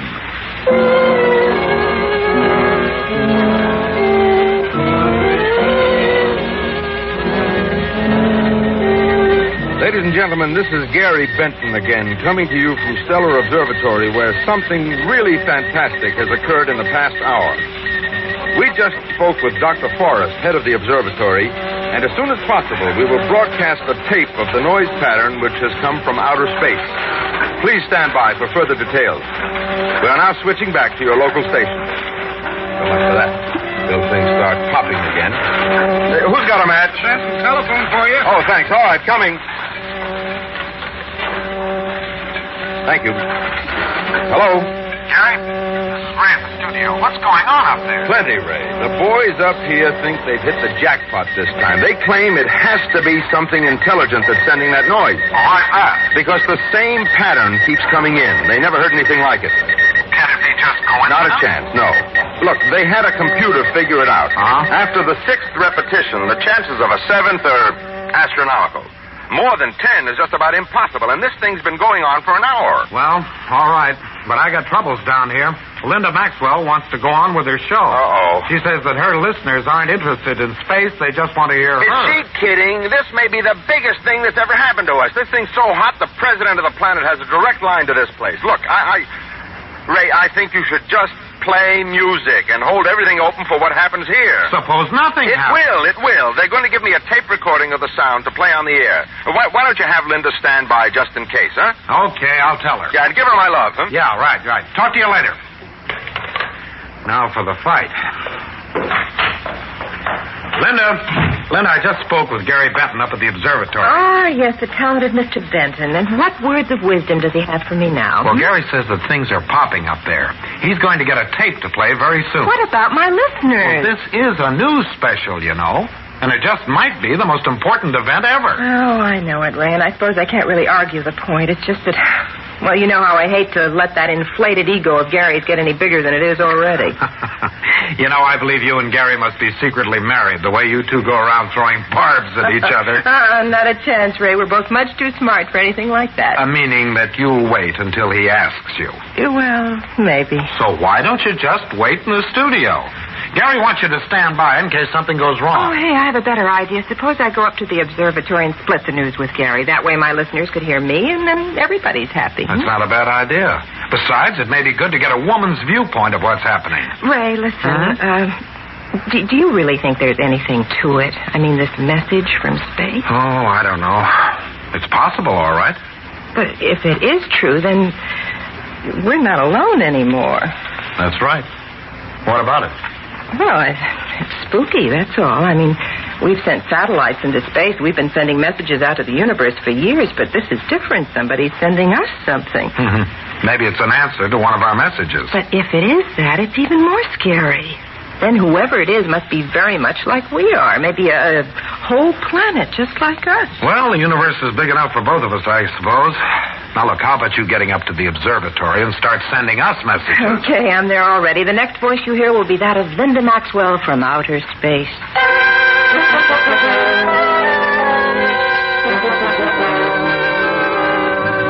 For Pete's sake, what are you doing up here? Well, maybe Ray wanted somebody with a little human feeling in on a story like this. Very funny. All right, Gary, I'm sorry. Come on, tell me what's going on here. Well, from what I've been able to piece together, there were two men on the telescope when the noise started coming in. Yeah. Dr. Forrest, who's head man, and Professor Sanford, a physicist. They're both tops in their field. Which is? Which is radio astronomy. For several years, they've been sending out signals to all parts of the universe, hoping to contact other civilizations. At the same time, they've been listening to sounds coming in, hoping to hear something intelligible. And tonight they heard. They sure did, baby. Oh, well, where's the tape now? Dr. Forrest has it. He's going to give me first crack at it to play it on the air. We've got the news beat of the year. Well, what's the noise sound like? It's a little weird, especially when you realize it may mean something. What are you doing now? I'm going to play you a tape of what they usually hear when the telescope is on. Well, how do they get this sound? Well, from what Dr. Forrest tells me, they aim the telescope at a particular area of the sky. Then they tune in on a specific frequency and turn on the radio receiver. And they record whatever they hear. Right. Here, listen to this.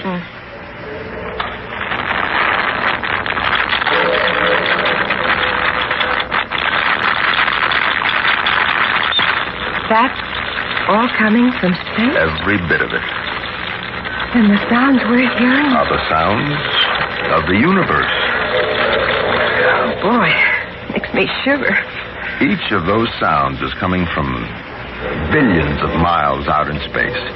Some of them have taken thousands, maybe millions of years to get to us. Mr. Benton, Dr. Forrest would like to see you. Thank you. I'll be right back, Linda. I think he wants to give me the tape. Dr. Forrest? Oh, Mr. Benton. Come in. I'd like you to meet Professor Sanford. It's an honor, Professor. And from me, Mr. Benton, Dr. Forrest tells me that you've been following the progress of our little adventure almost from the beginning. That's right, sir. I must say I admire your patience. Stubbornness would be more like it, Professor. I figured if I made a pest of myself long enough, I'd get the inside track on the story, so... Well, here I am. Now, Mr. Benton, I have the tape that I believe you wish to play for your listeners. The president of our planet has already been notified and is being kept informed of developments. Well, sir, have you been able to determine anything definite yet? Well, there's more to be done, of course, but I can say this. Perhaps the most fantastic thing of all is the strength of the radio waves. The strength? Mm-hmm. What Dr. Forrest means is that an unknown radio source far beyond the universe we know is sending us signals on 10,000 megawatts of power. But that's more power than my whole radio station uses. That's what the reading is, and there's no mistake. Well, Mr. Benton, suppose you play the tape and we'll get back to work. Yes, well, thank you, Dr. Forrest and Professor Sanford. Linda, get the engineer to cue up this tape right away. I'm going on the air as soon as he opens my mic, Ladies and gentlemen, this is Gary Benton at Stellar Observatory. We have just received the tape of the sound pattern which has come to us from outer space. In just 1 minute, you will hear what is believed to be the first sounds ever received from an intelligence somewhere in space. Please stand by.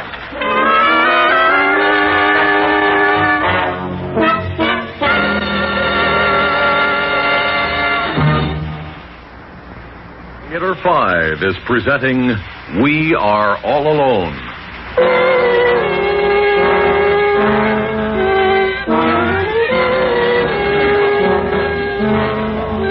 Ladies and gentlemen, this is Gary Benton at Stellar Observatory.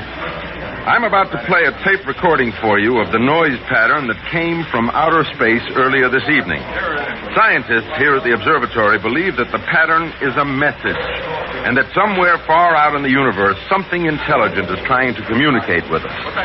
The next sound you hear is coming from outer space.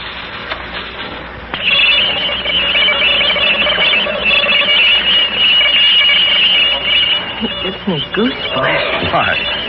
I don't know. It's just spooky. Ladies and gentlemen, we have just played for you what may be the first message ever received from outer space. Scientists are now determining what that message may be. As reports come in, we will broadcast them, so please stay tuned. Well, that's that, at least for the moment. I hope the president of the planet was listening. Gary? Listen, suppose this, whatever it is, isn't friendly. I mean, suppose it wants to destroy us. What then? Well, first it has to get here. If it could send messages, it could get here. Well, it's a little different, Linda. One big difference is that radio waves travel through just about everything. Bodies can't do that, at least not that we know of. But just suppose it did happen. What would you do? My love, I'd gather you up in my arms and run as fast as I could. Oh, dear. Telephone for Mr. Benton. Oh, thanks. Benton here. This is Ray, Gary. Here at the studio. Yeah, what's up? Oh, boy, things are really popping. We've had about 100 calls already on this message from outer space, and they're coming in faster than we can take them. And I have personally spoken to 2 men who claim to understand the message. What? You heard me. Both of them claim that they can understand what is being sent, and what's more, they know where it's coming from. One of them fell on his head when he was 12, and ever since then he's had visions of the day when this message would come. Yeah, what about the other? Well, the other one knows all about the message because it's for him. I see. Well, go on. It seems that he is not of this planet. He came here many years ago from his home, billions of miles away in another galaxy. Now they want him back. Now that's what the message is, telling him to come home. Look, seriously, Gary, I just wanted to congratulate you on being the first to get this on the air. It's the biggest thing that's ever happened around here. Well, thanks, Ray. I'll call you later at the studio. You'll be there, huh? Where else? Right. That was Ray. Oh, did he say my listeners are storming the building because they can't hear me? Yeah, something like that. I thought so. Hey, here's Dr. Forrest, the professor. Come on, I'll introduce you. Okay. Oh, Mr. Benton, sir. Well, how did the broadcast go? Just fine, Doctor, just fine. I'll return the tape after I've run it once more. Good. Meanwhile, this charming young thing on my arm is Linda Maxwell. She's my assistant. Linda, Dr. Forrest, Professor Sanford. A pleasure, Miss Maxwell. Anything new, Doctor? I'm afraid not. We've tried radio telegraphy with no luck. We've just finished running the pattern through the modulating receiver. Oh, what does that do? It breaks down the electromagnetic wave. The wave pattern is carrying the electrical equivalent of sound waves. Then the receiver can reproduce the original sound. You mean a voice? If that's the original sound, yes. Well, sir, what were the results of your test? It's definitely not what we expected. I see. Well, if something is being sent out, what form would it take? I mean, for example, would it have our alphabet? Hardly. It would probably be a mathematical formula. Equations are constant everywhere in the universe. Yes, that's the only common bond there is, of course. You mean everything else, history, culture, is meaningless to an alien civilization? Well, in terms of our experience, I'm afraid so, Miss Maxwell. Well, what do you do now, sir? Well, there's one more experiment Professor Sanford and I want to try. It's a long shot, so I'd better not say anything about it just yet. but we should know the results very soon now. Dr. Forrest, Yes, Miss Maxwell. suppose the message was not sent by an alien civilization. What if something else is trying to speak to us? Something else?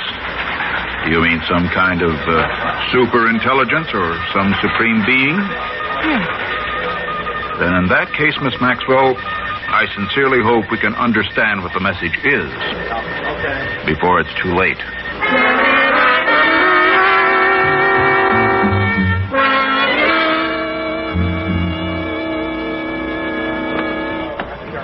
Ladies and gentlemen of the news media, ladies and gentlemen, Professor Sanford and I have called all of you here to acquaint you with the test results we mentioned several hours ago. Good. Let me begin by saying that after our initial shock, we noted the rather odd fact that the radio waves were coming in at 82.2 megacycles.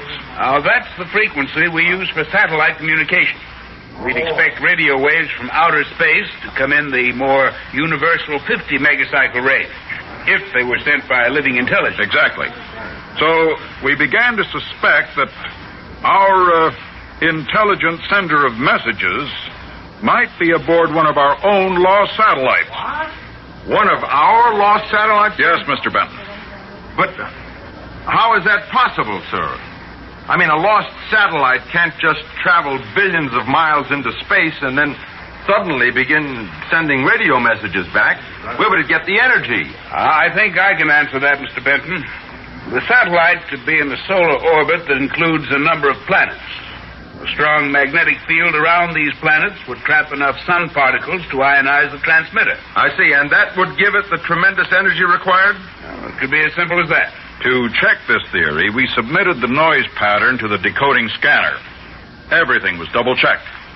And there's no doubt that the mysterious message from outer space, the something that is sending us a repeating pattern, is a transmitter in one of our own satellites. Where it is, we don't know, and we'll never know. Certainly billions of miles away, perhaps in another universe. And I thought this was the story of the century. Oh, but it is, Mr. Benton. Now, how do you mean, sir? From an emotional viewpoint, this is quite naturally a shattering disappointment. But not from the scientific point of view. This lost satellite is sending us information that will revolutionize our thinking. Already, we know of a planet that has a dead moon near it and a fantastic amount of radioactivity surrounding it. Who knows what else we shall learn? Well, you'll excuse me, ladies and gentlemen. There's much work yet to be done. Professor Sanford. Yes? Professor, are you going to call the president of the planet now, sir? Oh, yes. I'm going to let President Moore know that this is a scientific breakthrough of major importance. Thank you, Professor. Well, Linda, it seems the all-powerful stranger from another planet turns out to be a phantom of our own imagination and invention. And we are alone. All alone. No, Linda.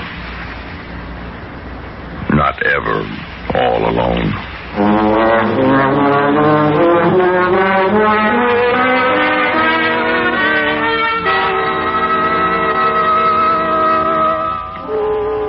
People of our planet, this is your president speaking.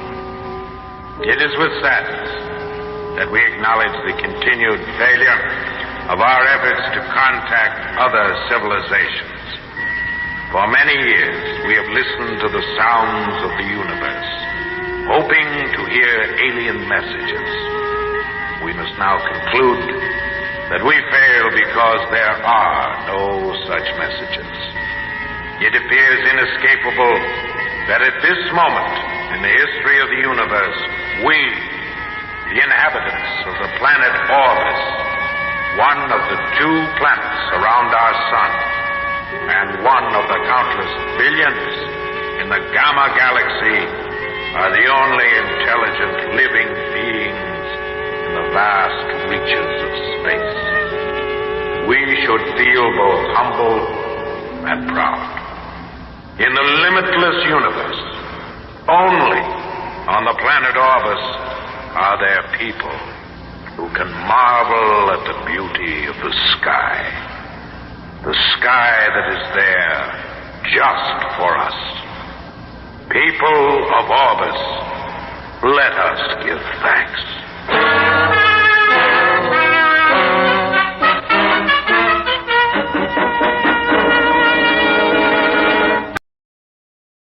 I never should have come here.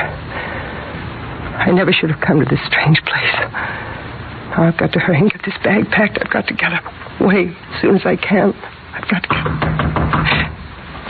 What do you want? We thought we'd bring you another bottle of champagne. If I'd wanted room service, I'd have called. It's with the compliments of the house. You get out of here, all three of you. Now leave me alone. Now that's gratitude. It's going to be a cold night, miss. And I brought a blanket to keep you warm. Get out of here, all of you. Get out. No, miss, is that a nice way to act? You're the one who said you'd help me. Where's my cab? I'm sorry, but I couldn't find a cab. You never went after one. You're lying. You're all lying. Now get out of here.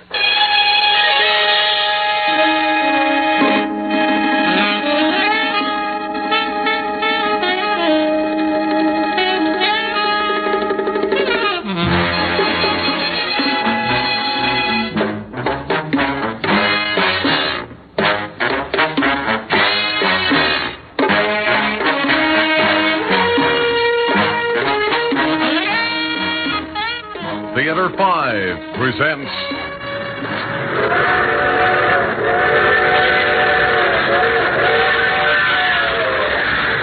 Echo of Madness.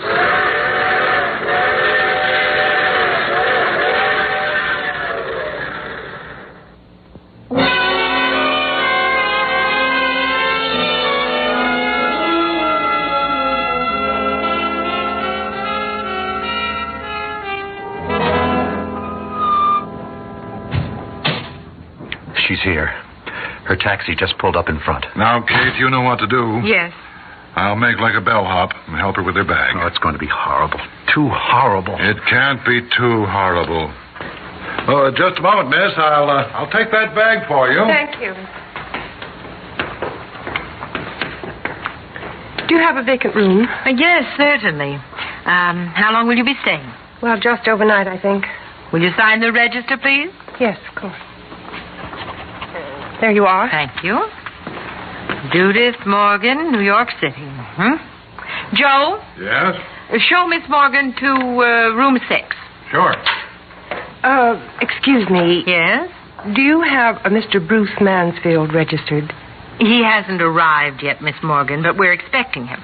I see. Well, when Mr. Mansfield does arrive, will you let him know I'm here? It's important. Certainly. Thank you. This way, miss. Just follow me. Well? Well, what? I'd say everything's working just as we planned. Wouldn't you, Mr. Mansfield?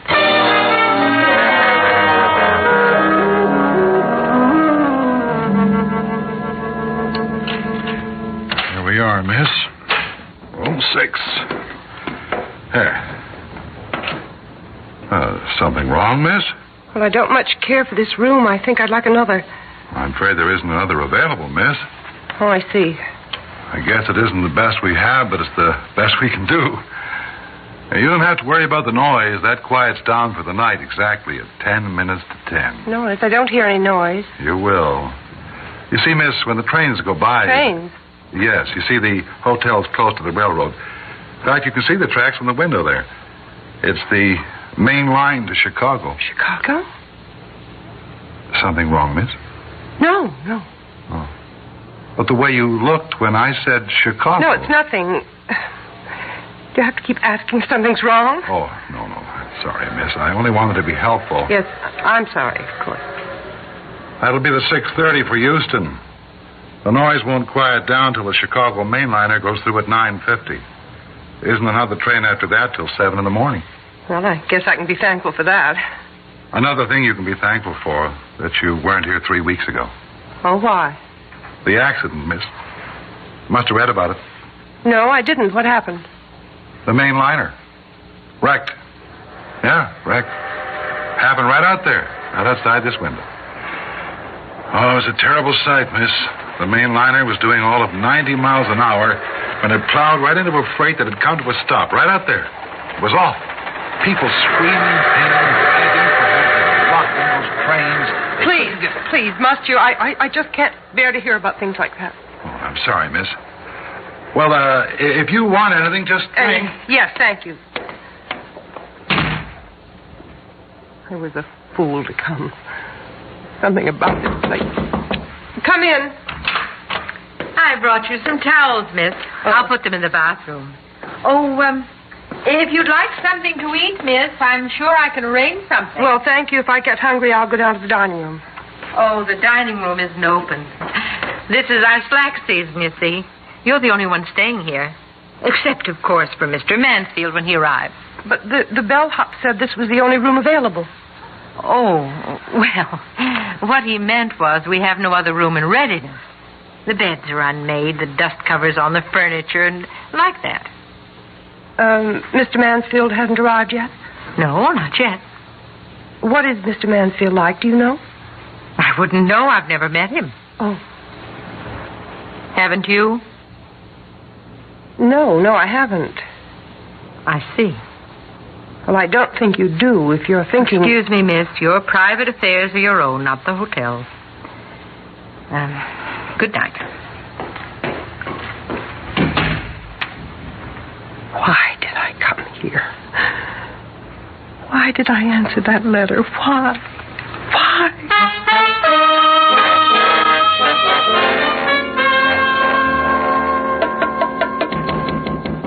Just a minute. Oh. Did I startle you? You're Bruce Mansfield? Who did you think I was? Well, I didn't know. But now you do know. The name, the face, you've put them together, and now you know? What do you want? What is it I want? Isn't it something you want, Miss Morgan? No. Then why did you come here in answer to my letter? Well, you said that I would find it to my interest. Find what to your interest? Well, I don't know. Look, I'm getting out of here. I never should have come. I was a fool to answer a letter from a stranger. But we're not strangers. We're friends, very old friends.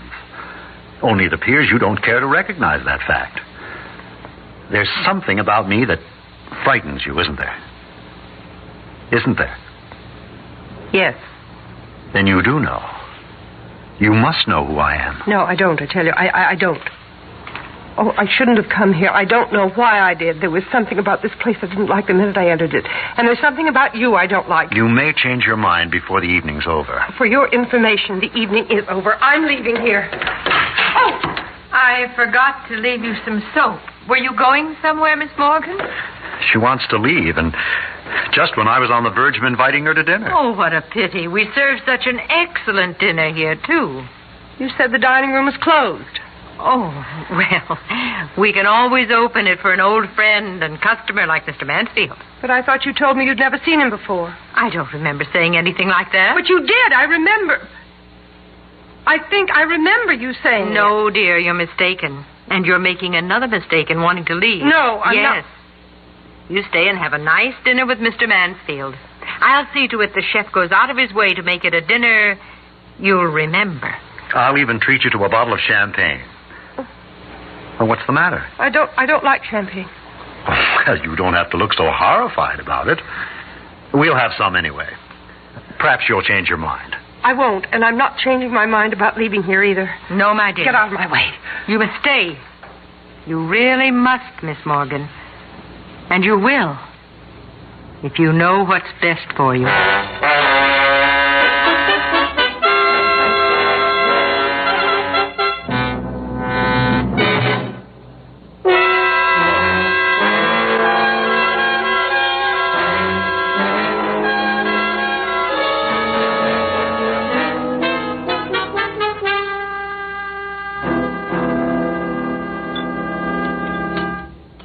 Will this table be all right, Mr. Mansfield? Well, it seems fine to me, but I'll ask the lady. Does this table suit you, Miss Morgan? Where are the others? Oh, that's right. They said the dining room was closed. The whole place is like a morgue.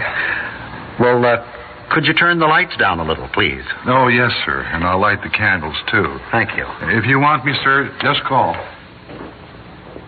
There, now, isn't that better? You love candlelight, remember? Well, yes, I do, but... And your favorite flowers. White heather and yellow roses. Yes, they're lovely. But I don't understand... The dining room, Miss Morgan. Is it familiar to you now? Why should it be? Well, now look, the wallpaper. Do you remember the quaint, old-fashioned flowered wallpaper? Well, I love old-fashioned things, but... What are you trying to do to me? I never saw it before.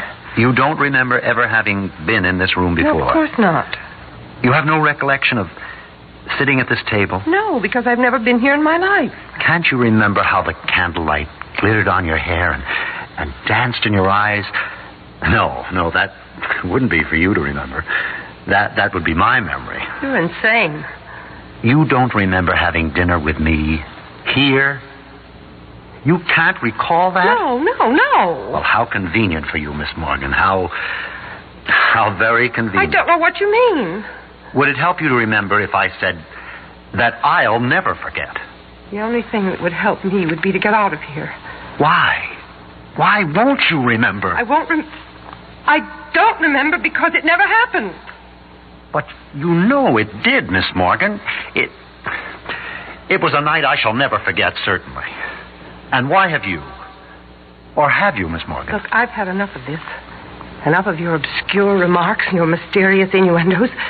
I demand to know why you wrote me that letter. I demand to know why you refuse to believe anything I say. I demand... What? Don't demand. Not of me, Miss Morgan. Joe. Yes, Mr. Mansfield, what can I do for you, sir? The champagne, please. Yes, at once, sir. I won't drink it. Why not? I told you I don't like champagne. Oh, now everybody likes champagne. And this is the best. No. Yes. Only the best. This is it's a special occasion. What do you mean? You'll find out. I will not sit here. Now sit down. You know by now you can't leave unless I let you. And I'm not going to let you. So you might as well take things easy. Or as easy as it'll be possible for you to take them. And I seriously urge you to drink the champagne. It isn't poisoned and it isn't drugged. What's more, it'll help you face what's coming. What do you mean, what's coming? What are you going to do to me? What's going to happen? Here's the champagne, Mr. Mansfield. Oh, yes. Thank you, Joe. Shall I pour, sir? Yes, would you please?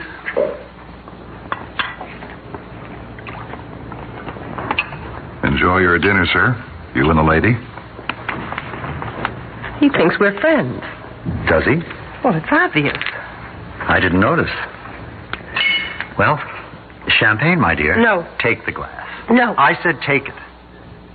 Now drink it. No. Drink it, I tell you. Oh, Mr. Mansfield, sir. Mr. Mansfield, your cheek, it's bleeding. Miss Morgan just threw her glass at me. Shouldn't have been. Joe, have you any iodine? In the kitchen, sir. No, that's all right. It's quicker if I go up there. Please, keep the lady company. Yes, sir. Please, you've got to help me. But I can't. I'll make it worth your while. I have money, lots of money. I'll pay you anything. Anything to help me get out of here. Well, I'm afraid I don't see what Listen to me, listen. Go out and find me a cab. Oh, look. Just do as I tell you and you'll be well paid. I'll go to my room and get my bag. All my money's in it. You get that cab and have it waiting around the corner, and I'll meet you there. And I'll pay you well, very well. Do you understand? Yes. Well, then go on. Go on.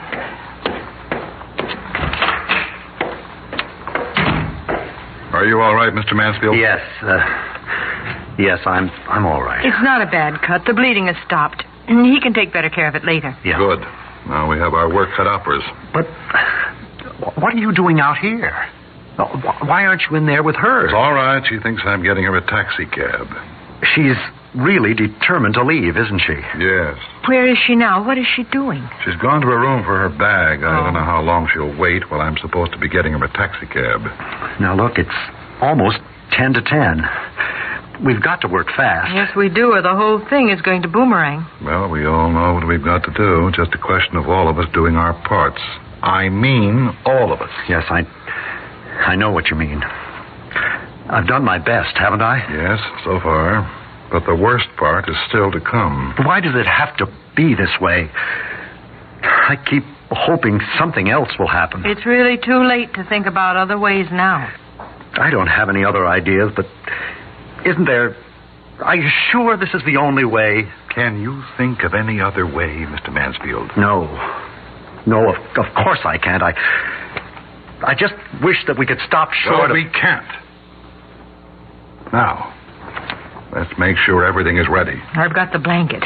Now, this is the right kind, isn't it, Mr. Mansfield? Yes, that's the right kind. I'll get another bottle of champagne. It may help. Did you manage to get her to take even a sip of the champagne before? No, I didn't. Not a taste of it. Do you think she's suspicious? Of course she's suspicious. But I think we can overcome that. How important is the champagne? Do you really think it would make things easier for her? It should help. Well, I guess it's now or never. All right. Let's go before I lose my nerve.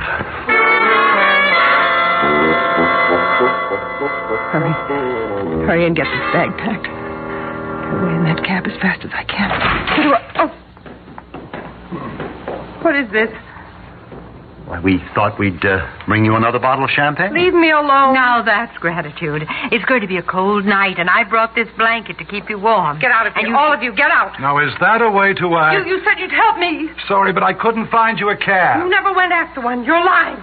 You're all lying. Now get out of here. Please don't take that attitude. Joe tries to help you, and just because he can't find a cab, you call him a liar. Miss Harwood is thoughtful enough to bring you a blanket and you insult her. I offer you champagne at dinner and you fling it in my face. Get out of here. Get out. What's the matter? You've gone white as a sheet. That sound. Only the main liner to Chicago. Right on time. She'll pass here at exactly 9:50. You're shaking, Miss Morgan. You must be cold. Here, put this blanket around your shoulders. No. But if you're chilly, you How should have... can she be chilly when she's perspiring? Her forehead beaded with sweat. I tell you, she's cold. Now, here, my dear. Please get out of here and leave me alone. Not until you've had this glass of champagne. You wouldn't have at dinner. I told you I don't want it. I won't drink it. And I told you that you will.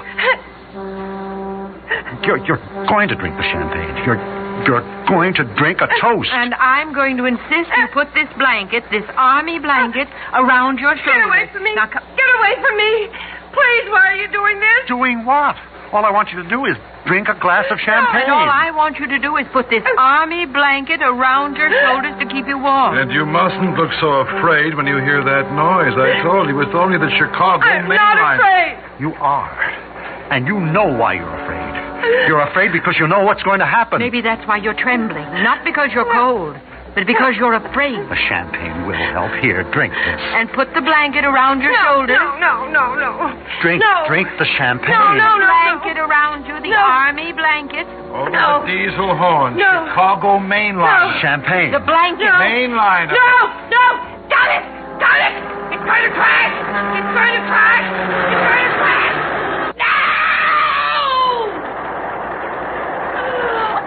Oh, those poor people. All those people. And the screams. All those screaming people. Bruce. Yes, dear. Bruce, we've got to help them. Of course, darling. Of course we'll help them. Who are you? Tell me your name. Who are you? Who am I? Well, I'm Judy Mansfield. This is my husband, Bruce. Oh, thank heaven. Why do you ask such a silly question at a time like this? There's just been a terrible accident out there. No, dear. There was a frightful accident. 3 weeks ago. 3 weeks ago? The Chicago main liner crashed into a freight train. On the night we were beginning our honeymoon, darling, in this room. Honeymoon? Here? We were driving to Chicago. Our car broke down. We had to stay here overnight. 3 weeks ago? Bruce? It was a terrible shock to you, Judy. So terrible you blotted it out of your mind and everything else with it. You became the victim of a sudden amnesia, Mrs. Mansfield. I had you moved to Rockview Hospital, but there was nothing they could do for you. Finally, in desperation, I got hold of the best psychiatrist I could find in New York. He's this gentleman, Dr. Joseph Carroll. You're a doctor? Yes, my dear. I knew one possible answer to your problem might be to make you relive that night. Just before the accident, you and your husband had drunk a toast to your marriage in champagne. You see, it had been cold in the room. And Mr. Mansfield had got this army blanket from your car and put it around you. And by the way, sweetheart, this is Miss Harwood, Dr. Carroll's nurse. And I can't tell you how glad I am the doctor's plan worked, Mrs. Mansfield. If it hadn't been for him and the cooperation of the people who own this hotel, you'd still be a victim of amnesia. Why, I remember everything now. Oh, thank heaven it's over and done with. But it isn't. One part is just to begin. What?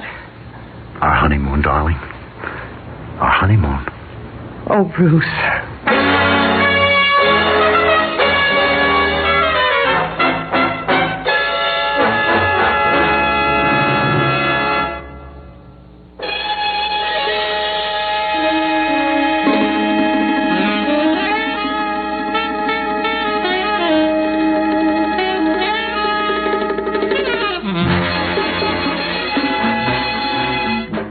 Theater 5 has presented Echo of Madness, written by George Lowther and directed by Warren Somerville. In the cast, Elspeth Eric, Mary Jane Higbee, James Monks, and Ivor Francis. Audio engineer Neil Pultz. Sound technician M.C. Brock. Script editor Jack C. Wilson. Original music by Alexander Vlastotsenko. Orchestra under the direction of Glenn Osser. Executive producer for Theater 5, Edward A. Byron. We invite your comments. Write to Theater 5, New York 23, New York. This is Fred Foy speaking.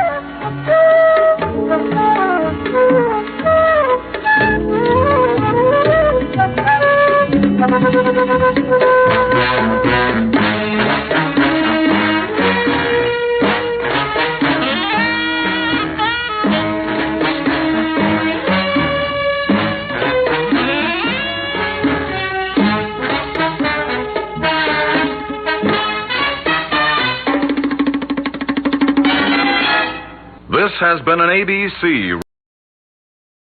It's a terrible thing to wake up from a nightmare. But suppose you have a nightmare you can't wake up from because you aren't asleep. It happens to me in this story on Theater 5. A story called just what it is, a nightmare.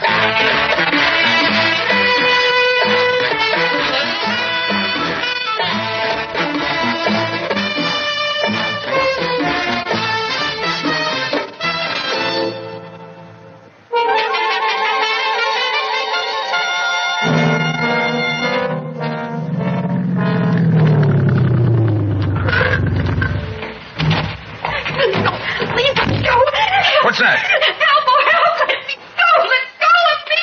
Help! Help somebody! What's going on here? Please. Why, Judy. Judy, you all right? What is it? Mr. Evans. Oh, thank you. Oh, thank goodness somebody came. He was... Mr. Evans, I thought he was going to... Oh, Mr. Evans. Who was it, Judy? I don't know.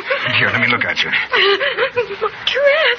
He tore my dress. Judy, are you all right? I had a drink. Yes, so I see. But are you all right? You want to Judy. know? No, Judy, Don't touch me. No, don't touch me. Judy, I'm only trying to help you. Now, here, let me take you inside and I'll call the police. Come on now. Let me go. Help! Judy. Let me go, I said. Help somebody. Help. Judy, what do you want the whole neighborhood to think? You're hurting me. Let me go. Please let me go. Hey, what's going on here? Well, Judy. Why, Mr. Evans. Phil, he tore my dress. Judy, what kind of nonsense is this? I don't know what's going on here. Somebody was attacking Judy. I heard her screams and I came running. Too late to catch the fellow or even see him, but... Sure. He got clean away, I suppose. Huh? Well, I didn't chase after him. I was only trying to help Judy. And, well, now she's carrying on as if... Look, she's upset, of course. And... Oh, of course. And she's been drinking. You can say that again. He tore my dress. Now, Judy, we're going to put a stop to this right now. I'm going to call the police. It sounds like somebody already has, Teach. I mean, Mr. Evans. Good. Not good, man. Bad. What?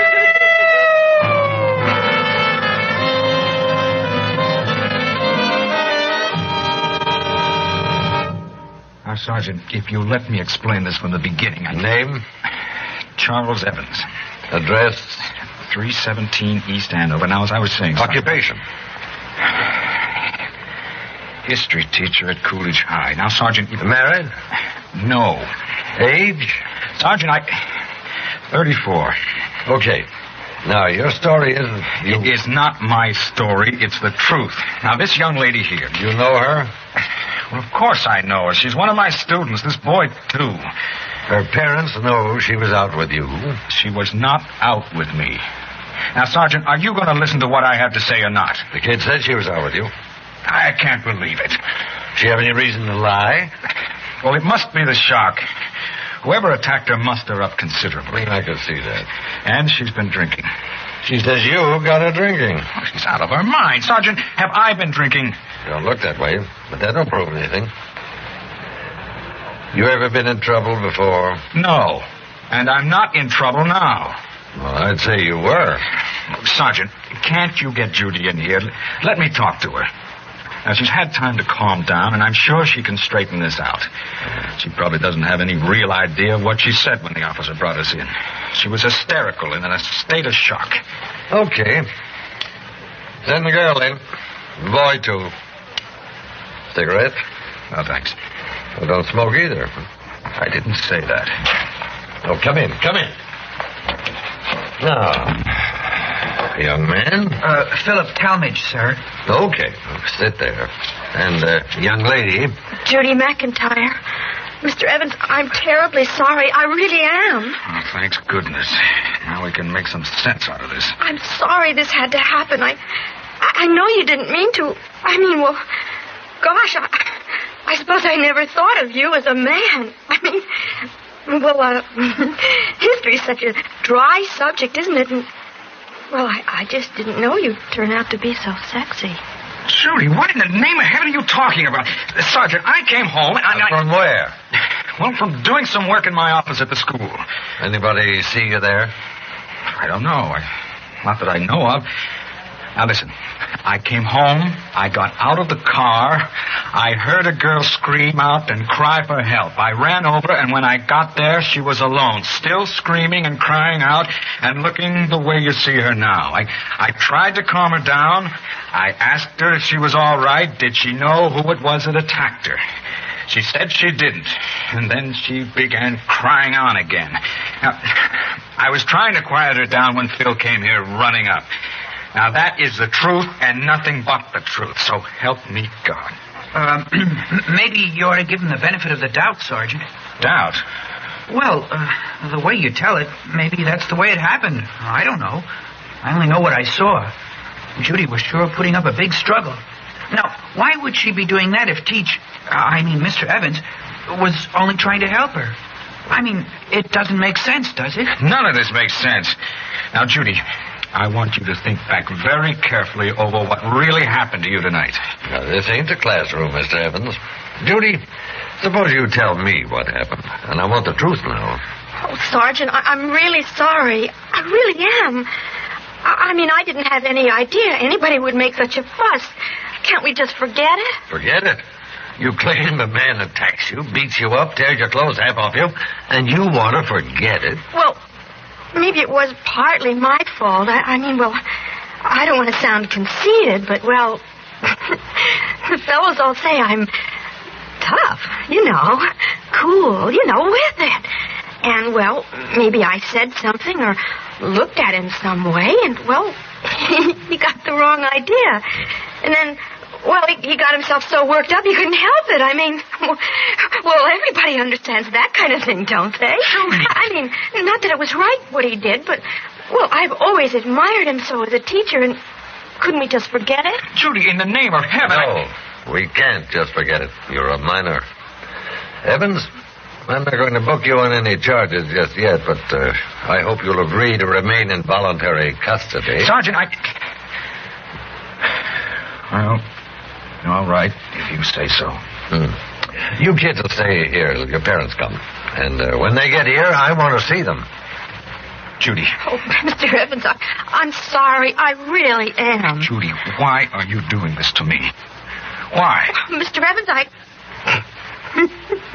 I don't know what's the matter with me. I guess I'm so tired. Judy, Why? Did you say why?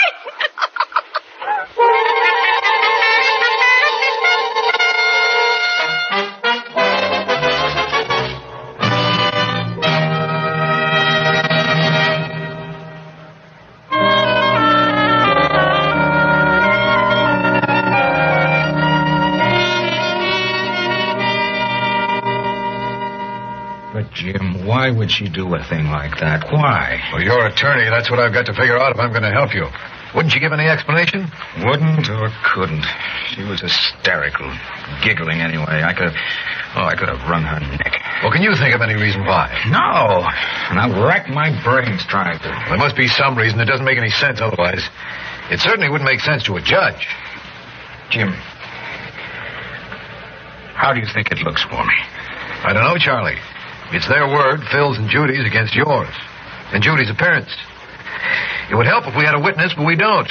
At least we don't so far, and I'm still working on it. That and anybody who might have seen Judy earlier in the evening. What about her parents? Just what you might expect. All they know is that she was out. They didn't know who with. They said they thought she was probably at the library. Probably. Well, I guess they're pretty upset. Actually, I don't think they'll press any charges. I get the feeling they're pretty leery about anything Judy might do or say. But in any case, we've got to know what's behind all this.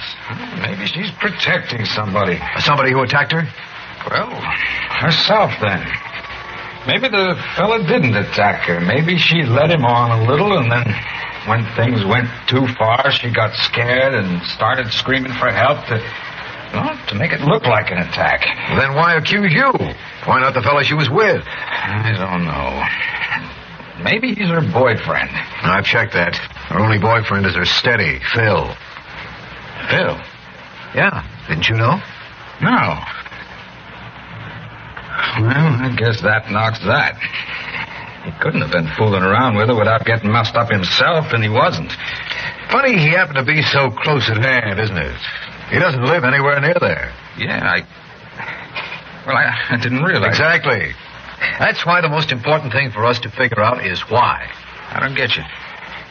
Well, hasn't it occurred to you that this whole business might have been staged for your benefit? But why? That's exactly what I mean. Why? Some grudge, maybe. What kind of a student is she? Fair. Not good, not bad. No problem of failing? No. No run-in of any kind in class? I mean, embarrassing her in front of the class, say, because she didn't know an answer? No. I've never had any trouble at all with her like that way. Or Phil either. Does she have a crush on you? I've never gotten that impression. It could be that. And if she felt you slighted her or were laughing at her and she wanted to get back at you... I don't think so, Jim. She isn't the type. She's always with a flock of boys, steady or not.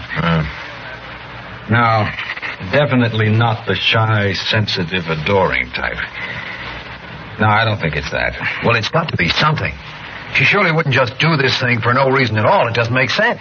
That's what I keep thinking over and over. It doesn't make sense. Well, charges or no charges, Charlie. I'm afraid you're in for a tough rap.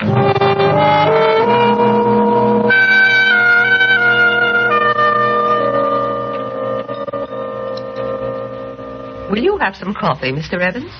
No, thank you, Mrs. Carter. Very well. Then let's get down to business. I'm sure you know why you're here. I have a fair idea, yes. I understand you were acquitted of the charges against you. There were no charges, Mrs. Carter. Technically, no. I realize the charges were dropped. Yes, for lack of sufficient evidence, among other things. But, of course, the story is all over town. Well, I don't hear all the gossip myself, but I suppose so.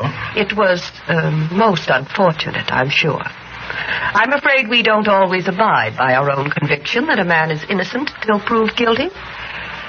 Well, be that as it may, you understand that officially I have no authority regarding your contract with the high school. Yes, I understand. But as president of the Parents Association, I do wield a certain amount of influence, shall we say. In other words, the Parents Association could, if we deemed it suitable, bring pressure to bear on the school to buy up your contract. Yes. And you deem it suitable? Don't put words in my mouth, Mr. Evans. I beg your pardon. I will admit I've given a good deal of thought to the matter. It's true that you are, legally at least, innocent. Still, in any situation involving our children, we have to be very careful. I'm sure that if you had a child... You're not married, I understand. No. I think you might well give that some thought. Still, that is beside the point for the moment. But if you had a child, I'm sure you would want that child under the influence of a teacher who is above suspicion. Mrs. Carter, if you asked me to come here so you could give me an analysis of my character... There is no need to be rude, Mr. Evans. I understand you have been through a rather trying experience. To put it mildly... So I will overlook that rudeness. I've asked you here, Mr. Evans, because of a remarkable experience I had this morning. Judy McIntyre came to see me. Judy? Judy came to see you? And she had some rather remarkable things to say to me. You mean she told you the truth? Several truths, Mr. Evans. I was so impressed by what she had to say. I asked her to be here this afternoon so you could hear for yourself. I think you'll be impressed, too.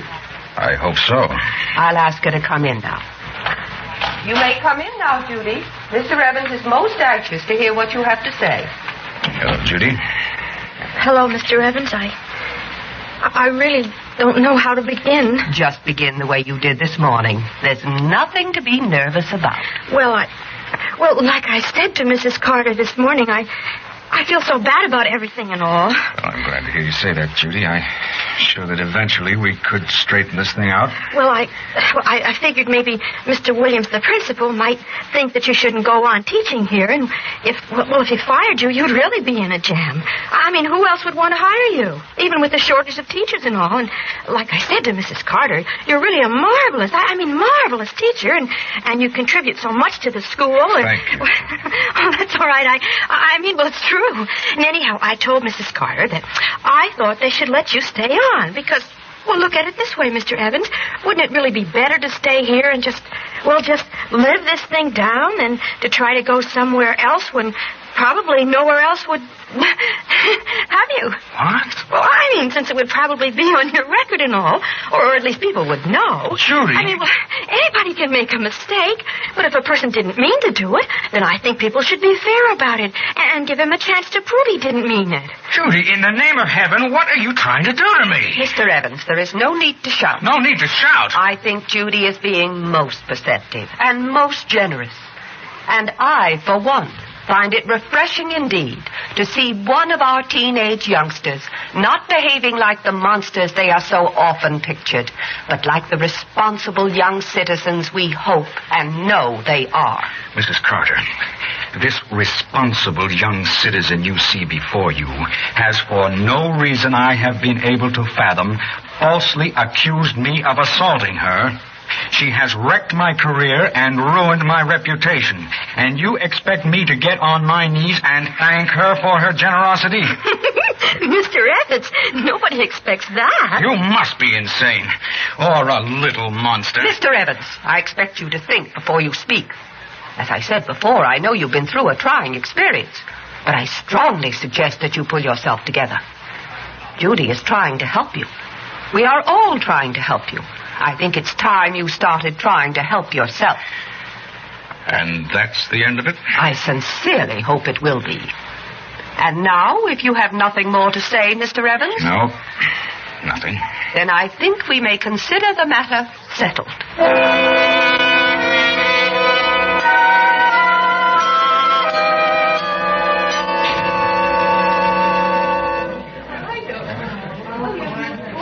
Judy. Oh, Mr. Evans. Oh, golly. I really don't think people should see you with me. Here in school, I mean. Judy, why? Why? Just tell me that. Listen, we shouldn't be talking right here in the hall, Mr. Evans. You should know better. Have I ever done anything to you? Offended you in some way? Mr. Evans, of course not. Don't be a star. Why? Gee, Mr. Evans, I don't know. Does there have to be a why? Look, I gotta go now. The guys are waiting for me. And like I said, I don't think you and me are just the coolest combo right now. Will you stop this insane giggling and give me a straight answer? I don't have any answer. We were just looking for something crazy to do. And, well, we did it. Just like that? Well, yeah. Why me? Oh, Mr. Evans. I know it doesn't sound as funny to you, but that's just what we said. Why, Mr. Evans? And then we said, why not? And that explains it. Well, sure. I mean, it wasn't anything personal, honest. Judy, do you have any idea what you've done to me? Well, yeah, but I fixed everything up for you, didn't I? I mean, you don't have to thank me or anything. It was just the least I could do. You could tell the truth. Mr. Evans, honest, you're the most. If I told the truth now, who would believe me? I mean, people would still think there must be something funny going on. They'd never believe we did this whole bit for no reason at all. I mean, it doesn't make sense. That's what's so funny about it. I mean, really funny that the truth doesn't make any sense at all. No, Judy, you're the one that doesn't make any sense. The truth makes a lot of sense. And your boyfriend Phil just told the truth. My lawyer had a hunch and put Phil on the spot. He told everything. I was just giving you one last chance to tell the truth before you tell it to a judge.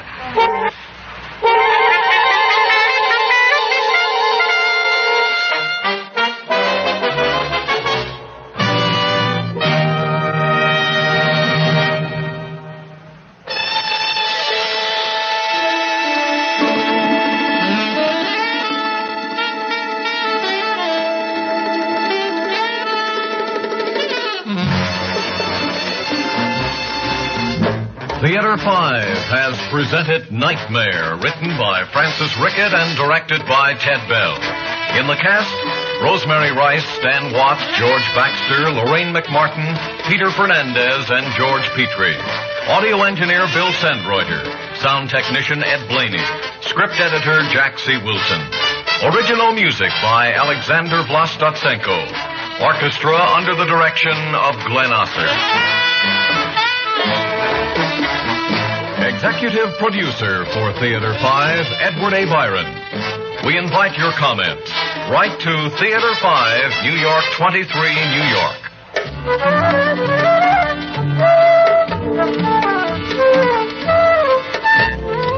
This is Fred Foy speaking.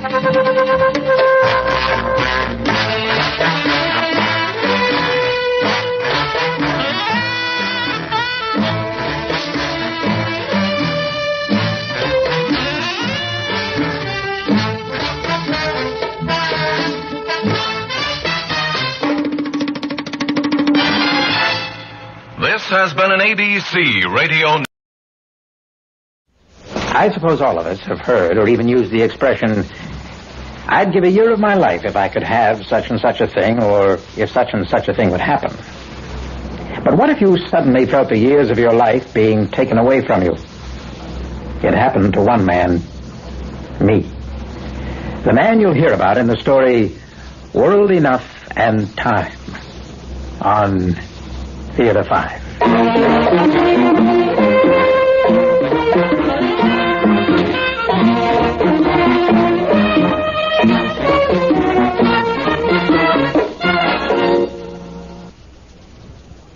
Radio. Why should I advertise on radio? There's nothing to look at, no pictures. Listen, you can do things on radio you couldn't possibly do on TV. That'll be the day. All right, watch this. Okay, people, and now when I give you the cue, I want the 700-foot mountain of whipped cream to roll into Lake Michigan, which has been drained and filled with hot chocolate. Then the Royal Canadian Air Force will fly overhead towing a 10-ton maraschino cherry, which will be dropped into the whipped cream to the cheering of 25,000 extras. All right, cue the mountain.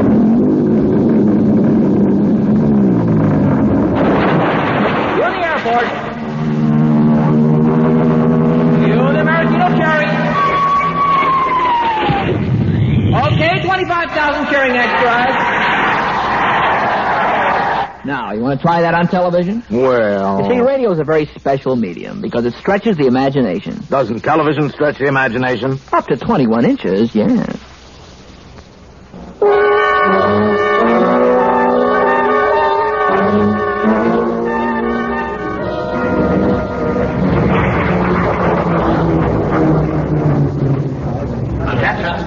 Attention, please. Passengers for Flight 371 International Airways are now boarding at Gate 3. Whiskey sour on the rocks, sir. Anything else? Well, hello, Mr. Dean. Hello, George. You're looking well. Haven't seen you for a while. Stopping at some other airports lately? No, just very busy. Out of the country a lot. Hey, Sid, who's the sharp-looking guy who just walked in? Him? That's Matt Dean. That's a swinger for you. Rich, plenty of dough, but regular. You know how some of these guys with a few bucks are? Well, not Dean, a real prince. Well, I never seen him in a place before. He seems to know everybody here. What's he do? I don't know exactly. Manufactures airplanes or something. I think he's in a lot of businesses. You know, different things. Boy, he sure is a snappy dresser. I've known him for maybe 20, 25 years. Huh? Yeah, true. As long as I'm tending bar here, I know him. He's always dressed to kill, too. Come on, are you kidding me? That guy ain't old enough for you to know him all them years. He's only about, 30 years old. That's what you think. He looks the same for all the time I know him. Never changes. Never gets old. Well, you know, he must be pushing 60 or better. Are you kidding me? Now, look, why should I kid you? He's about 60, I'm telling you. I'm 62, and when I started here about 25 years ago, Dean and I were about the same age. You'd never think it now, just looking at the both of us. I mean, I look broken down like what I am, but Dean, he flies around, makes money, stays young, I guess. Some guys just got it, and some guys ain't. Well, Sid, how are you? Hi, Mr. Dean. Haven't seen you in ages. How you been? Well, how do I look? Great, just great. Well, that's how I feel. Oh, brandy, please. Brandy for Mr. Dean, Jack. Right. Well, you got a new bartender with you, Sid? Yeah, I've been here a couple of months. Hey, Mr. Dean, you want anything with that? Oh, no, thanks. You're the new man, Yes, sir. I've been here about 3 months now. I didn't realize I hadn't been here in so long. I've been traveling on business. What's your name? Jack. Oh, that's fine, Jack. I'm always around airports. Know every airport, large or small, in the world, and I like to know the names of the people on the job. Oh, I guess you do a lot of flying, huh? Well, that's my life. Yes, I'm always flying all the time. That's the secret of my life. Is it true, Mr. Dean? I hope you don't mind my asking, but Sid was saying when you came in that... Well, you mean that Sid said that I've been around longer than he has and I still look like his son? Yes, sir. That's it exactly. Now, come on. Is that true? Yes, it sure is. I've been flying in and out of this airport for nearly 30 years now. You weren't even a twinkle when I started flying. Well, I hope you don't mind my saying so. Man, that is really something. You don't look more than 30 years old. Well, I keep after it. I make sure I don't get caught up in this age race. Oh, Jack, how about another brandy? Huh? Yeah, sure. Hey, Mr. Dean. You mean you got a secret staying young? That's no secret, really, Jack. It's very simple. Well, how's that, Mr. Dean? Well, you see, Jack, the Earth is revolving counterclockwise at about 1,000 miles an hour. Yeah, 1,000 miles an hour. Right now? Mm-hmm. That may seem hard to believe, but it's true, all right. The Earth we're sitting on right now is traveling about 1,000 miles an hour. Isn't that something? Well, anyway, as you travel west, if you go fast enough, say 1,000 miles an hour, you stay right with the sun. Holy mackerel, kind of like science fiction, huh? Yeah, kind of like science fiction. There was one further step, Jack. Well, what's that? Well, I figured perhaps I could beat the sun by traveling faster than it does. What? You see what I mean? Faster than the sun. I bought an experimental jet which could fly at about 1,200 miles an hour. Now, of course, my plane, an FY 630, can do about 2,100. Wow, that's really moving. Yep. And one morning I took off at dawn from this very airstrip. When I got to California, I knew that I had time beaten forever. I was a half hour ahead of the dawn. It was 2.5 hours after I started, but here it was earlier than when I started. I had lived through and yet saved 2.5 hours of my life. Yeah, but how do you work it out when you get fogged in or when a plane breaks down or something? Yeah, I've got it down to a science. I have planes at 7 different airfields. I can fly to an airport, take off in another plane. You see, my planes are always in top condition. I have pilots working around the clock, stationed at different airports. Man, you sure have thought of everything. And it actually works. Here you are, right? Right. I've been doing it right along for about 30 years.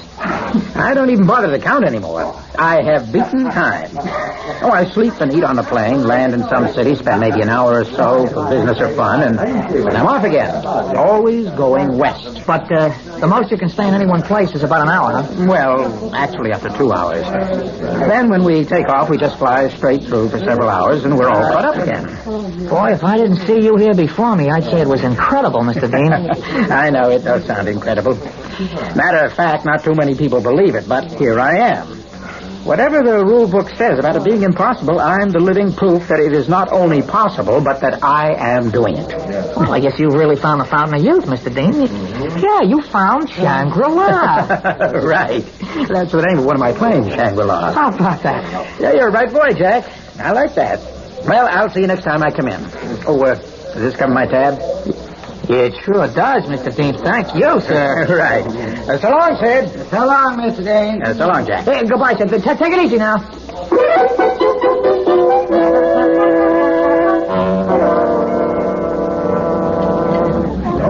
All right, now, Stuart, this contract with Rollington is to be ignored. Let them think that we have absolutely no use for their company. Yes, sir.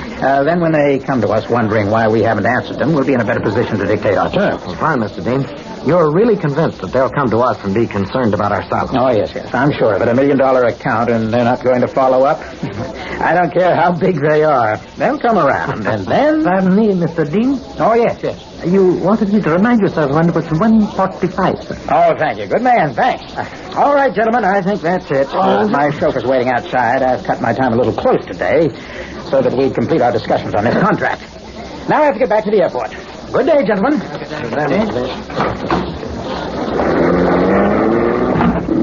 All right, Louis. Let's make a beeline to the airport. Yes, sir.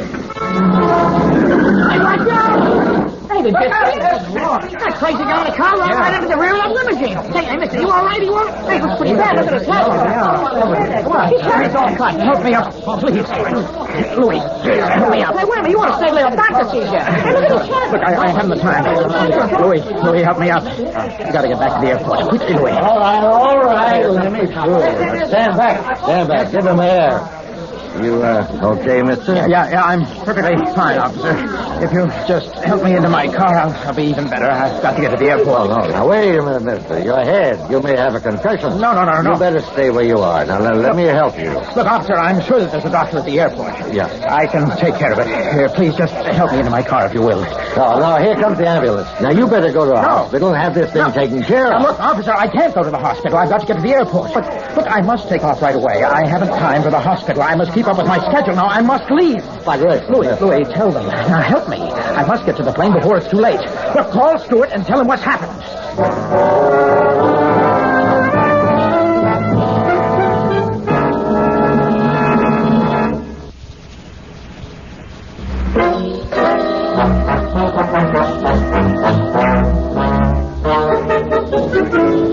I really got hit. Did you see all of them? Yes, got a bad bump. But I tell you, I don't want to go to the hospital. Will you get your hands off me, officer? Look, I have got to get to that airport right now. Just let go of me. Now, take it easy, mister. You're getting hysterical. Take it easy. Look, will you just get your hands off me? Now, let go of me. Now, you'll be all right, mister. You'll be in the hospital in a minute. I have got to get to the airport. Now, let me out of here. Let go of me, I tell you. Once you get to the hospital, you'll be okay. Will you let go of me? Let go of me. Hold him, somebody. All You're right. delirious. Bring the stretcher.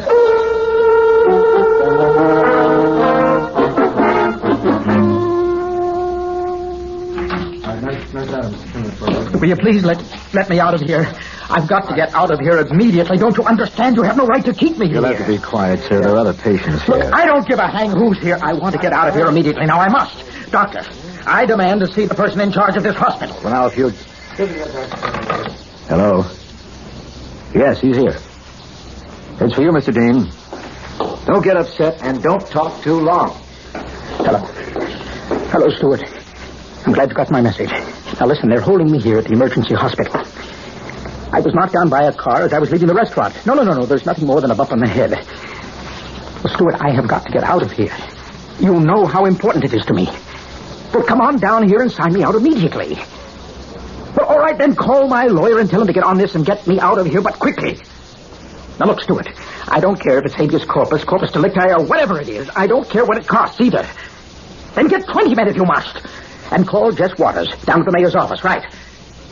And call Victor at police headquarters. I want out of here right now, do you understand? All right, then hurry. Orderly, that fellow over there, keep your eye on him. Right. He may have a concussion. He's reacting strangely. If Yes. you file and call me. All right. Yes, sir. All right. Now, get the mayor himself if you must. I've got to get out of here right away. I am desperate. Oh, Orderly. Sir? Orderly, come here a minute, will you? Yes, sir. Orderly, listen to me. I am Martin Dean. Now, perhaps you've heard of me. I own Dean Industries. Now, listen to me. I know what I'm saying might sound absurd, but it is true. Now, you might have read about me in News Time magazine. I fly from east to west, faster than the sun. Now, just a minute. I don't have time to explain it all, but I must leave. I must get on my plane. Now, time is precious to me. Do you understand? I have found a way to stay young, and I want to be young. I am not young, despite my appearance. I have to fight to stay this way. Do you understand what I am saying? I am fighting for time to live, time to be alive. Will you listen to me? Now, please, just try and understand. Help me. I must leave by 2:45. Now, look. Just look at that clock. It is now 2:15. Where's the phone? Where's my lawyer? I must leave. I must get out of here. Don't you understand? I'll start to age if I don't. Doctor, come here, doctor. Yes? Doctor, I am Martin Dean, Dr. Martin Dean. The man in News Time magazine. Now, you've got to get me out of here, doctor. I'll make it well worth your while, doctor. I'll give you $1,000, $10,000. Mr. Dean. Just get me out of here. I have beaten time for 30 years. If it catches me now... Don't you understand? I have got to get out of here. Doctor, where's Stewart? Where is my lawyer? Where is Stewart?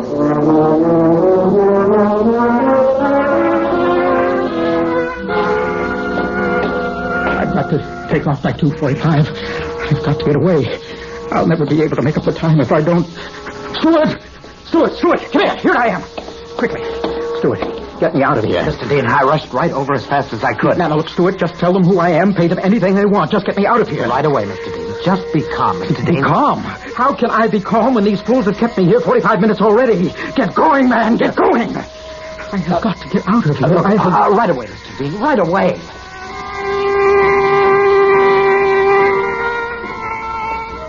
Doctor.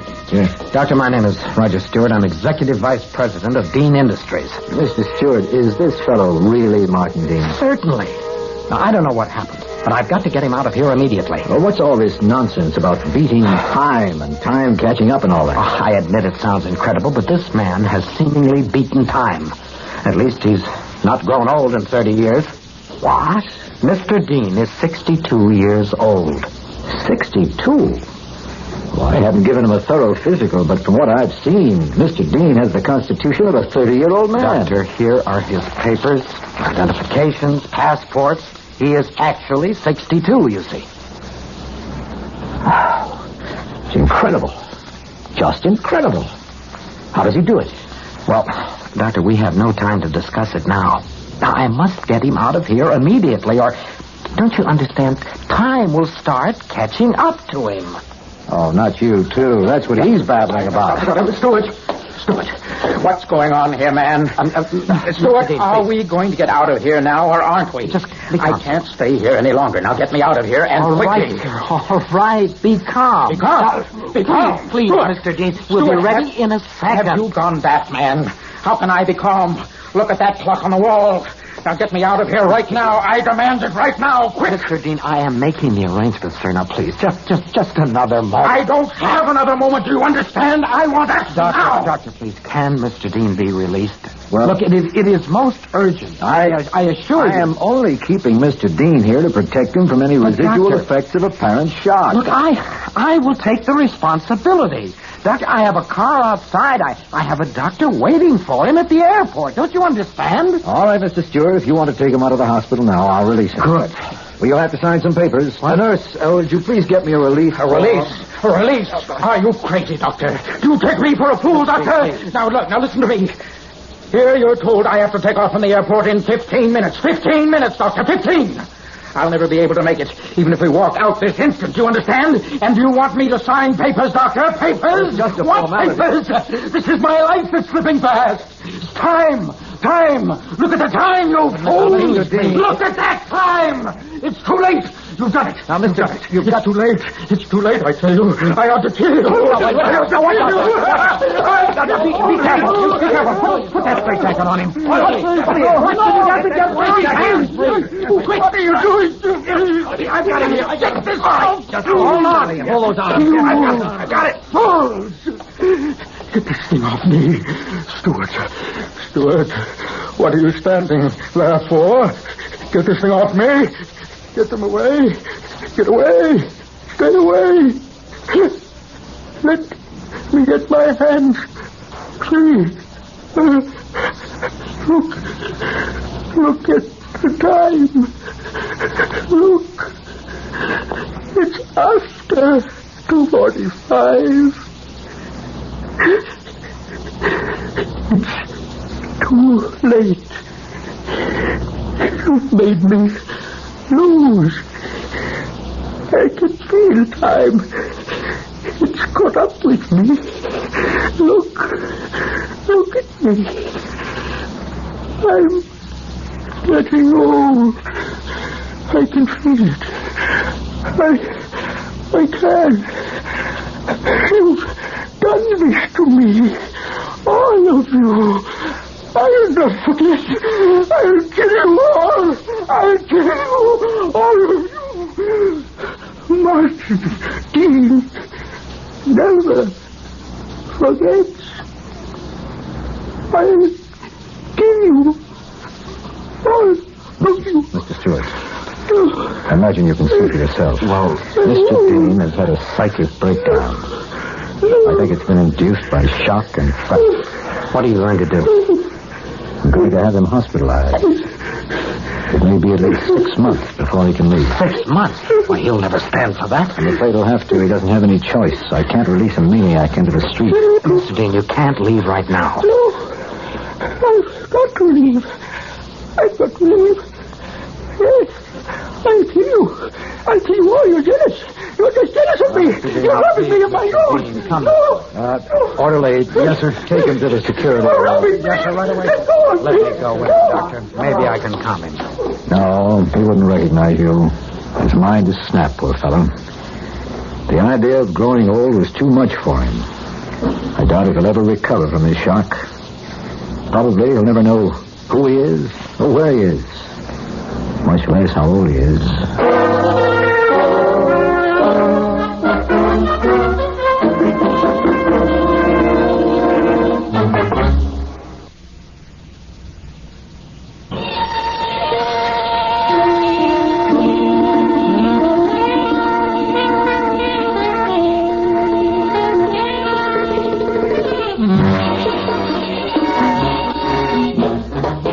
Theater 5 has presented World Enough and Time, written by John Nicholas Iannuzzi and directed by Ted Bell. In the cast, Donald Buca, George Petrie, George Baxter, Jackie Grimes, and Frank Thomas. Audio engineer Neil Pultz. Sound technician Ed Blaney. Script editor Jack C. Wilson. Original music by Alexander Vlastotsenko. Orchestra under the direction of Glenn Osser.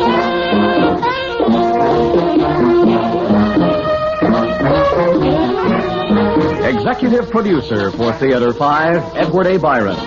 We invite your comments. Write to Theater 5, New York 23, New York.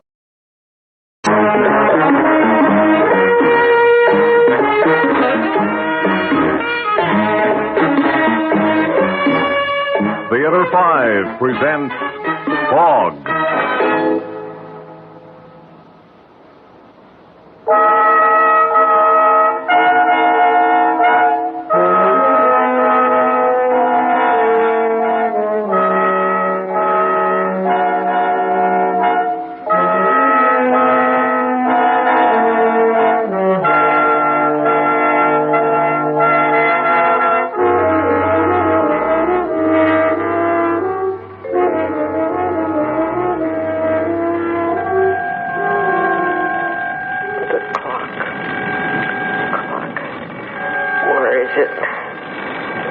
far away. Miles. Can't reach it. Can't get to it. Where is it? Try to remember. The dresser. Huh? Where? You put it there last night. Why? So that you'd have to get up. Get up. Get up. Get up. But why? It's Saturday. Harry, he's coming to pick up Ann. Oh, this fog. Oh, let me get up. Help me up. Oh, how many of those pills did you take? Mom, can I come in? What? Oh, yes. Oh, Ann, must you slam the door, darling? I'm sorry, Mommy. I've been waiting for Daddy. When will he get here? I don't know. He's taking me to the country. Now, don't get so excited or you'll bring on one of your headaches. I don't care. Well, I do. It's agony. I've got a little one already. Oh, for heaven's sake, don't let it get worse. Oh, you'll have to take those tablets with you. You sleepy? Terribly. Tell Mrs. Raines I'd like some coffee. Are you sleepy? Hand me my robe, please. Mommy, why are you so sleepy? Because I'm tired, Anne. I'm tired. Oh, why do you have to ask so many questions? Sorry? Now, will you ask Mrs. Raines for the coffee, please?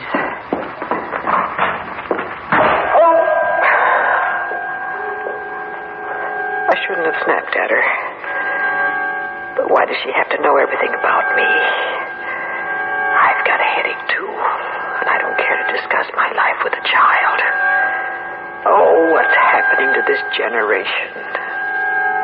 The doctor said those headaches of hers were migraine.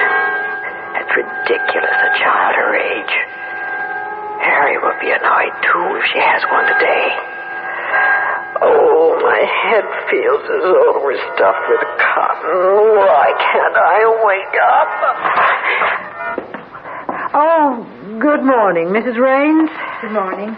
I brought the coffee. I thought you might need it. Oh, yes. Is there anything else I could do to help? No, thank you. Very well. She is the most insinuating woman. I've got to take something for this. Where is that Benzedrine? I had some here someplace. Oh, here. Better take two. Oh, you look awful. What did those sleeping pills do to your eyes? Oh, some ice would help. Maybe there's some cubes in the bucket left from last night. Just a minute. That was last night. Well, of course it was last night. Who was here? Al Kemble. We talked about publicity for his book. What time did he go home? Oh, good grief. He did go home, didn't he? Anne? Yes, Mommy? Are you alone, dear? Mrs. Raines is here. All right. It's nothing. You can never tell about Al. Let's see, what was I doing? Oh, ice. I think we left the bucket in, it's over here. Well, that's enough. Look at your handshake. Get that Benzedrine. Well, who left this? A full glass of liquor. Well, after all, it isn't as though you were pouring a fresh one, and you've got to do something about your hands. Oh, but don't drink it here. Now, why do I have to hide things in my own house? If I need something to pull me out of this, it's my business, isn't it? There. Let them try to get in now. I wish I could get rid of that Mrs. Raines. I've got to have somebody to take care of Anne. She's such an austere woman. She lies about me, too. Better splash some water on my face. That's better. Now that pep-up pill. Well, have a drink. That'll help. Mommy? Yes? I've got a headache. Can I have a pill? Oh, just a minute. I better pour this drink in the sink. Just a minute. Come in, dear. I'll find them. They're in a white box. Yes, I know. Mommy, why is there ice in the sink? Ice? Uh-huh. Did you have a drink? Certainly not. Then what's it for? It's for complexion, Anne. Ice is very good for your skin. It tightens the tissues. Oh, gee, Mommy. I hope I grow up to be as pretty as you. Here, take this. Right. And remind me to give you the box when you leave, Mommy? Will you and Daddy ever get married again? No. Why? Questions. Over and over. Because, my dear child, we hate each other.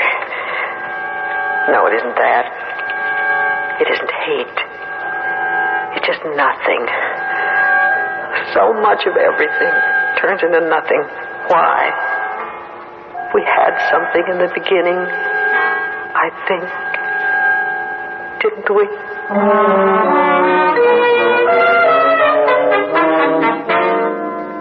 Donna? Oh, Harry, you startled me. Let's get away from here, shall we? Well, aren't you the naughty one? You'll never know standing here. Oh, I know, all right. Something happens whenever I'm near you. I don't understand it. Do you have to? I guess not. I just know you make me go limp.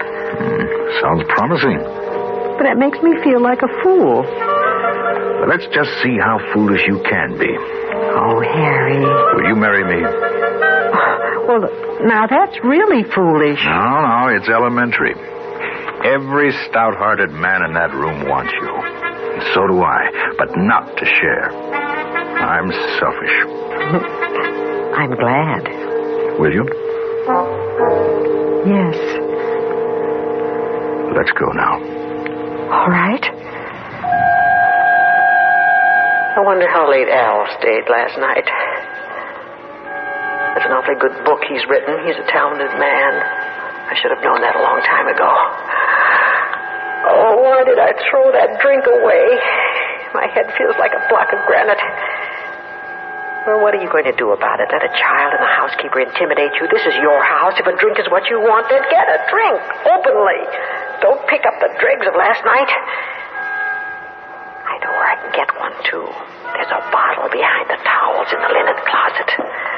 I put it there when Mrs. Raines wasn't looking. Has she taken it away? Oh, no, here it is. We'll drink it here and put it back, quickly. Mommy! Don't come upstairs. What is it? Daddy's here! Daddy's here! Hello, Button. How are you? Harry? Is that you? Hello, Donna. Got a kiss for me, beautiful? Always. She almost makes my day begin. Listen to him. But it's a beautiful day for the country. You know, Button, she hasn't changed in 10 years. Prettier. Gee, Daddy, if you both feel that way, why'd you get divorced? Go get your prescription, Anne.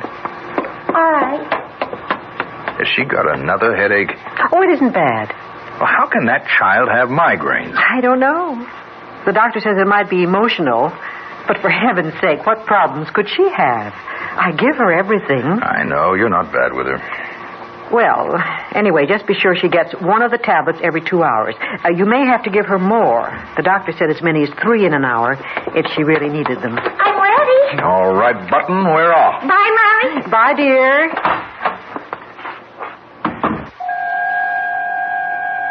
Oh, how did I live through that with this temple in my head? I wonder if you saw my hands. I kept them in the pockets of my robe.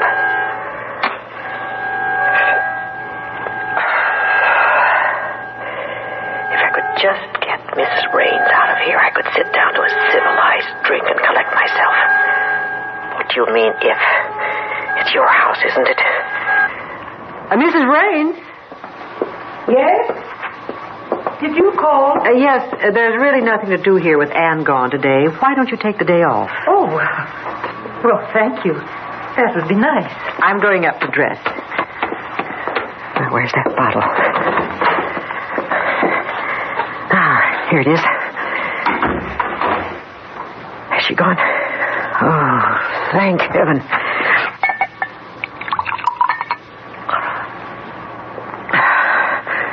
Oh, that ought to do something. My hands are still shaking. One more. If that doesn't work, you'd better take another phenobarb and go back to bed. Sleep it off. Going in circles, you know that. Wait. Somebody's coming this afternoon. Who? Oh, Al. He wanted to bring a friend. A girl who writes brilliant short stories. Well, I know what kind of stories she writes. Well, I don't need them. I don't need him. I don't need anybody. Oh, Donna, come on. Maybe we better have some coffee. And then, for heaven's sake, take a sleeping pill and wake up you again, will you?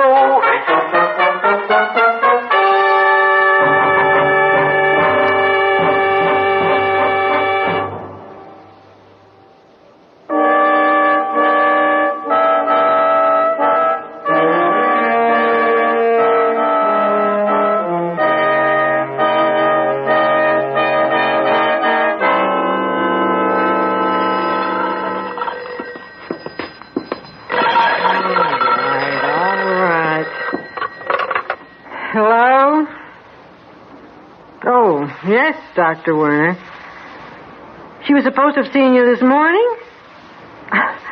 Oh, for heaven's sake, it completely slipped my mind. Well, she was feeling so well, I sent her off for the weekend. Well, yes, she had a slight one, but she's just a child. What could a psychiatrist do for her? For me? Dr. Werner, I'm a hard-working woman, and what I choose to do is my business. Goodbye. What is the matter with that man? I'm not his patient. And what an absurd thing to say.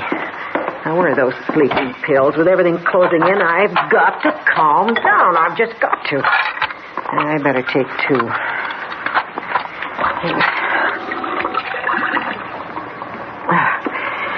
Well, it's just as well you didn't get dressed.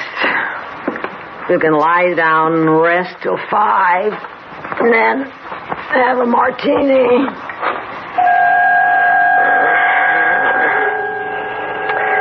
Oh, those drinks have given me a headache. Psychiatrist. I'm overworked, that's all. I'm nervous. But incompetent whether I drink or not. Besides, everybody in the office drinks. Maybe not in the morning, but I never did either until... weekends are the worst. I seem to lose control when I'm alone. Oh, why don't those pills work? I'm not even drowsy. Maybe another drink would help. Oh, don't get up so suddenly. That hammering. I better take another pill instead. Where are they? Well, these aren't my...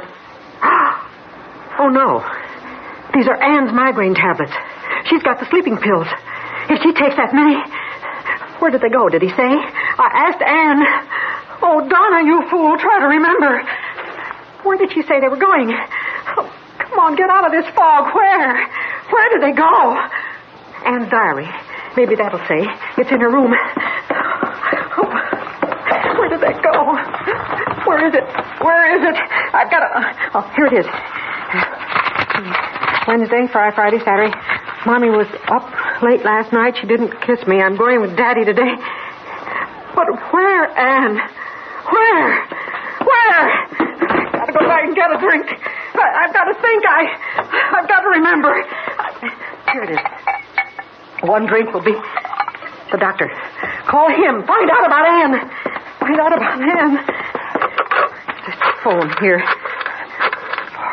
1, 2, 3, 4. Yeah. Hello?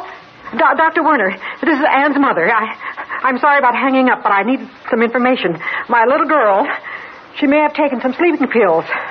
Oh, I don't know how many. 5, 6, or 7, or what? What? Oh, no. No, could it? Thank you. What time is it? Did I sleep? Is it still morning? Come on, I've got to wake up. Now, where did I leave that drink? How could I misplace it? I left it right here. I need this to steady my nerves. Wait a minute. What if you black out? What will happen to Anne? What will happen to Anne? You can't have another drink! Stop it, Donna! You revolt me! That's the best thing you've done all day. Now, try to think clearly. In the first place, Harry would call if she'd taken any. He'd know something was wrong. But suppose he thought she was only sleepy, or that the headache was doing it. Would he give her more? Oh, yes, he might. And she'd try not to show it. She loves Harry so she wouldn't want to miss the weekend. Oh, maybe that's... Hello? Oh, please get off the phone, Al. I can't talk to you. I've got to keep the light open.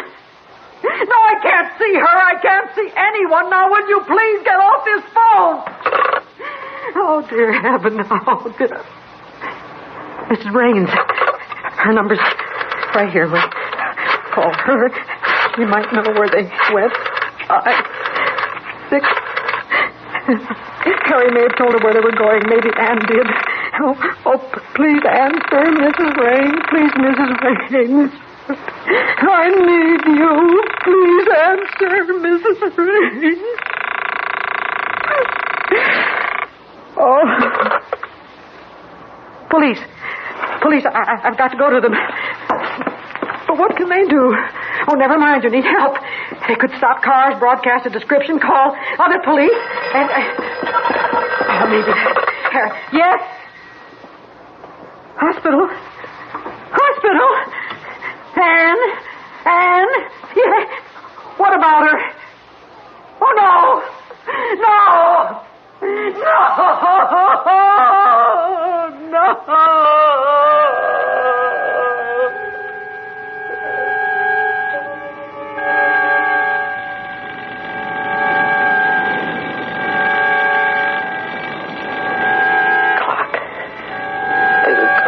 Where is it? So far away. Miles. Can't reach it. Can't get to it. Why? Don't you remember? You put it on the dresser last night so you'd have to get up. Harry's coming for Anne. Anne. Oh, thank God. Thank God. Thank God. Hi, Mommy. Anne. You look sleepy. Did you take one of those pills last night? Yes. I did. Oh, Anne. Come here.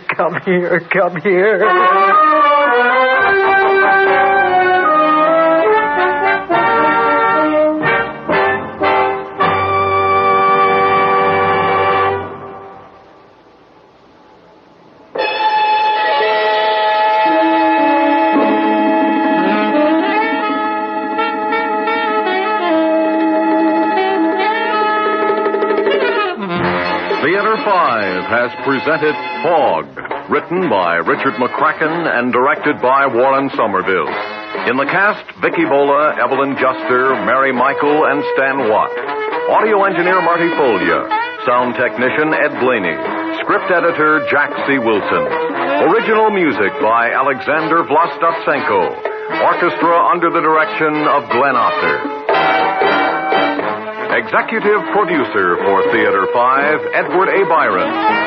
We invite your comments. Write to Theater 5, New York 23, New York. This is Fred Foy speaking.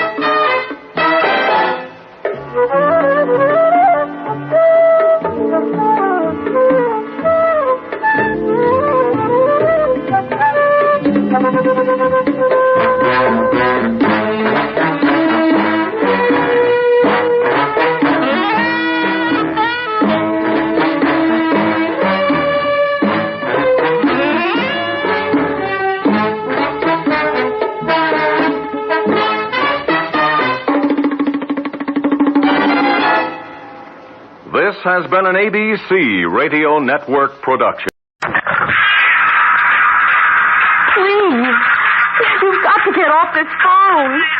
I've got to make an emergency call. Look, if I don't get help soon, he'll die.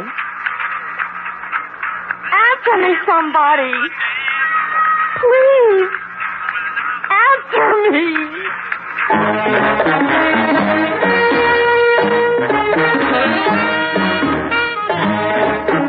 Theater 5 presents Bug Off.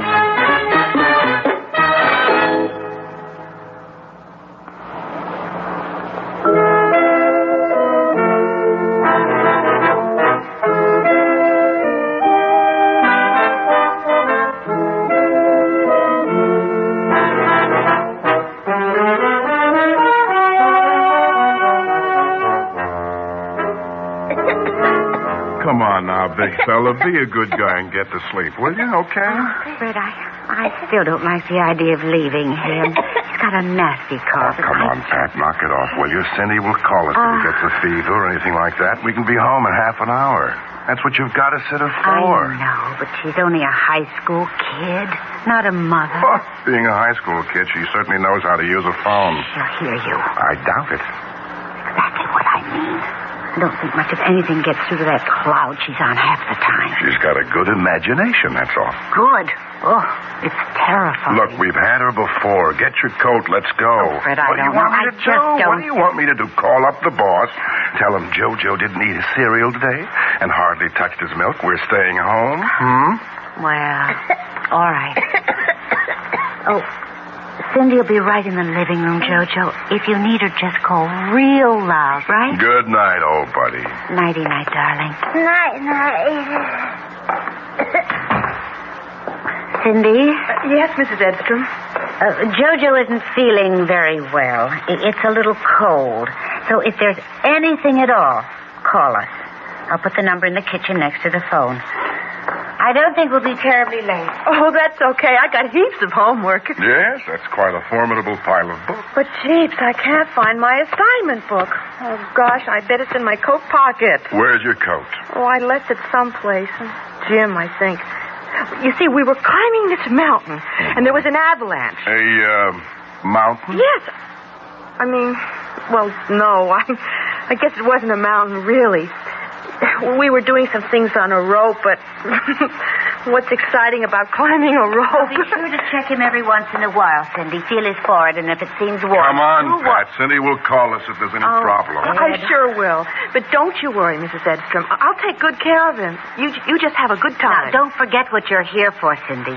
Don't start thinking about other things. Oh, I won't. As soon as I get my assignment, I got homework, and Mom says that's the only thing that keeps me grounded. Yes, well... Come on, honey. We're going to be late. I don't want to be the only guy missing when they yell happy birthday. It's the boss, you know? All right, dear. Goodbye, Cindy. See you. Night.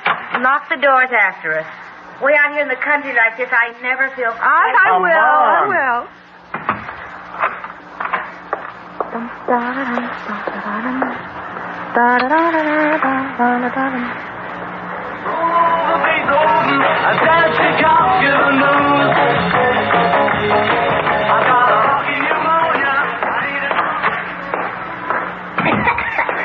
Hi, JoJo.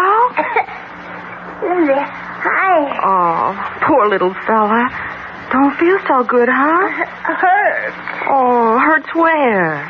Here. You mean when you breathe? Well, now, looky here. I am going to wave my magic wand. Oh, I left it at home. But you know what? My hand is just as good. There! All the pain is gone. It doesn't hurt anymore. Play, Cindy? Oh, no.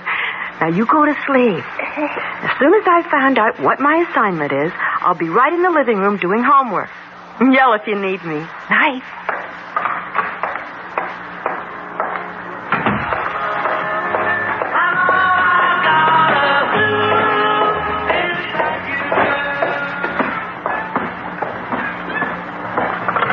Oh, I don't know. He doesn't sound like such a big deal to me.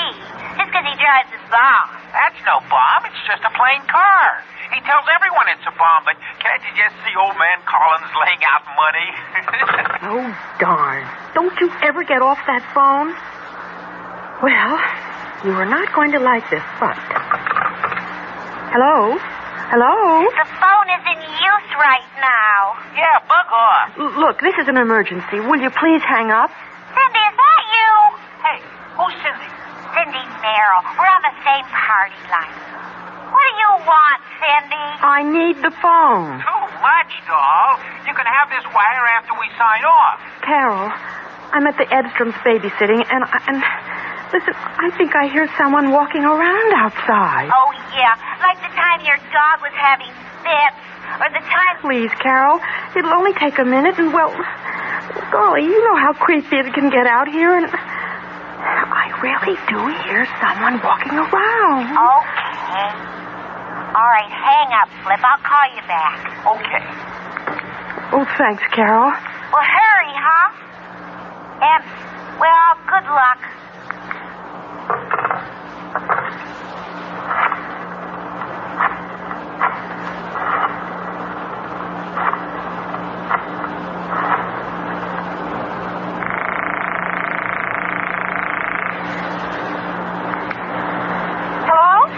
Kathy. Oh, hi, Cindy. Listen, I'm babysitting for the Edstroms, and I forgot my assignment book. What's lit and math? Just a sec. Okay. I'm working on it, too. Here. In lit, we're supposed to read the short story that starts on page 47 and write a synopsis. 47. Math, page 14, section A, 1, 2, 3, and 4. Section B, 1 and 2. Hi, Cindy. Who's that? Carol Dunlap. Oh. Hi, Carol. Kathy? Yeah, hi. Cindy tell you about the prowler? What prowler? Oh, there's somebody sneaking around outside the Edstrom. At least somebody's sneaky. Well, I had to say something. You get on that phone and you think it's yours. You didn't have to lie to me. Oh, no? You and that think. He's not a think. Just because you have... Did I say something wrong, Cindy? No, everyone knows Carol's a phone hog. I gave it up, didn't I? Only because you were scared not to. Well, just don't ask me to again. Not ever. Listen, you wouldn't stay on the phone like that if your folks were home. You know, somebody ought to tell them. Somebody ought to tell your folks what a liar you are. I am not a liar. Oh, no. They say you're imaginative. That's what they call it. Anybody else would be a liar. Don't listen to her, Cindy. You got the assignment? Yeah, thanks, Kath. I'll see you tomorrow. Bye. Goodbye, Carol. Goodbye, Kathy. Goodbye, Cindy. Boy.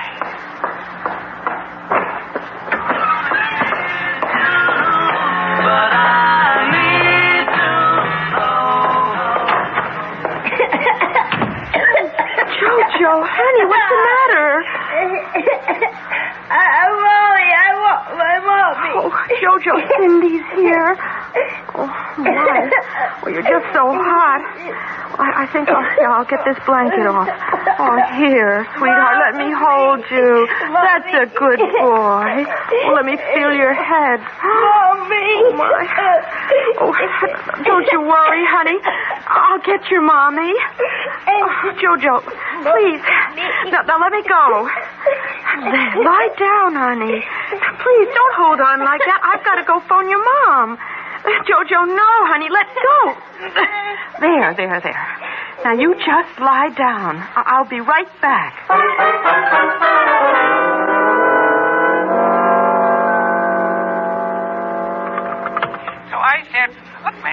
Look, that much. Carol. You should... I need the phone. It's an emergency. Cindy, you sure got your nerve. I'll say that for you. Please, Carol. It is an emergency. Are you kidding? Come on, bug off. Yes, we gave it to you once. But it's Jojo. He's got a temperature, and he's like all choked up inside. Me too. Don't go all choked up. I am not kidding. This is for real. Oh, you wouldn't know what was real if it came up and punched you in the nose. So bug off, doll. You've had it. Just ignore her, Flip. But I've got to get help. Please. Carol. Flip. Answer me.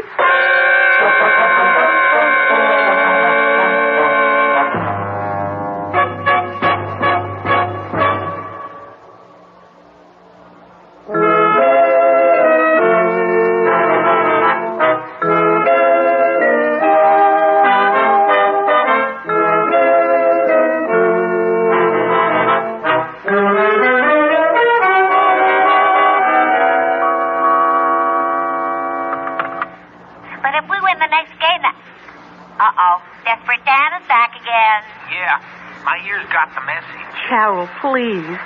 He's awful sick. He's got a temperature. Mrs. Edstrom wouldn't go off and leave Jojo if he was sick, especially with you.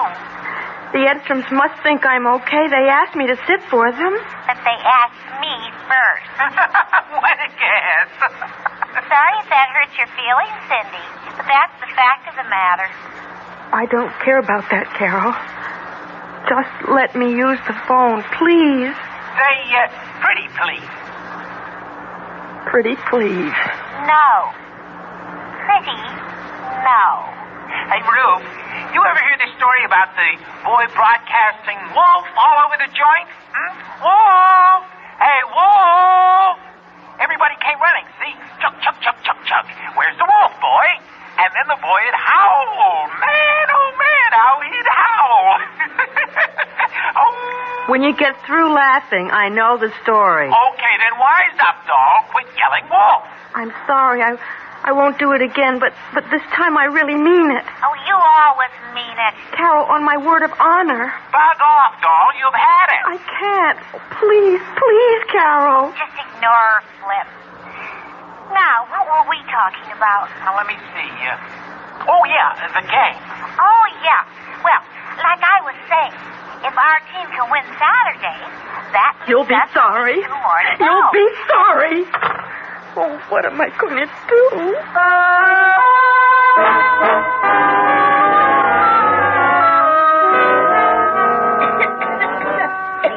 Here, Jojo. Let me hold you up. More comfortable this way, honey? There. Better?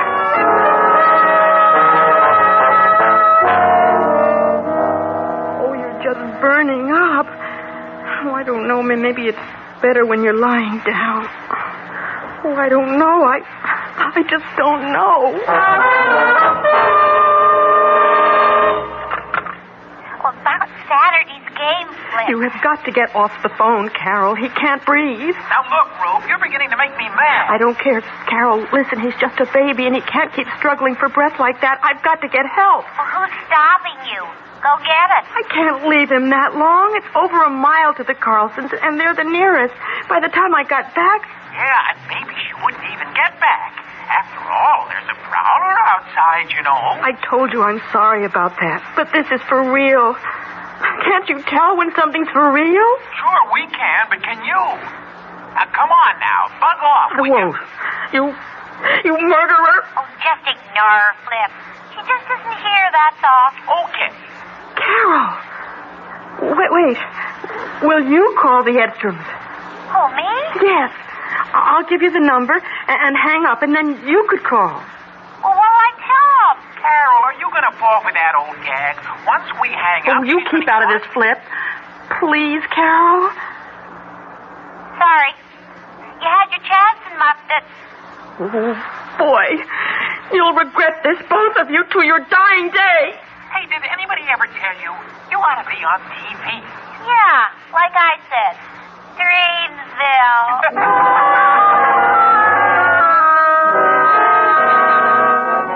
All right, Jojo. Joe, honey. Here, let me raise you a bit. Try that. Maybe if I got another pillow. No, darling. I won't leave you, honey.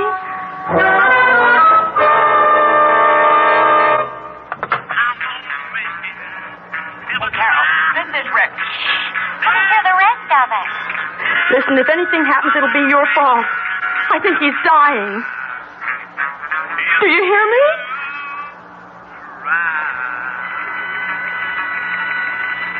Wild, Flip, wild. Carol, answer me. I got another one here. Now, wait till you hear the skins on this one. And the guy on the stick. Ruby, they're way out. I know you hear me. Same combo? No, it's, well, wait, you hear. Hello? Let's see if you can fathom it. Hello? Can you hear me? Okay, but hold it a sec while I get a Coke. Oh, sure. Flip? Can you hear me, Flip? Oh, you're just doing this to be mean, aren't you? Teasing me. You think I'm kidding about this, but I am not. He's a sick little boy, and I've got to get help. Oh, please, Flip, just hang up.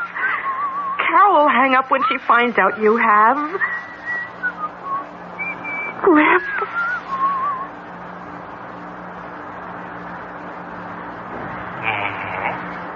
Oh, thank you. Please, now, just hang up before Carol gets back.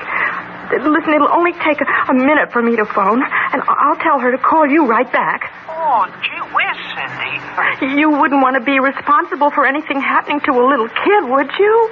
Oh, heck no. He could die, he's so sick. If you just saw him. Gosh, it's too bad we don't have phone vision. I mean, you could bring him to the phone and then we could see for ourselves. Well, would you just take my word for it, okay? Well... Oh, please. Well... Okay. Tell Carol to call me right back. Oh, thank you, Flip. I will. Okay, Flip. Spin it. Flip hung up, Carol. He wants me to make the call. Okay, Carol, doll. Here goes. Flip! You said you'd hang up. You promised. You terrible, terrible people. They're beasts, both of them. Beasts.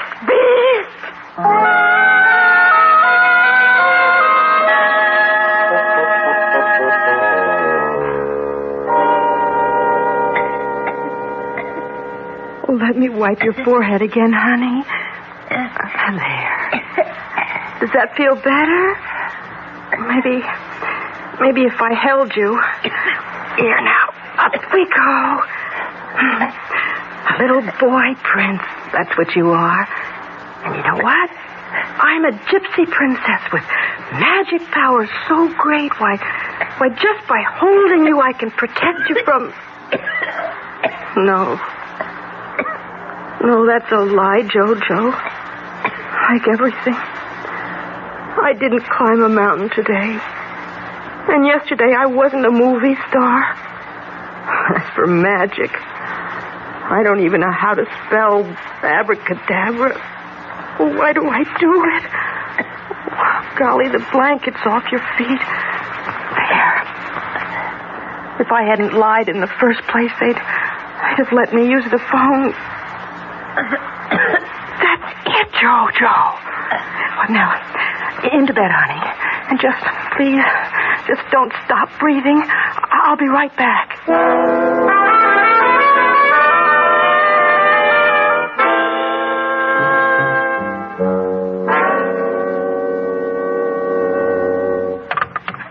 I haven't heard that one before. Uh-oh, she's back again. Yeah, so I hear. Hi, you guys. Hi. Boy, are you a couple of hardheads? What do you mean? You don't give up the phone no matter what. Yeah. How's the patient? Who? Jojo. Oh, he's okay. Oh, got well pretty fast, didn't he? Yeah.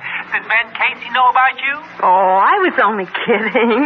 Yeah, well, you ought to stop that kind of stuff. You're going to get in trouble someday. honest truth, I think you ought to be in the movies. Oh, please, please, he's dying. Man, oh, man. No kidding, you ought to be an actress. Maybe I will someday. Well, what do you want this time? Well, when I called Kathy before about the assignment, I forgot to write down the page number. Is that all? Yeah. Could I call her back? Oh, Cindy, you're too much. Well, old Tracy. What a monster she is when you don't do your homework. Oh, go ahead. Flip? Okay. I'll call you back in 5 minutes. Thanks. You're sure a pest.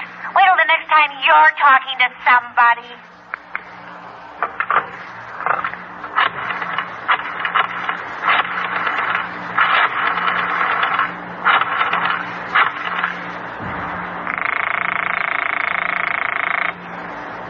Hello? I'd like to speak to Mrs. Edstrom, please. Oh, please hurry. Oh, please be there. Hello?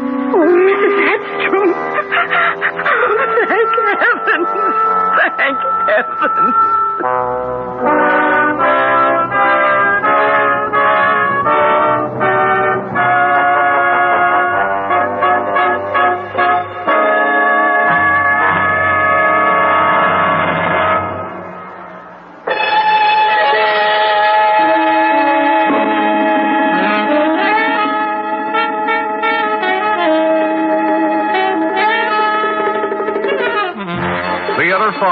Has presented Bug Off, written by Marquita Fisher, produced and directed by Warren Somerville.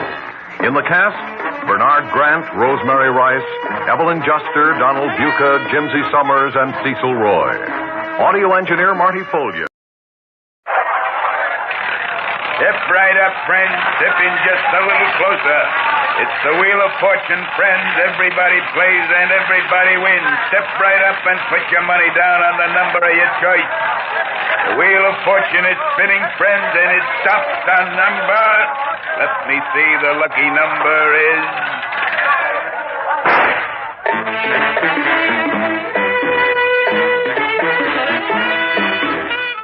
Theater 5 presents The Flea Circus.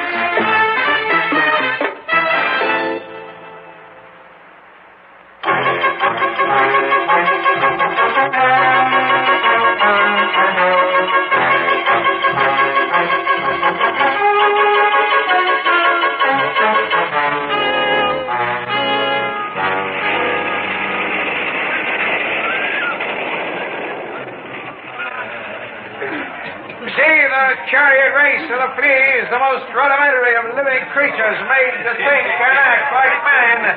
Let's see the infinitesimal charioteers. Step right up. All right. Get your cold Coke, yeah? Hot dogs, burgers, get them hot. Get it in. Come on. Inflatable doll. Knock off the kittens and win the doll. Shoot them down. Shoot them down. Give me $1 worth of change, will you? A dime? Yeah. How do you stand this noise all the time? I don't. I'm really dead. Okay, kids, grab the machines.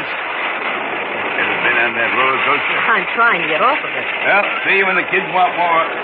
Step right up, folks. Come in and see little Oscar, the only known octogenarian measuring 3 feet 1 and 8 inches. Hiya, kid. How you making out? Listen, what are you doing here, Kenny? You shouldn't be coming around all the time.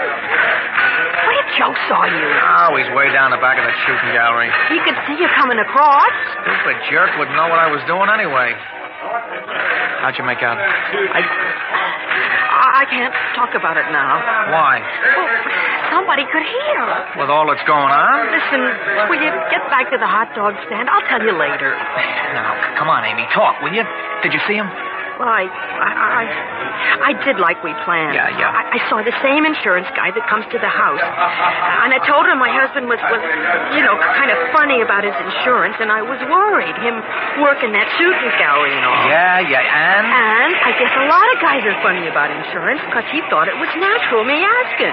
Anyway, he says not to worry, that Joe was all paid up. Oh, good deal. I guess he took it for granted I knew how much, me being the beneficiary or whatever that is they call it. Because he said 10,000 don't go far these days. 10,000? Oh, it's a lot. Yeah, it'll go far enough for us. So that's it, Kenny? Yeah. Okay, kid, the rest of it's up to me. So long. Wait a minute. What? Please, not too soon, Kenny. Listen, we gotta wait a while. What for? Because it'll look funny if something happens right after I've been here. Like you said, accidents happen all the time. But Kenny, we can't just do it. Take it easy. I got it all worked out. This time we get a real big crowd, see? I lift one of the rifles and take it to the dog stand.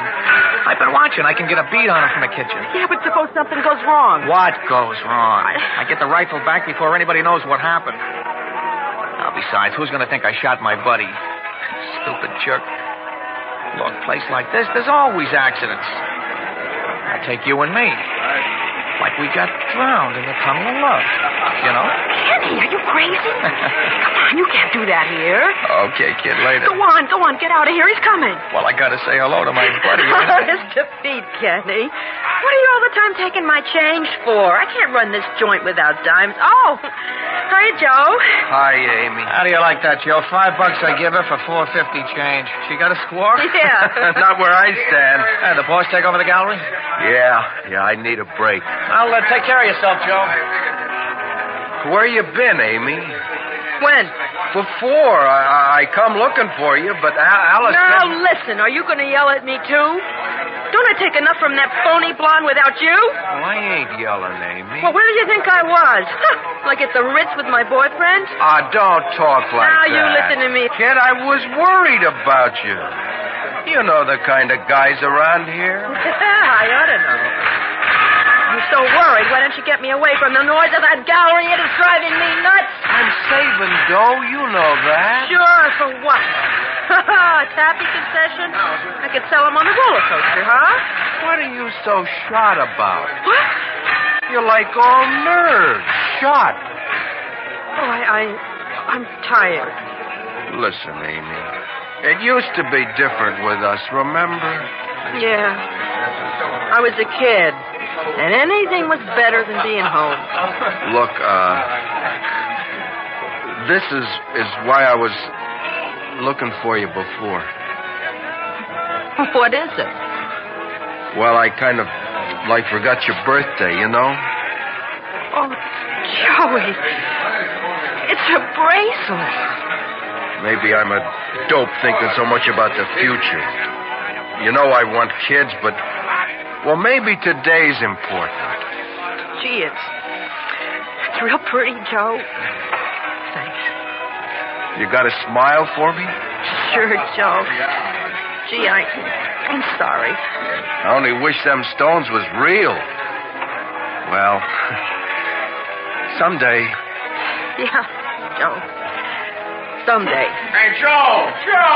Come on! Well, there's old Bull. It's Murphy again. I gotta get back. I'll see you, baby. See the most stupendous exhibition of Egyptian dancers. It's the Jelly Roll. Come in. See Isis and Osiris. On your news, All right, you guys. Step up and win your doll. Knock off the pictures and win the doll. Knock them off, you got the doll. Come on, win the doll. Hey, give me another $1 dimes, huh? Oh, yeah. Hey, that's only 90. Oh, yeah, I'm sorry. Kids are going nuts. Shooting it out with that automatic gunslinger. Yeah? Well, tell him he could kill him. Huh? Stop! What's the matter? Nothing. It's just them rifles. A mob around here, huh? Yeah, it's crowded. Hey, what time are the fireworks? Oh, I don't know. Pretty soon. Well, save me some time. Sure. See the jets are firing, Hugo, before you eat bullets and spit fire. Come on, get your ticket here. Right here. Amy? Oh. What's the matter? You scared me. You gotta get hold of yourself.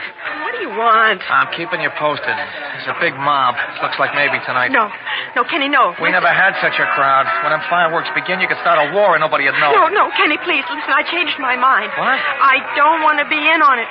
It's dangerous. Besides, we can't do that to Joe. We already hurt him enough if he knew. So forget it. He don't. Yeah, but I'm worried about afterward. Look, I get rattled, Kenny. Now, you know that. Oh. Listen, please. Listen to me. I don't answer questions good. I get all cold inside. You know, like that time that you lifted the wallet. Remember? I didn't know what to say. We could have both went to jail. Just leave it to me, will you? No, Kenny, no. This ain't just stealing. It's killing. Oh. Listen, you know what it says about that? It's on your soul. I don't want it on my soul. So No. I'll buy you a new one when we get the dough. No, don't talk that way. You know what it could get you? Fire. When you're dead, you could live in fire, Kenny. Dead, you don't live nowhere. How do you know? I don't even care. What do I gotta know? But it could be forever, Kenny. You want it like that forever? I don't know. I don't know. Come on, kid. Come on. Look, we got each other, right? I guess. You want to be with me, don't you? Sure I do, Kenny. You know that. How much? You know how much. Oh, come on, you said it better last night. You know how much. All right. You want me to say it here? Okay. I hate it this way, going home with him. I hate it. I hate even being near him. Makes me sick. And I ought to be with you. Only place I should ever be, I should be with you. Okay. Does that answer it? Oh, I guess. Yes, it does, Kenny. I just don't know. We got no chance while he's around. I know, but we got no right to do. Listen, Amy, I'm getting tired of this I don't know, Jazz. I know. Then cool it, will you? Wrap it up. All right. You're in it with me, see? Right down the line. Okay. As long as I don't have to hear those rifles again. I don't want to hear them again. Never. As long as I live, it's driving me crazy, that noise. Hey, They're starting the fireworks. You going now? Yeah, there's a mob around that gallery, like for free. Come and look. No, I don't want to look. You're going to miss the fireworks? I don't want to see anything. Okay, but remember, you don't get out that way. I'll see you. Kenny? Yeah? Nothing.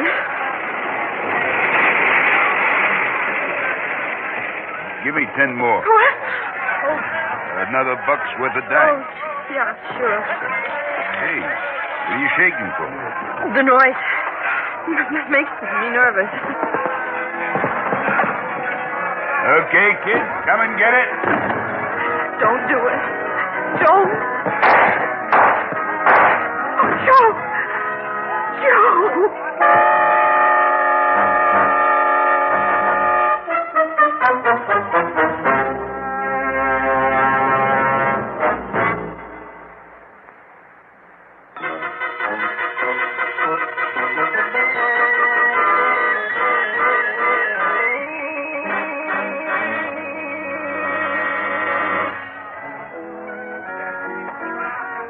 Hi, kid. Kenny, listen, you shouldn't have told me to meet you here. Oh, it's okay. I'll walk you to the arcade. No, we shouldn't be seen together. I had to find out what happened at the hospital. What do you think? I'm asking. He's gone. He died about an hour ago. And I was there. Did he say anything? No. Wasn't conscious. Oh. Not once after he got it. That's what the doctor said. But I know different. What different? In the ambulance. On the way to the hospital, I saw it. I saw it. I saw him open his eyes. What are you talking about? He opened his eyes and he looked at me. And he laughed. He laughed right out loud. Like the whole thing was some kind of joke. But how could he have? I know. That's what the doctor said, too. Come on, kid, get hold of yourself. Your hand's like a hunk of ice. I don't think I feel so good. Come on, put on my jacket. There you are. Come on. I don't want to stay. I don't feel like talking. Amy, it's over. You ought to be relieved. Sure. Top of the world, huh? You know, it was almost like he knew something. Like the laugh was on me. What do you mean? You said he was out. I'm still scared. There's nothing to be scared of. It's going good. I already answered a couple hundred questions from the cops. They ain't on to nothing. That's what I'm scared of. Suppose I get rattled, Kenny. Suppose I say something wrong. Leave it to me. Stick close. Tell him I was his buddy and I'm taking care of you. I keep seeing him looking up at me. Think about the insurance. As soon as we get it, I'll take you away.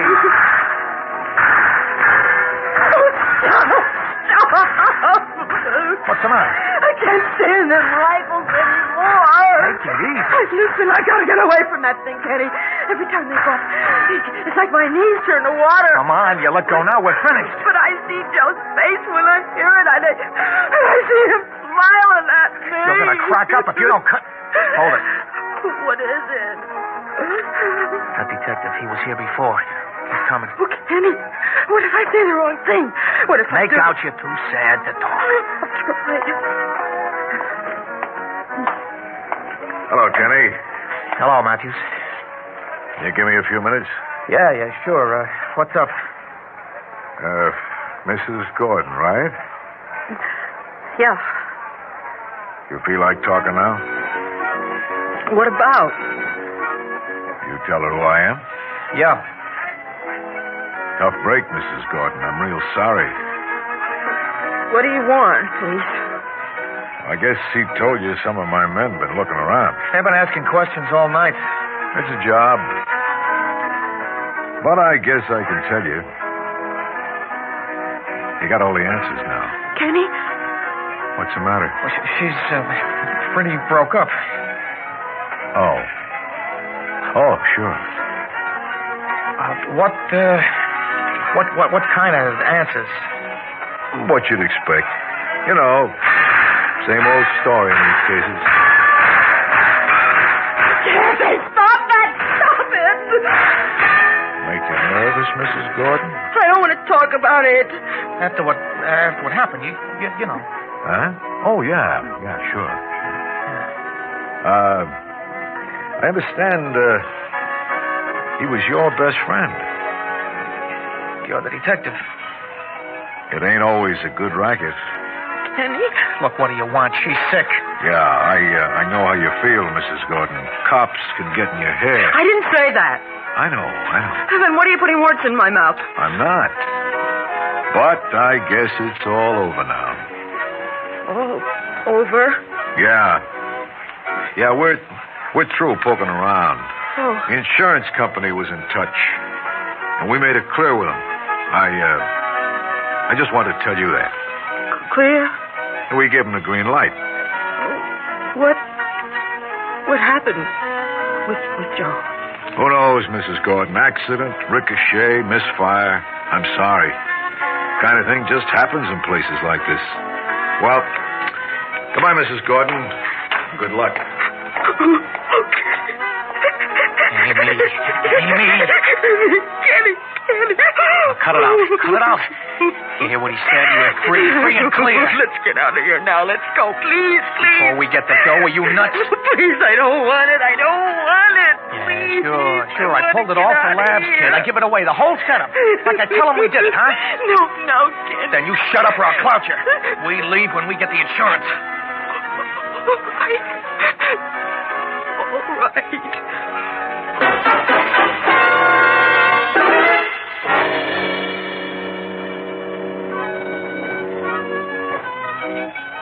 Be that chariot racer, please, the most rudimentary of living creatures made to think and act like man. See the infinitesimal characters here. Yes, get out there. Get him, man. Step right up. Yes, get $2, please. Dime? Yeah. Since they found that automatic gunslinger, I can't keep him away from the place. Noisy again, huh?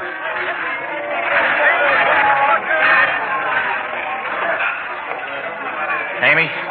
Kenny, what's the matter? There's a guy coming down the boardwalk. He's got a briefcase. Oh, Now, take a look. Oh, yeah. See the insurance man? Yeah, that's him. All right, this is it. Now we go. Wait, I'm scared. Kenny, listen, you've got to help me. Will you shut up with the scared? Okay. Hello, Mrs. Gordon. Hello, Mr. Mitchell. This here's a friend of Joe's, Kenny Welsh. Welsh? Nice to meet you. Yeah, same here. I assume, Mrs. Gordon, that you want me to, Yeah. Kenny kind of helps me. Well, then, let's see what I've got here. Gordon. Good, here. Yes, we've checked this very carefully. It seems I was in error, Mrs. Gordon. About what? Well, your husband borrowed rather heavily against this policy. Borrowed? So its face value is rather lower. Borrowed for what? Well, it came to me later. He wanted to buy the shooting gallery. What? So, on the face of it, there's not much cash. But there is a large payment on the gallery. Oh, very little, Mrs. Gordon, and the shooting gallery will be yours. Mine? About 300, I think. The shooting gallery would be mine? Yes. You hear that, Kenny? You and your big plans. You were going to get us out of here. Well, come on and look at it. Look at what we won, Kenny. Look what you got for me. A place to go insane. Put it down, Amy. Put that rifle down. Why? You won it for me. Mrs. Gordon, please. Tell him what we did for Joe. Shut up, Amy. Tell him how we killed him. Tell him how you aimed the rifle like this. Tell him how. Amy, stop it. Tell him how you pulled the trigger like this. Amy. Like this. Hey. Miss Gordon, put it down. She's dead. And so is Joe. So am I. So are we all. I got a shooting gallery. I got a shooting gallery. I got a shooting gallery.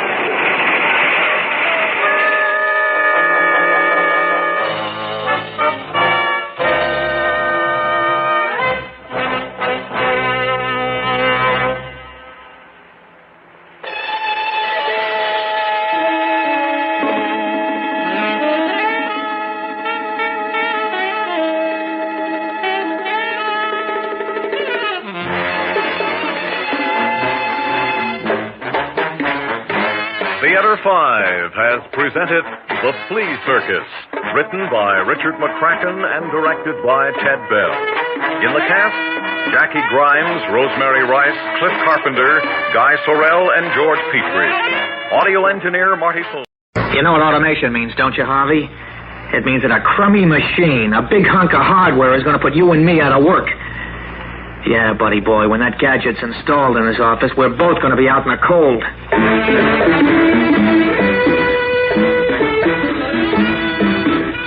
Theater 5 presents Charlie, the Beautiful Machine.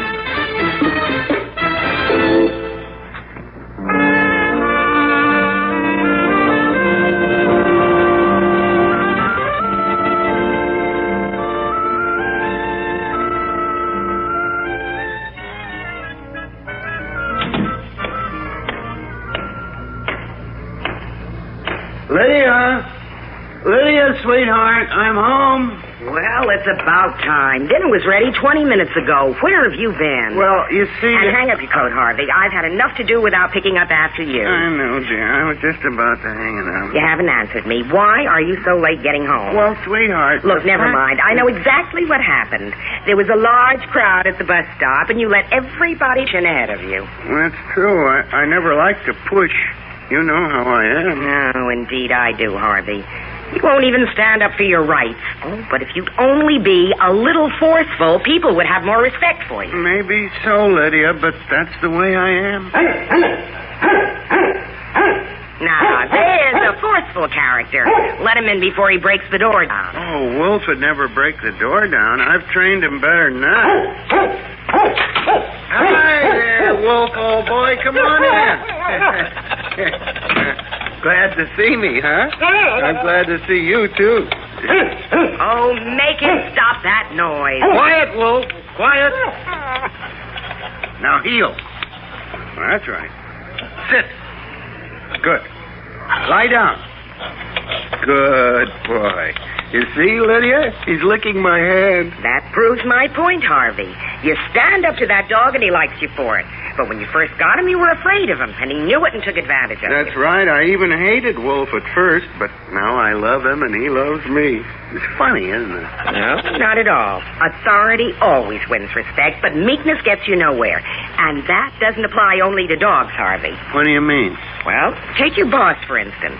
You're afraid of Mr. Killian, so he walks all over you. Now, Lydia, that isn't true. It is true, and you know it. You're as meek as a lamb down there at the office. But if you show a little gumption or speak up once in a while, Mr. Killian might even give you a promotion, or at least a raise in pay. Oh, I doubt that. It doesn't do Jack Warren any good. Jack's a real hothead. He talks up to Mr. Killian all the time, but it hasn't gotten him any advancement. He's still a plain clerk, just like me. Well, you're not Jack Warren, you're Harvey Bodmer. And if you take my advice, you'd stop being anonymous and let Mr. Killian know you're alive. I don't mean to argue with you, sweetheart, but you don't know my boss. The longer I stay anonymous with Mr. Killian, the longer I'll stay out of trouble.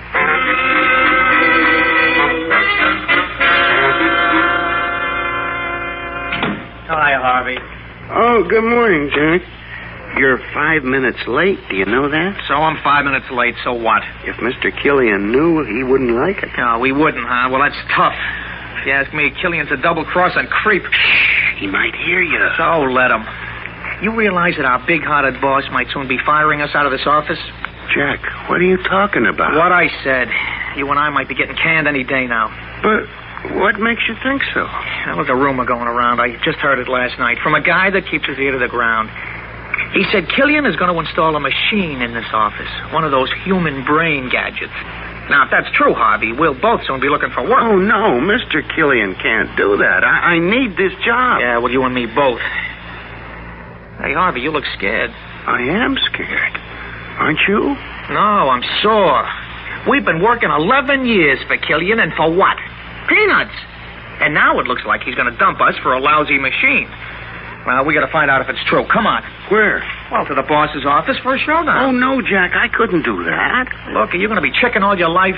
Yeah, but maybe it's only a rumor, like you said. No, pal. If you ask me, where there's smoke, there's fire. Now, we got to see the boss right now and get this thing settled. Come on. Gosh, I hope Mr. Killian won't be angry at us for breaking in on him. Nuts to that. We're the guys that ought to be angry. Come in. Look, Mr. Killian. Oh, good morning, Warren. Bodmer. Good morning, sir. Boss, we came to get something straight. I heard a rumor that you... Well, now, you must read my mind. I was going to call you men in for a chat right after lunch. If you're busy, sir, we'll be glad to come back later. No, we're going to talk right now.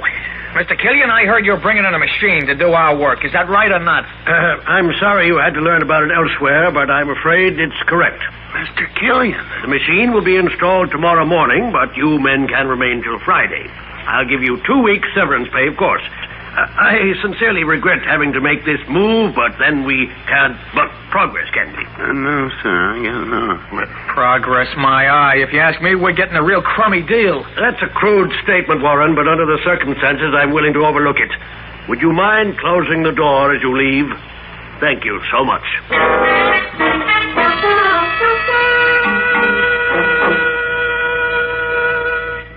Well, men, here it is at last. A machine that can do the work of a dozen men in the twinkling of an eye.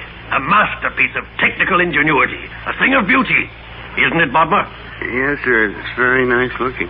What do you think of it, Warren? I think it's as ugly as a hyena's mother-in-law. You're just prejudiced. You have a closed mind. Who needs a mind with that monster doing all the work? This is a red-letter day for the Killian Company. And now, who would like the honor of throwing the switch and starting the machine on its career of service? You, Bodmer? No, sir, I'd rather not, if you don't mind. How about you, Warren? Not a chance.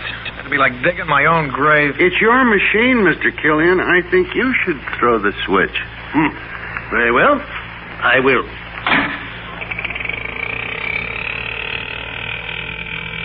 Listen to it. Isn't that a magnificent sound? Yes, sir. It sounds almost human. You're right, it does. In fact, this machine is almost human. So nearly human, I think it deserves a human name. Yes, I think I'll call it Charlie. How does that sound to you, Bodmer? Fine, sir. Charlie's a nice name, I think. Yes. Excellent. I'm going to call my wife and tell her about Charlie, the beautiful machine. Hey, you know something, Harvey? I think the boss has slipped his wig. Well, I guess we can't blame him for being excited. He says this thing is almost human. Oh, boy, I wish it was human. I'd take a hammer and beat its brains out. But it's here, Jack, and we gotta accept it. But you know something? I think I hate Charlie more than anything in the whole world.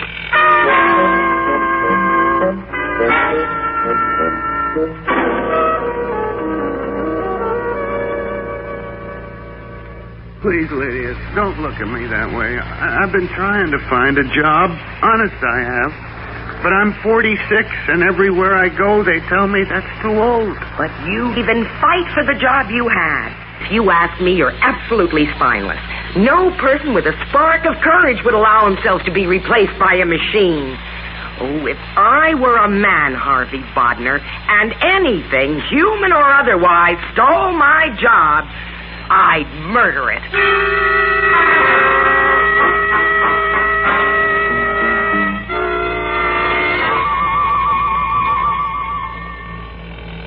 Murder a machine? Harvey, that's the screwiest thing I ever heard of. But that's what my wife said, Jack, and she really meant it. Well, I hate this machine's guts, but how could I murder it? That's crazy. Yeah, I guess it is. Charlie's nothing but a bunch of wheels and wires. Well, I wish he had a heart. I'd get a butcher knife and carve it out. You hear that, Charlie, you big bum? You hear what I said I'd like to do to you? Oh, boy. Holy mackerel, Harvey. Listen to me yelling at a machine. I must be losing my marbles. I don't know, Jack. I feel like yelling at him, too. But what's the use? You can't get through to him. Charlie pays no attention to anybody. He just keeps on doing his work. Yeah, and he never makes a mistake. That's what gripes me. Next to stealing our jobs, that's why I hate Charlie most. He's always so right. And he knows he's always right. That's what I hate. What do you mean you know he's right? How can you tell? Well, just listen to him and you'll understand. Be quiet and listen for about 5 seconds. Okay. I'm sorry, Harvey, but I still don't get you. All I hear is that same steady noise. It isn't exactly a noise. It's more of a self-satisfied hum.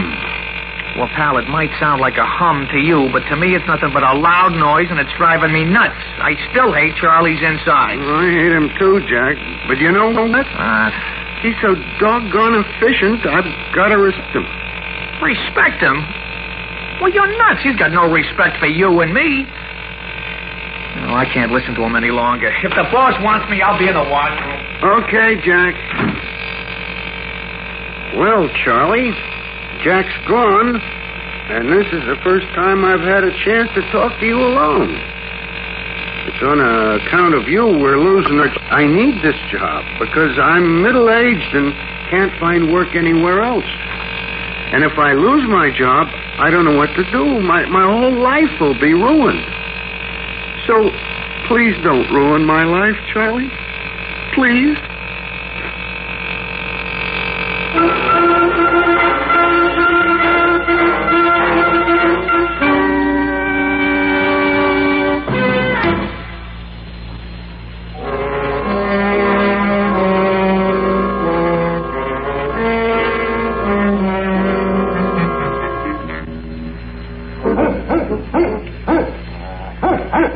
Quiet, Wolf. Silence. Good. Now sit. That's fine. Now stay. Stay there till I call you. All right. Come. Boy, Wolf, you're a clever, obedient dog. Harvey Bodmer, what on earth are you doing? I'm training my dog, Lydia. What do you think I'm doing? Well, it seems to me that instead of playing with a dog, you should be thinking about finding a job. Because unless something happens very soon, we won't be able to afford a roof over our heads. Then what'll we do? Then, my dear Lydia, we'll have to live without a roof over our heads. Harvey, you're being rude. No, I don't mean to be, Lydia.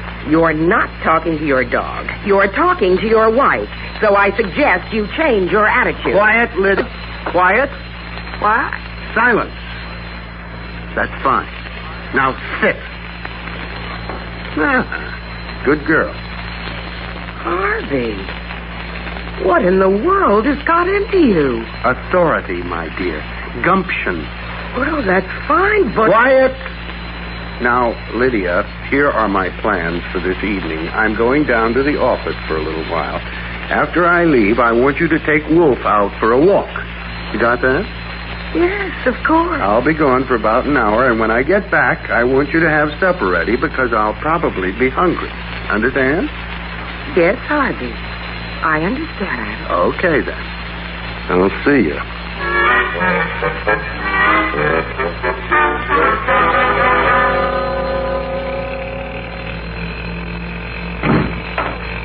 Hello, Charlie. I see you're still working. That's the spirit. Didn't expect me back tonight, did you? Well, here I am, and you and I have got the office to ourselves. I came down to have a frank, man-to-machine talk with you, my boy, and I'm not going to pull any punches. I've been doing some thinking, and believe me, I'm a changed character. Now, Charlie, listen carefully, because here comes the zinger. You may think you're almighty, but I know you can be beaten. Yes, I'm your master, Charlie. Your human master, and you're my slave. And beginning right now, you're going to respect me and obey my orders. How do you like them apples? I knew it. I've got you intimidated, pal. I've got you in the palm of my hand, and that's just where you're going to stay. But in case you haven't got it straight, I want to show you something. Here, you see this? In case you don't know what it is, it's an 8-pound hammer. Any disobedience, and I'll slam it right through your rheostat. As a matter of fact, I think I'll give you a slight tap right now just to show you how it feels. Brace yourself, Charlie. Here it comes. Scared you, didn't I? Don't worry, Charlie. I was only bluffing. I'm not going to hurt you. Not this time, anyway. Now quit groveling and get to work. I'm going home to supper.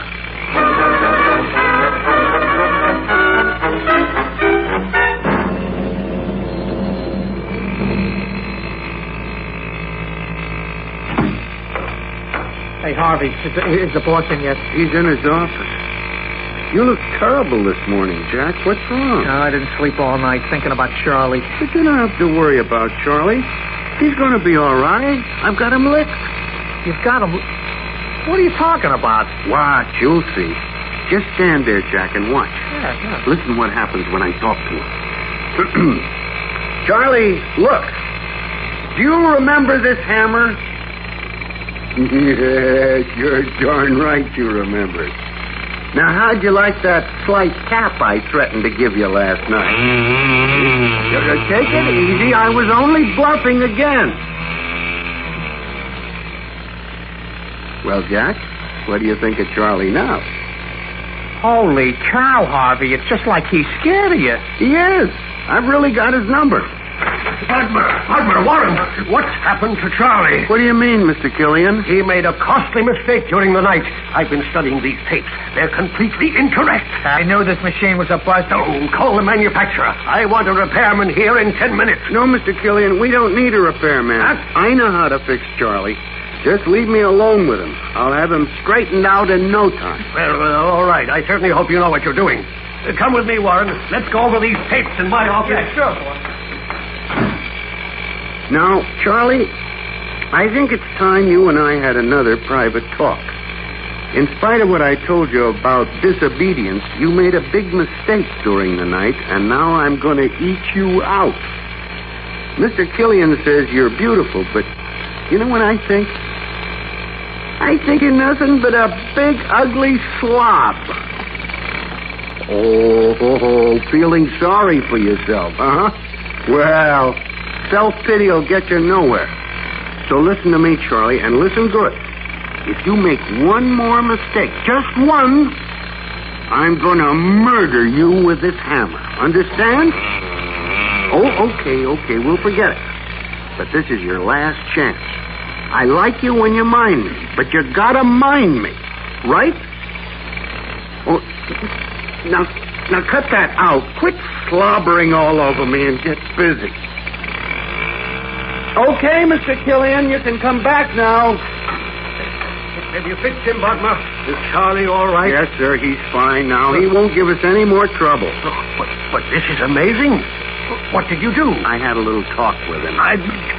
You what? No, he's right, boss. This machine is scared of Harvey. No kidding. Scared of him? Nonsense. Show him, Harvey. Go ahead. Show him how you can handle Charlie. Okay. You ready, Mr. Killian? Of course. Go ahead.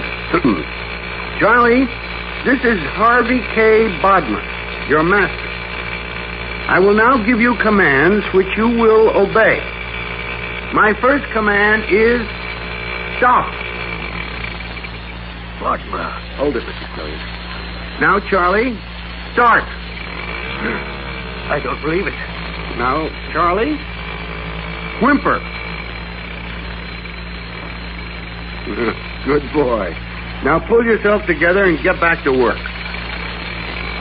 Bodmer, this is a miracle. Miracle, my eye. This machine's alive, and I'm going to kill it. Put down that hammer at once.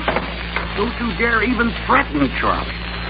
Harvey, what's happened here? At first you hated Charlie, but now you're saving his life. Well, what's the idea? I don't know, Jack. It's hard to explain. Charlie respects me now, so I respect him. You respect a lousy machine? I think you're nuts. Oh, be quiet, both of you. We've got an emergency here. Charlie cost me a fortune, but he isn't working at all. What are we going to do, Bodmer? Tell me. Leave Charlie to me, Mr. Killian, and he'll make an excellent assistant. A team, huh? You, Jack, me, and Charlie all working together in this office. Agreed? Well, of course, if you say so. There's no need for anyone to leave. Now, sir, if you don't mind, I suggest that you get back to your duties. Huh? You're wasting time. Well, fine. You're a forceful man, Bodmer. I like that quality in an employee. But before I go, won't you please have another talk with Charlie and put him back on the beam? That is, if you think you can. I know I can, Mr. Killian. Just watch. Hey, Charlie, you big bum. What are you loafing for? Don't just stand there like a great cringing slob. Pull up your socks and get going.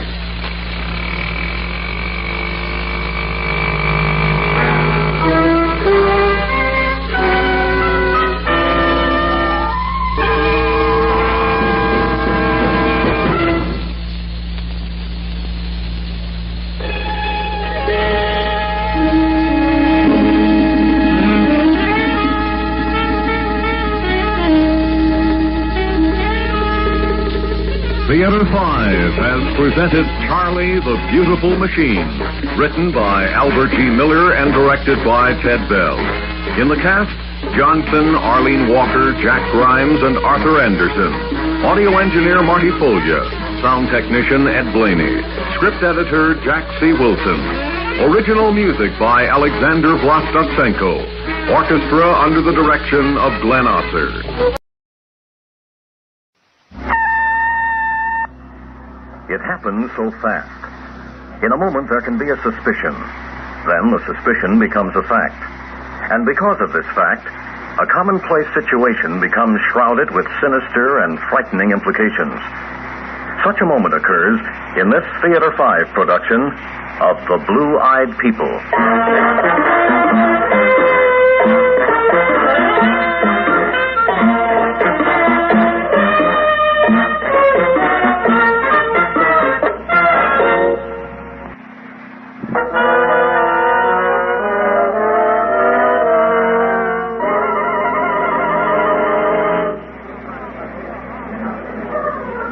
Dr. Vollmer, I presume. This cup of coffee needs company, okay? Sit down, Doctor. At the moment, you look more like a patient. Oh, it's one of those mornings. Complicated by a couple of interns who needed straightening out. No Simon Legree or Fagan syndrome? Not even latent. Doctor, all symptoms indicate I am a psychopathic coward. Now, perhaps some treatment from our very pretty staff psychiatrist is called for. What kind of treatment? Well, that has all the earmarks of a leading question. I'll say, Liz, are those the latest editions? I think so. Anything new on the Brewster child? Let's see. Still on the front page. No trace of Senator and Mrs. Brewster's missing baby. National search continues. Ditto in this one. Brewster child now missing for 4 days. Hope dwindles. Kidnapping is dirty enough, but a 10-month-old baby. I wonder what its chances are. Of survival? Well, that's always the question with kidnapping. Do they really intend to return the victim? Something you learned from that police lieutenant you buddy around with? Doctor, you're probing. Suppose I do enjoy vicarious thrills through Arthur Keith. Saves me the price of paperback mysteries. Dr. Hay. Calling Dr. Hay. I knew everything was too peaceful. This is Dr. Hay. Oh, I see. Fluoroscope the child immediately. If it's there, I want some x-rays fast. Be right down. Crisis? Speaking of children, a baby just came into emergency. Mother thinks it swallowed a safety pin. I hope she's wrong. So do I. Any operation is tough, but a 10-month-old child.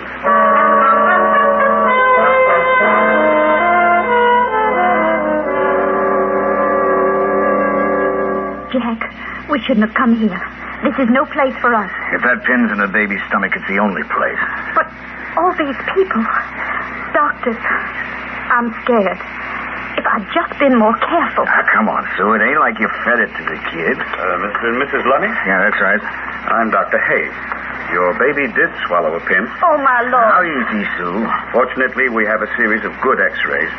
I'll have to operate, of course. I've given the necessary instructions, and we'll be able to start in about 10 minutes. You're not going to operate on my baby. Sue. He's less than a year old. Mrs. Lunny, I don't mean to frighten you, but it's imperative that I operate as soon as possible. Not without our permission, you won't. And you're not getting it. Dr. Valma, would you assist me for a moment? Certainly, Dr. Heck. Mr. and Mrs. Lunny, this is Dr. Elizabeth Valma, our staff psychiatrist. Well, I don't figure you're going to psychoanalyze that pin out of the kid's stomach. Well, frankly, I was hoping that Dr. Valma, being a woman, would reason with your wife more effectively than I seem to be able to. Mrs. Lunny doesn't want her baby to undergo surgery.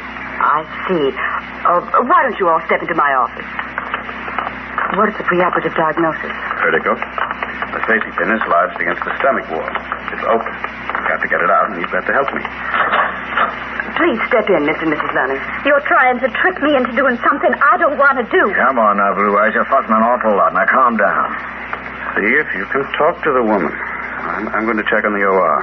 Well, you can't go ahead without a surgical consent. I'm counting on you to get it for me. I tell you, I'd want to get out of here with my baby. Now. Now, you're talking silly. Nothing terrible's happened. I got a premonition like. Let's leave while we're still ahead. Mrs. Lunny, I know you've been through a very bad shock, and what you're experiencing now is what we call hysteria. Don't give me none of that fancy talk, Doctor. I'm not going to let them operate on my baby. I'll tell you... No, let me tell you. We can't foretell the future, but I can give you a trained medical opinion. Your baby may die if he isn't operated on immediately. Your point's made. Now tell that sawbones he can go ahead. Jack! Now, Sue, you've just gone haywire. Now, you ain't thinking straight and... I don't want my boy to die. Look, he's my boy, too. I got just as much to lose as you do. I'm ready to scrub up. Go ahead. The father has given surgical consent. Oh, good. Would you come and sign the necessary papers, Mr. Lunny? I'm with you. Mrs. Lunny, I'd like to give you a sedative and put you to bed for a while. Sedative? Something to help you relax. You've been under a very severe strain. Think I'm going to crack up, Doctor? Cause a scene? I'm not worried about a scene. Just a condition. So you want to feed me some truth serum so I'll talk all over the place? You're thinking of sodium bulbs? We don't use that as a tranquilizer. Oh, that stuff's the same. And I'm not taking any of it. As you wish. But try and relax. Tommy has a very good chance. You can't keep your eye on a child every moment. It's not a crime. What made you say that? A crime? I just meant you shouldn't blame yourself. Tommy is now in the hands of a very capable surgeon. I'm sure everything will turn out all right. I hope so, Doctor.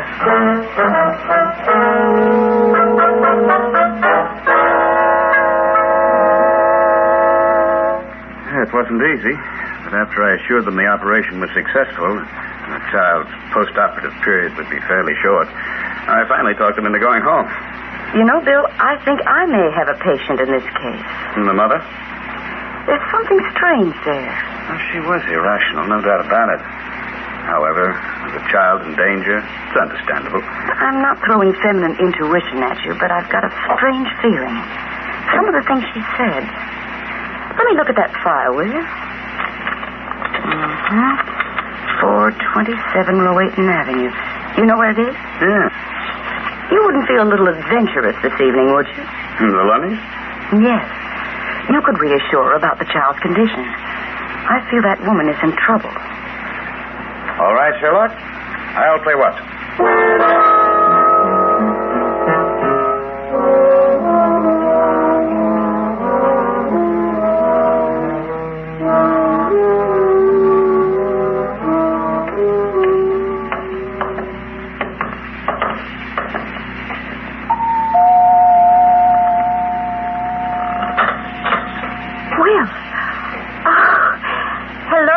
Dr. Vollmer. Oh, and Dr. Mrs. Lunny, Dr. Hay and I were taking a drive and realized we were in your neighborhood. We thought we might drop in for a moment. I hope we didn't come at a bad time. Oh, no. Come on in. Jack just ducked out the cigarette. He'll be real glad to see you. Maybe you could stay for some coffee. Well, that would be nice. Sit yourselves down, won't you? What does Mr. Lonnie do, Mrs.? Oh, call me Sue, Doctor. Well, Jack's in high steel. Construction work? Yeah, the tall stuff. Jack, he's not afraid of nothing at all. He's big enough so he don't have to be. He's no lightweight. Hope Tommy takes after him. Your son's bone structure may be a little small for that. However, at his age, it's hard to tell.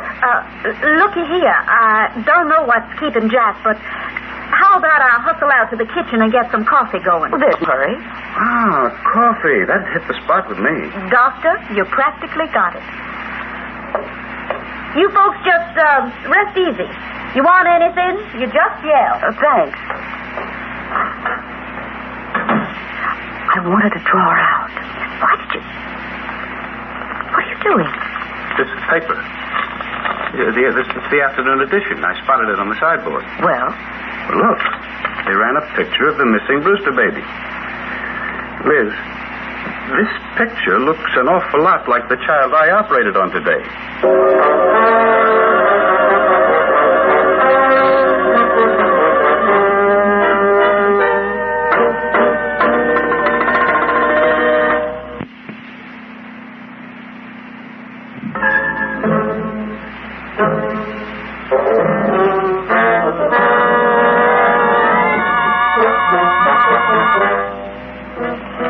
That picture. If you're right, that means... That Tommy is really the kidnapped Brewster child. What do we do? I know what I'd like to do. Leave. In fact, it's already been commented on that Jack is a very large and strong man. And fearless. Can't say the same for myself. Fortis fortuna juvat. Meaning? Fortune favors the brave. All right. Sometimes you have to gamble. On what? A very red face if I am wrong. And an irate friend at police headquarters. Keep an eye on that kitchen door, Liz. Lieutenant Chief, please. It's urgent. Oh, baby. Hey, honey, I got... Well, doggone, it's the two doctors from the hospital. Oh, hello, Mr. Lunny. Dr. Hay and I just dropped in to reassure the anxious mother. I am checking with the hospital right now. Lieutenant Keith here. No rest for the medical profession, you know. Yeah, I reckon not. Hello. Anyone on this line? This is Dr. Hay, orderly. Have there been any calls for me? Oh, hello, Bill. What's this orderly bit? Fine. I'm at 427 Rowayton Avenue. Morris 46981. Case I'm needed. Hey, Bill, this is headquarters, not the hospital. Have you got your wires crossed? Definitely not. Did you make a note of that address? Yes. Hey, wait a minute. You in trouble? It's possible. Dr. Vollmer's with me. Here's the coffee, folks. Oh, hi, Jack. We got visitors. So I see. Bill. Can't talk, huh? Want me to come over? Excellent. I'm on my way. Forgive me for acting like I live here, but it's part of the routine. Wasn't it nice of them to drop in friendly like, Jack? Yeah, sure was. You didn't have any ideas, did you? Ideas? Here's your cup of coffee, Doctor. Thanks. I mean, Tommy's all right. Tommy? Oh, yes. He's coming along fine. Oh, thank goodness. Oh, that's just wonderful. Now, you just both sit back and relax. You don't have to run right away, do you? Well, we... No, we've got plenty of time. Nice to take it easy for a while, isn't it, Dr. Vollmer? Oh, certainly. Nothing like a few quiet minutes away from the hospital.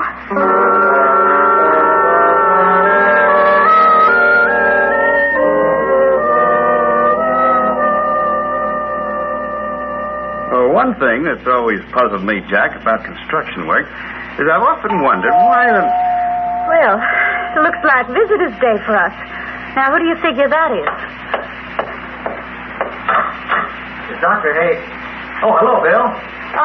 This here friend of yours, Doc? A very welcome one. Mr. and Mrs. Lunny, meet Lieutenant Arthur Keith. Hi. You a cop, fella? That's right. I don't understand this. Well, neither do I at the moment. I removed a pin from the Lunny child today, Arthur. The age given was 10 months.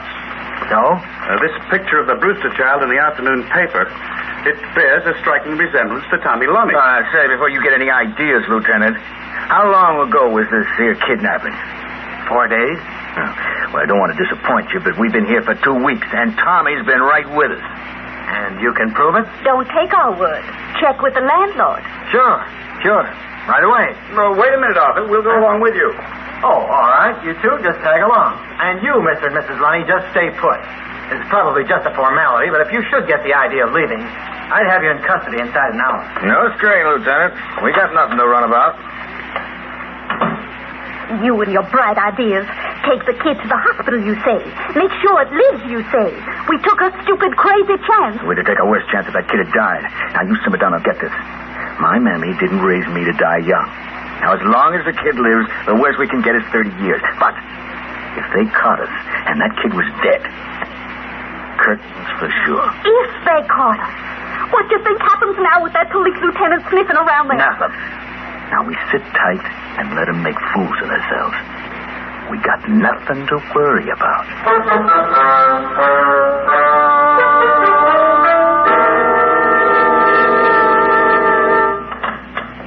All right, folks. The party is over. What's the verdict, Lieutenant? Apologies are in order. The landlord and several of the tenants here confirm your arrival time and the presence of the baby. Doctor, I guess you just better stick to medicine. What Blue Eyes means is you're not much of a Perry Mason. Dr. Hay and I got a little carried away. I'm awfully sorry. Yeah. All right, Bill, say your little piece, too. When did you have your child, Sue? Oh, come on, Doc. Give up, will you? 10 months ago, just like we told you. Then you didn't adopt Tommy. Of course not. Look, Bill, I've got to get back to headquarters. Now, let's try and leave gracefully, shall we? Not yet. Jack just referred to his wife as Blue Eye. Of course I did. It's a pet name I have for her. And you're blue-eyed, too. Always have been. What are you getting at? The baby I operated on today had brown eyes. Now, that's very interesting. What are you doing, making a survey? I get it. Tommy can't be their child. What? Lieutenant, maybe you'd better take the doc here into custody. Sounds a little unhinged to me. No two blue-eyed parents can have a brown-eyed child. That's the Mendelian law. Now, wait a minute. Let me have that again. It's the law of genetics established by Gregor Mendel. Look, I've had enough of this jaw wagon. How about you folks leave it? Now, this Mendelian law, will it stand up in court, Bill? Like a rock. No chance of some smart lawyer exploding it. Lieutenant, it's as foolproof as fingerprints. Okay. That's good enough for me. Now, wait a minute. Hold it, Jack. You try and arrest us. You're going to make a fool of yourself. I'll risk it. I'm taking you both in on suspicion. Oh, you are? And how do you figure to prove that Tommy ain't our baby? By quoting some fancy law? The first thing I'll do is have you examined, Mrs. Lunny, just to see if you really had a child 10 months ago. And I'll check on the child's birth certificate. and the doctor who gave delivery, and your whereabouts at the time of the kidnapping. You know, it takes the machinery of the law a little while to get going, but it is very thorough. They got us, Sue. Shut up. They are just talking. No, they ain't. Once they got a real suspicion, once they start to check, we're up the creek. We're just a couple of small-timers, honey. We tried to pull off a big score and blew it. All right, Lenny. How'd you do it? Well, Sue's sister Kay had a kid 10 months ago. About the same time the Brewster kid was born. I see.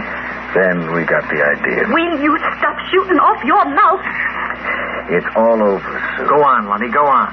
It'll help you in court if you come clean. We came up here 2 weeks ago. We brought Kay's kid with us.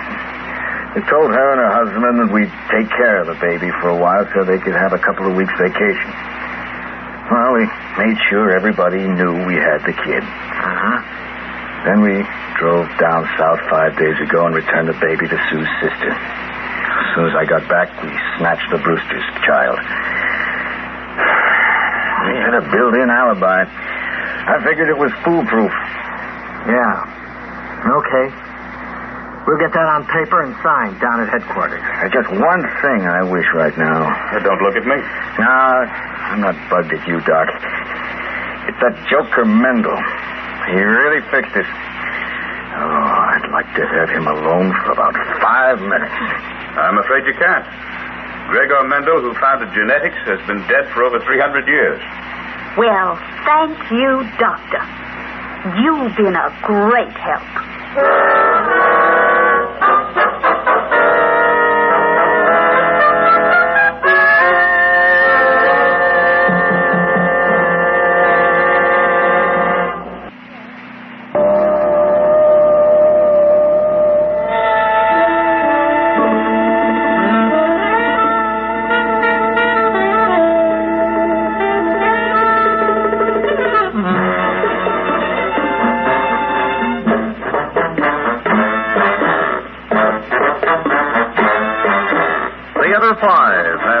The Blue-Eyed People, written by Frank Thomas and directed by Ted Bell. In the cast, Francis Spanier, Marco Daniels, Stan Watt, June Graham, and Owen Jordan. Audio engineer, Marty Folger. Sound technician, Ed Blaney. Script editor, Jack C. Wilson. Original music by Alexander Vlastotsenko. Orchestra under the direction of Glenn Osser.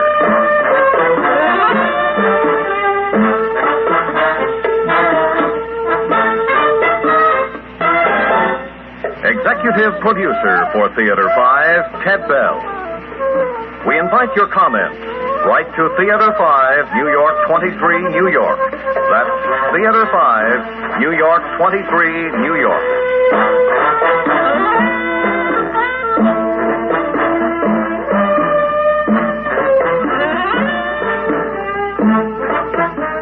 Theater 5 continues following weekend.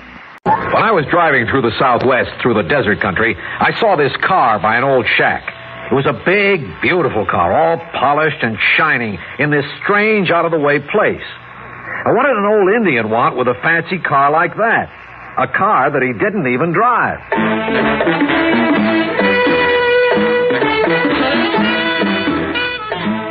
Theater 5 presents Devil Dust.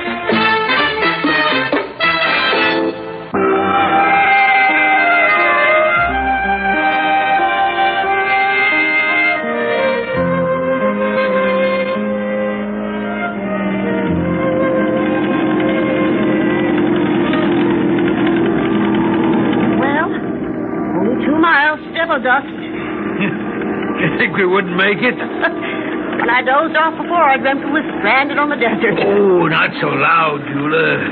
We ain't home yet. Oh, I apologize if I hurt your engine's feelings. It did get us to Deming and back. But, Harvey, you don't mind an old for telling you that you need a new... Yeah, I need a new everything. But I can't afford it, Jula. Harvey. We've got company behind us. Get over. Get over. Jim! Dumb, blasted idiot. California plate. You'll wear that car out in no time. Harvey, stop. Crazy. Just crazy. Stops in the middle of the road. Look. He's running up to the car parked behind that shack. Isn't that old John Eagle's place? He's opening the car door. He's poking around inside it. Oh, Harvey. Don't you want to see what he's doing? Not if John's home. Well, he's not home, or those dogs of his would have torn into that fella as soon as he touched the car. Wait. Let's see what happens. Or are you afraid John might come back and see you? I don't want him thinking I had anything to do with this. You're afraid of that old man. You believe in Indian magic. I didn't say that at all. He was a big medicine man back on the reservation. And I seen those Navajo medicine men do things with people. No, sir.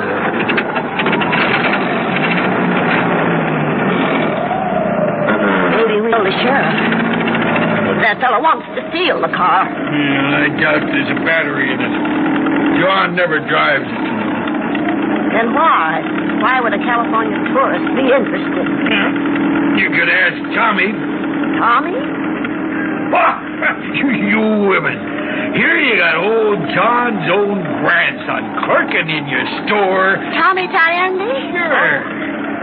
Why, yes, so he is. Somehow I never thought he in connection with John and the Navajos. He's a good boy. I like him, but... But what? A feeling I get when he looks at me sometimes. That's Jun. Look, I grew up around Navajo Indians, both kinds, the blanket wearers and the English speakers. For all that I've seen them every day in my life, I still don't understand a thing about them. Not a blasted thing. Dina, they call themselves. Dina the people. Dina is different. Indians are different.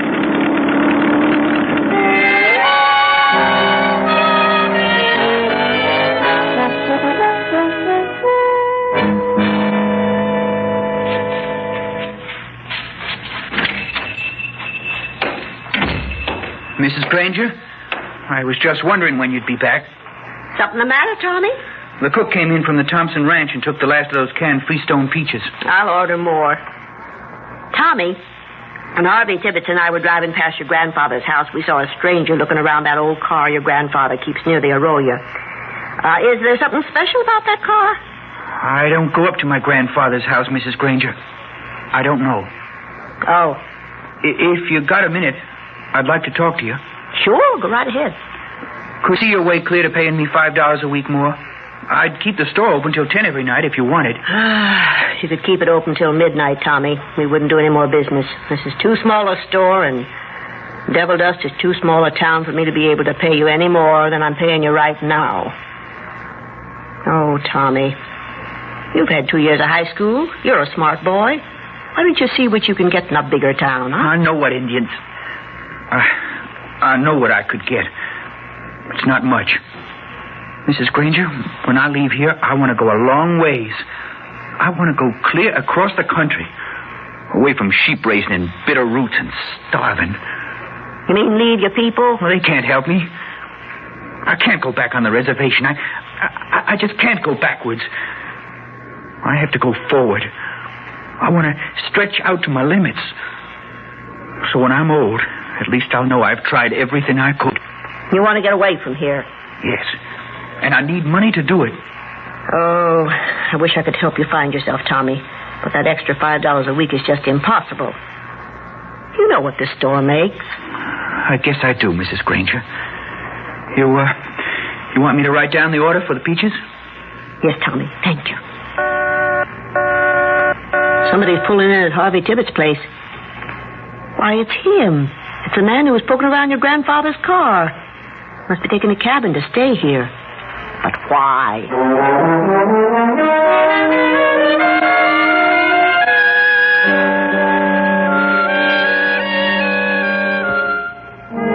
I brought you some glasses, Mr. Fireman. Oh, thanks.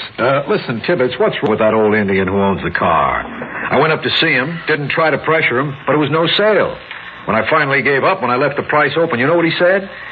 He said he didn't understand me because I didn't speak Navajo. Yeah, Mr. Fireman, Indians have to do things their way. And if you don't understand their way, well, you have to wait them out. Especially Navajos. They're buyers, not sellers. They don't let anything go. Not even words. Smart, huh? You suppose he knows what he has right there in his backyard? Well, what? What's so special about that old car? Now, listen, Tibbets. It is an old car, but a very special make and a very special year. Supercharged Cord 1936. It cost plenty bucks back then when they were hard to come by. You know why? Because it was a handmade car. The parts hand-turned. That's the reason they only made about 5 of those coupes in 1936. It was too expensive, too much ahead of the times. Only 5 for this whole country, Tibbets. And that old Indian has one of them. Say, what would you do with it? Are you for real? It's a money car, I told you. It's a collector's item. I could sell it, or I could take all the prizes at the car shows. That car has class. That car is status on wheels. I want it. Well, what if old John Eagle won't sell it to you? I'm not even listening. He'll sell because I'll find a way to make him sell. Oh, come in, kid. Come in. You're right on time. Tommy. Hello, Mr. Tibbets. Hello, Mr. Fireman. We met this afternoon, Tibbets, before I went up to see Tommy's grandfather. Get me some ice, will you, Tibbets? Sure. You didn't have much luck with grandfather. How do you know? I tried to tell you, Mr. Fireman. You went in with 3 strikes against you. My grandfather, he didn't know you. You probably asked his name. You looked in his eyes when you spoke to him. Maybe even pointed your finger at him. Yeah, I think I did. That's it. The old-fashioned Navajos, like my grandfather, they don't like those things. Taboo. And, you? Are you an old-fashioned Navajo? I don't know what I am. Not much of anything. My grandfather and me, we don't get on so well just because of his old-time ideas. But you're still speaking to him. When I see him. How much do you make in that grocery, kid? If you can talk your grandfather into selling his car to me, this 50 is yours. Oh, I don't make that kind of money. Uh-huh. Well, what do you say? I don't know. You could go a long way on $50. Get some decent clothes, buy a ticket out of this town, buy a suitcase like this one. You like it? Leather grained, brass buckled. It's beautiful. I'll throw it in for goodwill. That's the kind of business I do. 50 and the suitcase. Well, come on. What are you, afraid to stand up to your old grandfather? Well, my grandfather thinks that car is beautiful, Mr. Fireman. He loves it. He works on it. He keeps it up. It makes him a big man with the Navajos. The reason up there near the arroyo is he doesn't want it to get dusty near the road. But he doesn't drive it, does he? No. Then it isn't doing him any good. He'd be better off with a pickup truck. Help him. Help yourself at the same time. What do you say? Well, I'm thinking it over, but I just happen to have a bottle of bourbon, almost as old as your grandfather. It's in the suitcase. Open it up, Tommy. And remember, that case is yours with the 50 if... Hey, how do you like that case, huh? Oh, it's so smooth, so clean. Here's your ice. Oh, thanks, Tibbets. I'm not much for drinking. Oh, this time you'll make an exception. Mr. Fireman, I don't think Tommy should... Oh, what is this? No firewater for the Redskins? Come off it. We're in the modern world. Tommy might as well learn to drink. He'll be able to afford it.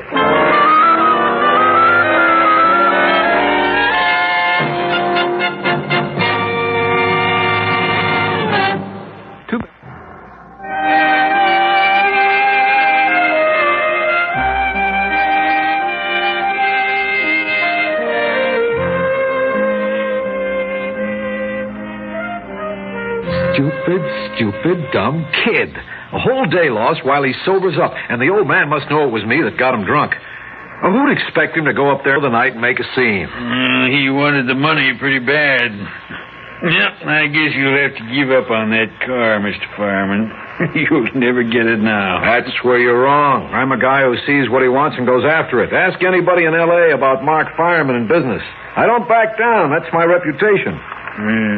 How... Just take my word. I've got the tow bar ready home with me, that big, beautiful baby doll Cord Coupe. You're not a car collector, Tibbets, but I tell you, this is something special. Only 5 in the country, and 1 belongs to me. Mr. Fireman, you don't have the car. Tibbets, you're starting to annoy me. Now take that long pan of yours someplace else. I'll have the car by this time tomorrow, and you can make book on it. I don't think you can do it. You got a couple of dollars to back up that opinion? Yeah, I thought not. You don't look like a sport.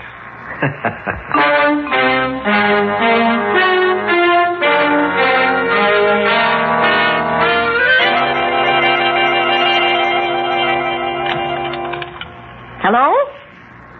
Hello, Harvey. Of course it's me. What? Now, Harvey, slow down. I don't understand. Would Tommy steal his grandfather's car if he was offered enough money? Well, just now I think he would. But why do you think he's going to try? Oh? Harvey, we can't let that happen. It'd spoil the boy's life and what's left of his grandfather's. No, I won't let it happen.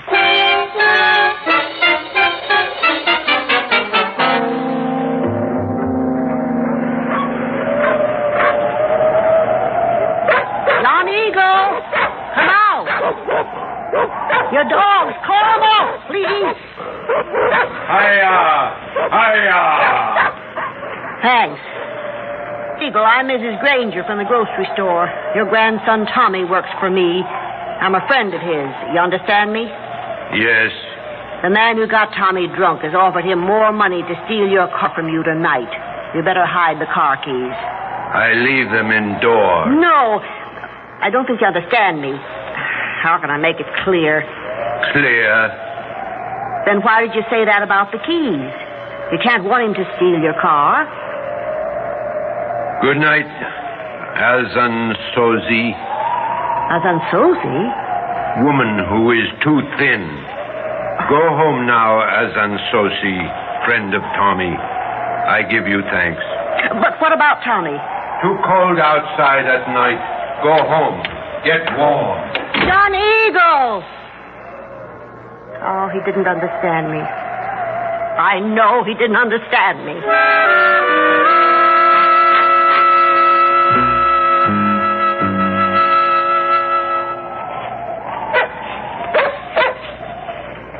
Quiet, boy. Quiet.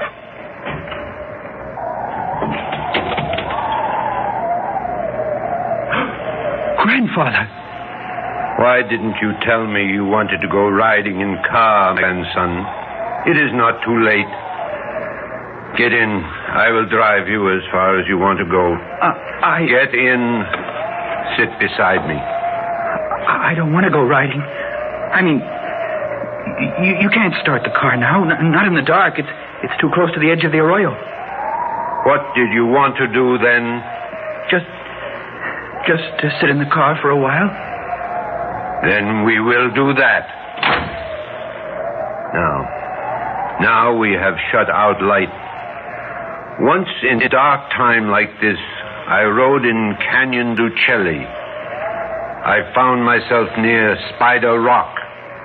You remember stories I told you about that place when you were small? I remember. You released the brake. Put it back.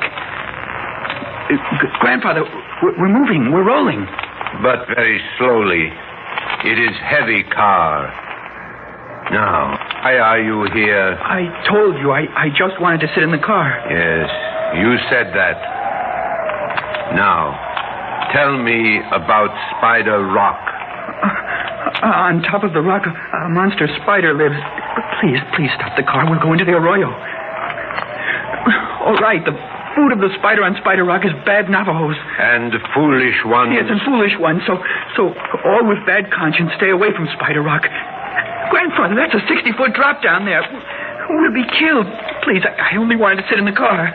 We will sit then until end. Put on the brake. 3 times you have lied.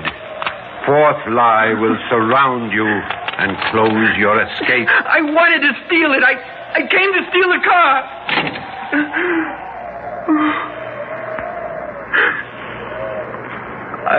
I'm sorry. I'm sorry. He offered me so much money. He offered me money, too. Grandfather, look. We're right on the edge. The front wheels are almost over. Then get out on my side of car and be careful. Careful. Careful.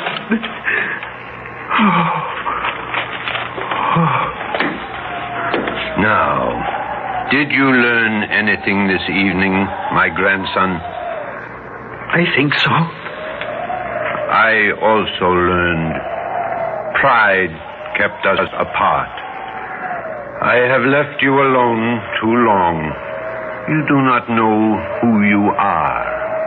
I'm not much of anything. Wrong. You are one of us. Dina, one of the people. We will forget tonight completely. Grandfather, what are you doing? Get away from the car. Car, too much trouble. Don't let the brake go. You lose your car.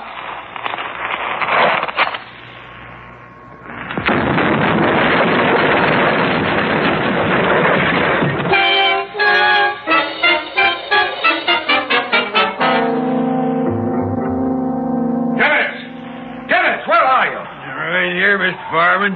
Oh, you're leaving now? Yeah, here's your key. Well, Tommy and I are right sorry to see you go away mad. You're a dope, Tibbets. And you, kid, are a double-dyed dope. You let your grandfather smash up my Cord coupe just to get even with me. He didn't want to do it. It hurt him.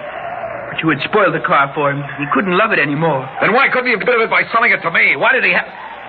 Oh, what's the use?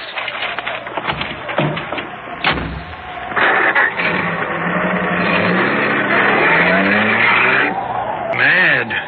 Yeah. I should have taken him up on that bet he made me that he'd get the car. you can't gamble on what a Navajo'll do. Oh, Tommy, you left his suitcase. Isn't that the one he said you could have? Take it. I don't want it. Why not? If he doesn't value it, then why should I? Hey, that's the first Indian remark I ever heard you make. Yes, sir. That's a real Indian remark. Why? I don't understand it. Don't give up. You stay here long enough, you'll be Indian, too.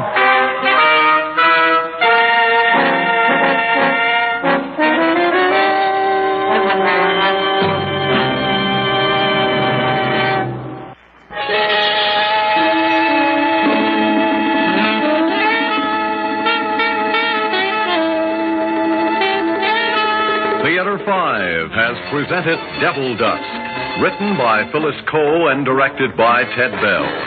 In the cast, George Petrie, Peter Fernandez, Abby Lewis, John D. Seymour, and Humphrey Davis. Audio engineer Marty Folia. Sound technician Ed Blaney. Script editor Jack C. Wilson. Original music by Alexander Vlastotsenko. Orchestra under the direction of Glenn Osser. Executive producer for Theater 5, Ted Bell. We invite your comments. Write to Theater 5, New York 23, New York. That's Theater 5, New York 23, New York. This is Fred Foy.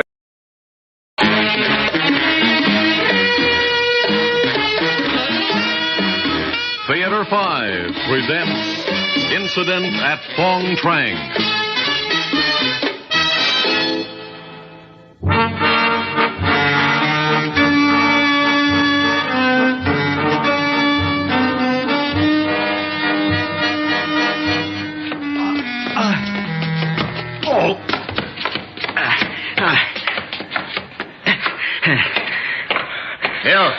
The American. Stand at attention. Are you finding your little war too rough? Nobody's supposed to rough up prisoners. The Geneva Convention forbid... Hey, you speak English. I am Lieutenant Boxem of the People's Army of Viet Minh. I speak Vietnamese, French, and I also speak English. The blessing from one of your misguided missionaries. Now, who are you? Corporal Marion Brundage. United States Army serial number RA126B19803. Sir. Sir. Say, Lieutenant, could I have some water and a bandage?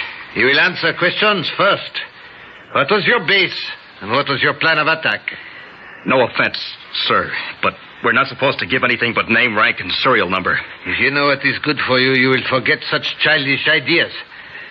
Now, you will answer my questions. Sir, Captain Lewis is Your our... Captain Lewis is dead, and so are the others. Dead? Lieutenant Kong, too? Lieutenant Kong, as you call him, was a traitor to his country. He was caught alive and beheaded. I can't believe it. We have no mercy on such scum. He was a dupe of you Americans. But to cut off a man's head... Civilized people don't do such things. Last week, the village of Hook Fong was firebombed by American planes. 84 men, women, and children were burned to death. Tell me, Corporal, is cutting off a traitor's head less civilized than women and children? Lieutenant, I never hurt anybody in my life. I swear it. I see. You swear you never hurt anybody in your life, and now you are caught attacking a defenseless village. Well, then, you white murderer... Why are you in Viet Minh? If not for what? Answer me, Corporal Brundage. What are you here for, if not to ravage and kill? Lieutenant, we were not attacking that village. All we were doing was test... Ah, yes. Testing. Testing what, Corporal Brundage? Your new electronic scanner, wasn't it? I don't know what you're talking about. Oh, come now, Corporal, we're talking about the scanner. You were the specialist technician in charge of it. When you broke through the ambush, you were seen carrying it with you. Tell me, Corporal, where did you hide the scanner? Answer me, Corporal. Are you deaf? I was thinking... Of what, Corporal? How to concoct a nice fat lie? I was thinking of Lieutenant Kong. Kong? What about Kong? What a swell guy he was. Real decent. And now he's... Why, Lieutenant, he wasn't any older than you, maybe. Decent? What is so decent about traitors? I'd have done anything for Kong. He was my friend. I see. And what about Captain Lewis? Your friend, too? He was older, more like my father. But Kong, he was special. In a people's democracy, Corporal, you will find there are no special people. We are all equal. Excuse me, Lieutenant, but did you bury Kong? Enough of this. Where did you hide the scanner? I don't know. I lost it when I was running. You're lying. It's the truth, Lieutenant. Everything happened so fast, and what with the leg wound I got... All right, then tell me how it works. Lieutenant, you have no right to ask me that either. Under the convention... Right. Here I decide what is right. Do you want me to drag it out of you? Lieutenant, the Geneva Convention. Convention? I'll show you Geneva Convention. Talk. Or I'll have you broiled alive in the sun. Now tell me how your scanner works. Lieutenant, my arm. You're breaking my arm. Talk, American assassin. I never wanted to kill anybody. If you don't want to kill, why are you in an army? I wanted to learn a trade. To make a career. You could go to school for that. That's what schools are for, aren't they? Lieutenant, back home I was too poor to go to college. Maybe not smart enough either. Poor? All Americans are rich. Your pay as a corporal is more than one of our high government officials. My father's a brakeman on the railroad. That's not much in America. My sister and I, we worked after school to help out. Don't lie, Corporal. In America, you played games. Basketball. Baseball. All kids do that in America. Well, don't you? In Hanoi, my father pulled a rickshaw. You say you were poor, Corporal. You don't know the meaning of the word. There were days upon end where we ate nothing but roots, Corporal. Roots! Not even a handful of rice. We had no time for games. Is that why you're in an army, Lieutenant? I joined our people's army to liberate our fatherland from the imperialistic Americans. We don't want any part of your country, Lieutenant. Then why are you here? Well, they tell us to keep your army from killing off your countrymen. You're a fool. And you've insulted our people's democracy. You shall be punished. Guard! Take this liar away. And if he complains once more about his leg, beat him.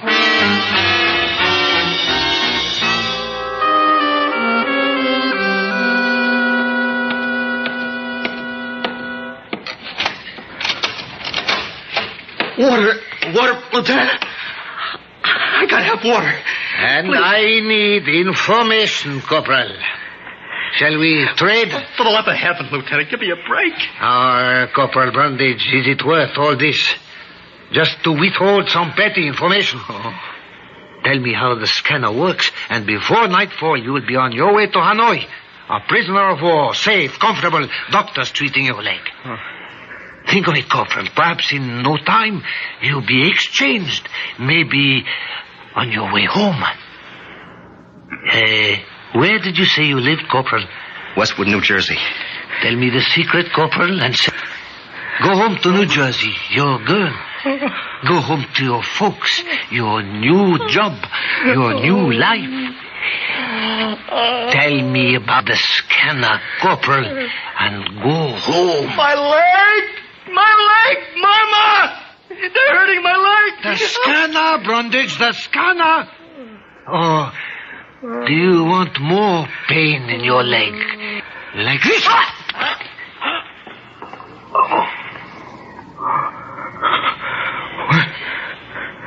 Where am I?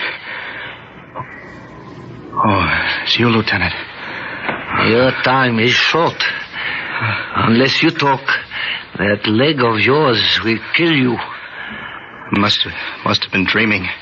Of home, Corporal, and safety? I remember. It was about Kong. I was worried about Kong. Kong? Kong is dead. His wife and kids. Now that he's gone. Lieutenant, if I die, I want my insurance to go to Kong's wife and kids. You can do it, Lieutenant. You told me you have people everywhere, right in Saigon headquarters. You are a fool. A stupid fool. You don't deserve to live. In the name of the People's Democracy of Viet Minh, I sentence you to death for your cowardly attacks on our citizens.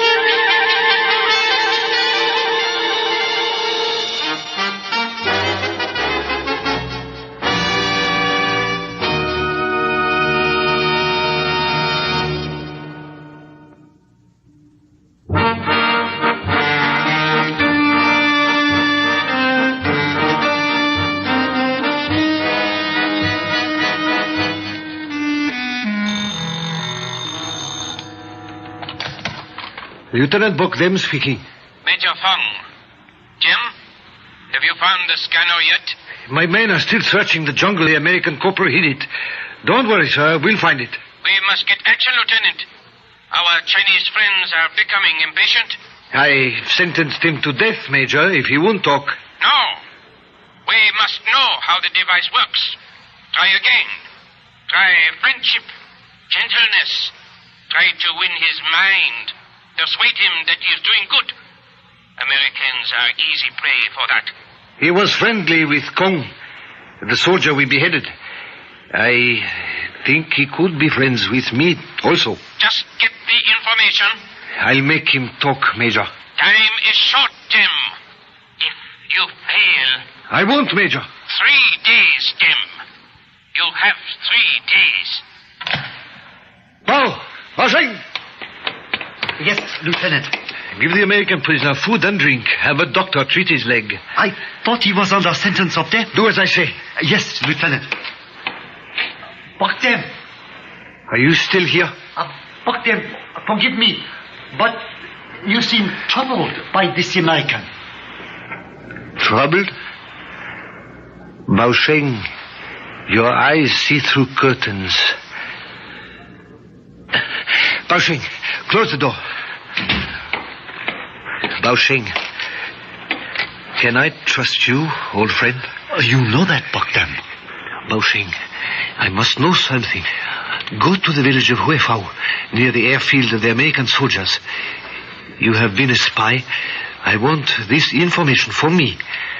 Was the American corporal a true friend of the Vietnam Lieutenant Kung? Or is this just another lie? I can do this, Bogdan. I have friends there. Come back quickly. I have 3 days.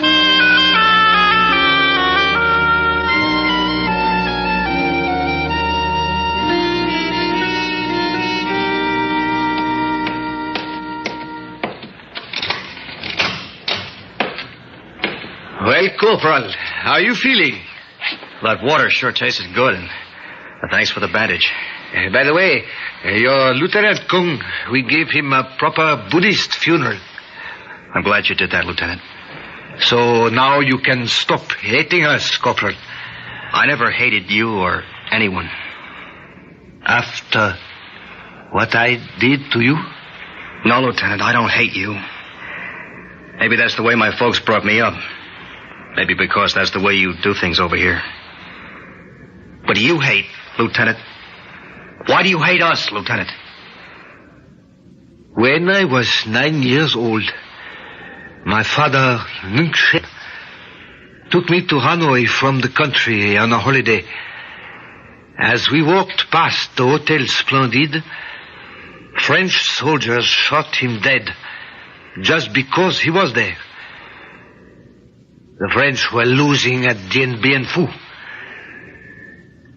Tell me, Marianne Brundage, would you feel differently? Maybe not, Lieutenant.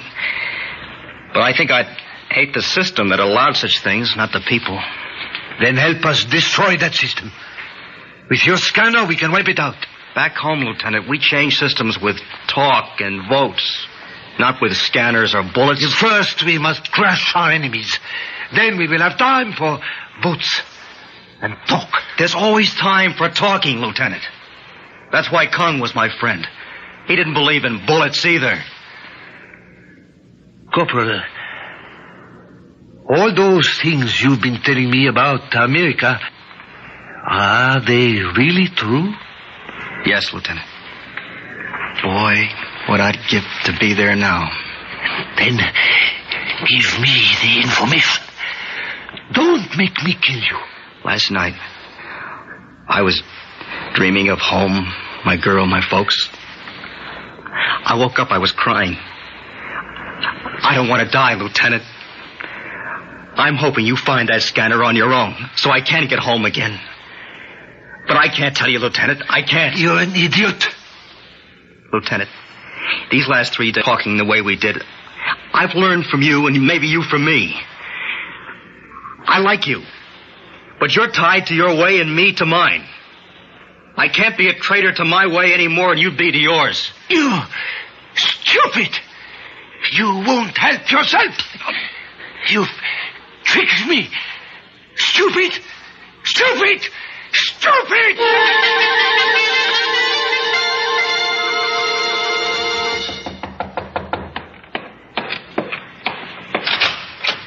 Bogdan, it is I, Bausheng. What did you find? The American. He was Kung's true friend.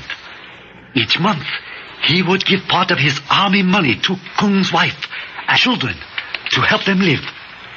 This he did without telling Kung. So, he spoke the truth. And Bogdan, there is something more. Yes? On the way back, near the river, I saw something in the bush. Is this the thing we looked for? The scanner! Good man, Bausheng. Quick, call the men at once. I will be there, but I must speak to the prisoner.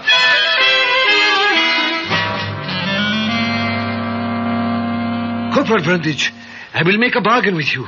Fuck them, I don't want to die, but I cannot... No. Nothing like that. We've found the scanner. Then why are you... I've called the meeting of my men. I will tell them we have found it, that you wish to make a public confession. That you know our men fight as well as white men.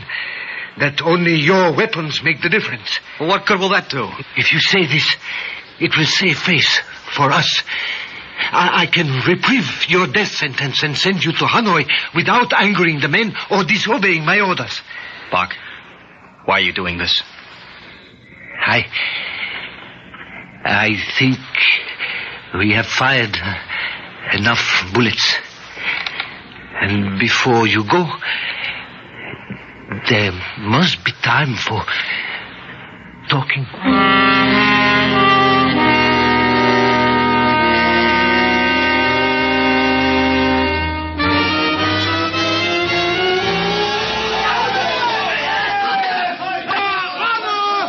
Has been vindicated by the Americans' confession. Comrade Shrink, take the prisoner back to his hut.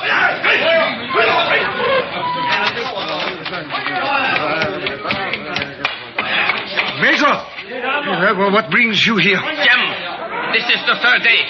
We can wait no longer. We found the scanner, Major. It has been sent to Hanoi by jeep. And the prisoner? He will be sent to Hanoi also, after further interrogation.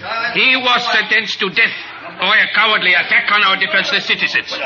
Major, what point is there in killing him now? It will be a morale booster for your men. A carnival. You there, sir, with that prisoner. Keep him on the platform. Jem, you passed sentence on this white pig. Carry it out. Major! Draw your pistol, Jem, and shoot. Or shall I shoot you? Major, you can't do this. Jem, are you a traitor to our people's democracy? I order you, kill this man. What? What's going on? What's he doing with that pistol? You soldiers, stand away. Jem, draw your pistol. Aim it. What? Don't let him do it! Brundage! Fire, Lieutenant! Fire! Major! Civilized people don't do these things!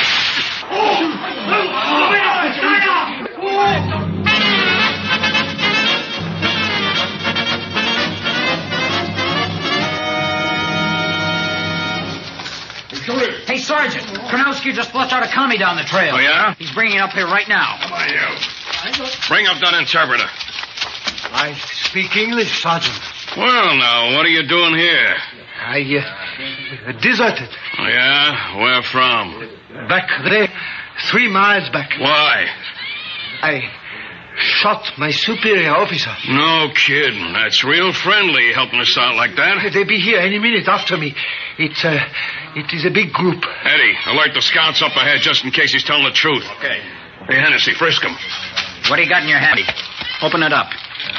Hey, Sarge, he's got somebody's dog tags. Corporal Marion Brundage.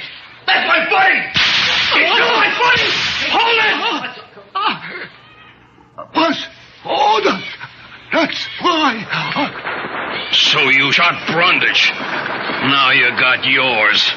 Hennessy, throw him in the bush. Come on, we got a fight coming up. The murdering dogs. You can't trust a one of them. They're all alike.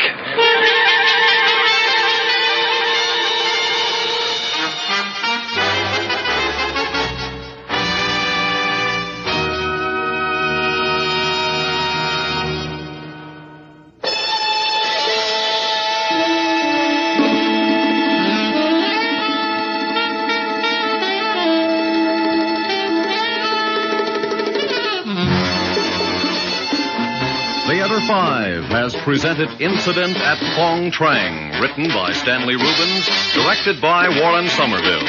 In the cast, Robert Dryden, Larry Robinson, Gilbert Mack, and James Monks. Script editor Jack C. Wilson. Original music by Ralph Herman. Orchestra under the direction of Glenn Osser. Executive producer for Theater 5, Mr. Lee Bowman. We invite your comments. Write to Theater 5, New York 23, New York. That's Theater 5, New York 23, New York. This is Fred Foy speaking.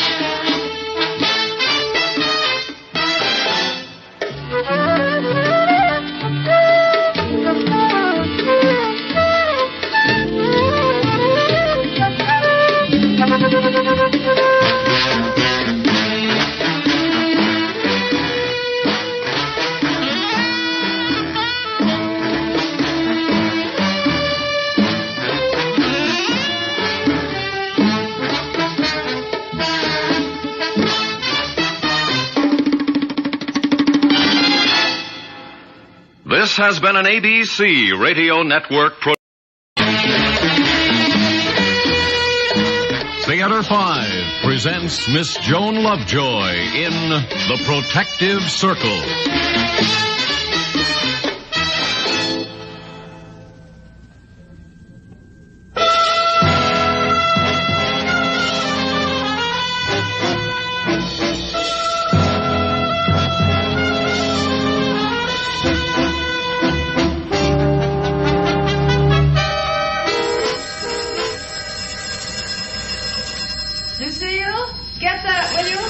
Yes, Miss Amanda. Miss Stone's resident. Amanda Stone? Is she in? Yes, she's here. Who is this, please? Let me speak to Amanda Stone. It's important. Who is it, Lucille? He don't say it, just it's important. Is it the same one? I don't know, Miss Amanda. You answered the phone yourself last time. Yes. Oh, all right, I'll take it. This is Amanda Stone. Who is this, please? Amanda Stone. The guilty will be punished. The guilty will not go free. Who is this? What do you want? Guilt must be washed away. A life for a life, Amanda Stone. Remember that. Hello?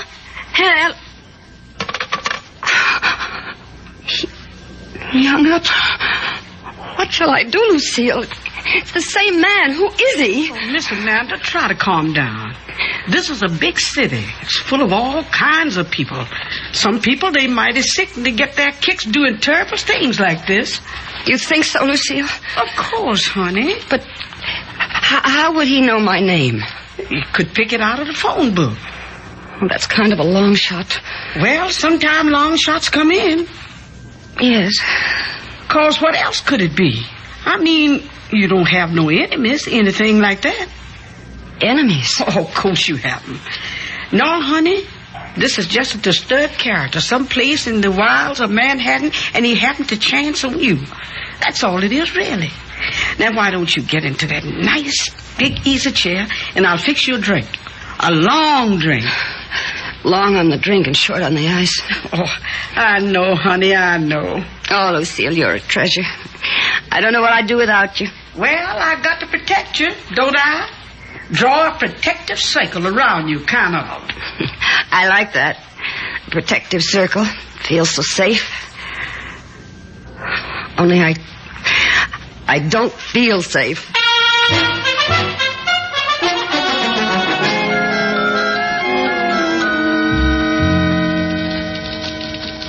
Mandy, can I see you for a moment?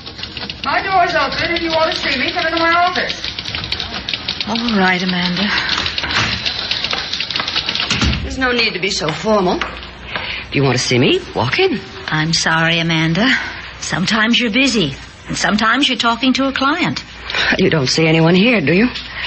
Well, how could I know unless I asked? Mandy, what's the matter? What should be the matter? Well, that's what I'm asking you. You're so hostile. Say a word and you're ready to bite my head off. What's happening? Oh, I'm sorry, Joan. I haven't been sleeping well. Not since that call. I know it's ridiculous. It's a kook, a crank call. It happens, only now it's happened to me, and I'm frightened, Joan. You should have heard his voice. Whose voice? What call? Well, didn't I tell you when it first happened? Oh, you never told me anything. But it happened once before. I tried to dismiss it then. A man, late at night, he called me once before, and then he called last night. He threatened me, my life. The guilt must be washed away, he said. What? That's what he said. Oh, it's fantastic. Of course, it's a crank call, Mandy. What else could it be? Somebody tracking you down for your sins? The moving finger rights and having writ, you know, that sort of thing. Now, what is that supposed to mean? Why, it's a quote from the Rubaiyat. No, I don't mean the poetry. I mean the crack about the enemy tracking me down for my sins. Are you getting Janice's death mixed up in this? Janice Reed? Oh, come on, Mandy, don't be morbid. But you were thinking of her, weren't you? Well, If an unstable woman breaks down and takes her own life, what has that to do with me? But, Mandy, I never said It wasn't my fault. Janice Reed was sick. What am I supposed to do when an account executive is taking my biggest client away? Just hand it over and say you're welcome? Well, I think not. All right, Mandy. All right, what? You're my partner. Haven't you anything to say? Were you willing to have us go out of business? No. You just stood by and let me do the dirty work. Let me do the hatchet job. You were too refined, too gentle to do that work. But I could because I had to. I wasn't going to give up a business I built up with my own hand.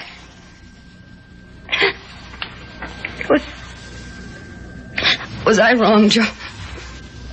No, Mandy, you weren't wrong. It was competition. And you were protecting our interests. It's just sad that it turned out that way. But that isn't your fault. You mean that, don't you, John? Of course I mean it, Mandy. You're tired. You've been working too hard, that's all. You ought to get away for a while. Oh, how can I get away with this spring show coming up? Don't you think I can handle it, Mandy? It'll do you good to take a break. Maybe later, but right now it's out of the question. Well, why don't you tell the police about it? The police? Why not? I'm sure it's only a crank call, but it just might make you feel better. And they have ways of checking. What can I tell them?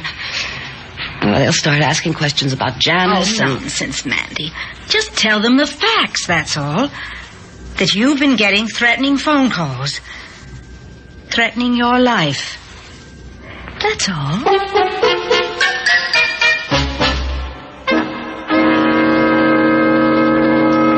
Now, you seem like a sensible person, Miss Stone, and I'm being realistic with you. The police can't really promise any quick action in these phone call cases. Well, I understand that, but... So far, this guy's just a voice. Calls, keeps it short so we can't trace it in time. I see.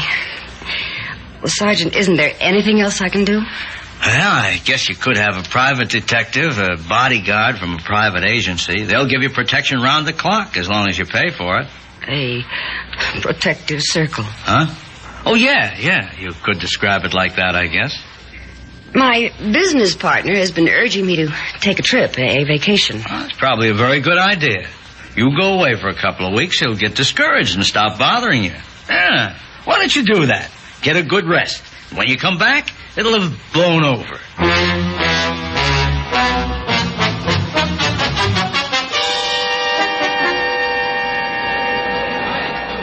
You think I'm doing the right thing, Joan? I'm certain of it.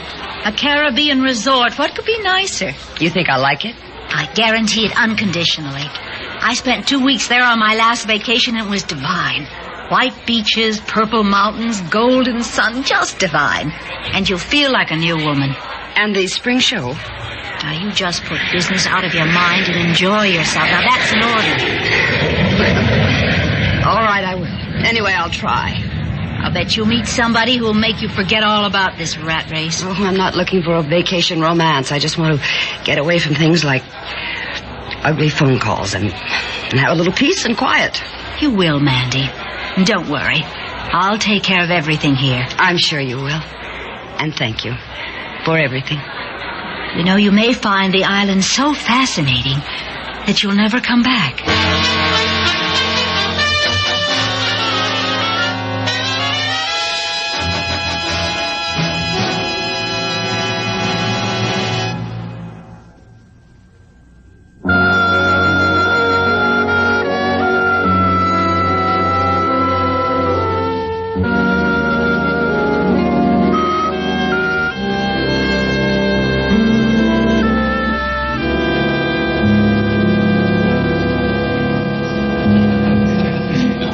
Your first day on the island, Miss Stone? Yes. Is everything satisfactory? Oh, yes, thank you. Lovely room and that view. Oh, the ocean on one side and the mountains on the other. It's wonderful.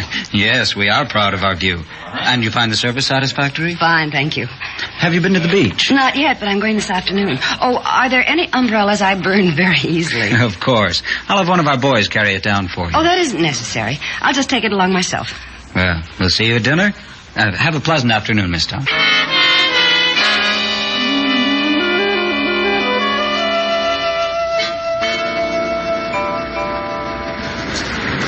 Excuse the lady. You need somebody carry your umbrella? Oh, no, thank you. But it is very heavy, no? No, I'm perfectly all right, thank you. Such a big umbrella and such a little woman. Who are you supposed to be imitating? Just myself, I guess. Oh, those accents. Oh, I have very many accents, yes? No, they're not too good, you know. They made you laugh, didn't they? Yes, I admit they did. Do let me take that umbrella. All right. Thank you. I can see you're a tourist. It's the kind of look that tries to take in everything at once. Yes, I'm here on vacation. Aren't you? No. Oh? You work on the island? No, I don't think you could call it work. If I had to describe myself, I'd say I'm a loafer. Maybe a drifter. Really? Well, now, how does one drift? The easiest thing in the world. Well, you have looks in your favor and charm. Suppose you can get by on those? How about this spot? What? For the umbrella. Oh. Shall I set it down here? That'll be fine, thanks. Pleasure's mine. Aren't they terrific? The surf boys. They just walk around serenading people every afternoon. They really are good. Somehow they just seem to belong. Oh, my name is Vic Lamont. What's yours? Amanda Stone. Amanda? You find that amusing? Well, it's so southern. The Gone with the Wind bit, the sheltered Southern belle. Southern? Yes. Southern Manhattan. Sheltered? Where do you find shelter in Manhattan? No. Now, I'm a city girl, and I provide my own protection. Oh. What's the matter? Nothing. You said protection, and a shadow suddenly passed over you. Something wrong? No, not really. Because if there is, why, just tell Vic about it, and he'll take care of it, you see? No, I mean it. Yes, I believe you do. I do. Oh, I clown around, I do the bit for laughs, but I'm really dependable. What sort of man are you, really? Oh, I'm 35, not married. I like to enjoy life. No treadmills, no rat races. You see, early in the game, I made my own rules, and they suit me fine. And how do you support yourself? Somebody leave you a big inheritance? Oh, no. Different things. I put in a season as lifeguard here. I ran the table over at the casino. I was a guide for the tourist groups that come to the island. Not much of a living, I'd say. Oh, enough for my needs. And what are your needs? A meal, a drink, a laugh, the right company. They pretty much fill my life. Why? What are you offering? A job. Oh, no, don't dampen the scene. What kind of a job? No, I mean it. I need a bodyguard. Are you serious? Yes. I don't know why I had the impulse to ask you. Here on the island, you need protection? From whom? No, not here. When I go back. I've only come for a week, you know. No, I didn't know. Yes, I have a PR firm, public relations in the fashion field. We have a big spring show coming up, and I can't stay away too long. Yes, but where does the danger come in? Well, it's strange that I should sit here talking to you like this. I met you less than an hour ago. I grow on people fast, especially in this climate. And I feel I found someone I can rely on. Tell me about it. The protection, I mean. Well, it started with a phone call. A call from an absolute stranger.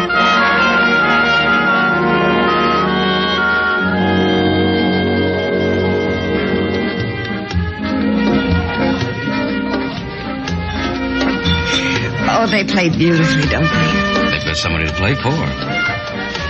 You do the music justice. Thank you.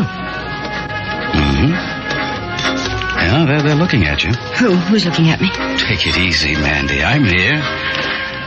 I meant they're admiring you, that's all. Oh, yes, I guess I'm nervous. Oh, my last night here. But I'm going back with you. You're still inside the protective circle. Yes, I am. And I'm safe there. I feel safe with you. It's been a wonderful vacation, Vic. You made it for me, you know that. I'm glad I could. Excuse me, could I carry you an umbrella, lady? Yeah, it's pretty corny, but it worked for openers. Yeah, I'm glad we met. So am I. You know... What? You've been here a whole week, and you've never seen my favorite view. Now, which view could that be? I thought I'd seen them all. Oh, you haven't seen the moonlight shining on the sea. Oh, I've seen that from the beach 1,000 times. Oh, but not from the mountaintop. Takes your breath away, really. Oh, Vic, I'd love to go. Can we? Sure. All right, let's go now, right away. Sure. Come on.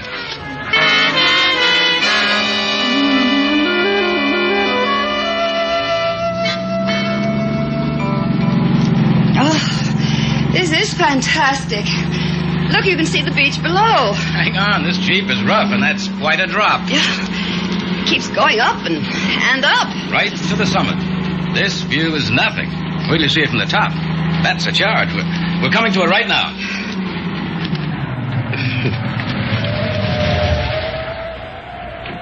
Come on.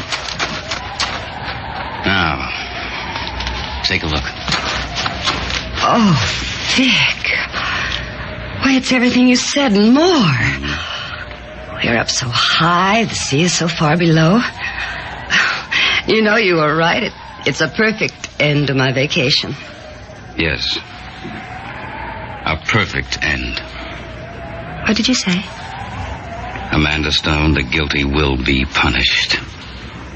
What did you say? The guilt must be washed away. Oh, no, Vic. Yes, Vic. Vic Reed. Janice's husband, Amanda. No, Janice's widow. No, Vic, no. Oh, yes, Amanda. You killed her as surely as though you threw her out the window. She jumped. Legally, you can't be punished, I know that, but you killed her, Amanda, and I'm her avenger. No, help. No one can hear you, Amanda. We're alone. Let go of me. Let go.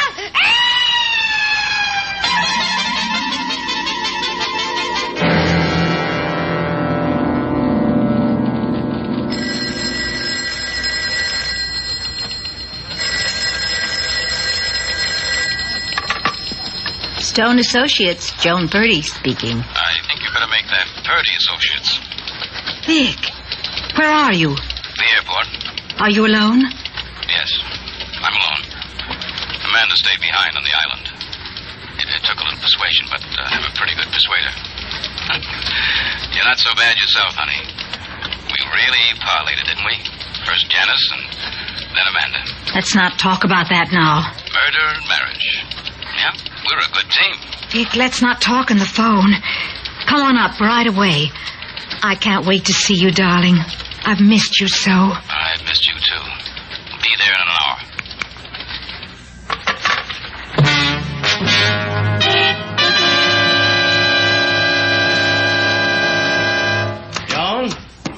Joan? In here, Vic, in Amanda's office. What do you mean Amanda's office? It's your office now. Our office. Oh. Who's this? I'm Sergeant Delaney. Come on in, Mr. Reed. We got no secrets anymore. What are you talking about? I'm talking about a couple of things, Mr. Reed. At first, I was talking about threatening phone calls, crank calls. But we kept a tracer going. Be surprised about the things you can learn from a telephone. That isn't legal.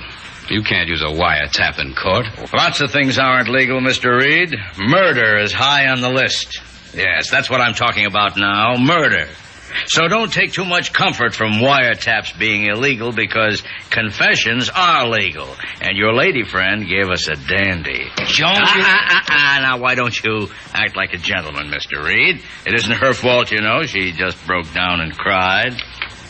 That might even be a little easier on her being cooperative. Might even reduce the sentence to 99 years. Well, shall we go?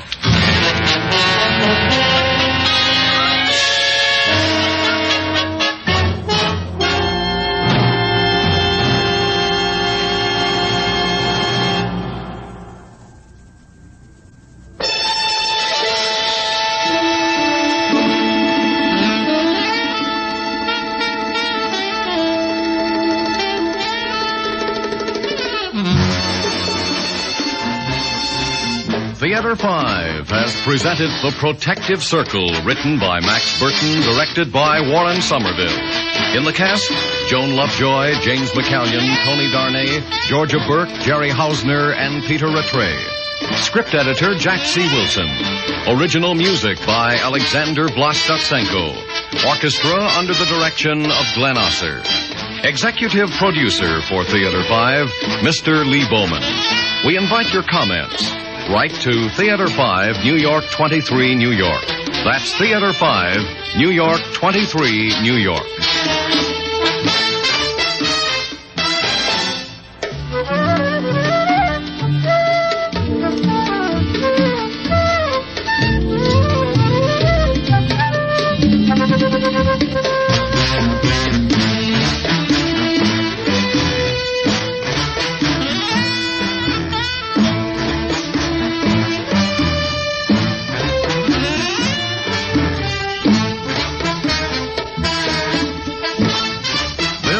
Fred Foy speaking. This has been an ABC radio.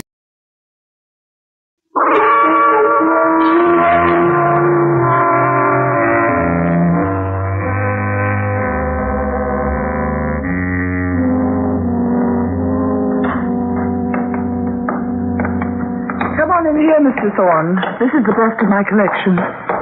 This is amazing, Miss Crane. I see that you haven't specialized, have you?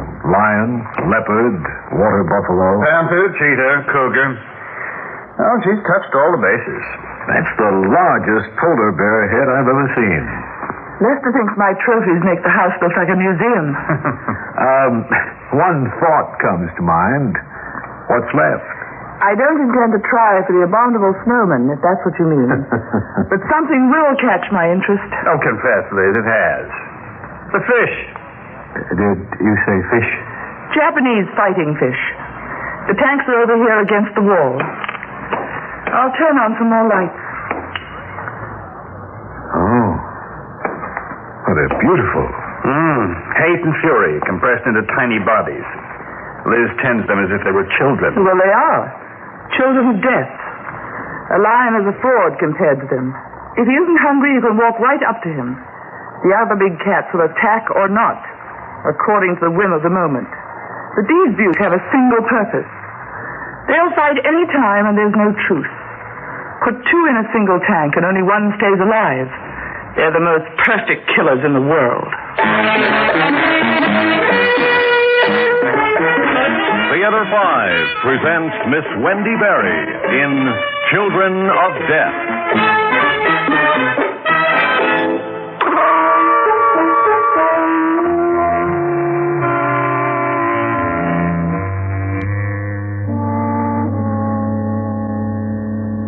Vaughn, you're really getting the $50 tour. I appreciate it. These fish are certainly a novel hobby, Mrs. Crane. Wouldn't macabre be a better word? Lester, where are Tom and Alan? On the terrace. Alan seemed very concerned about the proposed mental hospital. My attorney has a conditioned reflex against charitable donations. Well, sweet, $1 million ain't hay, as the jet set would say. Speaking of money, I talked to Carter about your last bill for his bookstore. He won't charge anything from now on without my approval. Liz, you didn't. My new book. If you must research your latest plaything, get a card to the public library. You'll be amazed at all the books they have. All free. No, you don't want to understand my work. Mrs. Crane, I... Don't be embarrassed. He'll sulk a little, and then come back as if nothing had happened. Nothing ever does with Lester. Besides, this gives us a moment to be alone. Yes. After our phone conversation, I kept wondering if this wasn't a job for a doctor instead of a retired criminologist. I already have a doctor. These incidents I told you about, petty things individually, but rather damaging collectively. The feeling is growing in our community that Elizabeth Porter Crane may be a little unbalanced. Here's a written list of the whats and whens. Flowers ordered, servants dismissed. Even a car, which I presumably told Lester to buy. You have no recollection of any of this? None whatsoever. You could be suffering from recurring amnesia. I'm not paying you for guesses. Your meeting with Lester was fortunate. It makes contact easy for us. Do whatever you think necessary and let me know when you get an answer. But... No buts. Besides, we're about to be interrupted. Well, Elizabeth, I'm low-key from that excellent dinner, but we really should go over the plans for the hospital. Well, of course, Tom. Come into the library with me. Elizabeth, before you finalize anything, I'd like to make some suggestions regarding the liquid position of the estate. I'll be in your office at 9 tomorrow morning, Alan. Satisfactory? It'll have to be. You're the boss. Thanks for the dinner, and good night, all. Good night. Oh, leaving, Alan? Yes. Good night, Lester. It is getting late. Oh, no. Let's have a nightcap. Oh, do stay. Lester can do the honors. Tom and I won't be long. Oh. Quite a woman. An American legend. Elizabeth Porter Crane, business tycoon and big game hunter. Colorful. Like the stories about Martin Thorne, manhunter. Oh, well, that was just newspaper exuberance at the time I retired. I'm an avid reader. Frankly, our chance meeting at the golf club wasn't quite by chance. Oh?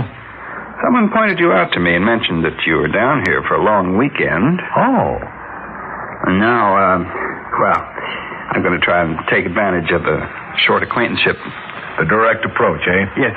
In your career, you had experience with the introverted, the manic, the various types that can, under certain conditions, become a menace to society or to themselves. What are you getting at? My wife. I've been terribly worried about Elizabeth lately. In what way? Isn't it obvious? African safaris, expeditions down the Amazon, those fighting fish. She watches them, watches them kill each other. I don't know, perhaps I'm oversensitive. No, it's not a common spectator sport. Liz has a morbid preoccupation with death, which leads me to these family heirlooms on the mantelpiece. As I notice them, matched derringers in excellent condition, pre-Civil War, aren't they? Yes. They're commonly known as gamblers' guns because they were used by Mississippi River card sharps. A collector's item. One of them is a death gun. What? These pistols belong to Caswell Porter, Elizabeth's grandfather. He used one to blow a hole in his head. Oh. Well, perhaps now you understand my concern.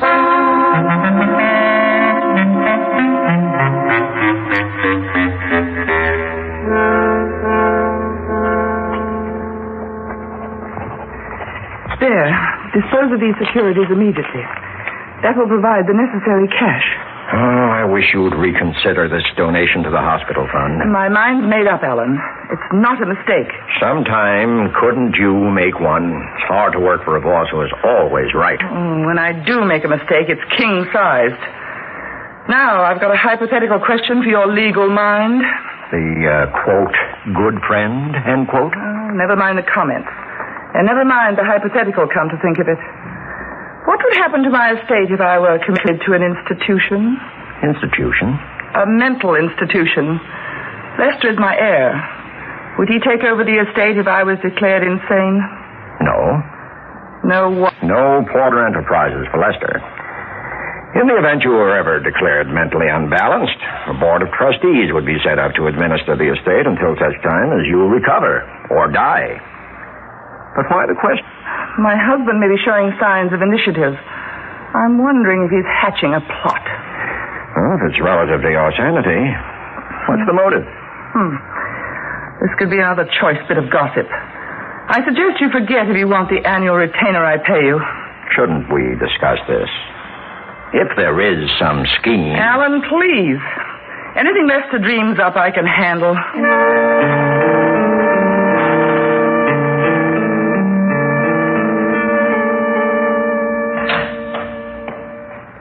Well, Alan, sit down.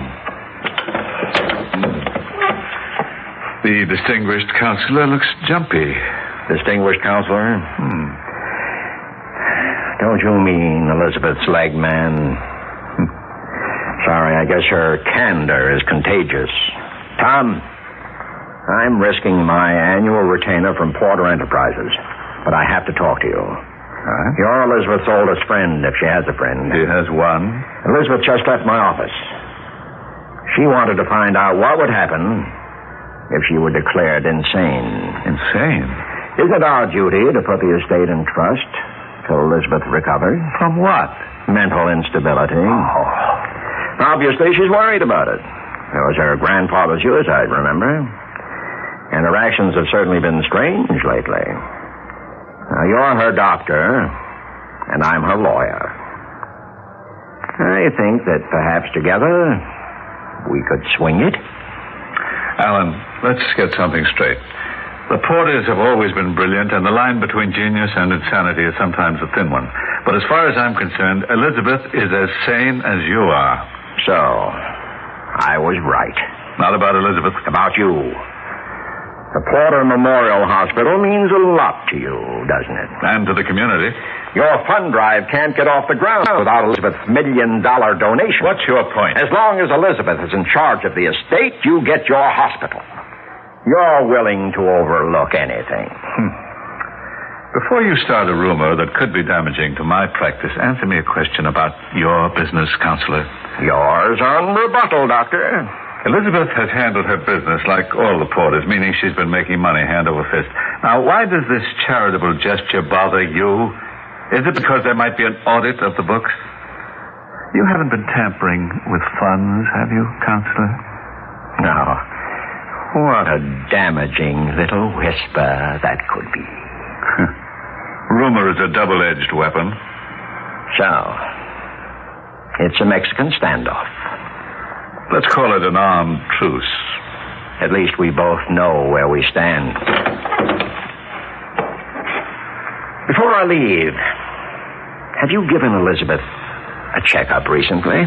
Last week? Why? It occurred to me that there's another pawn on the board. Lester? Elizabeth feels he's up to something. She has a nasty habit of being right. Lester isn't poisoning her, if that's what you had in mind. I don't know what I have in mind. Now, you know, Elizabeth's marriage... Which was not made in heaven. No.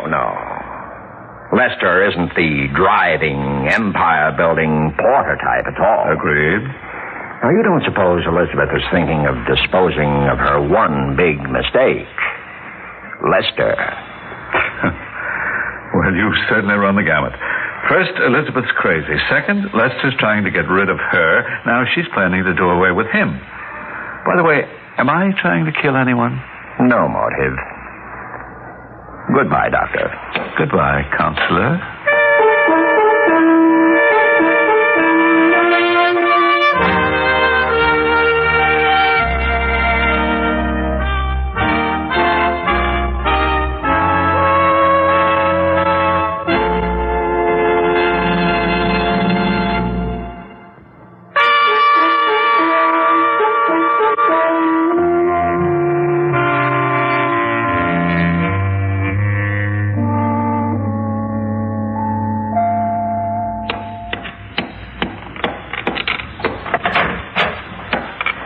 Come in, Mr. Thorne.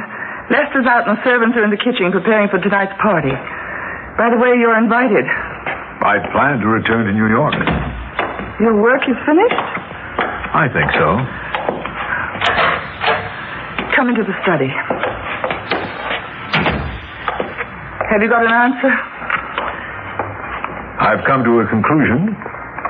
You gave me a list of incidents, situations where you apparently suffered a loss of memory. I checked out every one. And? They all had one thing in common. A middleman. Lester? Yes. Let's take one instance, since it applies to them all. On the 4th of this month, you supposedly told your husband to order 24 roses from the florist and then completely forgot about it.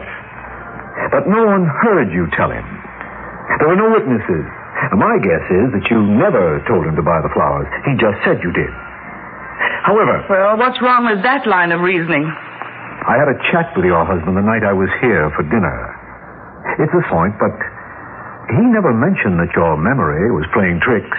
Instead, he seemed concerned about your preoccupation with death.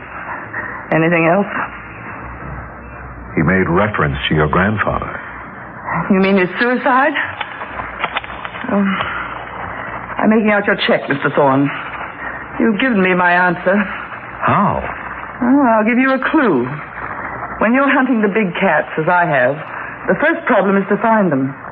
And if you want to be sure they're in front of you and in the open, not behind you in the bush, it's a question of establishing who's hunting who. I don't follow that. Well, I mean that now I know where the lion is. And I hope you'll change your mind about this evening. It'll be a small affair, and I'm going to announce my donation of $1 million for the Caswell Porter Memorial Hospital Fund. And you'll solicit other donations? Yes, but that's not the part that would interest you. Some other things might.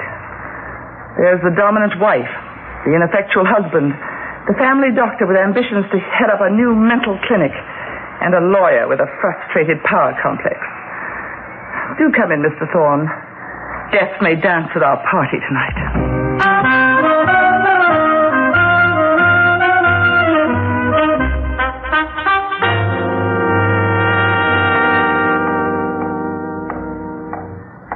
No, I didn't forget my little beauties. Dinner's on time as usual. Oh, Liz. I couldn't find you, so I figured you'd come up here to feed those little monsters. That's not all you figured, is it, Lester? What? Isn't this the 0 hour for you? What's that mean? Lester, pretense is tiresome and you're so obvious. Inching your way to the mantel. It was a clever scheme. What scheme? The rumors, dear. Whispers about my faulty memory, my morbid moods and preoccupation with death. But you weren't trying to prove I was mentally unstable. You were laying the foundation for my death. You told somebody. What? And spoil the hunt? Of course not. Well, then it will work. Elizabeth hasn't been quite right lately. Seemed definitely unbalanced. She just went into the study and, like her grandfather, shot herself with the same gun. A good speech, but to make it effective, I have to be dead. Well, go ahead, Lester. From where you're standing, you can almost reach the mantelpiece. The gun is loaded there, waiting, but the other gun is right here in the drawer of the desk. And it's loaded, too. What? Oh, don't lose your nerve now, Lester, because I know. And I can't let you off the hook to try again. We're like my children of death, aren't we? This room is our tank, and only one of us can remain alive. You don't know. Oh.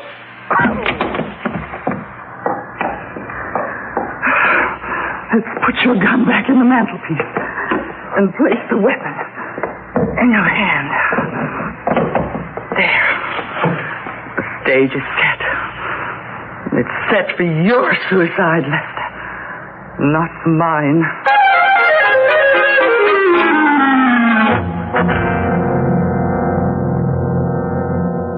Elizabeth, I know this is a terrible shock, but you're bearing up beautifully. Oh, I have no choice. If I thought hysterics would bring Lester back, I'd dissolve into a flood of tears. You're an amazing woman. Oh, a fortunate woman, Alan, in having you and Tom and Mr. Thorne to help me. Mr. Thorne, you're familiar with what has to be done. And perhaps you could call the police, and with your influence, maybe we can keep this from the other guests. I'm sure the three of us can take care of everything. Of course. Why don't you go upstairs and lie down, Elizabeth? I'll get you a sedative. I wouldn't advise that right now. Pardon? I have had a lot of experience in matters of this kind.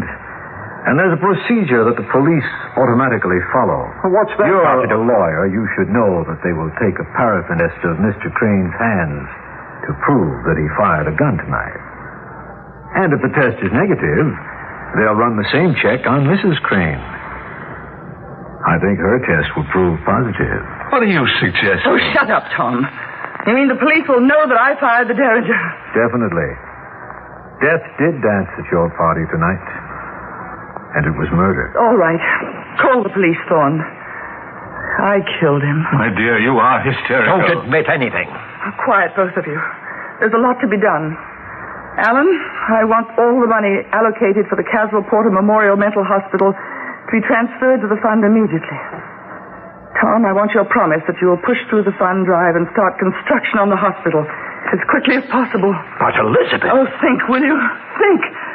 Obviously, I'm going on trial for murder. It's equally obvious that we'll have only one possible defense. If that defense is successful, who knows? I may be the first patient in the Porter Memorial Mental Hospital. I'll certainly want a comfortable suite.